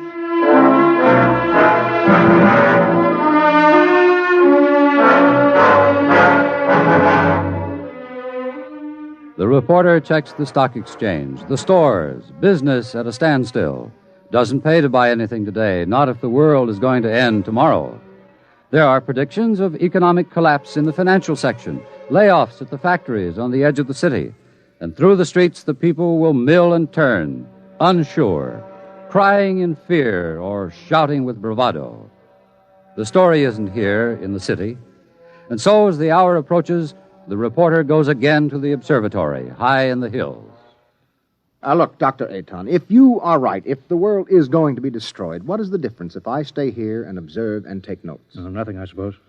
You will be in the way. We have work to do. If I stay out of the way. Hello. Oh, this place is like a morgue. It's freezing outside. The wind is enough to hang icicles on your nose. Beta doesn't seem to give any heat at all, the distance it is. Why aren't you in the hideout, Sharon? Me? I'm part of the race that isn't worth perpetuating. Who's got a bottle? There'll be no alcohol today. It'd be too easy to get my men drunk. I can't afford to tempt them. All right, Thurman, you can stay. Time we took our positions, the observatory dome is up these stairs. After you. What is that? Up in the dome, quick! What is it? It's the plates. The photographic plates are all smashed. There he is. A cultist. He's going for the telescope. After him. All right, I've got it. Let go. No. Let go. Must be destroyed. It must be. It's all right. He didn't harm anything. Let him up. Well, that's the high priest. I was talking to him yesterday. All right. What do you want? Nothing that you would give me of your own free will. I made a bargain with the cult to give me certain data that you had. In return, I promised to prove the essential truth of the creed. There was no need to prove that. It stands proven by the book of Revelations. I offered scientific backing for you believers. You made of the darkness and the stars a natural phenomenon and removed all its real significance. That was blasphemy. The facts exist. Your facts are a fraud and a delusion. How do you know? I know.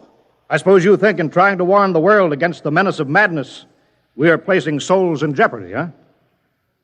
Well, we haven't succeeded, if that makes you feel better. Your devilish instruments must be destroyed. We obey the will of the stars. Someone call the police in Cerro City. There's no time for that. Let me handle this. The eclipse is only a few minutes away. Look, you. Will you give your word of honor to cause no trouble? I will not. Listen. Just as soon as the eclipse starts, we're going to take you and put you in a closet with the door closed, and you will stay there. Then you won't see the darkness, and you won't see the stars. And that means the loss of your immortal soul, according to the cult. All right. Will you give your word of honor? You have it.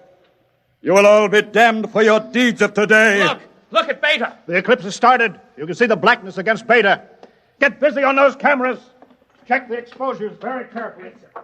You're shaking, Mr. Thurman. Yes, I don't feel very well. You're not losing your nerve. No, I'm just not used to it. You could probably make the hideout.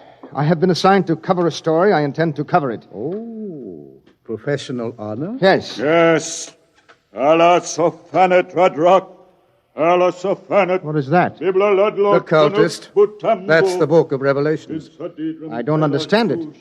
He is chanting some old cycle language. The book of Revelations was originally written in it. There are probably 2 million people in Cerro City who are trying to join the cult. One gigantic revival. How do the cultists manage to keep the book of Revelations going from cycle to cycle if everyone goes mad? Who wrote the book? There are some people who don't see the stars. The blind, those who drink themselves into a stupor, and children, to whom the world as a whole is too new and too strange for them to be frightened at stars and darkness. They would have memories, and that, combined with the confused, incoherent babbling of the mad, formed the basis for the book of Revelations. Oh, the cult will be riding high down there in the city. I hope they make the most of it. Dr. Sharon, I just heard from the hideout on the private line. Oh, they're in trouble? They are safe, but the city is a shambles. You have no idea. Well, it'll get worse. What are you shaking about, Dr. Ayton? How do you feel? You don't understand. The cultists are rousing the people to storm the observatory, promising them immediate entrance into grace, promising them salvation, promising them anything. How long till the total eclipse? An hour. Well, it's a gamble. It will take time to get a mob out here. If the darkness comes first, we're all right. Oh, look at Beta. It's cut in half. Half of it is black. Yes, it's getting darker. An interesting phenomenon. Oh, my collar is suddenly tight. Are you having any difficulty in breathing? No, why? Difficulty in breathing is one of the first symptoms. We have experimented. I'm cold. Seems to be getting colder. Yes, so we'd better keep our minds on something else. One of the astronomers has a theory about the stars, far away to see in the light. He developed a fantasy about a planet revolving around one sun. It's a mathematical possibility. Of course, there couldn't be any life. Part of the planet would always be dark and without light. Well, it's obvious. Without light, there can't be any life. It's time for the artificial light. We can't read the instruments. Artificial light? One of the researchers at the university worked it out. Why, it's beautiful. Yellow light. After 4 hours of red. It's beautiful. Light. Light.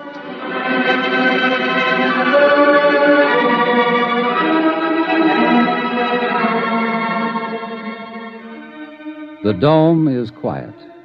The priest in his yellow robe sways slowly as his lips move in the ancient tongue. Over and over, he whispers the invocation to the stars. The technicians hunch over the instruments, and the sky gradually turns a horrible deep purple red, and the air grows denser. Dusk, like a palpable entity, enters the room, and the dancing circle of yellow light about the torches etches itself into ever sharper distinction against the ever-gathering grayness beyond. Outside, Beta is a mere smoldering splendor, taking a last look at the world. The western horizon, in the direction of the city, is lost in darkness, and along the highway to the observatory surges a menacing, shadowy mass. Mob from the city, they're coming. How long till total eclipse? 15 minutes. But they'll be here in 5. We'll hold them off. Come on, Theremin, downstairs. But there's no light down there. We have to block the door. Come on. I can't breathe. I can't go down there. Take a torch. We'll take light with us. Come on.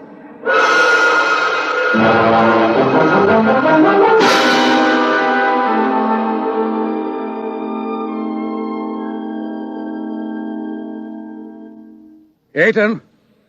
I'm here. Did you bar the door? They won't get in. All right, now, everybody. 1 minute till totality. 1 minute. Just before totality, I'm changing the plate. That will leave one of you for each camera. You know all about times of exposure. Now, remember, don't try to look for good shots. And if you feel yourself going, get away from the camera. It's dark. It's getting dark. Sharon, where are you? I can't see you, Sharon. I'm right here. 30 seconds. Look out. The priest. I can't see him. And the wicked shall perish in the souls of the true believers, shall be transported in glory to the stars. You can see him against the torch. Don't let him get to the telescope. From the stars there reached down a heavenly flame, and where it touched the cities of the world, flame to utter destruction. Grab him! You shall not blaspheme! The world must be destroyed by the stars! It must be! Let me go! I'll take care of him. The stars! The stars!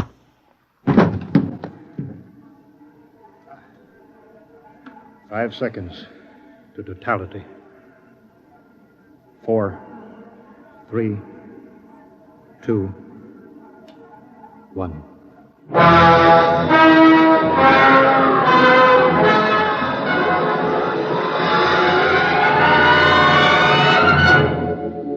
The sky is black, and through it shine the stars.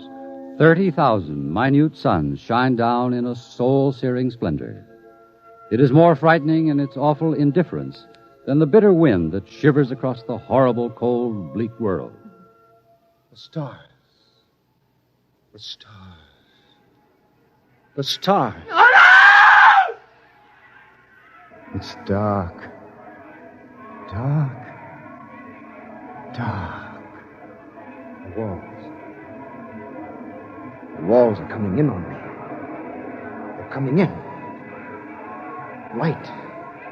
Light. Light. Darkness. Forever. Light. And ever. And ever. Light. And the walls Light. are breaking in. We did not know. We did not know. We did not know.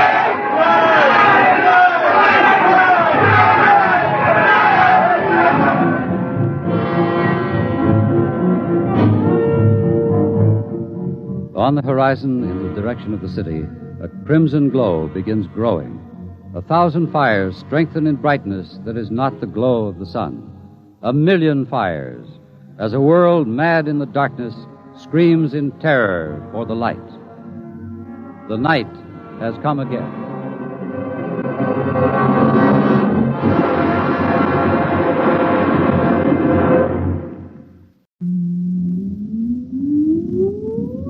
Countdown for blast off. X minus 5, 4, 3, 2, X minus 1, fire.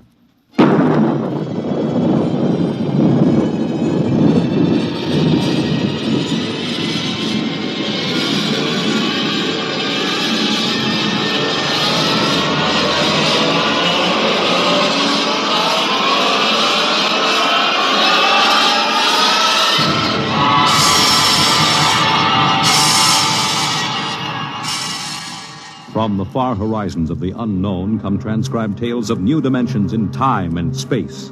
These are stories of the future, adventures in which you'll live in 1,000,000 could-be years on 1,000 maybe worlds. The National Broadcasting Company, in cooperation with Street and Smith, publishers of astounding science fiction, presents X minus 1.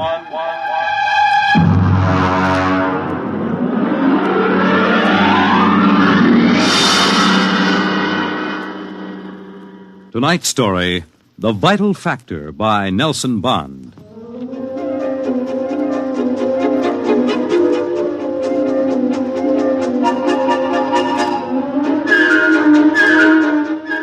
I doubt that anywhere on Earth there's a man or woman or a child who doesn't know the name Wayne Crowder. I doubt whether there's a human being who hasn't at one time or another used one of the Crowder products. The can opener or the razor blade or the patented tooth powder dispenser or the Crowder improved slideless fastener. In the magazines which write about men of business, Crowder was described as a man of ice and stone and ink and steel. No warmth to his blood. And a heart to pump, not feel human emotion. And he built a battery of buttons into his desk so that when he wanted something, all he ever had to do was press a button. And like genies springing out of the bottle, the proper personnel would come running. Yes, Mr. Crowder. Get me my engineers. Yes, sir. Right away, Mr. Crowder.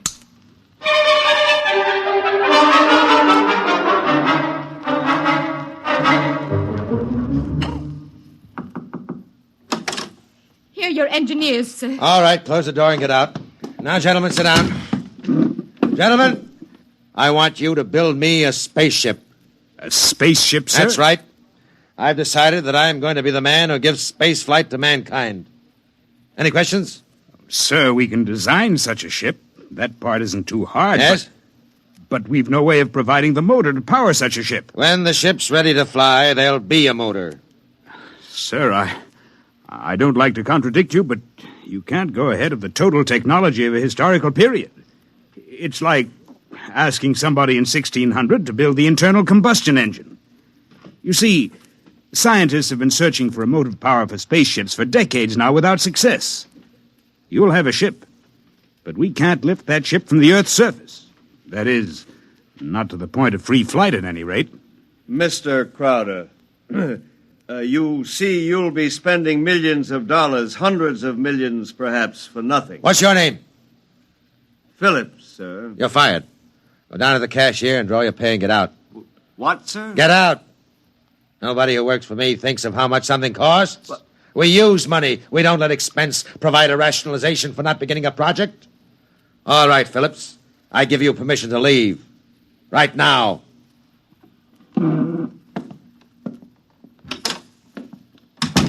Any other comments? The ship will be built, of course, Mr. Crowder. The fact still remains, we can't power it. You design the ship, I'll find the motor for you. Where, sir? I don't know. But somewhere in the world there's a man who does know the secret. I want that motor, and I'll root out the man who has the theory which will let us build it. How quickly do you want this done, sir? Yesterday. Yes, sir. Is there anything you need? We'll need a construction yard, sir, and certain machinery and a great many materials, of course. Labor force. Get them. Send me the bills. I don't want to be bothered with minor details. Yes, sir. And, one more thing, sir. Phillips. Yes? We need him, sir. He's a top man on electronics. He's a vital cog in our team. I don't want Phillips working for me. That's clear, I hope. Who else in the country knows what he does? No one in this country, sir. There's a man in India, though. Get him. We've tried before, Mr. Crowder. He's working on an important project in his country. I'm not concerned with details. Get that man, pay him what he wants, but get him. Sir, you don't understand. If this man quits his job, that whole project will collapse. It means the welfare of many people, millions of people in his country. He has a high sense of patriotism. Buy that sense of patriotism. That's all. I don't want to see any of you again until you have a report of work in progress. Yes, sir.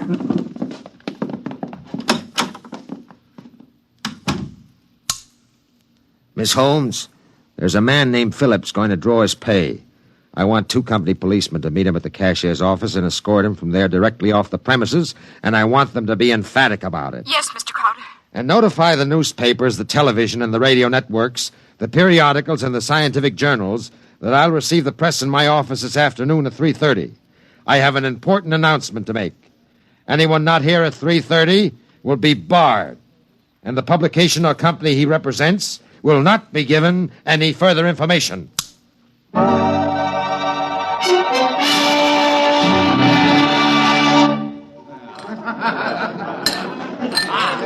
Gentlemen, you can finish your drinks later.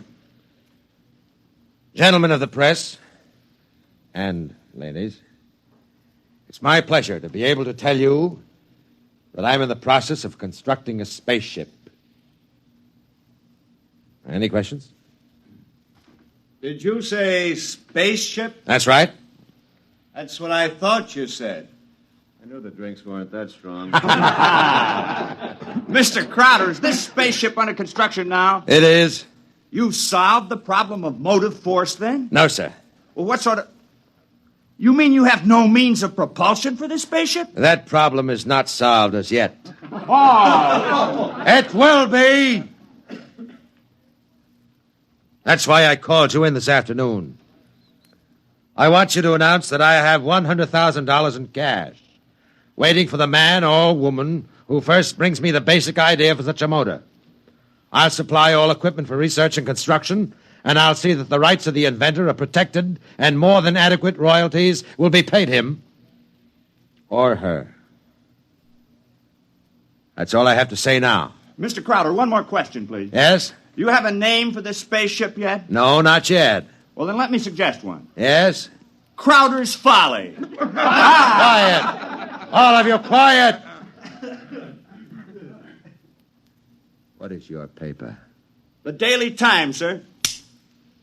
Miss Holmes, inform the company police that under no circumstances is any representative of the Daily Times ever to be allowed on company property again.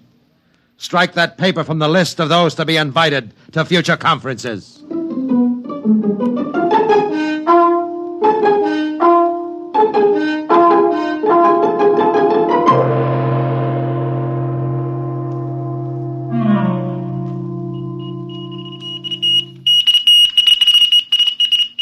It was Crowder's Folly, but the word of what he wanted circulated to the far corners of the globe. It was known in the white ice block huts of the Eskimos and in the grass-thatched villages of Central Africa, as well as places less remote.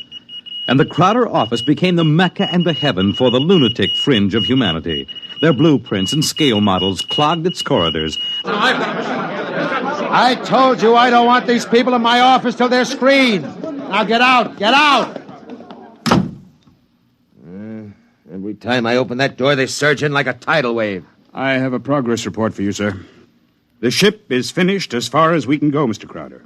Certain additional construction can't be done now because it depends on the shape and mass of the engine, on the type of fuel, on the weight of that fuel. I see, all right. Lay off everybody we don't need. I've ordered that. Mr. Crowder, is it possible that no one will turn up with a motor? That's the one thing that's not possible. He will come. Money and determination will buy anything. Close the door on your way out. Yes, sir. Miss Holmes, order the proper department to put a name on the forward end of the ship. I want letters in pure gold 1 foot high. The name of the ship is Crowder's Folly. Get it done today.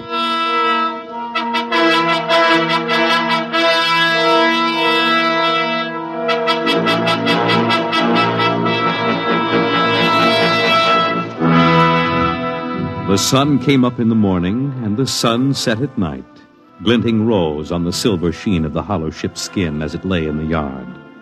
The golden letters on the prows spelled out the fury of Crowder for the world to see. A staff of 50 were employed as time went on in taking rust preventative measures to ensure the ship's well-being. The staff of 50 worked in 3 shifts around the clock, armed with oil cans and grease cans and other containers and sprayers of preservatives. In a year, the first experiment seemed ready to bear fruit, and a test was held. The atomic fission motor.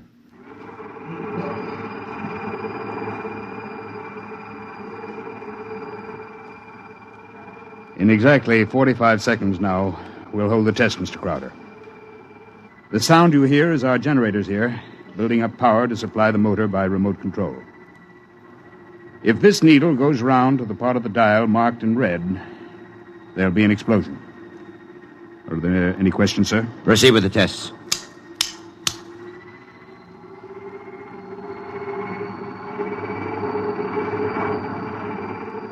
Watch the needle, sir. 8,000, 8,500, 9,000, 10, 11, 12, 15. That's an overload now, sir. 18, 20. I don't know how much more it can... What happened? Your generator blew out. What kind of incompetency? I beg your pardon, sir. The motor blew up. What are you talking about? I would have heard.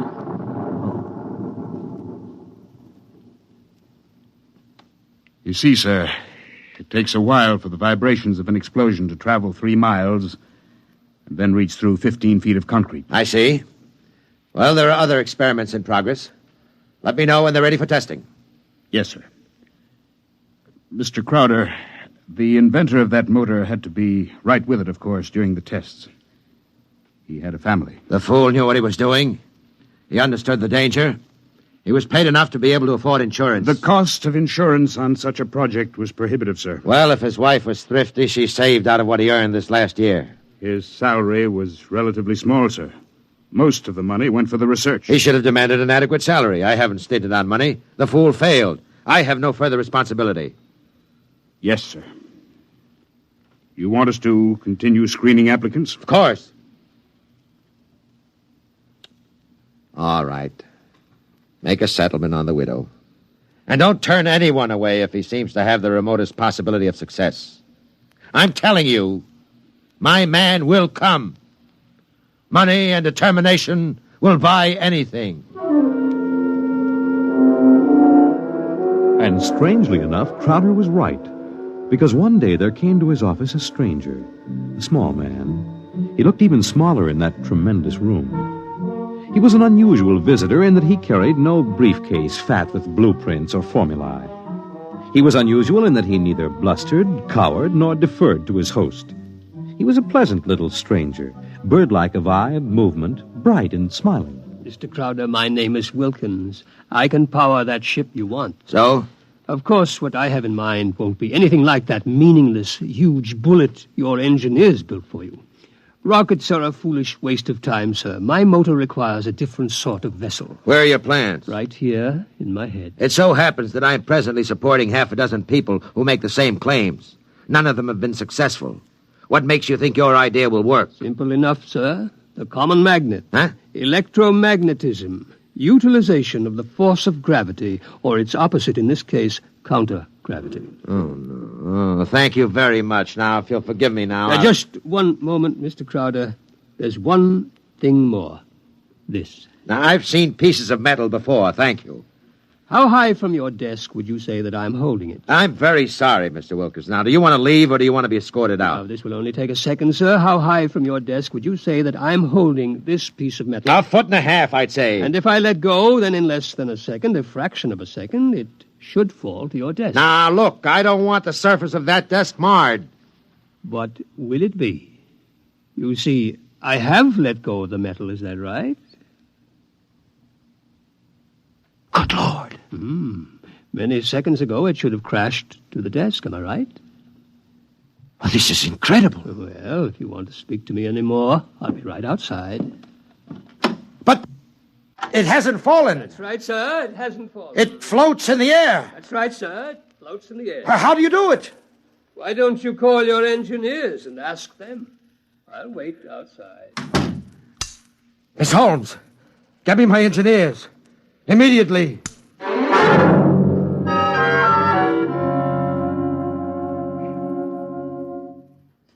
All right, Mr. Wilkins, you're quite right. The piece of metal is apparently counter-gravity, and my engineers can give me no explanation. Thank you, sir. Now, what do you want? For my services? Yes. You've already set the price. To build a pilot model based on this sample, no great expenditure, 100th of the cost of your behemoth sitting out there in your building yard. 3 other things: a workshop, expert mechanical assistance, and an answer to one question. What is your question? Why do you want so much to build this ship? Frankly, because I love power. Because I'm ambitious. I want to be the first to conquer space, because if I can do it, it'll make me greater, richer, stronger than any man has ever been.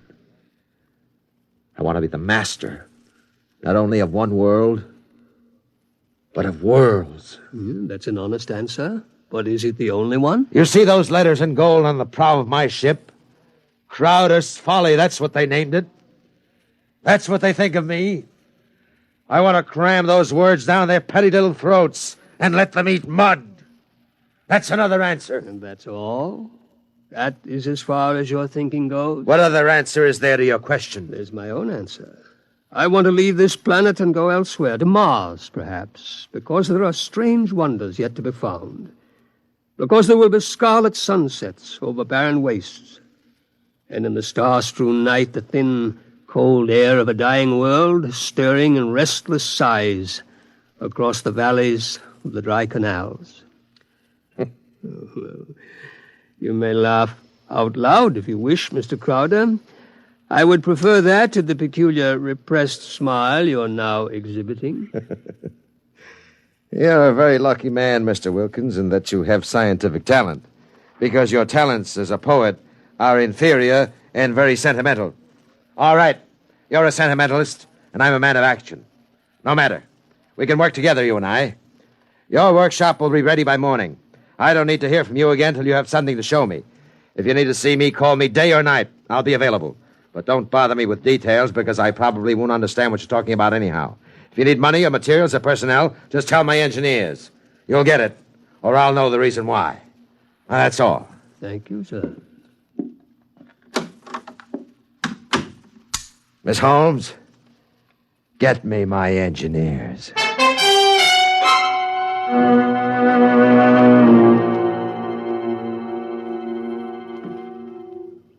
Yes, Mr. Crowder? We have 50 men working on preserving that useless hulk out there in the construction yards.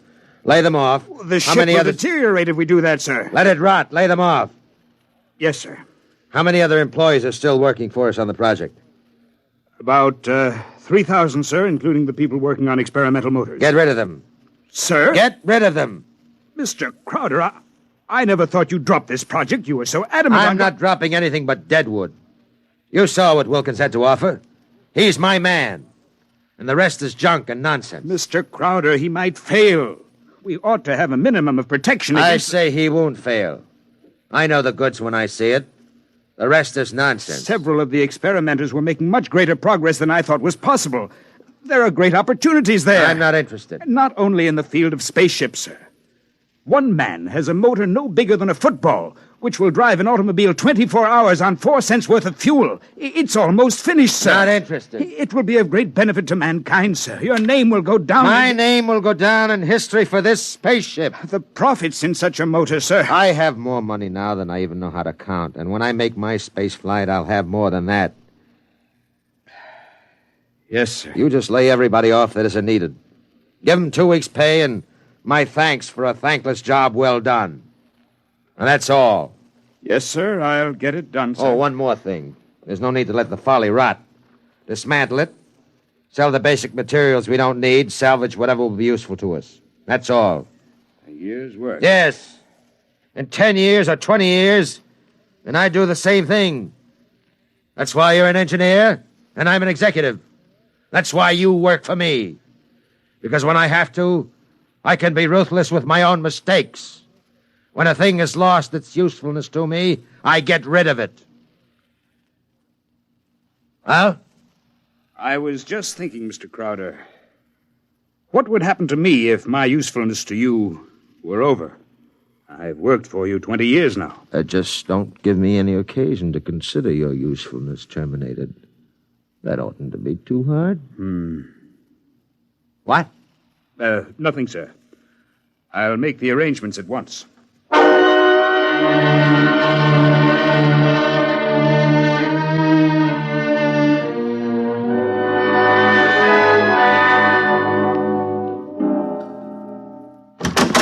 Who are you? What do you want? I tried to stop him, sir. Well, speak up, man. My name is Jarvis Ustuli. I'm an electronics expert. Oh, yes, I remember. You're the Indian. Come in, come in. Do you want me, sir? I can never... Never mind, Miss Holmes. Just stay outside. Close the door behind you. Sit down, Ustuli. Thank you, no. I want to give you a gift before I leave. Oh? You leaving? I thought we still needed you. I resigned. Sorry to hear that. I'm told you're a good man. I want you to understand what's behind this gift. Huh? I was working on a power project in my country which would have meant a tremendous rise in the standard of living for millions of my people.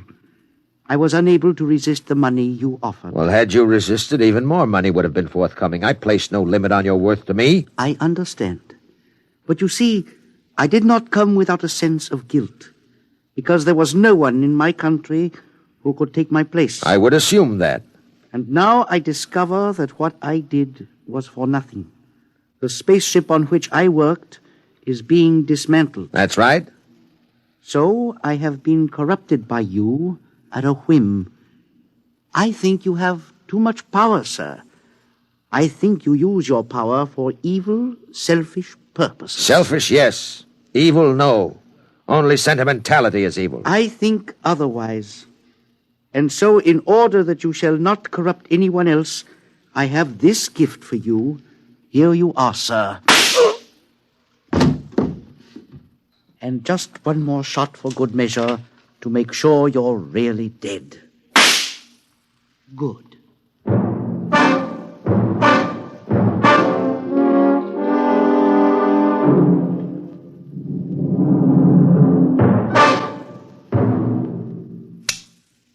Miss Holmes, there's a man on his way out by the name of Jarvis Ustuli, an engineer. He's not to be molested. He probably won't stop at the cashier, so I want a check for 6 months' salary in advance mailed to his home address. The man showed a certain quality of ruthlessness which is deserving of recognition. Oh, and have the chief of the company police bring me a new bulletproof vest. This one seems to have been dented in a couple of places.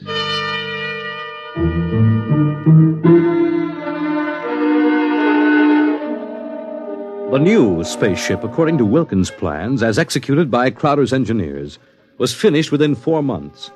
It was small, it was shaped like a disc. It gleamed brightly even in the smoky haze of an October sunset. Inside, Crowder and Mr. Wilkins, in a small cubicle at the heart of the machine, sat surrounded by many instruments of a complicated nature.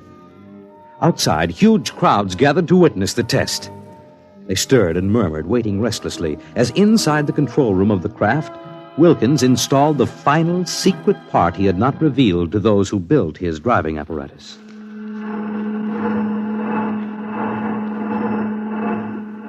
Well, Wilkins, what's holding us up? Nothing new. Oh, sentiment, perhaps? A wish to look once more on Earth's familiar scenes?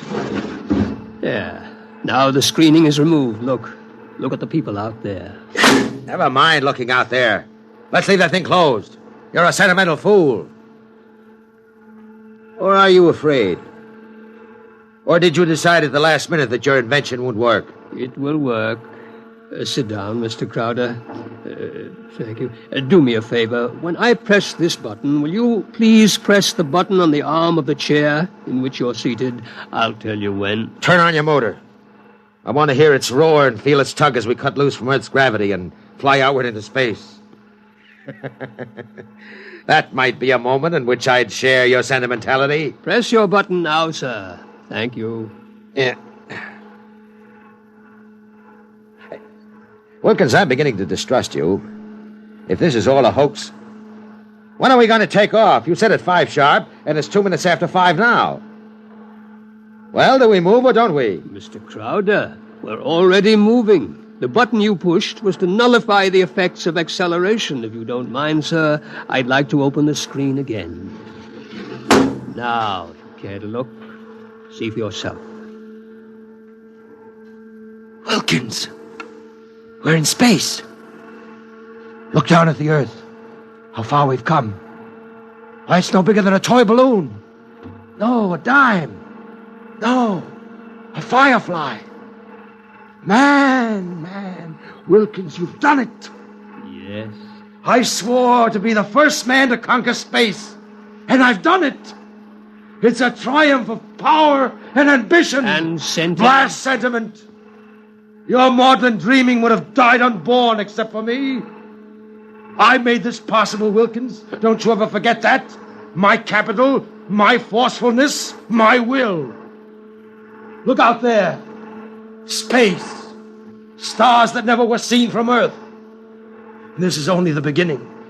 We'll build a larger model, one great enough to hold 100 men, 1,000, and cargo besides. Whoever wants to leave Earth this moment must come to me. I am the master of the planets.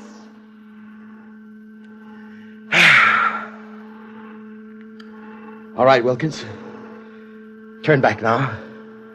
No. Huh? I said turn back.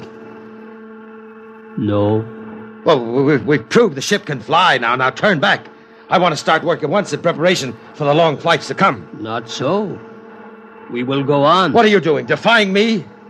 I'll break your puny little body into pieces. Can you control this ship, Mr. Crowder? Would you like to be stranded out here in space, just adrift in space without control? Would you like that? Turn back. No. What's the matter with you? Are you out of your mind? Oh, I am a sentimentalist, Mr. Crowder. Your money and ambition paved the way, that's true, but sentiment was the vital factor that sent me to you. Sentiment, sir. You see, Mr. Crowder, I wanted to go home. Home? Home? You are out of your mind. You will forgive me if I remove these primitive clothes? Who are you? Oh, it's all right, Mr. Crowder. I hold no special malice toward you. There's no need to be so terrified because you've had your first close look at a Martian.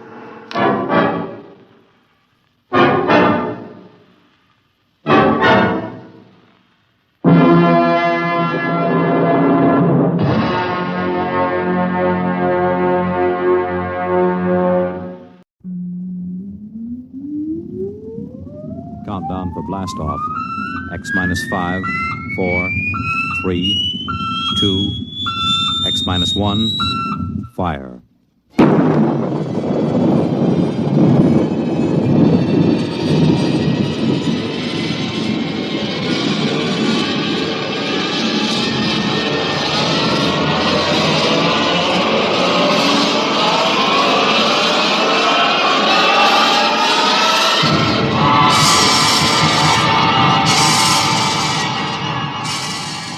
From the far horizons of the unknown come transcribed tales of new dimensions in time and space.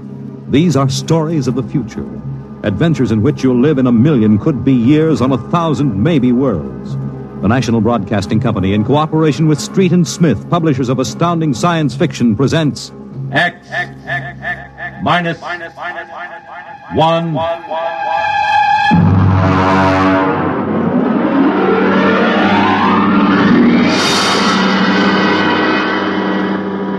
Tonight's story, Cold Equations. There is no margin of safety along the rim of a frontier. There can't be any until the way is made for those who come later. Until then, the penalty for mistakes is a grim one. The laws of physical nature operate with irrevocable certainty, with no room for mercy, kindness, or sentimentality. In space, life becomes a cold equation, and the equal sign is often followed by death. I know. I'm the pilot of an EDS.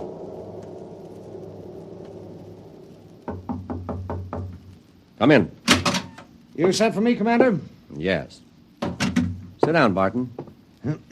We just got an ED from the Territorial Space Station on Woden. Woden. That's in the Crab Nebula, isn't it? That's right.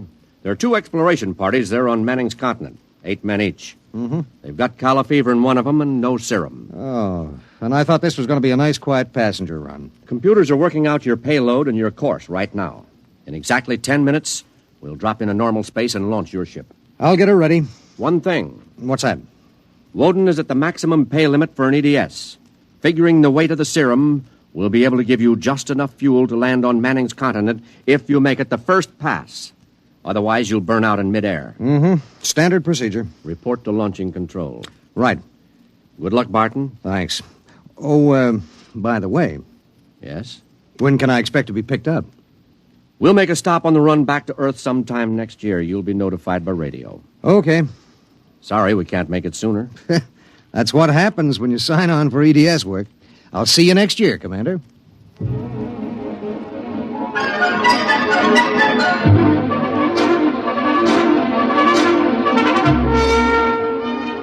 Down in the belly of the Stardust, the crew was working like beavers to get the EDS, the Emergency Dispatch Ship, ready.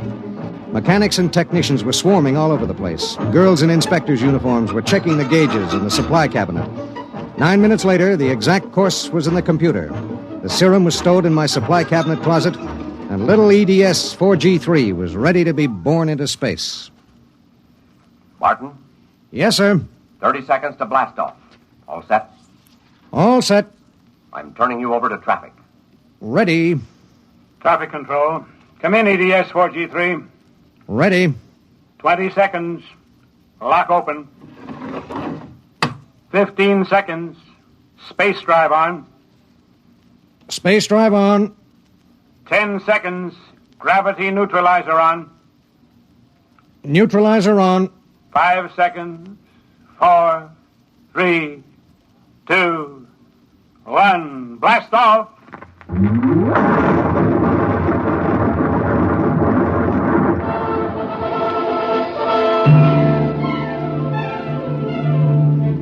I don't remember how long it was afterwards that I first noticed something wrong.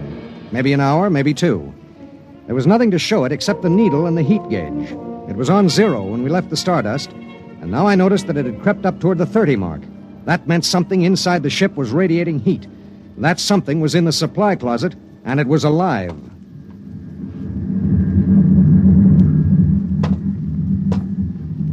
All right, come out.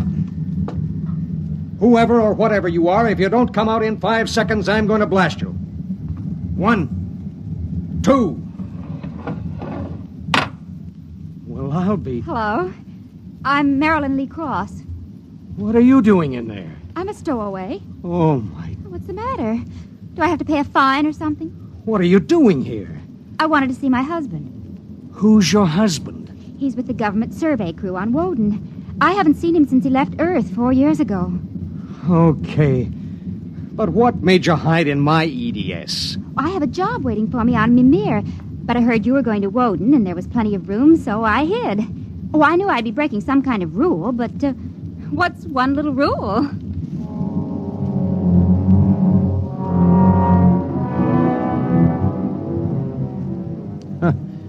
What's one little rule? H amount of fuel will power an EDS with a mass of M safely to its destination. H amount of fuel will not power an EDS with a mass of M plus X safely to its destination. Well, how could she be expected to know? She was 5'2" with brown curly hair and the faint, sweet smell of perfume. She was 5'2" and she smelled like apple blossoms. And her name was X in an equation that would have to be balanced.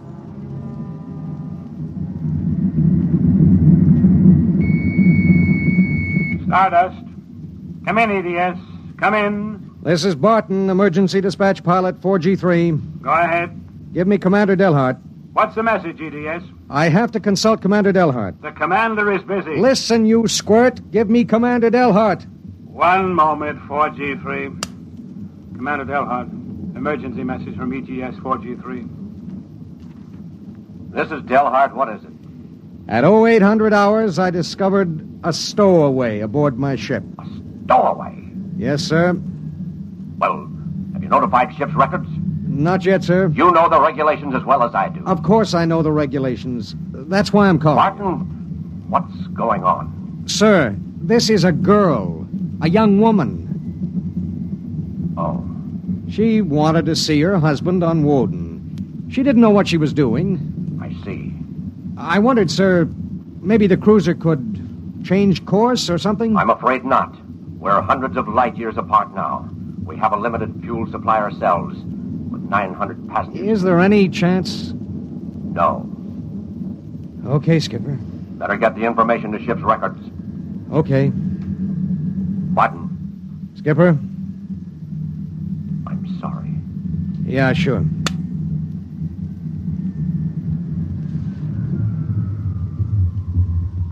You cut our acceleration, didn't you? Yes. Why? Well, save fuel. For a while. How did you manage to stow away? I was taking a language lesson in Mimirese from a girl in the inspection corps. The order came in for your trip, and I just went along on an impulse. It was easy. I'll be a model prisoner, I promise. Oh, if you were only a thief or a spy, it would make it easier. Make what easier? Forget it.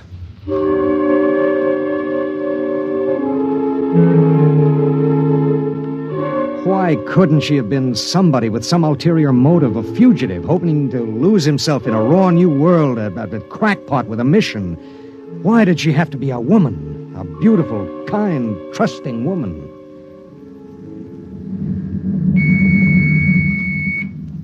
Stardust. Barton, EDS 4G3. Go ahead, 4G3. Identify a stowaway. Give me your identification disc, Miss Cross. Here. Why? Well, it's for ship's records. Identification number T8374. One moment. This is for the gray card, of course. Yes. I'll need the time of... I'll tell you later. That's highly irregular. Then we'll do it in a highly irregular manner. The subject is a young woman. She's listening to everything that's said. Are you capable of understanding that? Oh. Go ahead, 4G3. Number T8374-Y54. Name, Marilyn Lee Cross. Female, married. Born July 7th, 2160. Good Lord, you're only a child. Height, 5 feet 2 inches. Weight, 110. Hair, brown. Eyes, blue. Complexion, light. Blood type, O.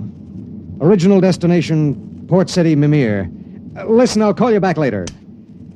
Look, miss. Marilyn. Look, Marilyn. I guess you don't know what you got yourself into here. Well, it's like this. This ship is carrying Calla fever serum to the survey group on Woden. Yes. Their supply was wrecked in a tornado. The fever is always fatal unless the serum is given in the first 48 hours. Now, these little ships have exactly enough fuel to reach their destination. If you stay aboard her, your added weight will cause it to use up all its fuel before it can land. What happens then? We crash. You die, I die, and 6 fever victims on Woden die. Well, can't they send out another ship to meet us? There are no ships to send. Well, Oh, no. Oh, no, you couldn't do that. That's how it has to be. But that's crazy. I haven't done anything. I haven't hurt anybody. I'm sorry. I should have told you before, but I wanted to make sure there was no other way. You mean it? You're going to make me leave this ship? That's how it is. But I'll die. I'll explode. I'll be like those horrible pictures about... Try to understand. I do understand. You're going to kill me, and I didn't do anything. I know you didn't. That has nothing to do with it. It has everything to do with it. Nobody just dies like that for no reason. Oh, listen. Maybe there are other cruisers you don't know about. Maybe the radio. Maybe it... Now, listen to me.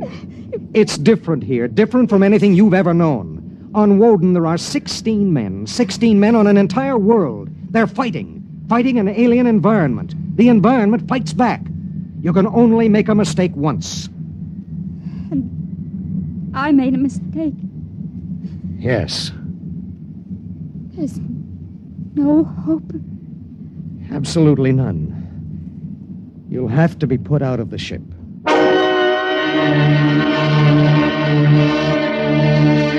It was better so. With the going of all hope would go the fear. Then would come the resignation. She needed time, and there was so little. EDS. Starship to EDS. Need pertinent data. All right, Starship. When do you expect to complete your report? I need a computer check.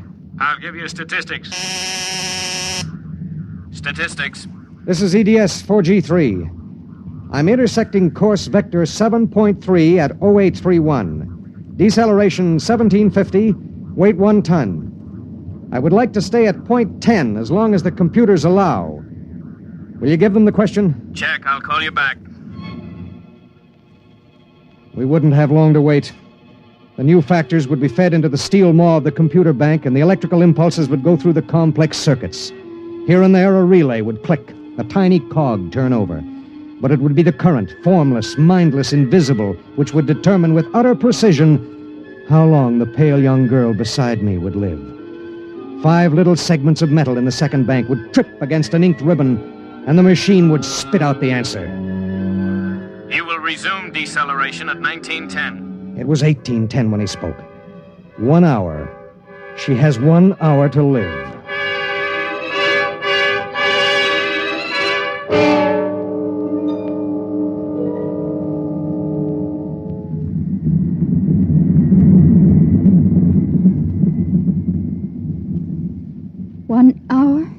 That's it.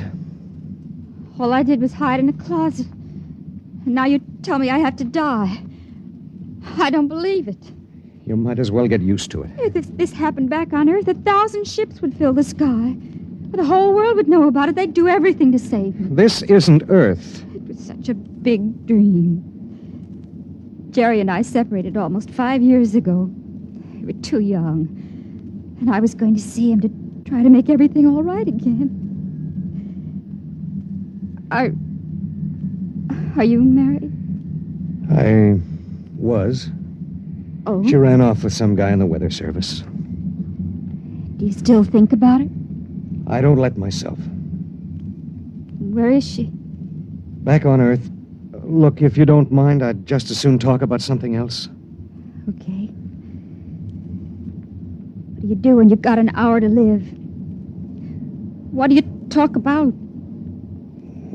What's Jerry like? Jerry? Oh, he's a funny guy. When he found out, I mean about the other fella, he didn't get mad. He cried. That was all he felt, sadness. So you walked all over him. Well, I thought I wanted him to get mad at me, to be jealous. And now? I've been thinking about him for 5 years. So when I heard the ship was bound for Woden and I knew Jerry was there, I stowed away. I didn't know about the fuel. I didn't know this would happen to me. She had violated a man-made law that said keep out. The penalty was not of man's making or desire. It was not a penalty men could revoke. H amount of fuel will power an EDS with a mass of M safely to its destination. The time was 1830. 40 minutes. It was beginning to get me. A space frontier is a rough place, and I'd seen 100 men die since I left Earth. But this was different. I watched her as she wrote a message to her folks. I watched her as she fought her way through the black horror of fear toward the calm gray of acceptance. And then there it was on the view screen. The planet Woden. A red ball enshrouded in the blue haze of its atmosphere, swimming in space against the background of star-sprinkled blackness. The chronometer on the instrument panel said 1845.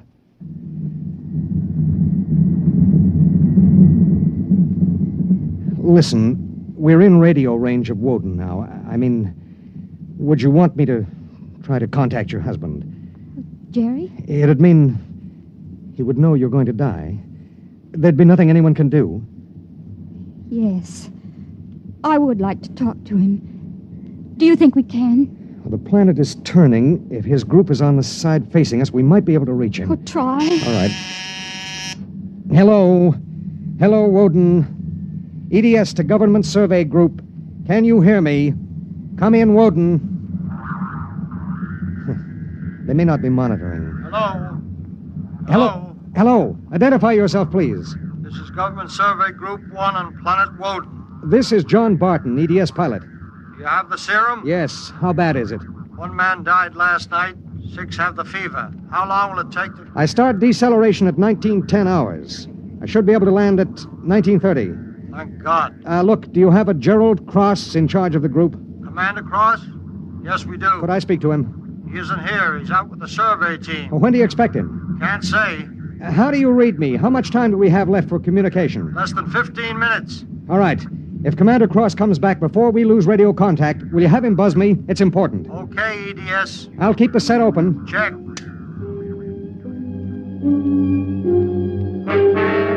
The minutes passed like small bits of eternity. On the view screen, I could see Manning's continent sprawled like a gigantic hourglass in the eastern sea. There was a thin line of shadow where it was beginning to disappear as the planet turned on its axis. I looked at the pale woman next to me, and I thought of another woman long ago who'd sat next to me and cried because I wouldn't try to understand. What had she written in those letters back home? What would they think of the faceless, unknown pilot who'd sent her to her death? What would I think of myself alone nights, reliving this voyage?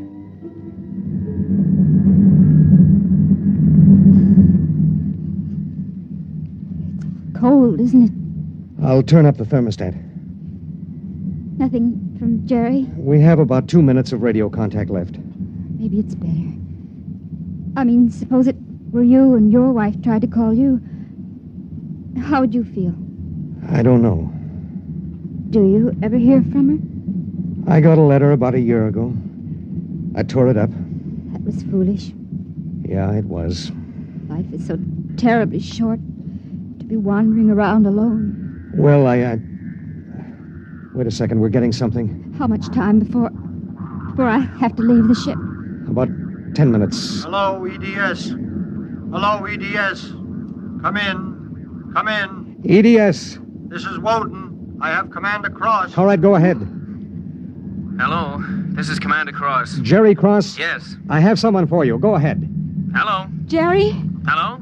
Jerry? Who is it? It's me, Marilyn. Marilyn. I wanted to see you again. I stowed away on the EDS. You what? But Marilyn... It doesn't matter, Jerry. All that matters is that I can tell you all the things I've kept inside for so long. Jerry, I want you to know I've never forgotten. Oh, it's been so many years. I can't believe it. I thought I'd see you again, but now I can't. Jerry, you don't hate me, do you? Hate you? Oh, Marilyn, I've never stopped loving you. Not for an instant. Oh, Jerry. Listen, we don't have much time. The transmission is getting fuzzy. Oh, Marilyn, I've got to see you. There's got to be some way. There isn't. Let me talk to the pilot. Give it to me. Hello. Pilot, Have you called the mothership? Did you have them checked with the computers? I've done everything. You've been on the frontier long enough to know the setup in an EDS. Oh, dear God, there must be something, some way. Do you think I'd let this happen if I wasn't sure? He tried to help me, Jerry. He tried. And it really doesn't matter. I'm not frightened anymore. Not now. But how did you get here? I don't understand. Well, I was going to Mimir to take a job, I thought. And now I realize I was just going because I'd be closer to where you were. Oh, Jerry, all this time... Don't. Let me tell you something. Marilyn, I've always known you'd come back to me. I've known it every minute. It's what's kept me alive. I want you to hold that in your mind. Jerry, I can't hear you. We haven't much time. We're losing radio contact. Jerry! Oh, don't cry, darling. Just know how I feel. I do. It's fading. There are so many things to say. Jerry, if you can still hear me, maybe I'll come to see you again. Maybe I'll come to you in your dreams, or be the touch of a breeze, or one of those golden-winged little birds singing my silly head off. Maybe I'll be nothing you can see or hear, but you'll know I'm there. Think of me like that, Jerry. Goodbye. Goodbye, my darling. She sat motionless in the hush that followed. And then she looked at me. Now? Now. I pulled down the black lever, and the inner door of the lock slid open. She walked with her head up and the brown curls brushing her shoulders. I let her do it alone. She stepped into the lock and turned to face me, and I could see the pulse in her throat. I'm ready. I pulled the red lever, and there was a slight waver as the air gushed out. I thought I sensed a bump, as if something had bumped the outer door. And then there was nothing. The white hand of the closet temperature control was back at 0. A cold equation had been balanced, and I was alone in the ship.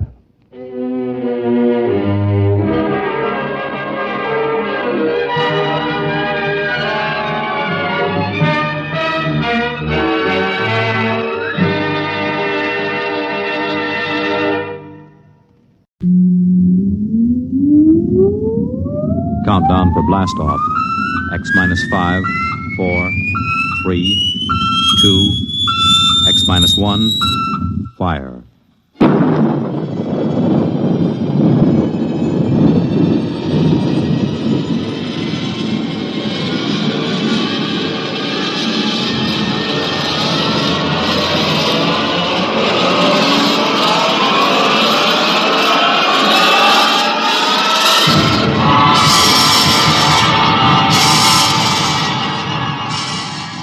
From the far horizons of the unknown come transcribed tales of new dimensions in time and space. These are stories of the future, adventures in which you'll live in 1,000,000 could-be years on 1,000 maybe worlds. The National Broadcasting Company, in cooperation with Street and Smith, publishers of astounding science fiction, presents X minus 1.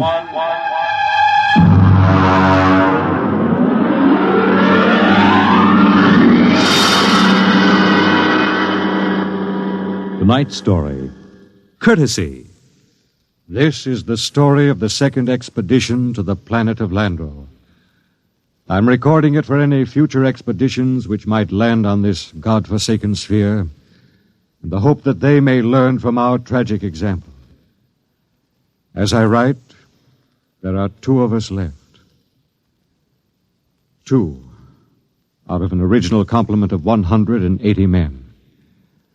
One of us, myself, will be dead in less than 23 minutes.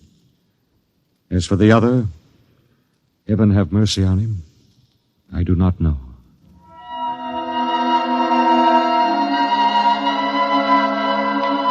On June 3rd, 1997, less than 2 months ago, the last of our supply ships blasted off from Lando for their return to Earth. After it had gone, I remember looking out across the plain at the dead city, one of thousands that dotted this planet. It had tall, graceful buildings, atomic power systems, vacuum conveyors, all perfect, all deserted, all ominous. How had it happened? The best guess was that the plague had frightened the original inhabitants of the planet so that they'd piled into rocket ships and headed for some distant planet. I often wondered why a civilization so advanced as Landro could not find a serum to beat the plague. It had taken our Earth doctors less than 6 months to develop an immunization method. Well, maybe those aborigines back in the hills knew the answer. That strange, ugly little people who had taken to the caves the day we landed. I was thinking these things when something happened that gave me the shock of my life. Good evening, Captain. Oh, what brings you here, Doctor? It's the matter of the serum, sir. Oh, what about the serum? It's no good. No good? It's too old. 10 years too old. Didn't you examine it? Yes, I did, but, well, my eyesight has been failing lately. Are you aware, Doctor, that the last supply ship has returned to Earth? Do you know we'll have no more contact for 2 years? Just, how long do you give us? Well, the present immunity will last a week or so. Then, without booster shots, it's just a question of time until someone picks up the plague. After that... What about the natives? They don't die from the plague? The accepted theory is that they have developed an immunity. Well, suppose they haven't developed an immunity, Doctor. Suppose they get the disease. Then they must have a treatment for it. If they don't, there would be no natives. Would you be willing to go on an expedition to the hills to find out?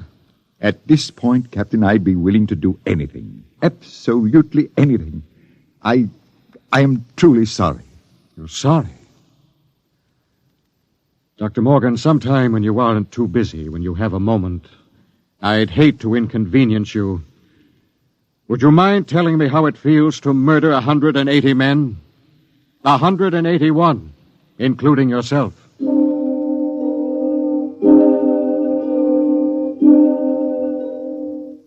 I did a lot of thinking after Dr. Morgan left my hut. It was still unreal for me.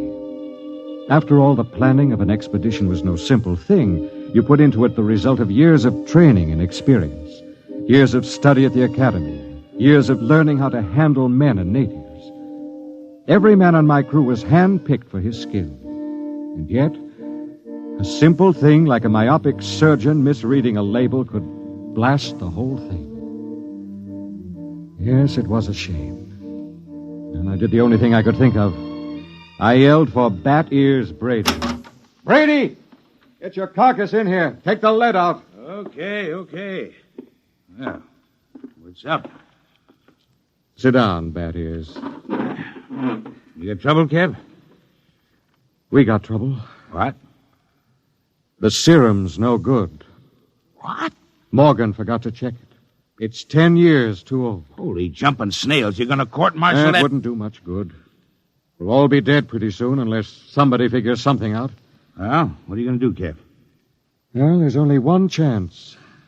One chance in 10 million. What? The natives. Them cave rats. What good can they do us? Well, they don't get the plague, so maybe they know a cure. Okay. Let's get a few of them and beat it out of them. That's why you're here. Shoot. How'd you like to come along on a little expedition up to the cave country? You, me, the doctor, and Faulkner. Faulkner? Now, listen, Cap, he's worse than the doctor. Yes, but he knows more about the native culture than anybody here. He's the only one who's completely familiar with the records of the first expedition. Okay, so it's me, you, the doc, and Faulkner. When do we start? Tonight, in half an hour. We should reach the cave country by tomorrow. With luck, we'll be able to find natives before night.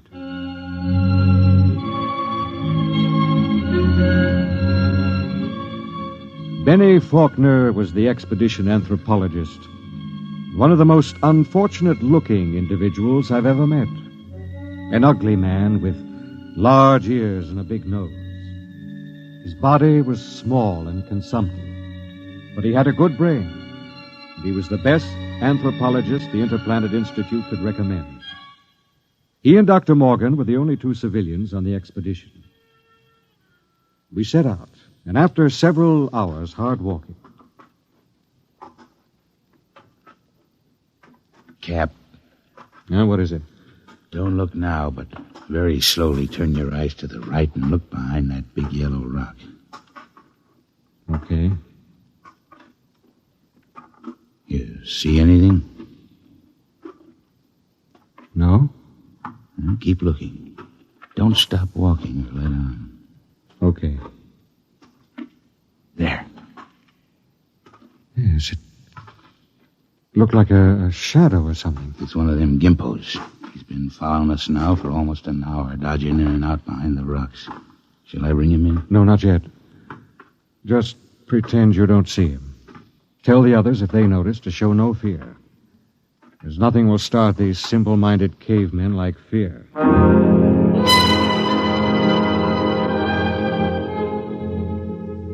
The manual said, under no circumstances shall a member of the patrol display fear before a native. The dignity of the Earthman must be preserved at all costs. Just before dawn, we reached the cave country. We were tired and hungry, and we stopped to cook some food and rest. Everything was quiet. There was no sign of the gimpo which had been trailing us until... Okay, get in there, you sneaking little monkey man. Come on, before I break this shovel on your stern. Yeah, what's the trouble? Cap, I caught me one of these gimpos sneaking around outside the tent. Bring him in the light of the fire. We can get a look at him. Faulkner? Yes, sir? Keep an eye on him. Try to establish some communication. All right, get in there. Yeah, look out. No need to knock him down, Bat is. Oh, that's the only language they understand. See if you can reach him, Faulkner. Okay, Captain. I'll need a drum of some sort. A what? Well, they have no language as we know it, and they have a very rudimentary sense of hearing. I find they communicate with one another through a very primitive kind of vibration of the tongue. The closest I can come is a series of drum beats, a sort of Morse code. The psychologist on the first expedition had it worked out before he was killed by the plague. I've studied his notes, and I think it'll work. You mean these little critters can talk to one another? I believe they can. At any rate, we'll have a chance to find out. Do we have something I can use for a drum? Here. Take my water bottle. Thank you, Doctor. Now, I'll tap it 3 times. That's a greeting of some sort. Just a moment. Yes, sir? I don't want you treating this fellow like an equal. Don't give him the idea that we're desperate. Once they sense that, you're lost. I have to communicate with him, sir. Now, just bear in mind what I said. Dignity. Yes, sir. I'll do my best, sir. It was a strange sight. On one side of the water bottle crouched little Benny Faulkner, looking for all the world like a human spider. Across from him crouched the Landrian, a humpbacked, gray little creature with an enormous head and those huge, soft lavender eyes.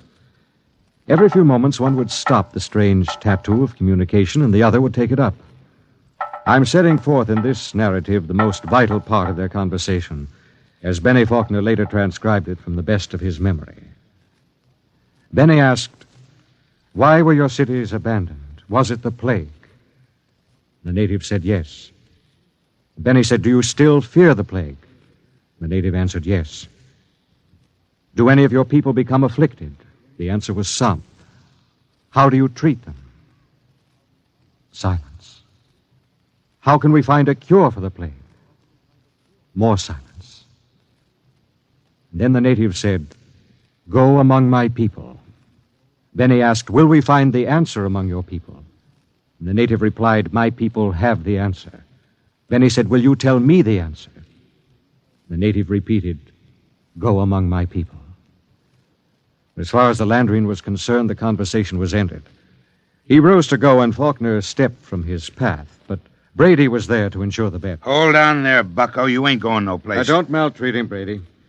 What did he say, Benny? He says his people have the answer. What do you think?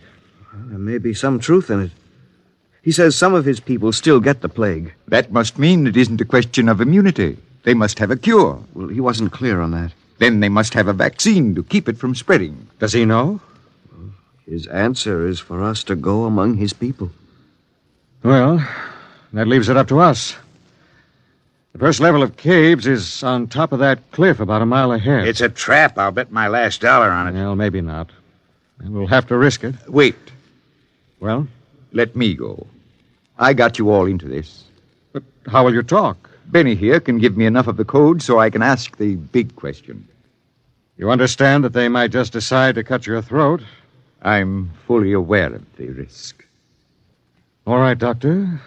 You go ahead. We'll wait at the foot of the cliff. If you aren't back down in 3 hours, we'll come up after you. What about the Gimpo here? We'll hold him as a hostage to ensure the doctor's safety. If the doc comes back, all right, we'll let him go. If not, well, that's your job, Brady. A pleasure.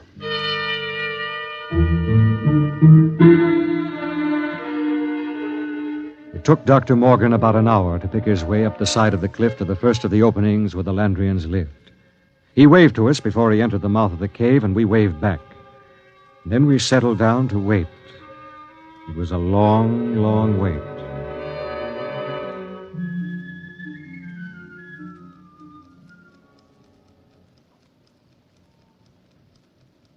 Eight o'clock. He's been up there more than 3 hours, Cap. We'll give him a little more time. It's getting colder. Yes, keep that fire going. How much longer are you going to wait, Cap? Oh, we've got lots of time. You'd think we'd have heard of something by now if they was going to knock him off, I mean. No, not necessarily. Wait. Look, up on the cliff. That's him, all right. Hey, what's he running for? I don't know. He looks scared. That crazy fool, if he don't look out... Doctor! Dr. Morgan, look out! Look out!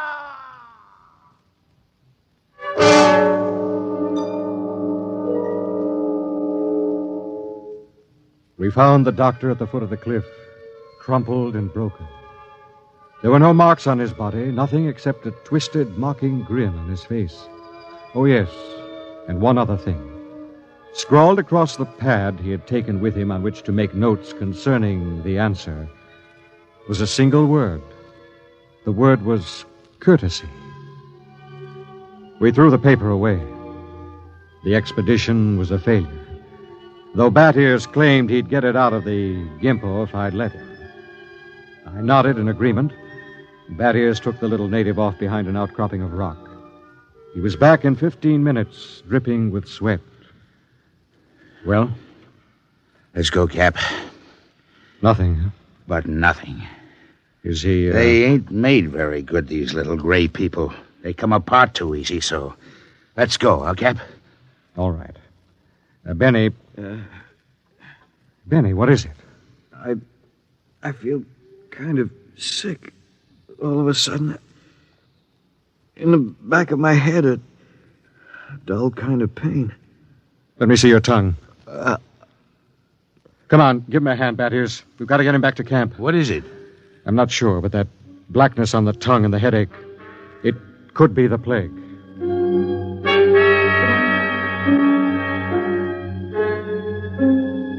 By the time we got Benny Faulkner back to camp, he had the red spots on his body, and then the fever began to rage.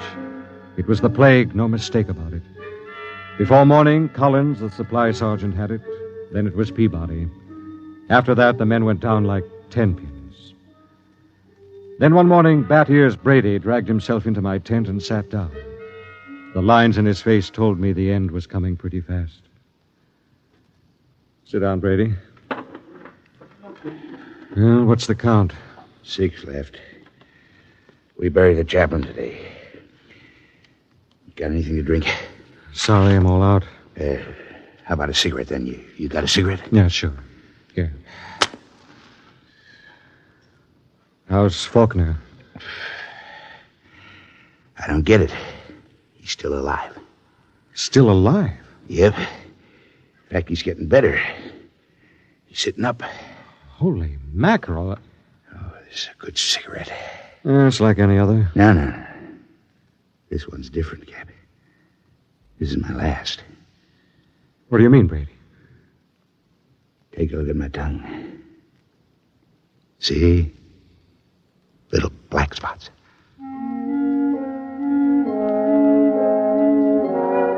Somehow I managed to get him into bed. He was already raving when I gave him the last of the morphine. It was incredible. Big, brawling, Bat Ears Brady, a tower of strength, lying sick and whimpering on a cot. When he died, I went out on the moors to think. The sun was a dull red glow. Cold breeze whipped up. But somehow I couldn't forget Faulkner. Why should Faulkner recover from a plague from which no man has ever recovered? Surely there must be a reason. Nothing happened without a reason. I turned and went back to see Benny Faulkner. Hello, Captain. Hello, Benny. How are you? Pretty good. I got up and walked a couple of steps today. How goes it? Brady's gone. Oh. I just buried him. Listen, Benny, there must be some reason why... Well, there's nothing strange about me, nothing different from any other man. There must be. You survived the virus. Oh. Benny, I want you to tell me everything you know about yourself, everything you can remember. Because somewhere in your makeup is some little thing that makes the difference. If I can find that thing, then maybe I can do something to save myself and the rest. Even if I can't, at least I can leave a record for any future expedition that comes to Landro. Okay? Okay, Captain. Where should I start? At the beginning. I'm going to take notes. Well, I was born on the 2nd of July in 1971. My parents were ordinary people. My father was...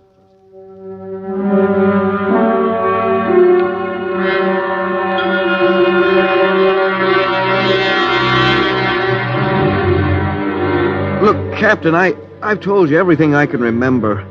3 days now you've gone over me, pawed me, questioned me. What else can I tell you? Benny, let's go over that last part once again. Where should I start? Take it from where the native started to walk away. You stepped out of his path, and Brady grabbed him. Okay, so I stepped out of his path. Why? What do you mean, why? Why did you step out of his path? Why not? Courtesy, I guess. What's the matter? Courtesy. That's the word that Dr. Morgan had scrawled in his notebook. Well, I don't see that... I don't either. Tell me, Benny, why should you want to be courteous to a native? Why not? What about maintaining your own dignity? Are you talking about dignity or arrogance? I don't know. Benny, listen, maybe we were all wet in our deductions. Maybe these cities here on Landro weren't deserted centuries ago. Maybe these little people up in the caves are the same people who used to live in those big cities. Why would they leave? Maybe they found out the big cities weren't the answer. Maybe they found out that civilization doesn't necessarily bring happiness. So they just packed up and left, returned to the simple life. No, it doesn't make sense. You're forgetting the plague. What is the plague, Benny? Well, I don't know. Is it a virus? I don't think they ever found out. You know what I think? What? I think the plague is nothing more than what we know as greed and arrogance. Captain, you're going off your rocker. I think maybe we're in line to die. Serum was good. In fact, I don't think the serum had anything to do with it. Oh, I never heard anything as crazy, fantastic in my life. No? Well, I think I'll go back to my tent and finish writing the report. I am beginning to sweat a little. Captain, maybe it isn't the plague. It is. I've seen it too many times to kid myself about it. Maybe hot compresses or something. No, Ben. Listen, Captain, you don't believe that junk about courtesy, do you? I mean, that's a lot of nonsense. You must know that. Holy mackerel, Captain. You do believe it, don't you? Good night, Benny. I think I'd like to be alone for a while. Okay. Good night, Captain. Maybe the supply ship will be early. You can probably stick it out. Sure. Good night, Captain.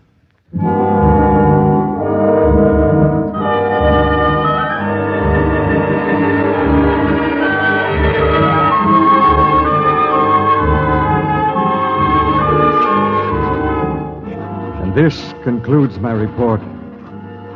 I'm turning it over to Benny Faulkner in the hopes that he will be able to transmit it to any other expedition commander who contemplates exploring the planet of Landro. The fever is beginning to mount now. My hands tremble as I write. The end should not be far off. There's little question in my mind as to what it'll be. You see, I didn't have a chance. I stepped out of no paths. I showed no courtesy.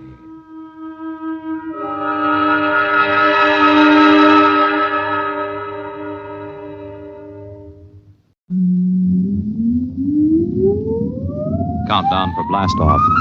X minus 5, 4, 3, 2, X minus 1, fire.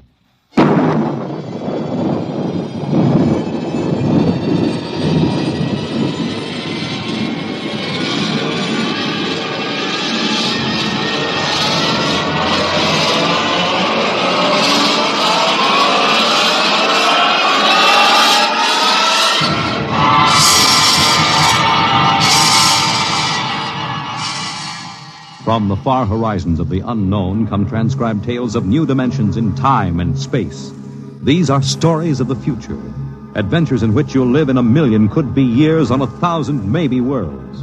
The National Broadcasting Company, in cooperation with Street and Smith, publishers of astounding science fiction, presents X minus 1.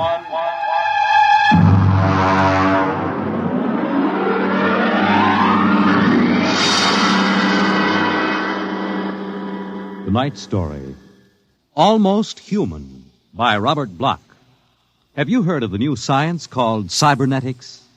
It concerns man's efforts to develop a perfect thinking machine, a robot electronic brain that will not only do man's work, but even do his thinking for him.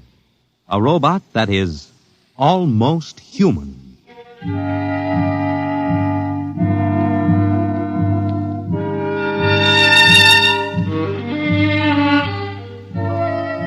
No, it's not impossible at all. In fact, one day, something like this may happen.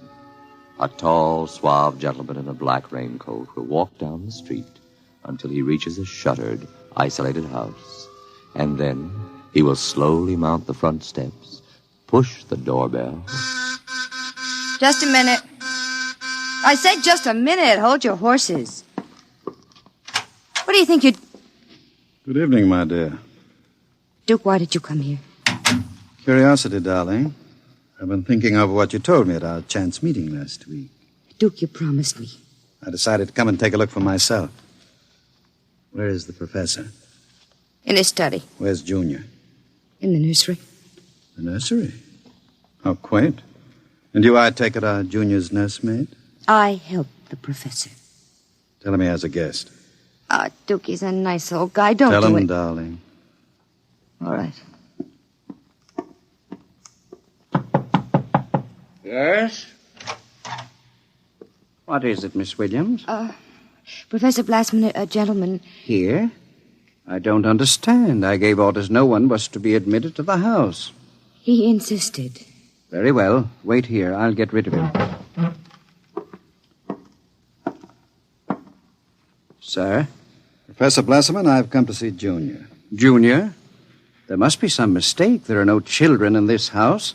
I don't... Professor, what you feel pressing against your belly is the muzzle of a .45 caliber pistol. Now, shall we visit Junior? How... What do you know about... I know everything. Shall we go inside? I warn you. On the contrary, I warn you. Very well. This way.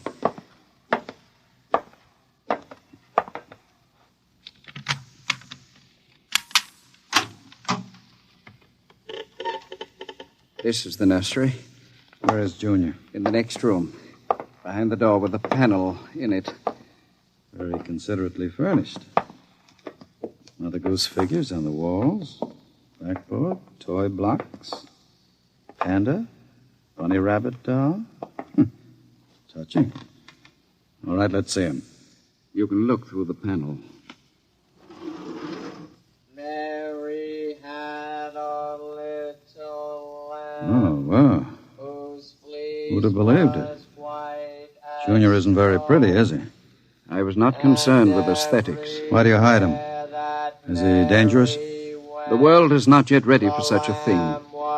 Besides, I must study.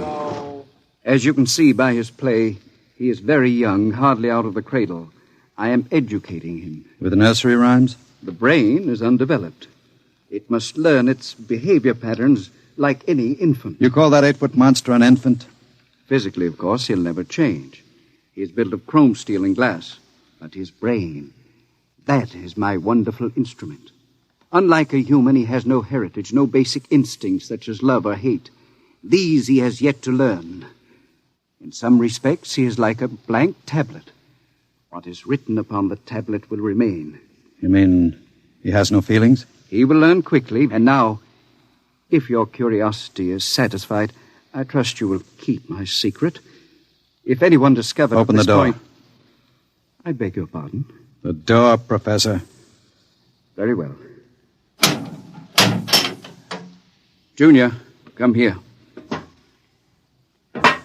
What a monster. Papa. He talks? Yes. Mentally, he's about 6 years old now. What is it, son? Who is that man, Papa? Let me handle this. You may call me Duke, son. I've come to see you.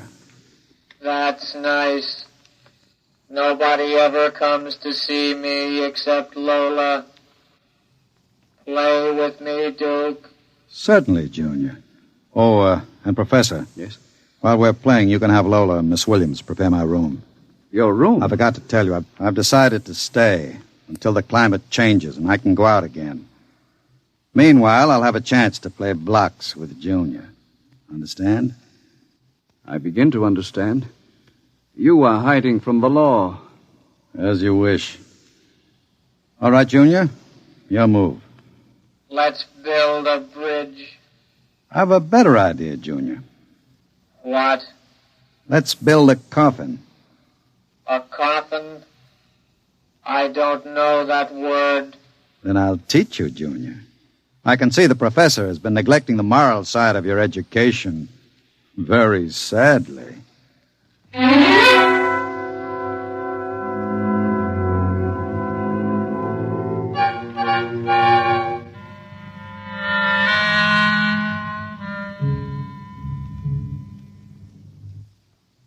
You shouldn't have come here, Duke. Why not, my dear? Afraid of me? No, afraid of myself. You're no good for me. You've always brought me trouble. Except this time. This time it will be different, darling. This time I'll bring you diamonds. Duke, what have you been teaching that thing? Nothing, honey. I've just been playing with them. Very educational. I don't believe you. What's bothering you, Lola? Today when I walked in there, he said to me, I know how to kill people, Lola. I'll kill you if you want me to. He's learning very quickly. Duke, I'm scared of that thing. It's unholy, a machine that acts like a human with a voice grinding at you, saying things you'd expect from a child. You dislike him so much. Why did you take this job as his nursemaid? Because I wanted to start over again. I answered an ad. The professor didn't ask questions. I would have been all right, too, if you hadn't come along. I'm very glad you did tell me, darling. Because Junior is going to make us two very successful people. Ha! Like any child, Junior listens to what he's told. Duke, I don't know what you're teaching, Junior. But I can guess. And it isn't right. It's evil.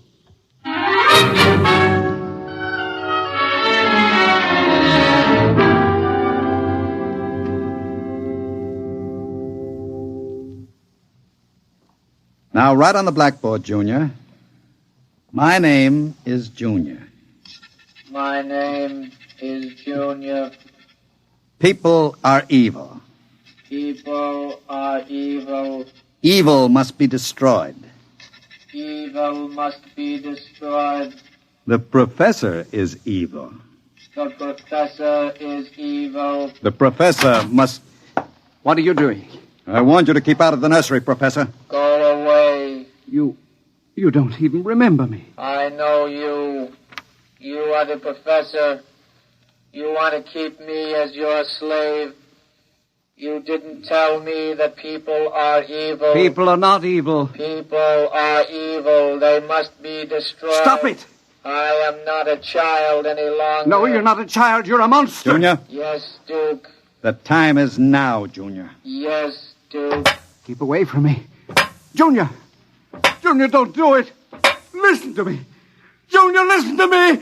Ah! I did it, Duke. Duke, I heard...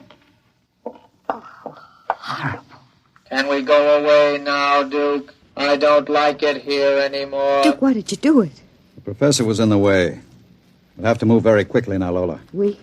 Professor, if you don't plan to come along, just say so. I can have Junior write your name on his blackboard. Where are we going? We'll go to Charlie's. With Junior? With Junior. Oh, Duke, you can't. I'm afraid. Relax, my dear. The Duke has great plans for you two.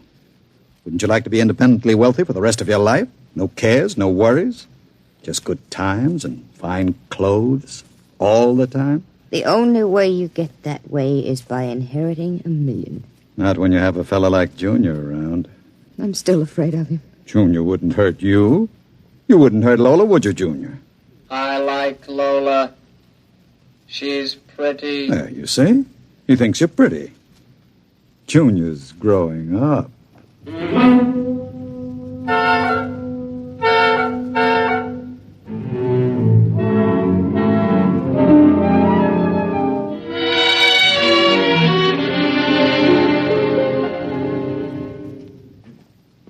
Sit down, Charlie. Sure, Duke. Lola and I are going to hide out here for a while. We'll need some help. Listen, Duke, I'm trying to keep the cops away. Sure. Now listen to me. I need a casing job done. Oh. Sure, Duke. You know the armored truck service? Sure. I want to know when they take the Acme deposits from Boston to Worcester. Duke, you ain't thinking of a payroll truck, are you? They got cannons on those trucks. They travel in pairs. You couldn't get near one. I asked you to do a casing job, Charlie. Sure, Duke. Anything you say. Find out what time they pass the narrowest and most deserted stretch of road.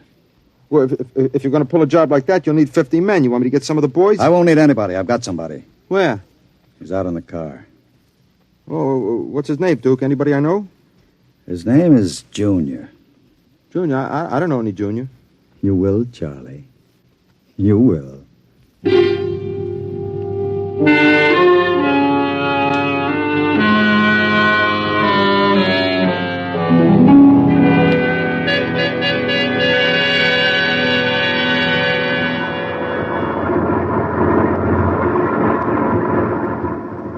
Smoke, Sam? Well, thanks, Al. Whew, it sure gets hot in these armored trucks, huh? You'll get used to it. How much we hauling this time? About $250,000. Brother, could I use a hunk of that? Who couldn't? What's our first stop?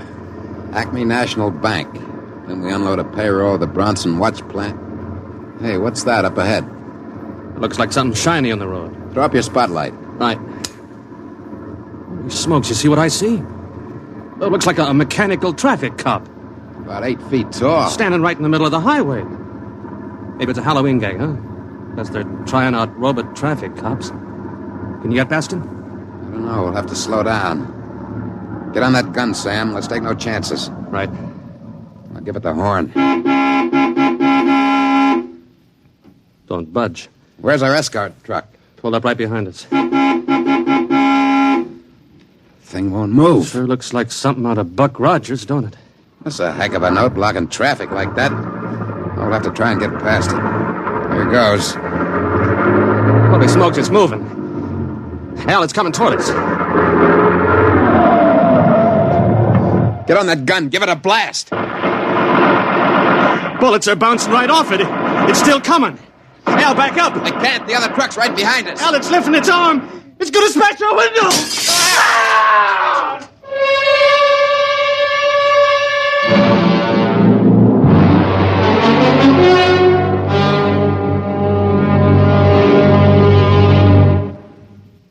Jeez.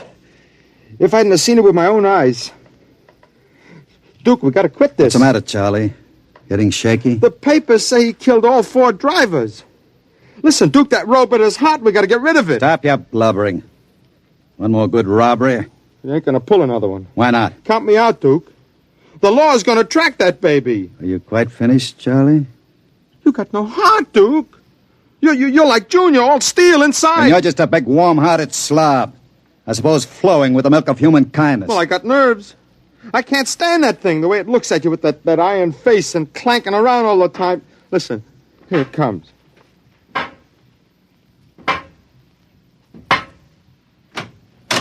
Hello, Junior. Hello, Duke. I've been talking to Charlie. Yes, Duke. You know what I think, Junior? I think Charlie's yellow. You know what happens to people who turn yellow, don't you? Yes, Duke. Tell him. They're evil. We have to destroy them. Huh? You see, Charlie? Junior doesn't like people who sing to the police. Duke, wait a minute. You know I'd never turn stoolie or anything like that. I never sang to the coppers in my life. You can count Junior. on me. I don't want no trouble with you. Stop him. I wouldn't... Yes, Duke.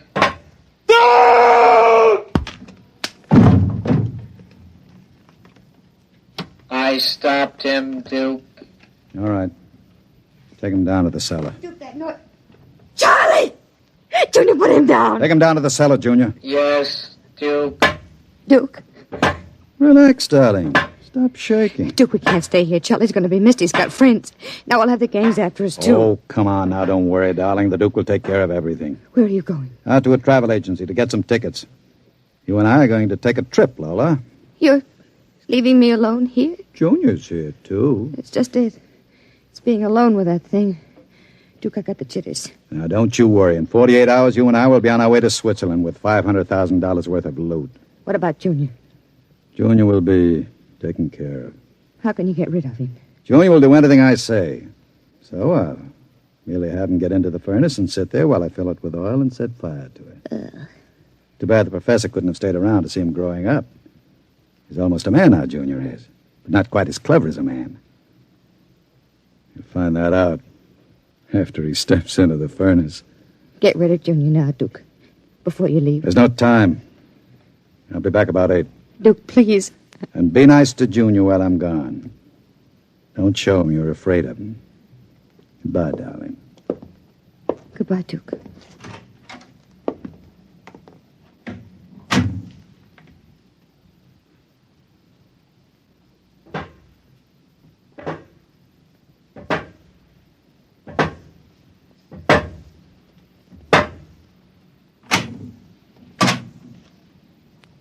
Lola. What, Junior? Oil me. Can't you wait till Duke gets back? He always oils you. I want you to oil me, Lola. All right. I like you to oil me, Lola. Yes, Junior. Lola, do you like Duke? Certainly. Do you like me? Well, you know I do, Junior. Lola, What? who do you like best? Me or Duke? I like you both, Junior. Yes, but who do you love?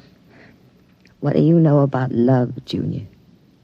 In the books, man and woman love. No. Lola, What? do you think anyone will ever love me? Maybe. Some women can fall in love with anything, Junior. Even with something like Duke. Why, Lola? I don't know. Maybe because, well, as long as she thinks her man is the smartest and the strongest. I see. Where are you going? To wait for Duke. He won't be home for a while. I'll sit in the hall and wait for him. All right, Junior. I want to be alone and think. About what? I read in a book today it was bad to kill people. What does that mean? Bad. Bad. I don't know, Junior. I guess it's just a word.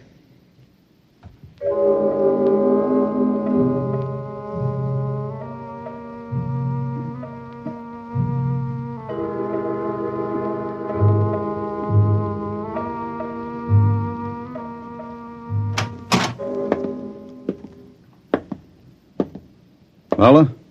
Hello, Duke. Oh, it's you, Junior. Why are you sitting in the dark? I was waiting for you, Duke. Well, now that's a good boy, Junior. Lola oiled me. That's nice. I tell you what, Junior. I've got a little job for us down in the cellar. Let's go down there. Now, Duke. Right now, Junior. All right, Duke. Are we going away soon, Duke? Yes, Junior. We're going away. What's in the cellar, Duke? A little surprise for you, Junior. You'll find out.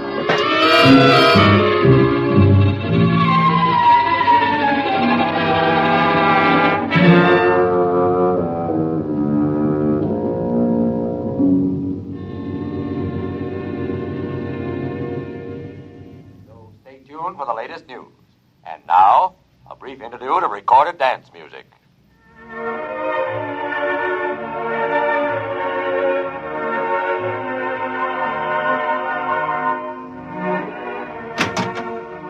Duke? Is that you, Duke?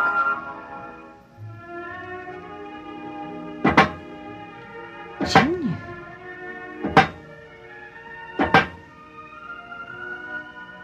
Hello, Lola. I thought I heard Duke come in. He came in. Where is he? Down in the cellar. What's he doing? Nothing. Did he say he'd be up soon? No. Maybe we better go down and get him. He's dead. Oh, no. No, he isn't dead. You said the woman loves the strongest and the smartest. Well, I'm stronger and smarter. But you aren't human. I'm almost human, Lola. No. No, stay away. Lola. Don't touch me. Those metal paws. No. I love you, Lola. No. No. I love no, you. No. No. No.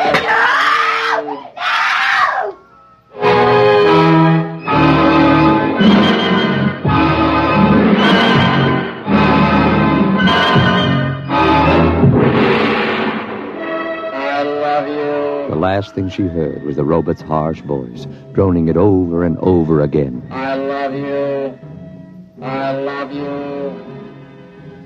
I love you. And strangely enough, it did sound almost human.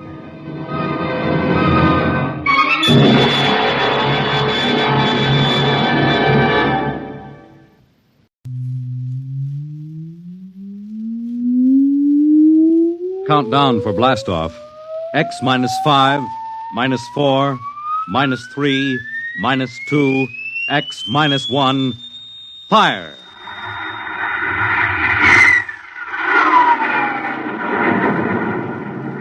From the far horizons of the unknown come transcribed tales of new dimensions in time and space. These are stories of the future, adventures in which you'll live in 1,000,000 could-be years on 1,000 would-be worlds. The National Broadcasting Company presents X minus 1.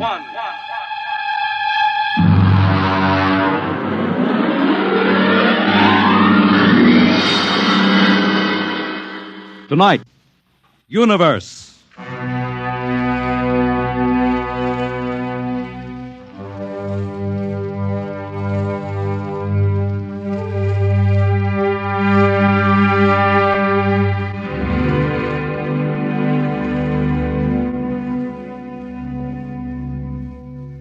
We are just beginning to discover how boundless our universe really is.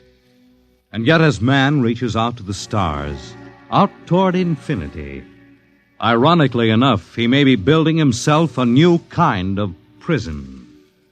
What would it be like to live all your life in a world no larger, say, than a single gigantic rocket ship bound on an endless mercy?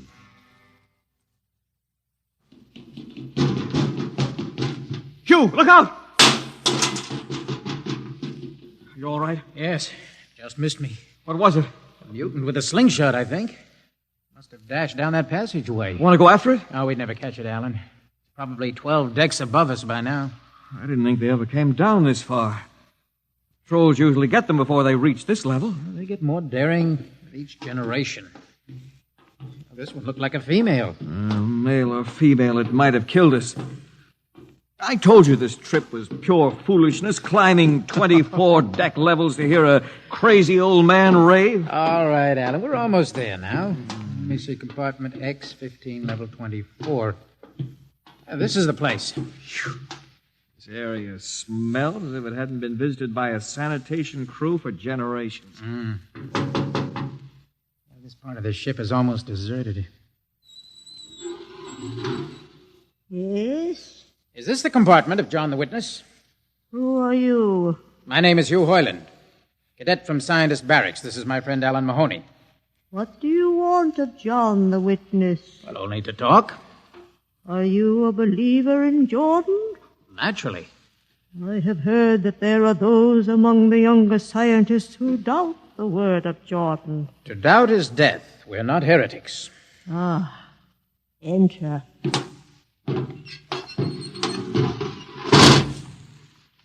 I've brought you a gift of tobacco, grown on the richest level.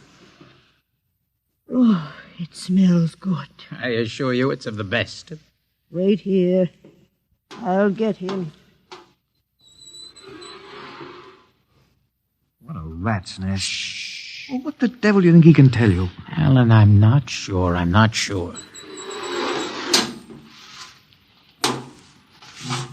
Well? Are you John the Witness? I am. Good evening to you. I'm Hugh Hoyland. This is my friend Alan Mahoney. What brings a gentleman of the scientist class to my humble compartment? I've heard that you and your parents before you have been keepers of the legend of the ship. Since Jordan gave the word. I'm anxious to hear the word as Jordan spoke it. Why?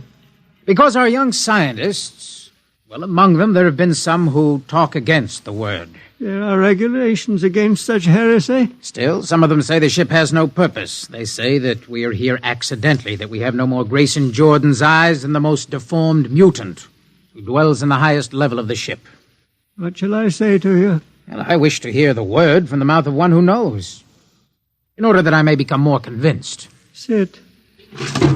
You have a gift for the witness? The finest tobacco. Good. I will dim the lights.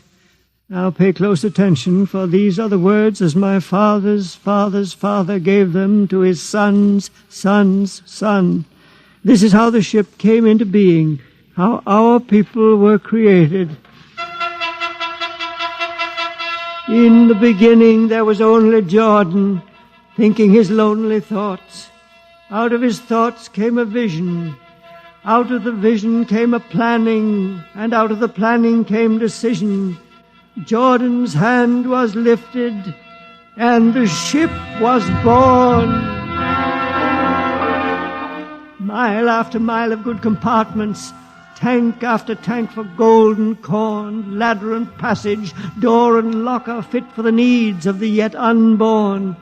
He looked on his work and found it pleasing, meet for a race that was yet to be. He thought of man, and man came into being. Then Jordan checked his thoughts and searched for a key.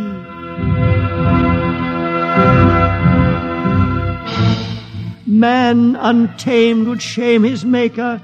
Man unruled would spoil the plan.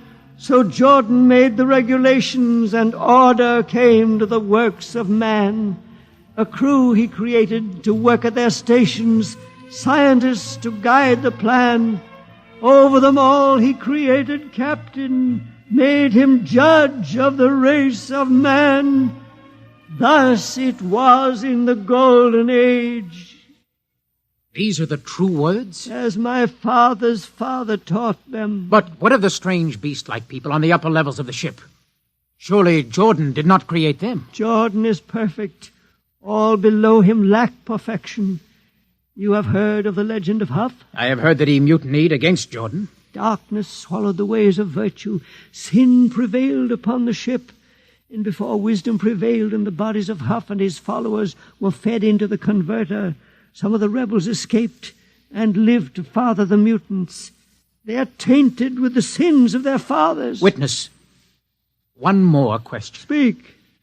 What is the ship? The ship is a great sphere, 25 kilometers wide and 100 levels deep. I know that, but the upper levels. The regulations forbid us to venture into the upper levels, but it is said that beyond the levels of the mutants lies the forbidden place where Jordan's spirit prevails. So I've heard, yet something troubles me. Something which prompted my coming here. Yes, my son. What lies beyond the ship? What? What lies beyond the ship? This is heresy. Answer me. I will not permit such talk. The ship is complete. The ship is universal. The ship is everywhere. The ship is endless. Your mutterings are those of a frightened old man. They answer nothing. You question the word. I think you lie. Hear me, Mr. Hoyland. For what you have already said, I can have your body fed into the converter. Your soul launched on the endless trip. You threaten me. Hugh, for Jordan's sake. Do you think I fear this dried fig of a man? Hugh! Sir, my friend is impetuous. He does not understand. I might be persuaded to forget a substantial gift. Why, you pig! Hugh! Alan, come on. The sight of this so-called holy man offends me. No, you shall not leave. Don't try to frighten me with that gun, old man. Remain where you are, heretic. I warn you, put down that gun. No, closer. Drop it. Very well, then. Death to the heretic. Alan, get him. Alan. He's not breathing. Is he dead? I don't know. Come on, Hugh. We've got to get out of here. Right. Now where? We can't go back. They'd feed us into the converter before we could even... What's that? An alarm. That old woman must have turned it in. Come on, Alan. The patrol will be here in no time. Where can we go? Yes, where? The upper levels. No, the mutants. We'll have to take our chances. Come on, Alan. Let's go. Listen, that's the patrol. Come on, we've got to climb. There's a hatchway down the corridor. All right, quickly. Oh, are we fired? Alan, up ladder. Up. Come on, Alan. Come on.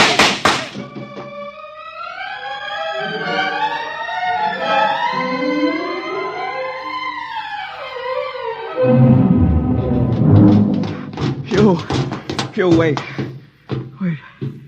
How far are we from the outside wall? Judging by the slope of the deck, about 2 miles. Alan, let's try this passageway here. If you hadn't asked him that stupid question. Now, there's no use going over that. But why did you do it? I've been thinking about it for a long time. When he began to give me those stupid, pat answers, and I just saw red, I guess. Who are you to question the ways of Jordan?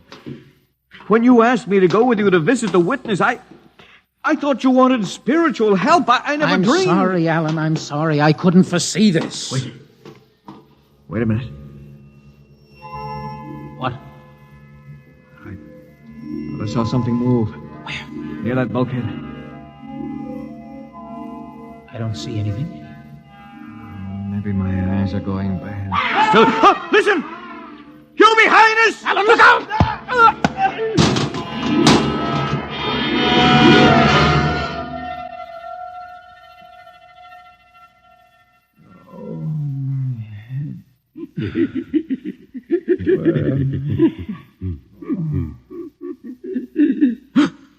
No. What are you? Put away that knife. Keep away from me, you. Don't kill him. Not yet. Who are you? You must forgive my friend Bobo. Like so many of my people, he's rather impetuous where members of the so-called super race are concerned. Who are you? What place is this? As you can guess, from my leg, I'm a mutant. Mutant? Where is Alan? Your friend is dead. Dead? I was not able to restrain my people in time to save him. Why don't you destroy me and get it over with? We do not kill for pleasure, Mr. Hoyland. Only when necessary. You know my name? I read your identification tag. Who are you? Mutants can't read. My name is Gregory. Gregory? I'm a leader of my people. You see, although we are unfortunate in our heredity, Mr. Hoyland, many of us are quite intelligent. And why do you live like animals? We'd rather live like free animals than like regimented slaves, as you do.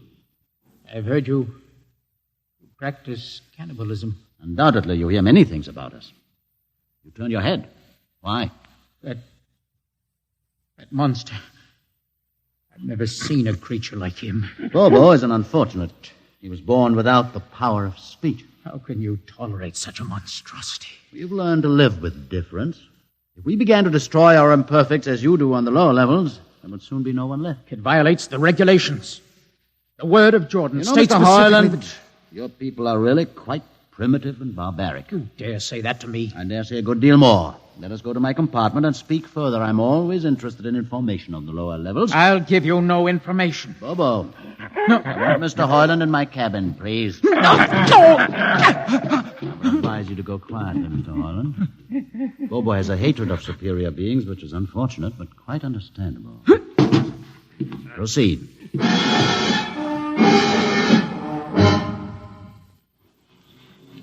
Enter, Mr. Hoyland. This is where you live? Yes. But you have books. Stolen from your libraries, Mr. Hoyland. Compton's Astrophysics, Philosophy of Interstellar Navigation, Celestial Mechanics. You've read these? Most of them. I had no idea that you... Why did you bring me here? What do you intend to do? Do you believe in Jordan, Mr. Hoyland? There is no other belief. And the trip? I suppose you believe in the trip, too. What else is there to believe? When you die, your remains are fed to the converter, and your soul makes the trip. And where does the trip take you? Why, to Centaurus, of course. Ah. And where or what is Centaurus? Centaurus is...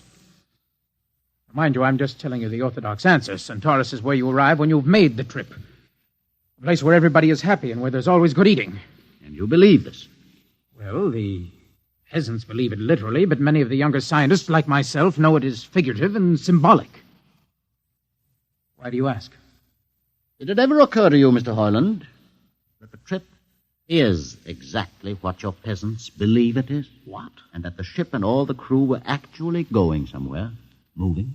The ship can't go anywhere. It already is everywhere. Imagine a place bigger than the ship, much bigger, with the ship inside it, moving inside it. Can't be any place bigger than the ship. There just wouldn't be any place for it to be. Oh, for half's sake, listen. You know the lowest level? Of course. If you started digging a hole in the lowest level, where would that hole go? It's forbidden to think such thoughts. Where would it go? I can't think about it. Bobo, we're going to take Mr. Hoyland to the place. No. Where are we going? To the top level. But that's certain death. Nonsense. I've been there 1,000 times. No. Come along. No, I won't. I won't. You can't make me. I think we can. Please. Now, shall we proceed peacefully, or shall I have Bobo persuade you?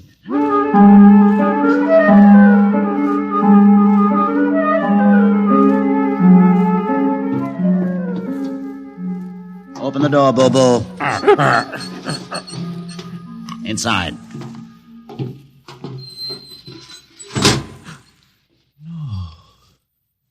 What place is this?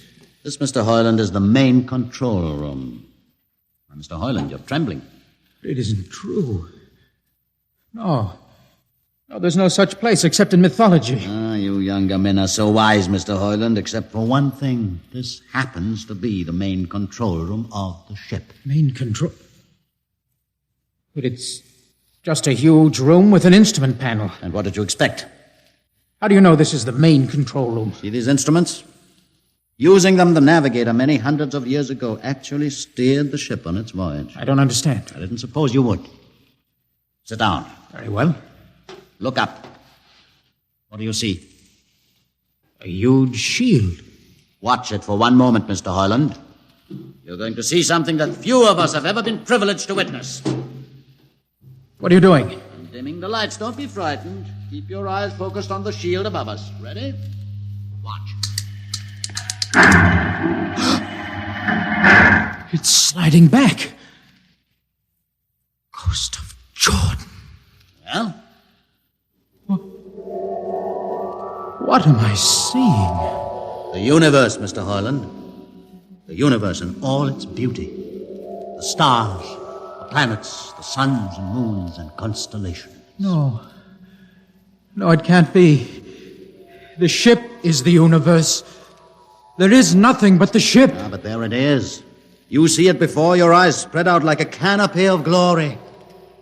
Do you still deny it? Answer me, Mr. Hoyland. Do you deny it? No.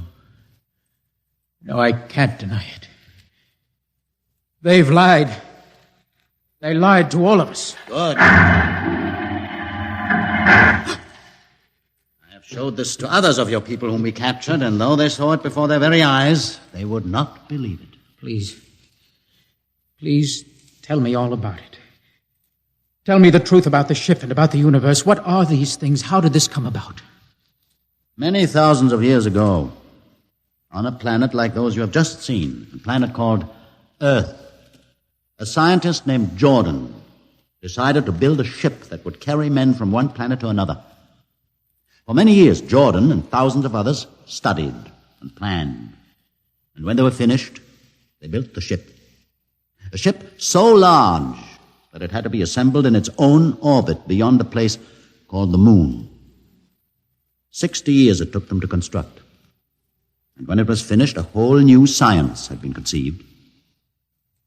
Then the trip was begun. The trip that was to land a colony of Earthmen on a far-off planet called Centaurus, millions of light years beyond the furthest planet ever reached before. How do you know these things?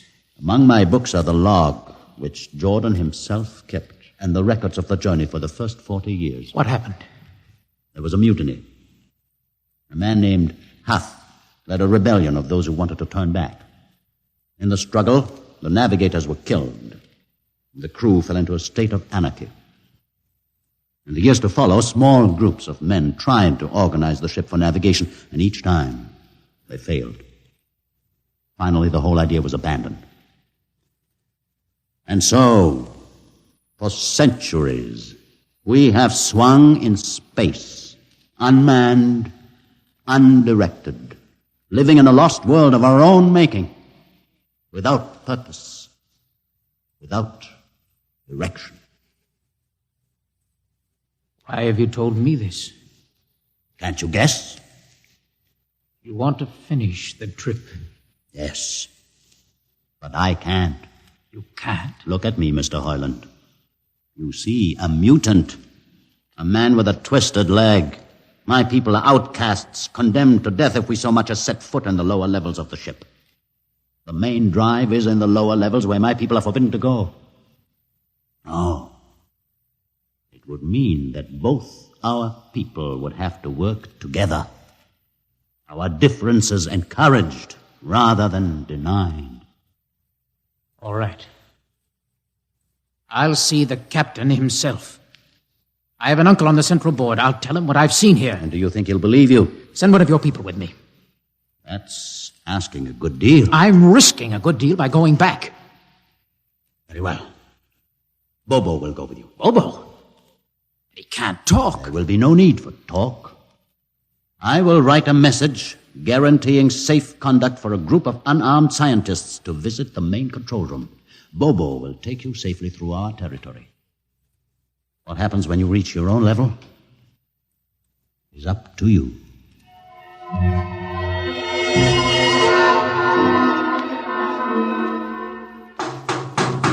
One moment. Yes, what? You? Quick, Uncle, let us in. But this mutant... He's harmless. Please, Uncle, please. Now, what is this? You're wanted for... I know all about that. Uncle, listen. I must see the captain. The captain? Are you mad? Uncle, you're a council member. You can get me to see him. He'll kill you. You're wanted for heresy. I don't care. I must speak with the captain. Now, Uncle, you're close to him. You can arrange it. I don't understand. Listen to me. The ship is moving. I can prove it. Do you understand? There is a purpose in the ship. I don't understand what you're babbling about. Now, never mind. Just talk to the captain. Tell him I have information of tremendous importance. Tell him I've arranged a truce with the mutants. Truce? Here, show him this paper. Signed by their leader. Do it, Uncle, for my sake. I don't know what... Uncle, please, if I'm to die, let this be my last request to you. Very well. I'll speak to the captain.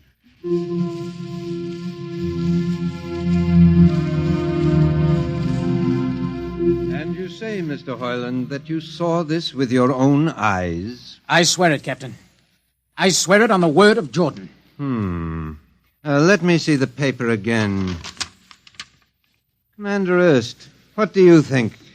I don't know, sir. It might be a trick. I guarantee you safe conduct. If these things are as Mr. Hoyland reports them, it would pay to risk a few lives. The man is a convicted heretic. Still, we must not discount his word.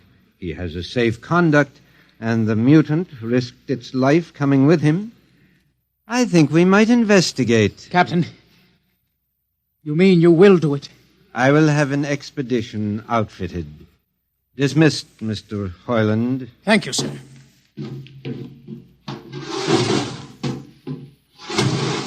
Captain, Commander Erst. Sir. You will make the necessary arrangements for an expedition. And I trust you understand. Perfectly, sir. Perfectly.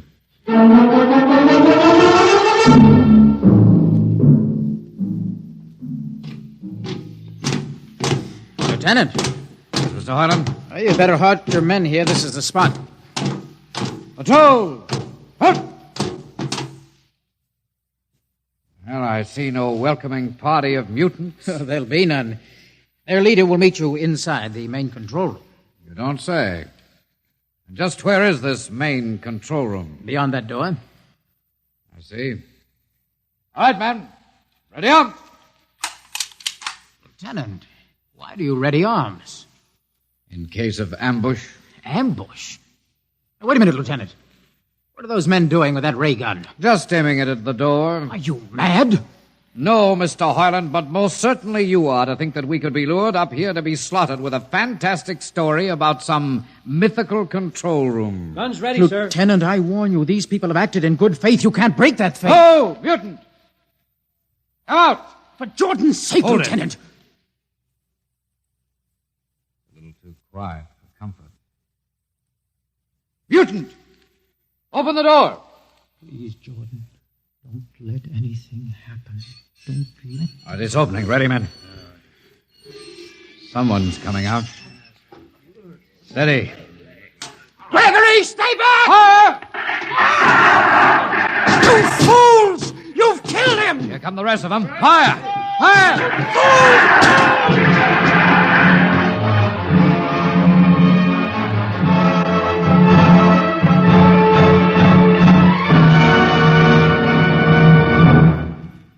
That should teach them a lesson they won't forget. All right, men, inside the room.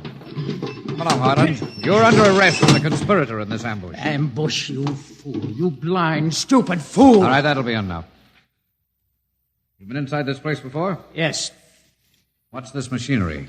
These are the controls he would have used to steer the ship. Gone out of his mind, Lieutenant. Steer the ship? Who? The leader, the one you killed.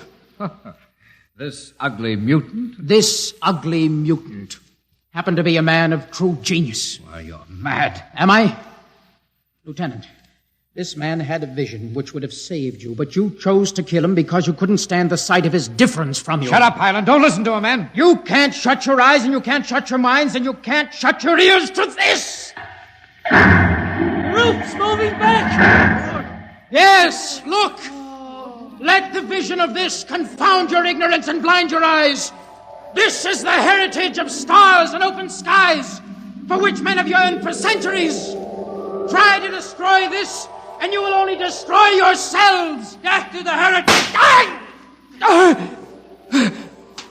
But I say to you that you can't keep this from our people. They will seek it out. The ship will be manned, and the ship will be steered, and there will be freedom, purpose, and respect for ourselves. This is your heritage. Look upon the universe. Kill him.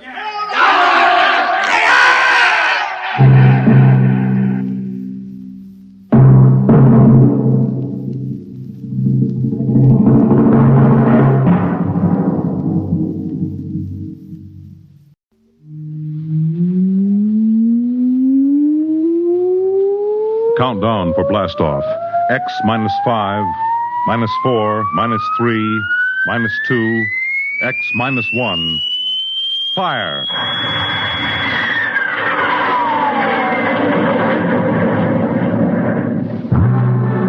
From the the far horizons of the unknown come transcribed tales of new dimensions in time and space.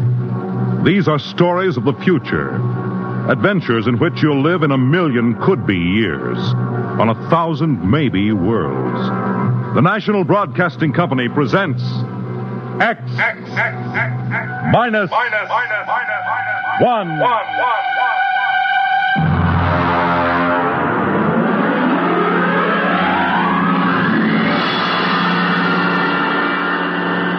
Tonight's story, Mars is Heaven.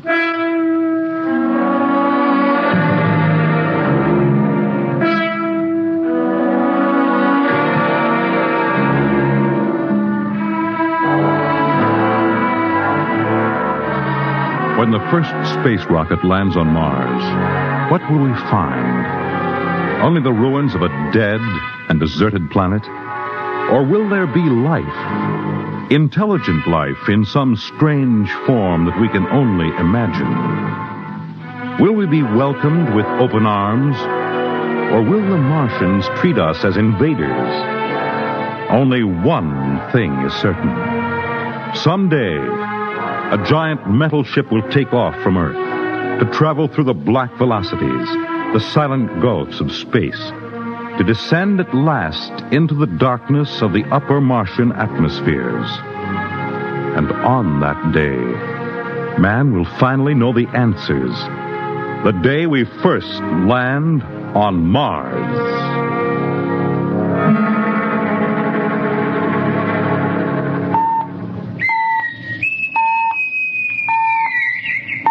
Now hear this. Now hear this. Approaching critical deceleration. Fasten gravity suits. Stand by to land. There it is. We've intersected the course vector, sir. All right, Mr. Lustig. Over to manual control. Aye, sir. Masters, sound general quarters. Aye, sir. Mr. Lustig, what do you make of the terrain? There seems to be a heavy ground, Miss Captain. We won't be able to use the infrared lights. And we'll have to come in on radar. Isn't that a little risky, sir? Landing in the dark? I'd rather run the danger of a blind landing, Lieutenant, than come in without the cover of darkness. Remember, we don't know what kind of reception is waiting for us down there. Airspeed 500. Altitude now 4,000. Bridge to engine room. Stand by for deceleration. Fire forward tubes 1 and 3.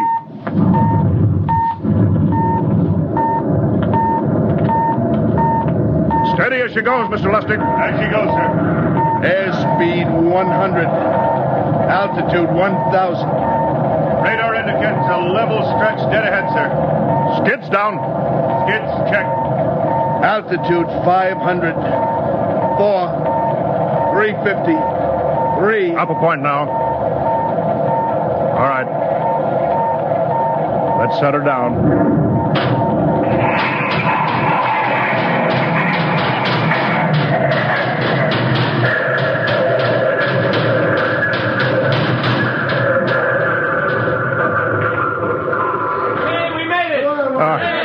Cut the power.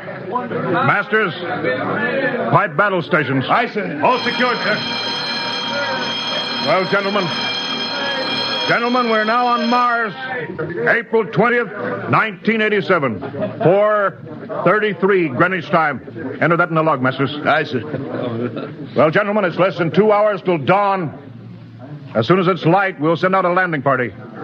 Masters, get me an all-over hookup.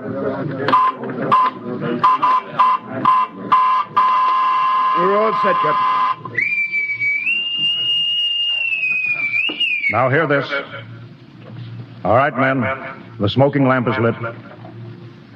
Well, we're on Mars.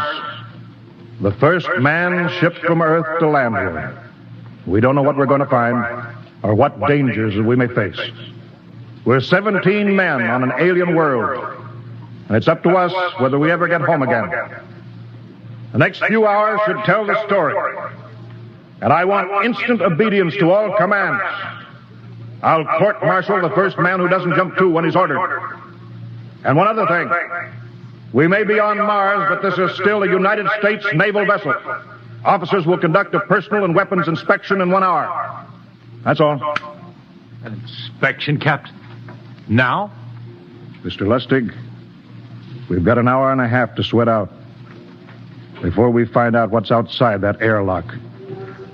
I'd rather have a man worried about his stripes than about what's waiting outside on Mars.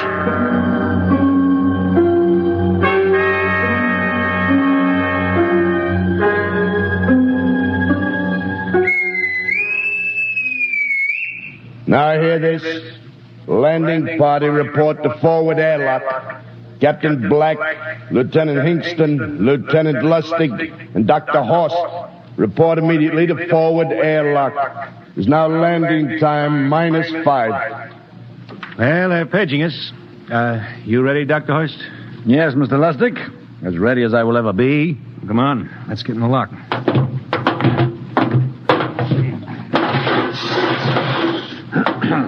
Hingston, Lustig, and Horst reporting in the airlock. Very well, sir. The captain will join you. 4 minutes to go. At least the captain would get here. What difference does it make? I just want to get it over with, that's all. Anybody got a cigarette? Yeah, I think you're smoking too much, Lieutenant Lustig. Are you nervous? I offer you, Horst. Wondering what's hidden outside underneath that ground mist? I've been giving it some thought. It'll be very interesting to find out. A very unusual planet, Mars. Why? It has an atmosphere. A wonderful thing, an atmosphere. Where you find one, you find life. You mean Martians? What do you think they'll look like? Who knows? Intelligent life can take many forms. You mean they may have green skins and eyes on stalks or something? The comic book conception is possible, of course. Or they may have developed far beyond us. Perhaps they have a science that can produce weapons far more dangerous than our atomic missiles. You think we may have to fight our way out? After all, we are invaders. Now hear this. Landing time -2. All right. We heard this. You know what I'd like to find outside that airlock? Good old Illinois. Ever been there, Lustig? Only Chicago. Well, you ought to see my hometown. Green lawns, big white houses. Sounds like my hometown. My grandmother used to have one of those iron deer on the lawn. Every Halloween, we'd paint another color. One time, we painted it black and white like a Holstein cow. Where does your family live, Dr. Horst? I have no family. When I was a child, they were gassed to death in the Dachau concentration camp. Tough. No, it has its advantages. I have no ties on Earth. Nothing to lose now. I imagine I'm the only one on board who is free to enjoy our present peculiar position. All right, Masters, you can button it up now. Aye, sir. Well, gentlemen, check your sidearms. In 1 minute, we'll be the first men to set foot on Mars. Quite an honor, eh? As long as the medals are not rewarded posthumously. Still uneasy, Dr. Horst? Captain Black, I've been uneasy ever since I can remember. On Earth and on Mars. Well, 30 seconds. Give me the intercom phone, Lustig. Yes, sir. Masters? Aye, sir. Battle stations are to be manned till we return. If we're not back in 2 hours, I want no rescue party sent out. Blast off and save the ship, you understand? Aye, sir. All right. 5 seconds.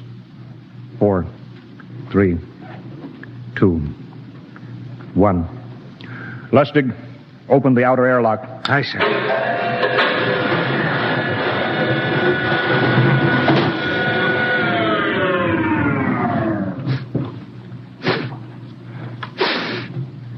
It's fresh air. Let's go. All right, now, take it easy. It's too dark to move fast. Quiet, isn't it? Not even a wind. Can't see anything from this ground this time. We don't know what's out here. All right, come on. What the quiet? Captain, I could swear that sounds like a rooster. I don't hear it anymore. Very homely but unlikely sound. A rooster crowing on Mars? Hingston. Aye, sir. Set that machine gun 25 yards to the flank. We'll stay here till the ground mist lifts. Aye, sir. What do you make of the ground, Horst? Grass. Plain grass. You can see some large foliage there where the mist's thinned out. What the? Hingston, hold your fire, you fool! I hit it, Captain. What? Some kind of wild animal. I hit it. I could see the tracers, but it's still standing. Come on, Horst. Doctor, where are you? Up ahead, admiring the wild animal. Careful, Horst. Wait for us. Don't worry, Captain. It's an iron deer. A lawn ornament. Well, that's impossible. It's hollow. Interesting, isn't it? A whitewashed Victorian iron deer sitting on a lawn in the middle of Mars. I don't understand. Look around. The mist's lifting. Hey, Captain, look there. It's a house, a regular old-fashioned house. But, sir, on Mars. Good Lord. I haven't seen carved scrolls and gingerbread like that in years. Look at that porch swing. The geraniums. There. I told you it was a rooster, Captain. Give me the glasses, Lustig. I want to take a look through that front window. Well, there's an upright piano. Some sheet music on it. Lustig, it's beautiful Ohio. It can't be, sir. Horst, do you think that civilization of two planets could be identical? I don't know. That specific variety of geraniums is only 50 years old on Earth. Is it logical that they should develop in Mars? How about that porch swing and the piano and beautiful Ohio? Why, it's impossible. Captain Black, this looks like the town I was born in. Well, it looks like my hometown, too. I thought of something, sir. It's the only solution. Maybe we're not the first ship to reach Mars from Earth. Don't be ridiculous, Lustig. Oh, how else can you explain it? Suppose some scientists got together. They invented some spaceship and planted a colony here. That's the only answer. That's impossible, Lustig. Been space travel, it couldn't be secret. Do you have any idea what ships cost, what industrial power is needed? No, there's got to be some logical reason. I think perhaps we might find out, Captain. The light just went on in that house. Kingston, cover that door with the machine gun. Aye, sir. All right, come on, Horst. We're going to ring that doorbell. There's got to be a scientific answer to all this.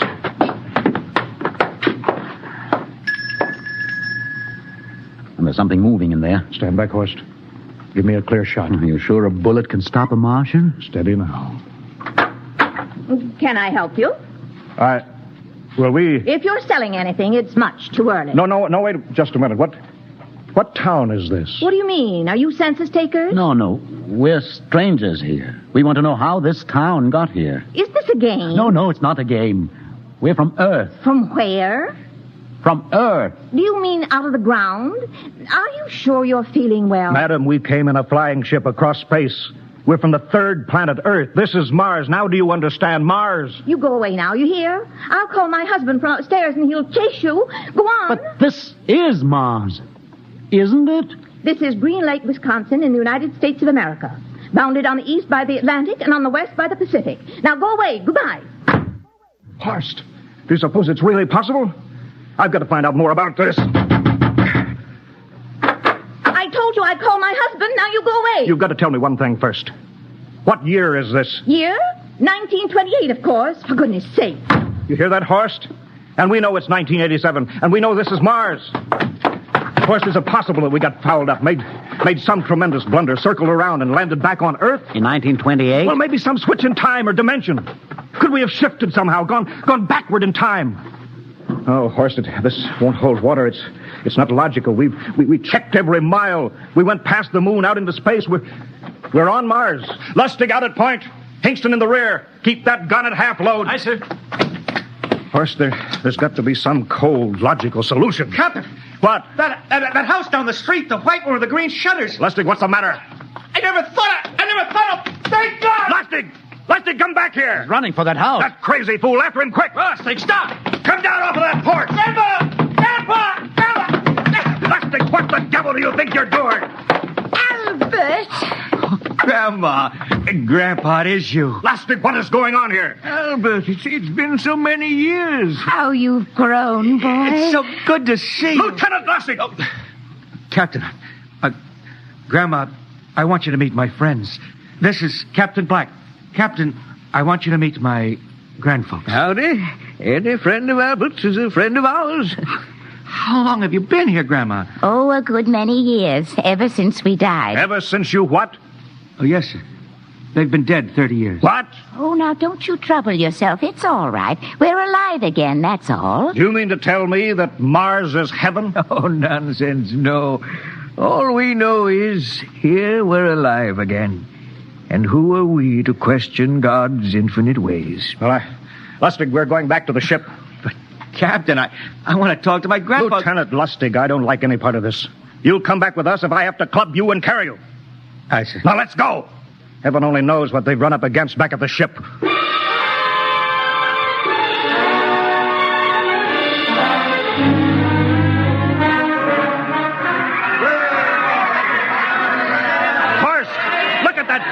ship. Looks like we're being welcomed with a celebration, Captain. Celebration? We've abandoned ship. Every port is open. No guard set. You masters! Hiya, Captain. Meet my old dad. Dad, that's Captain Black. He's not a bad guy for naught. Higston! What's it? Bring that band back. Use force if you have to. Excuse me, sir. There's my Uncle George. Higston! I'll be right back, Captain. Uncle George. What the devil is going on here? Understand, sir? They've all found friends and relatives. They're all here. You're right, Captain. I found it. The whole crew's out in the crowd. But I gave orders. Definite orders. You don't understand, Captain. I understand mutiny. I don't care how many relatives show up. I'll have discipline. Johnny! Johnny, you old son of a gun! It's you. Edward. Yes. It can't be. Oh, of course it is. Johnny, Ed. you old... Ed. Dr. Horst. This is my brother, Edward. How do you do? Hello, sir. It's wonderful to see you, Edward. Look, I've got to get back to my ship. Oh, Johnny, wait. I almost forgot. Mom's waiting at home. Mom? Yeah, and Dad, too. Mom and Dad are alive? Then you're real, Ed. Well, of course. Don't I feel real? How's that, huh? Why, Ed! We've got lunch for you, Johnny. Mom's making corn fritters. Dr. Horst, haven't you found anybody? No, Captain. I have nobody. Oh, then you come on home with me, right, Ed? Why, sure. Horst, you wouldn't believe it, but it's been 35 years since I had Mom's corn fritters. By George, 35 years.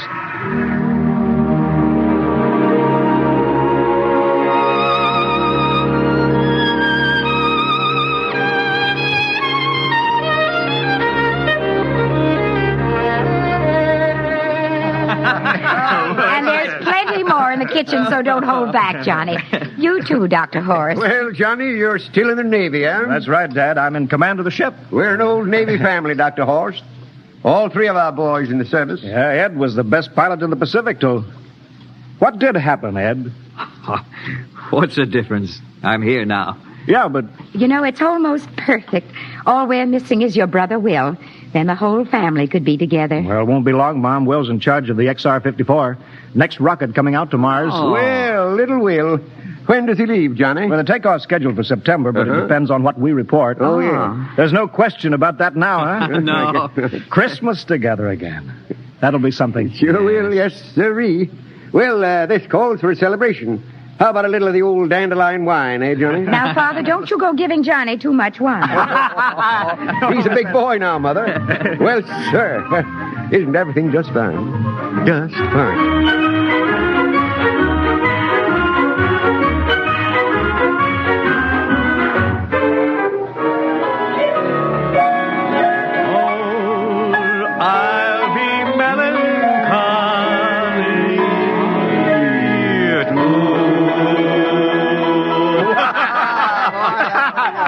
Play that one again, will you, Ed? Oh, sure.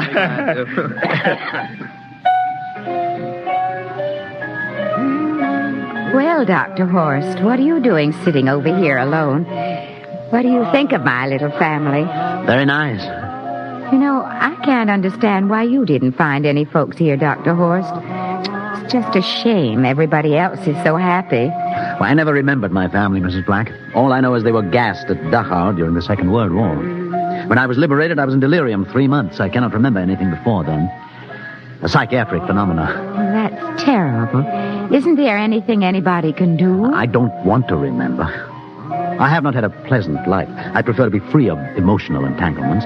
They interfere with a scientific approach. Oh, I'm sorry, Dr. Horst.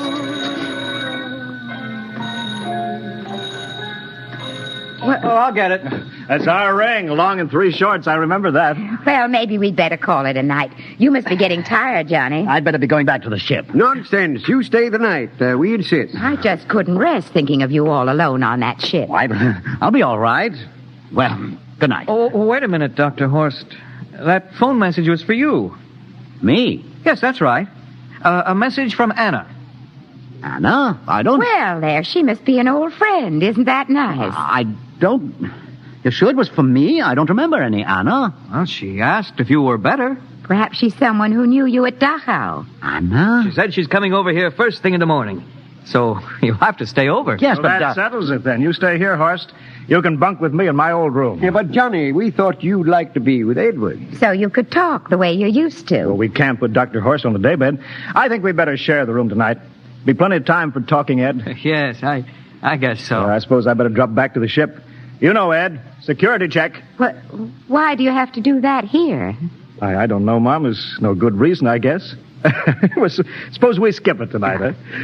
Well, good night, everybody. Oh, it's good to have you home, Johnny. It's good to be home, Mom.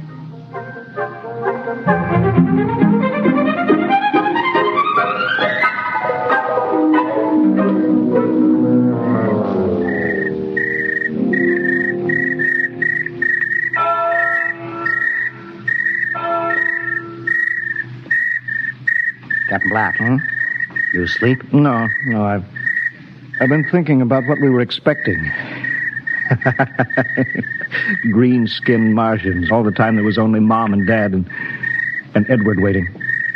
That's funny what tricks your imagination can play on you. Well, I guess Mars is heaven, Horst. You know, I've been thinking about Martians, too. Captain, just suppose there were Martians, and they saw us land, and suppose they thought of us as invaders. What would be the best weapon they could use against our atom bombs, huh? I don't see what you're getting at. They would want to disarm us first, huh? To wipe out all suspicion, to make us feel at home.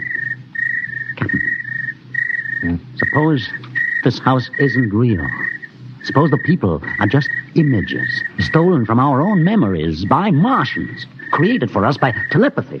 Hypnotism. Oh, that's the craziest theory I ever heard. Maybe that's why there was no one for me. Because in all my life, there is no happy memory, no real loved person, not even my mother. I don't remember her. Only the piles of rotting corpses at Dachau.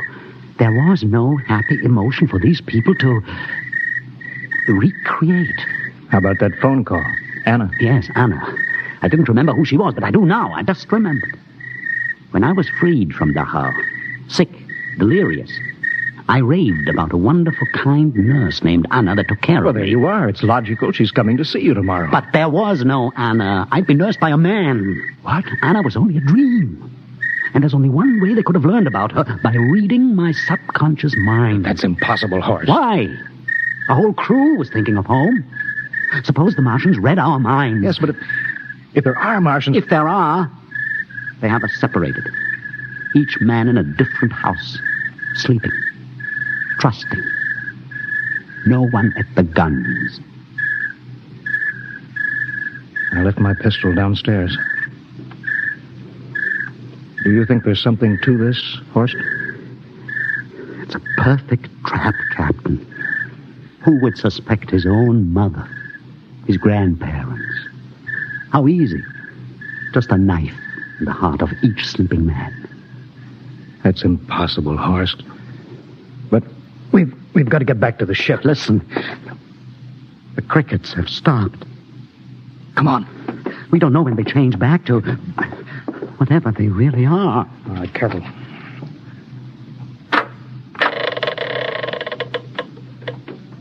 Where are you going, John? Ed, we wanted a drink of water. That's all, Ed. You're not thirsty, John. You don't want a drink. Look out! You don't want a His drink. face! It's changing! He's a Martian! Run, horse! Run! You can't get away, John. This way, horse! Horse, where are you?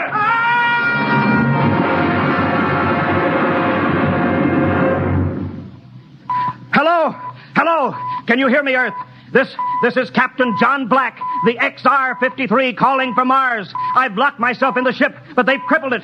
I can't take off or fire the guns, and they're coming for me now, the Martians. I'm all alone here. All the rest are dead. Hinkston, Lustig, Dr. Horst. Poor Horst, he didn't even reach the door. Listen! They're trying to break through the hull. Edward and Mom and Dad and all the folks. But they're changing now. They're melting and changing back into... They're Martians. Can you understand? Martians, not men. They make us think that Mars was heaven and we fell into the trap. Can you hear me, Earth? You've got to stop the next rocket. Listen, tell my brother Will. Tell my brother not to come. They'll trap him, too. They'll kill them all. Hello? Hello? Can you hear me, Earth? This is John Black on Mars. Hello, Earth. This is John Black on Mars. Hello, Earth. Hello, Earth.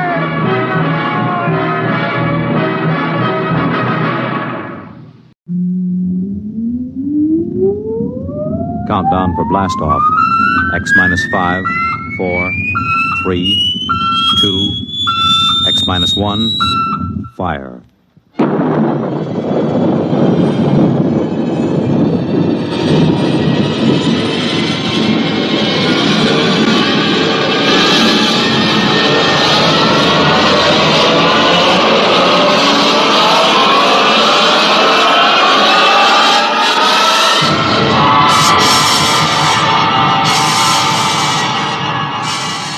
From the far horizons of the unknown come tales of new dimensions in time and space. These are stories of the future, adventures in which you'll live in a million, could be years, on 1,000 maybe worlds. The National Broadcasting Company, in cooperation with Galaxy Science Fiction Magazine, presents X minus 1.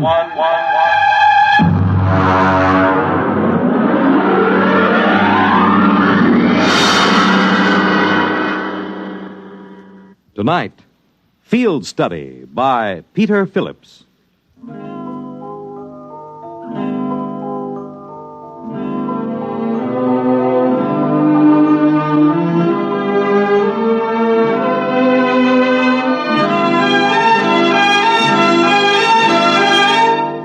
You might put down that newspaper for just a minute, Frank. Oh, of course, dear. See, this is good coffee, honey. Now, what is it going to be? That's what I want to know. Overtime or that big night out you promised me? Well, I just can't say for sure, honey. I'll phone you during the day. Look, you've been working on that Mitchell embezzlement for 3 months, day and night. Now that it's over, I think you'd want to celebrate. Well, I do, dear, I do. But I don't know just what this new assignment will involve. Oh, this is it. This is absolutely the end. You can change your job or change your wife, Frank. Oh, no, I thought I honey. married a man, not an accounting machine.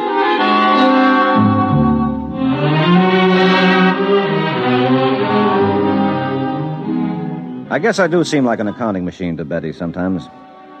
Maybe she should have married a different kind of guy. Someone who likes to go out dancing and to parties all the time. And who has some kind of romantic career. The quiet life she had with me made her tense and nervous. No, more than that. Neurotic. Actually, the work I did was rather interesting, although she didn't feel that way about it.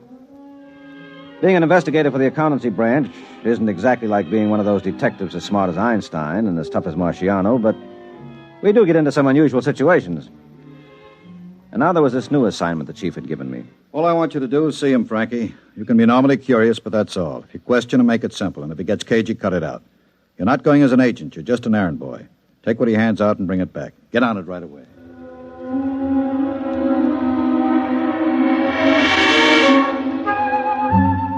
Although I got there early, the waiting room was filled with about 40 people. 40 people who seemed to have everything from Parkinson's disease to muscular atrophy. In 40 years, I'd never had anything wrong with me but a postnasal drip, but I was prepared with the symptoms of an obscure ailment. I didn't have an appointment, but I had hardly sat down when the receptionist came over and ushered me into the office. I'll be with you in just a moment. Please sit down. Well, thank you. This is good of you, Doctor, but I was perfectly willing to wait my turn. Oh, I'm entitled to use my own discretion. You're an interesting case. And please don't call me doctor. In the healing profession, that title's reserved for those who have taken the Hippocratic Oath. My name is Trancor. Mm-hmm. You said I'm an interesting case. How do you know about my case? You've never seen me before. My receptionist has intuitive diagnostic ability. Now, what are your symptoms? It seems you should be able to tell me. Well, let's say the recital is part of the treatment. But if you'd rather not bother, just take this capsule in water. But this is ridiculous. How do I know? You don't. I make no claims. You can take the capsule or leave it. How many tokens, how much money do you have with you? Now, listen, Doctor. No, I'm not a doctor. How much? Oh, about $50, I suppose. Give me $25 for the capsule, which you take on faith, if you take it. Well? All right, I'll take it.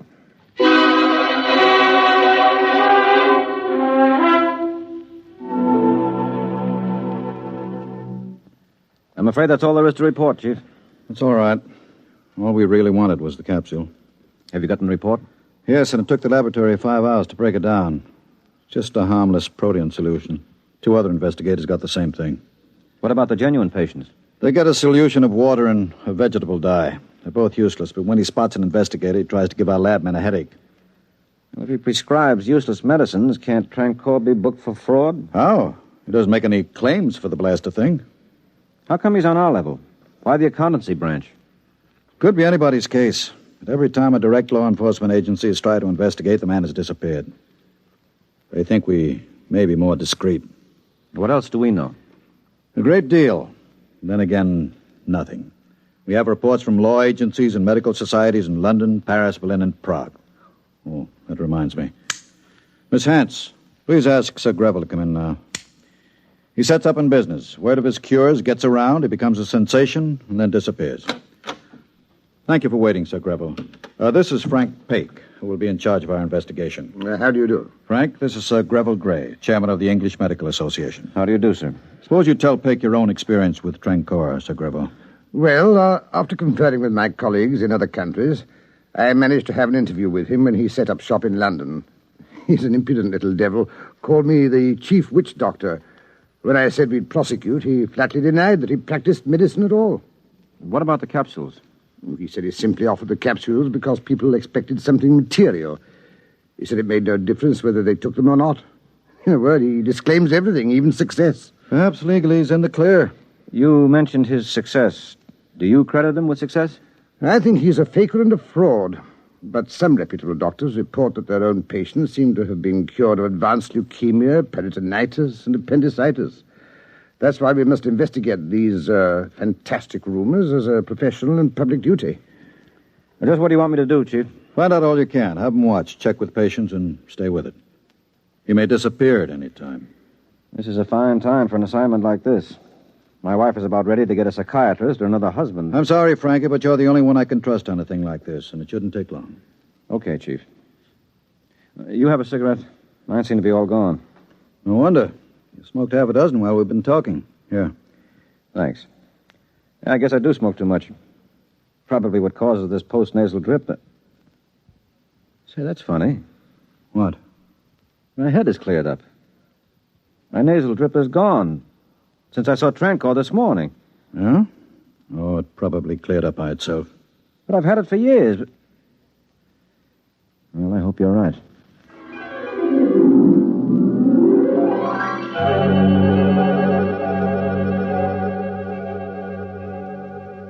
Oh, look, sweetheart, I know I practically promised, but I can't make it tonight. I've been hearing that over and over. But, darling, this is a special case. It's detective work. The police are helping me. Oh, so you think you're a real G-man now, huh? A big, tough hero running around with a bottle of rye and a blonde. Oh, sweetie. Listen, hero, I hope they shoot first. I'm through. Oh, it's nothing like that, honey. Now, you're just upset and unreasonable. Well, look, I'll try to be home early. I'll call you. Don't bother. I won't be here. I heard from an old school friend today, and since you're going to be busy, I may as well go out. Oh, but baby, I'll listen see to you me. around town. And if you do get home early, don't wait up.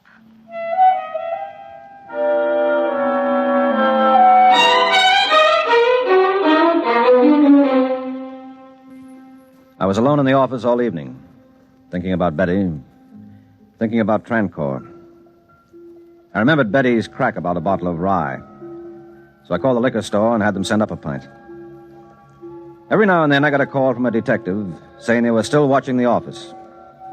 Then there was a call from another detective saying that he had picked up Trancor at the entrance of the office building and trailed him to a hotel just off Broadway. I took down the number and was about to leave when the first detective called again. He said they were still waiting at the office door and that there was still no sign of Trancor. I didn't try to explain. I didn't want to think about it. What could I say? That he flew out the window? I took another drink of rye and went to the hotel. As I got there, a figure came out of the building. I wasn't sure, but I followed him. Good evening, Mr. Peg. How are your nasal passages? Fine, thank you. Yes, they're better. Walk with me, won't you? But first signal your policeman that he needn't follow us. All right. All right, now tell me something, will you? Am I mad? No, you're more sane than most. Your higher critical centers are momentarily dulled by fatigue and alcohol, giving full rein to your intuition. An endearing quality when allied with imagination. The saving grace, indeed, of your race. You're from India, aren't you? Trancor is a good Indian name. Incidentally, fatigue is a disease. Now, don't cure me. I don't want to wake up. Let me close my eyes a minute. Are you still here? Did you expect me to disappear? I could quite easily, by convincing you of my non-presence, as I did when I walked past those men outside my office. Don't you want to ask me some questions? Maybe I do, but why do you want to answer them? Or you figure I'm harmless, huh? Like my wife does. By no means. I went about to conclude my own particular investigation. I would say that you were most dangerous to me. Your imagination is quite highly developed. You know, all of a sudden, I'm not drunk at all anymore. And I need a drink. Come on, let's go in here. Very well.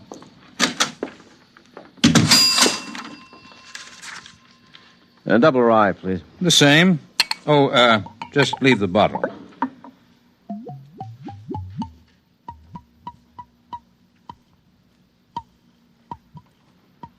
That's better. I was thirsty. You drank half the bottle. I make sure to eliminate the poisons in the alcohol, thus the toxic effects.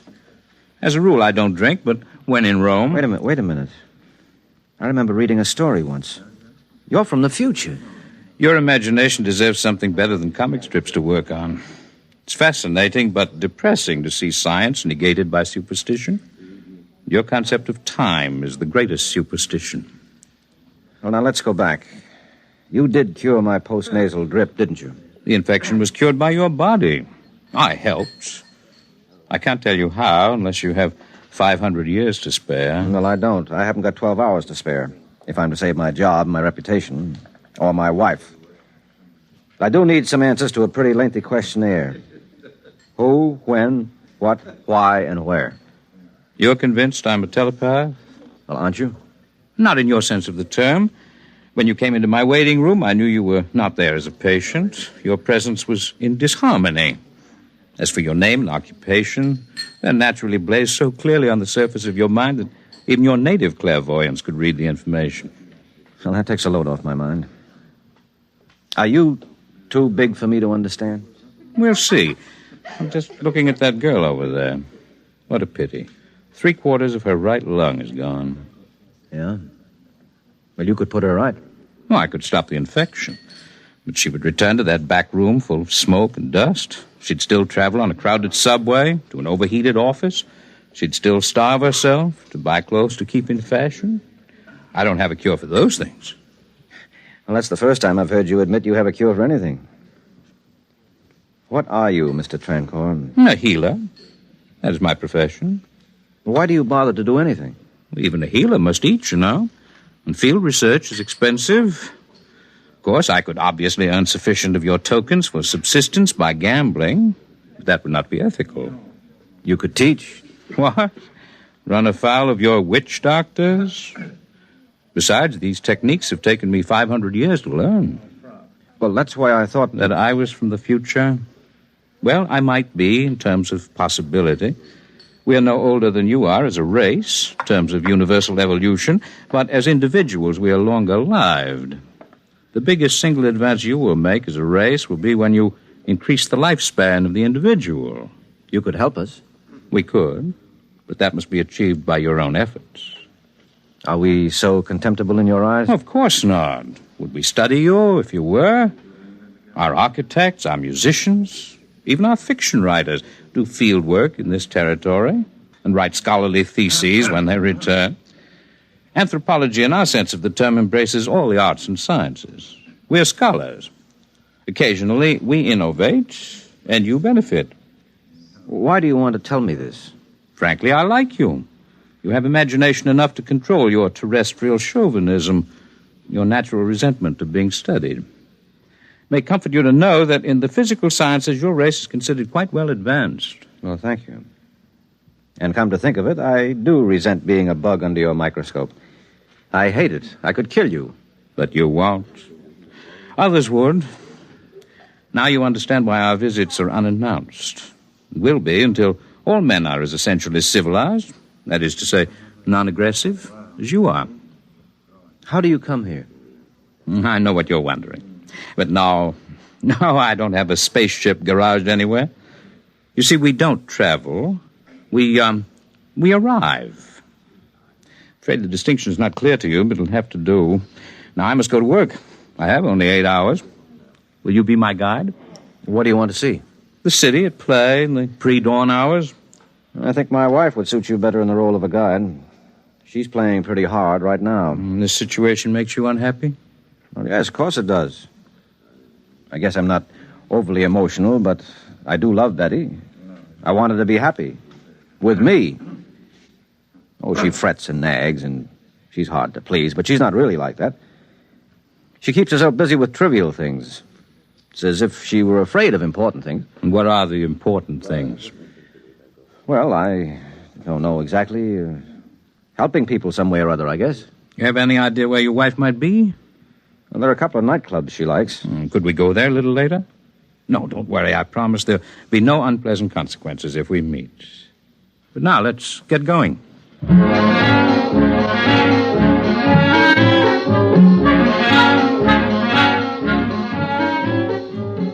We made the early morning rounds of Manhattan.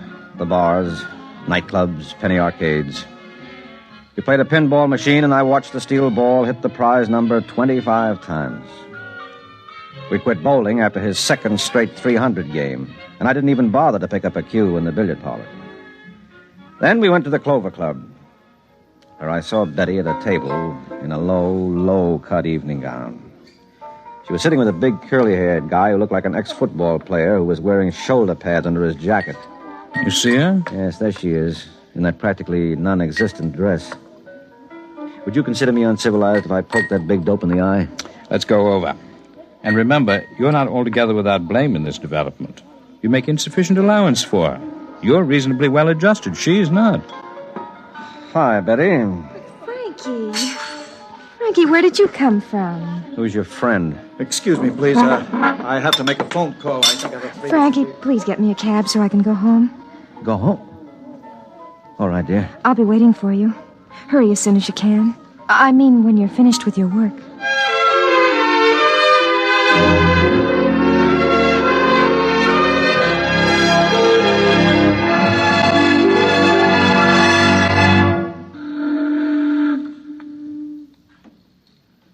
It's beautiful here, watching the lights on the river. How do you feel? My head is clear, but I'm a little drunk from the neck down. It's like a dream. I wish sometimes I could escape reality so easily, by imparting to it the patina of a dream. You can all do that. I almost envy you. Look, the dawn is coming up. The stars are fading. Yes. It's time for me to say goodbye, Mr. Pake. But can you at least tell me which star? You haven't seen it or named it yet. Promise to take care of Mr. Trancour for me, won't you? Make sure that he gets safely home. Find his address in this pocket. Goodbye, Mr. Trancour. Yes. Goodbye.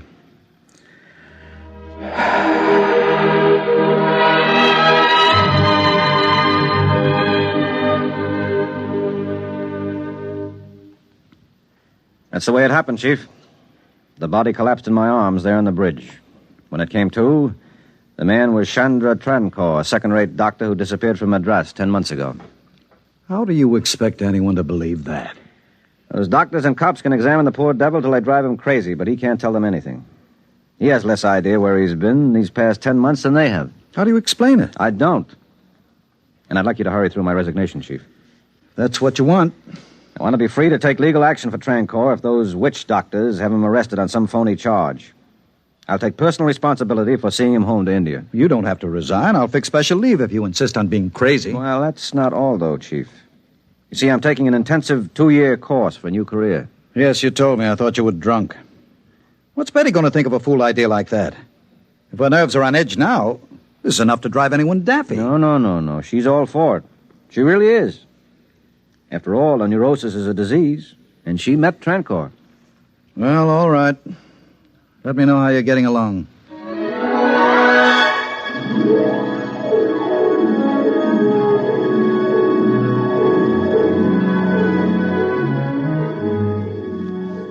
A letter from Pake, Miss Hance. From the Mabello Medical Mission up at Congo. It's been 3 years since we heard from Pake. This is probably the most backward tribe mentally and physically in all Africa. Some trouble with the witch doctors at first, but they're beginning to trust me, with Betty's help. The women here love her, and she finds the tribal customs fascinating. Watch out for my name in the Anthropological Review.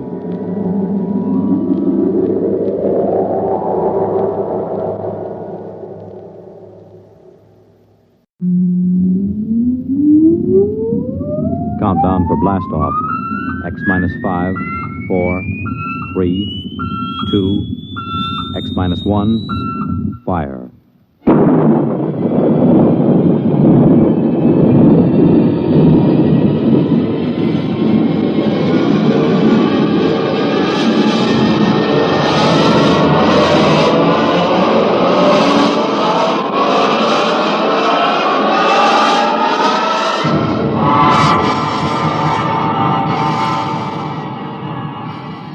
From the far horizons of the unknown come transcribed tales of new dimensions in time and space. These are stories of the future, adventures in which you'll live in a million, could be years, on 1,000 maybe worlds.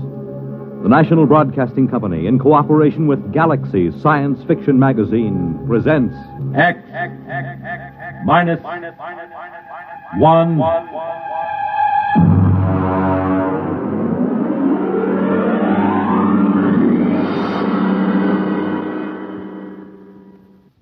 Tonight, the time is 1965. The place, a golf course.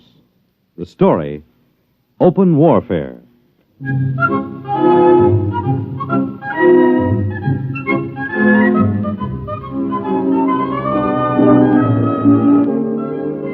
You wouldn't believe it, but there are some people that think that caddy is a pet name for a big car. No, I mean it. Over those little wagons you pull around the course or carrying their own clubs, there are people actually playing golf for years, never seen a caddy.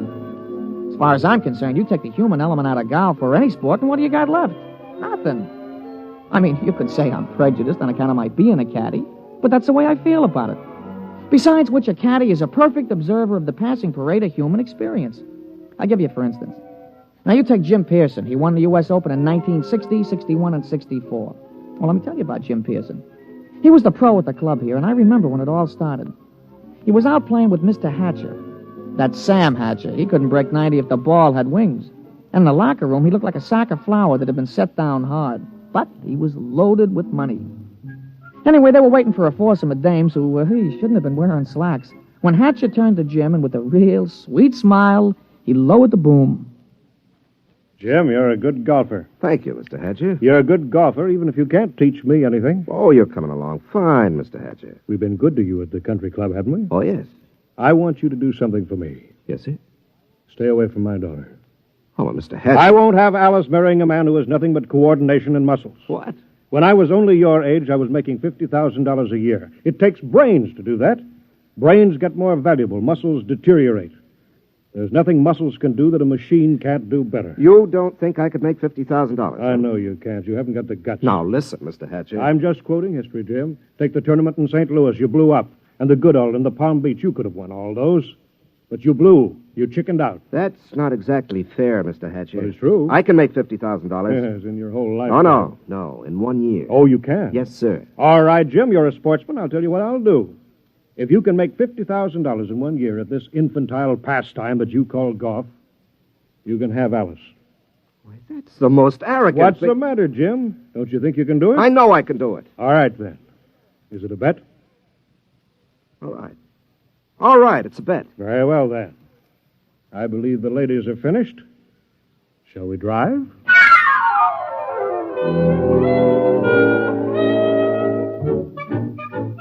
Naturally, old man Hatcher set a trap for him. And I guess it worked pretty good, too. Jim knew I heard the whole thing, so he used to talk it over with me. Hey, you've been doing real good this season, Mr. Pearson. Sure. Been away on the whole circuit. I haven't seen Alice more than one day at a time in the last 6 months. You, hear from Miss Hatcher? Oh, yes. Yes, I got a telegram right after I won the first tournament. It said, and I quote, "I won't be bought and sold. Signed, Alice." She found out about that bet, huh? Yeah, I'm sure her father made sure she did. Wouldn't it frost you? It did. It cost me $5,000 in tournament money, and then I just got mad. You know, the cold mad, the kind of mad that puts 20 yards on your drive? Yeah, I know what you mean. Sometimes when I get sore at the caddy master, I go out to the driving range. Bango! Every time you hit it, you got it right between his eyes. Yeah, that's the idea. Every time I slam a ball down the fairway, I feel as if I've just belted Hatcher right behind the ear. You, still figure you got a chance? Oh, I'm going to get that $50,000 this year, all right. I'm going to win the U.S. Open, and that's worth $25,000 in cash plus vaudeville appearances or Ed Sullivan's television show or something. And I'm going to take the money and I'm going to lay it in front of Alice and I'm going to say, I wasn't buying you. I was buying the right to tell you I love you. Ah, gee, that's pretty. All right, never mind. Give me a number 7 iron.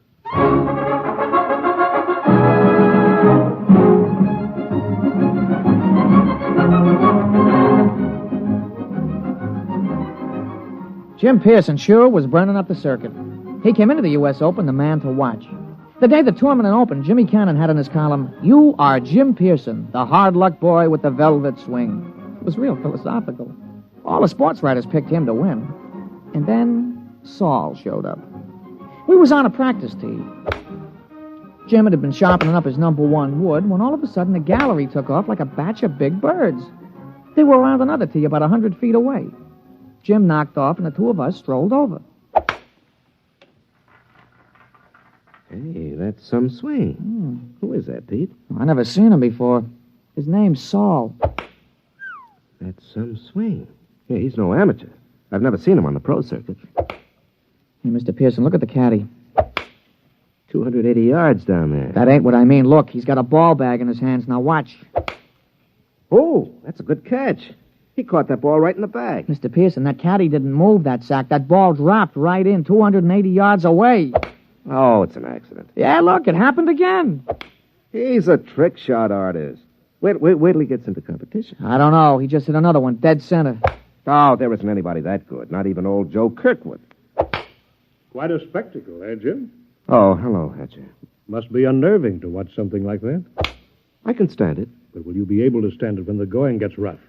Will you blow up like you always do? It would be too bad just when you're so close. Don't worry about me. I'm not. I imagine Saul will take care of that. Oh, you know him? I brought him here. My own personal entry. He's going to beat you out of the Open. But he's got something to learn. Look at him. Just a dumb country boy who never saw a golf club till a few months ago. I think he might teach you something, Jim.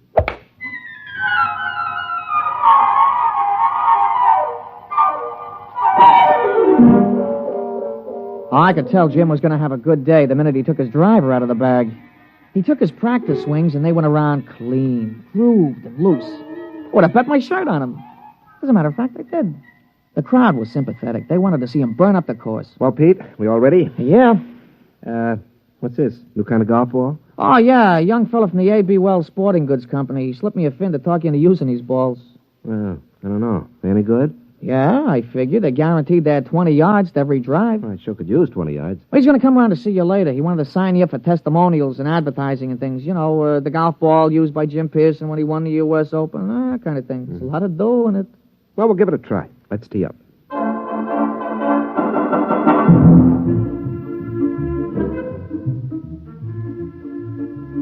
Oh, he started off real good. A long, straight drive right down the fairway. It was a birdie 4. Jim was clicking him off that day. There you are, Pete. 34 and a 32 for 66 on the 18. 6 birdies, 12 pars. Yeah, 3 more rounds like that should win easy. Hey, how were the new golf balls? Huh? Oh, fine. You know, they aren't kidding. It does average out about 20 yards longer on the drive. I'll have to get a couple more dozen.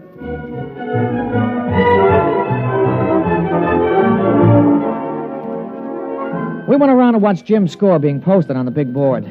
Most of the field was still out, but he was ahead of the closest competitor by 3 strokes. Who's that? Oh, somebody coming down the 18th. It must be a hot round. I'll be posting it in a minute. Oh, Saul. Hmm? Yeah, you see there he is walking through the crowd. Yeah. Well, here comes the secretary with the score. Hey, Mr. Pearson, look at it. 32 and 32, 64. 64? That's a new course record. Yeah, well, it's only the first round. New course record. Look at that. 3s and 4s, 3s and 4. He ain't over 4 for the whole day. What's the matter, Jim? You don't look well. 1 round is not a tournament. Well, comfort yourself while you can. Saul's just getting warmed up. He's that mythical thing, the perfect golfer. But he's dumb. No brains, Jim. No brains at all.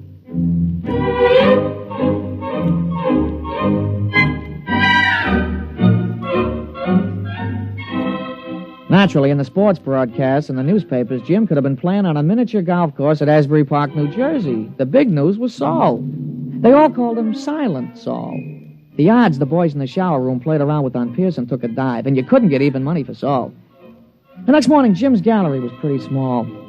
When he stepped up to the ball, there was a smattering of applause like a matinee just before they closed the show. But his drive was as straight as the day before and longer by about 20 yards on the average. Hey, that's a nice putt, Mr. Pearson. Yeah. Who's that? That's Saul, I'm afraid. He's coming around behind you. Well, he's going to have a big fight.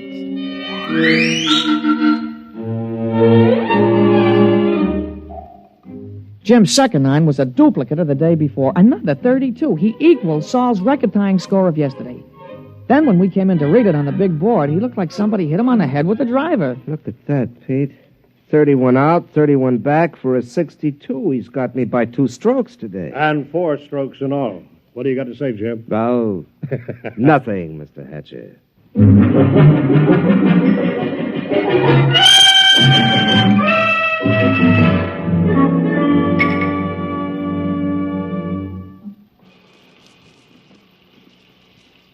Throw me the soap, will you, Pete? Yeah, sure, Mr. Pearson. Yeah. Thanks. You know, there's something wrong, Pete. Just doesn't happen this way. That's tough luck, Mr. Pearson. Oh, no, it's not that. People don't just pop out of nowhere and break all records at the Open. Men don't take up golf and become perfect golfers in a month. He's got to have some weakness. Well, if he has, he ain't shown it yet. Well, I've got to find it.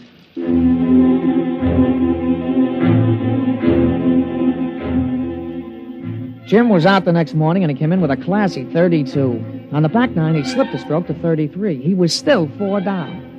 He shook off a couple of reporters who were trying to egg him into a feud with this Saul, and the 2 of us just hung around in the crowd watching Silent Saul.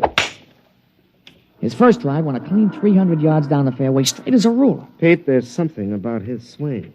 There's something about it. I've seen it before. Oh, you never saw that Silent Saul before, Mr. Pearson. Still, there's something about his swing.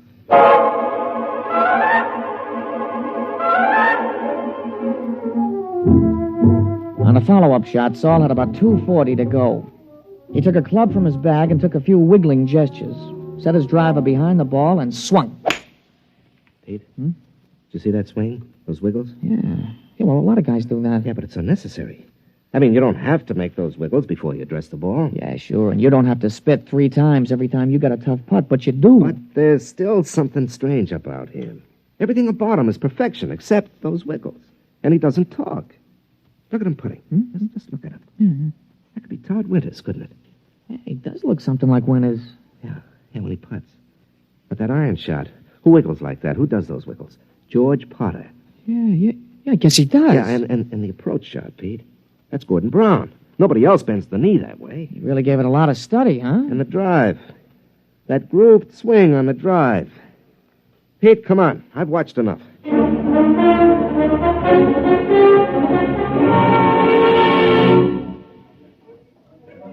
Ah, Pearson, a 63, I see. You're 6 strokes behind with 1 round to go. You want to give up now? I don't think I will. I think we'd better talk about it privately. Well, that won't be necessary. Well, it doesn't matter to me, but I know that Saul is a robot. So you think he's a robot? Isn't he? Of course he is. How does it feel to be beaten at your own game by a mindless machine? Oh, you haven't won yet. The golf ball takes some funny bounces. How did you find out about Saul? Oh, Saul is a lot of things, but none of them is Saul. He's Todd Winters, George Potter, Gordon Brown, and his drive, that's me. You copied it after me. Take us away and there's nothing left. Tell me, how'd you do it? Money can do anything. All it needs is a purpose. We've been working on colloidal brains up at our place. Our new miniature atomic power plant is ideal. You throw in some sensory mechanisms, some relays, feed in analysis of a slow-motion pictorial study. And you have a golf machine. Must have cost hundreds of thousands of dollars. Closer to $1 million. $1 million? $1 million to keep me from winning $25,000? Don't you think that's unfair? Unfair? You listen to me. Nothing is unfair that doesn't break the rules. And the only rule worth remembering is this, that the best man always wins. You mean the best machine? A machine is only an extension of a man, like your golf club. I don't happen to be endowed with golfing muscles and responses. You do. Those in your golf clubs let you hit a ball farther and straighter than anybody else. Saul lets me hit a ball farther and straighter than you do.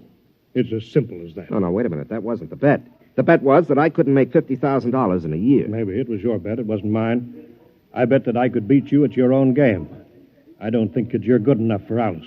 You're not smart enough, not man enough. Should I let a few well-distributed, well-trained muscles blind her to what you really are? And what's that? You're a quitter. You can't stand pressure. You're no competitor. If you can't win at your own game, you can't win at anything else. Suppose I win tomorrow. 6 strokes back? Playing against the perfect golfer? Suppose. Then I'd have to admit I was wrong. You have my word on that. And you could also have Alice, if she wants you.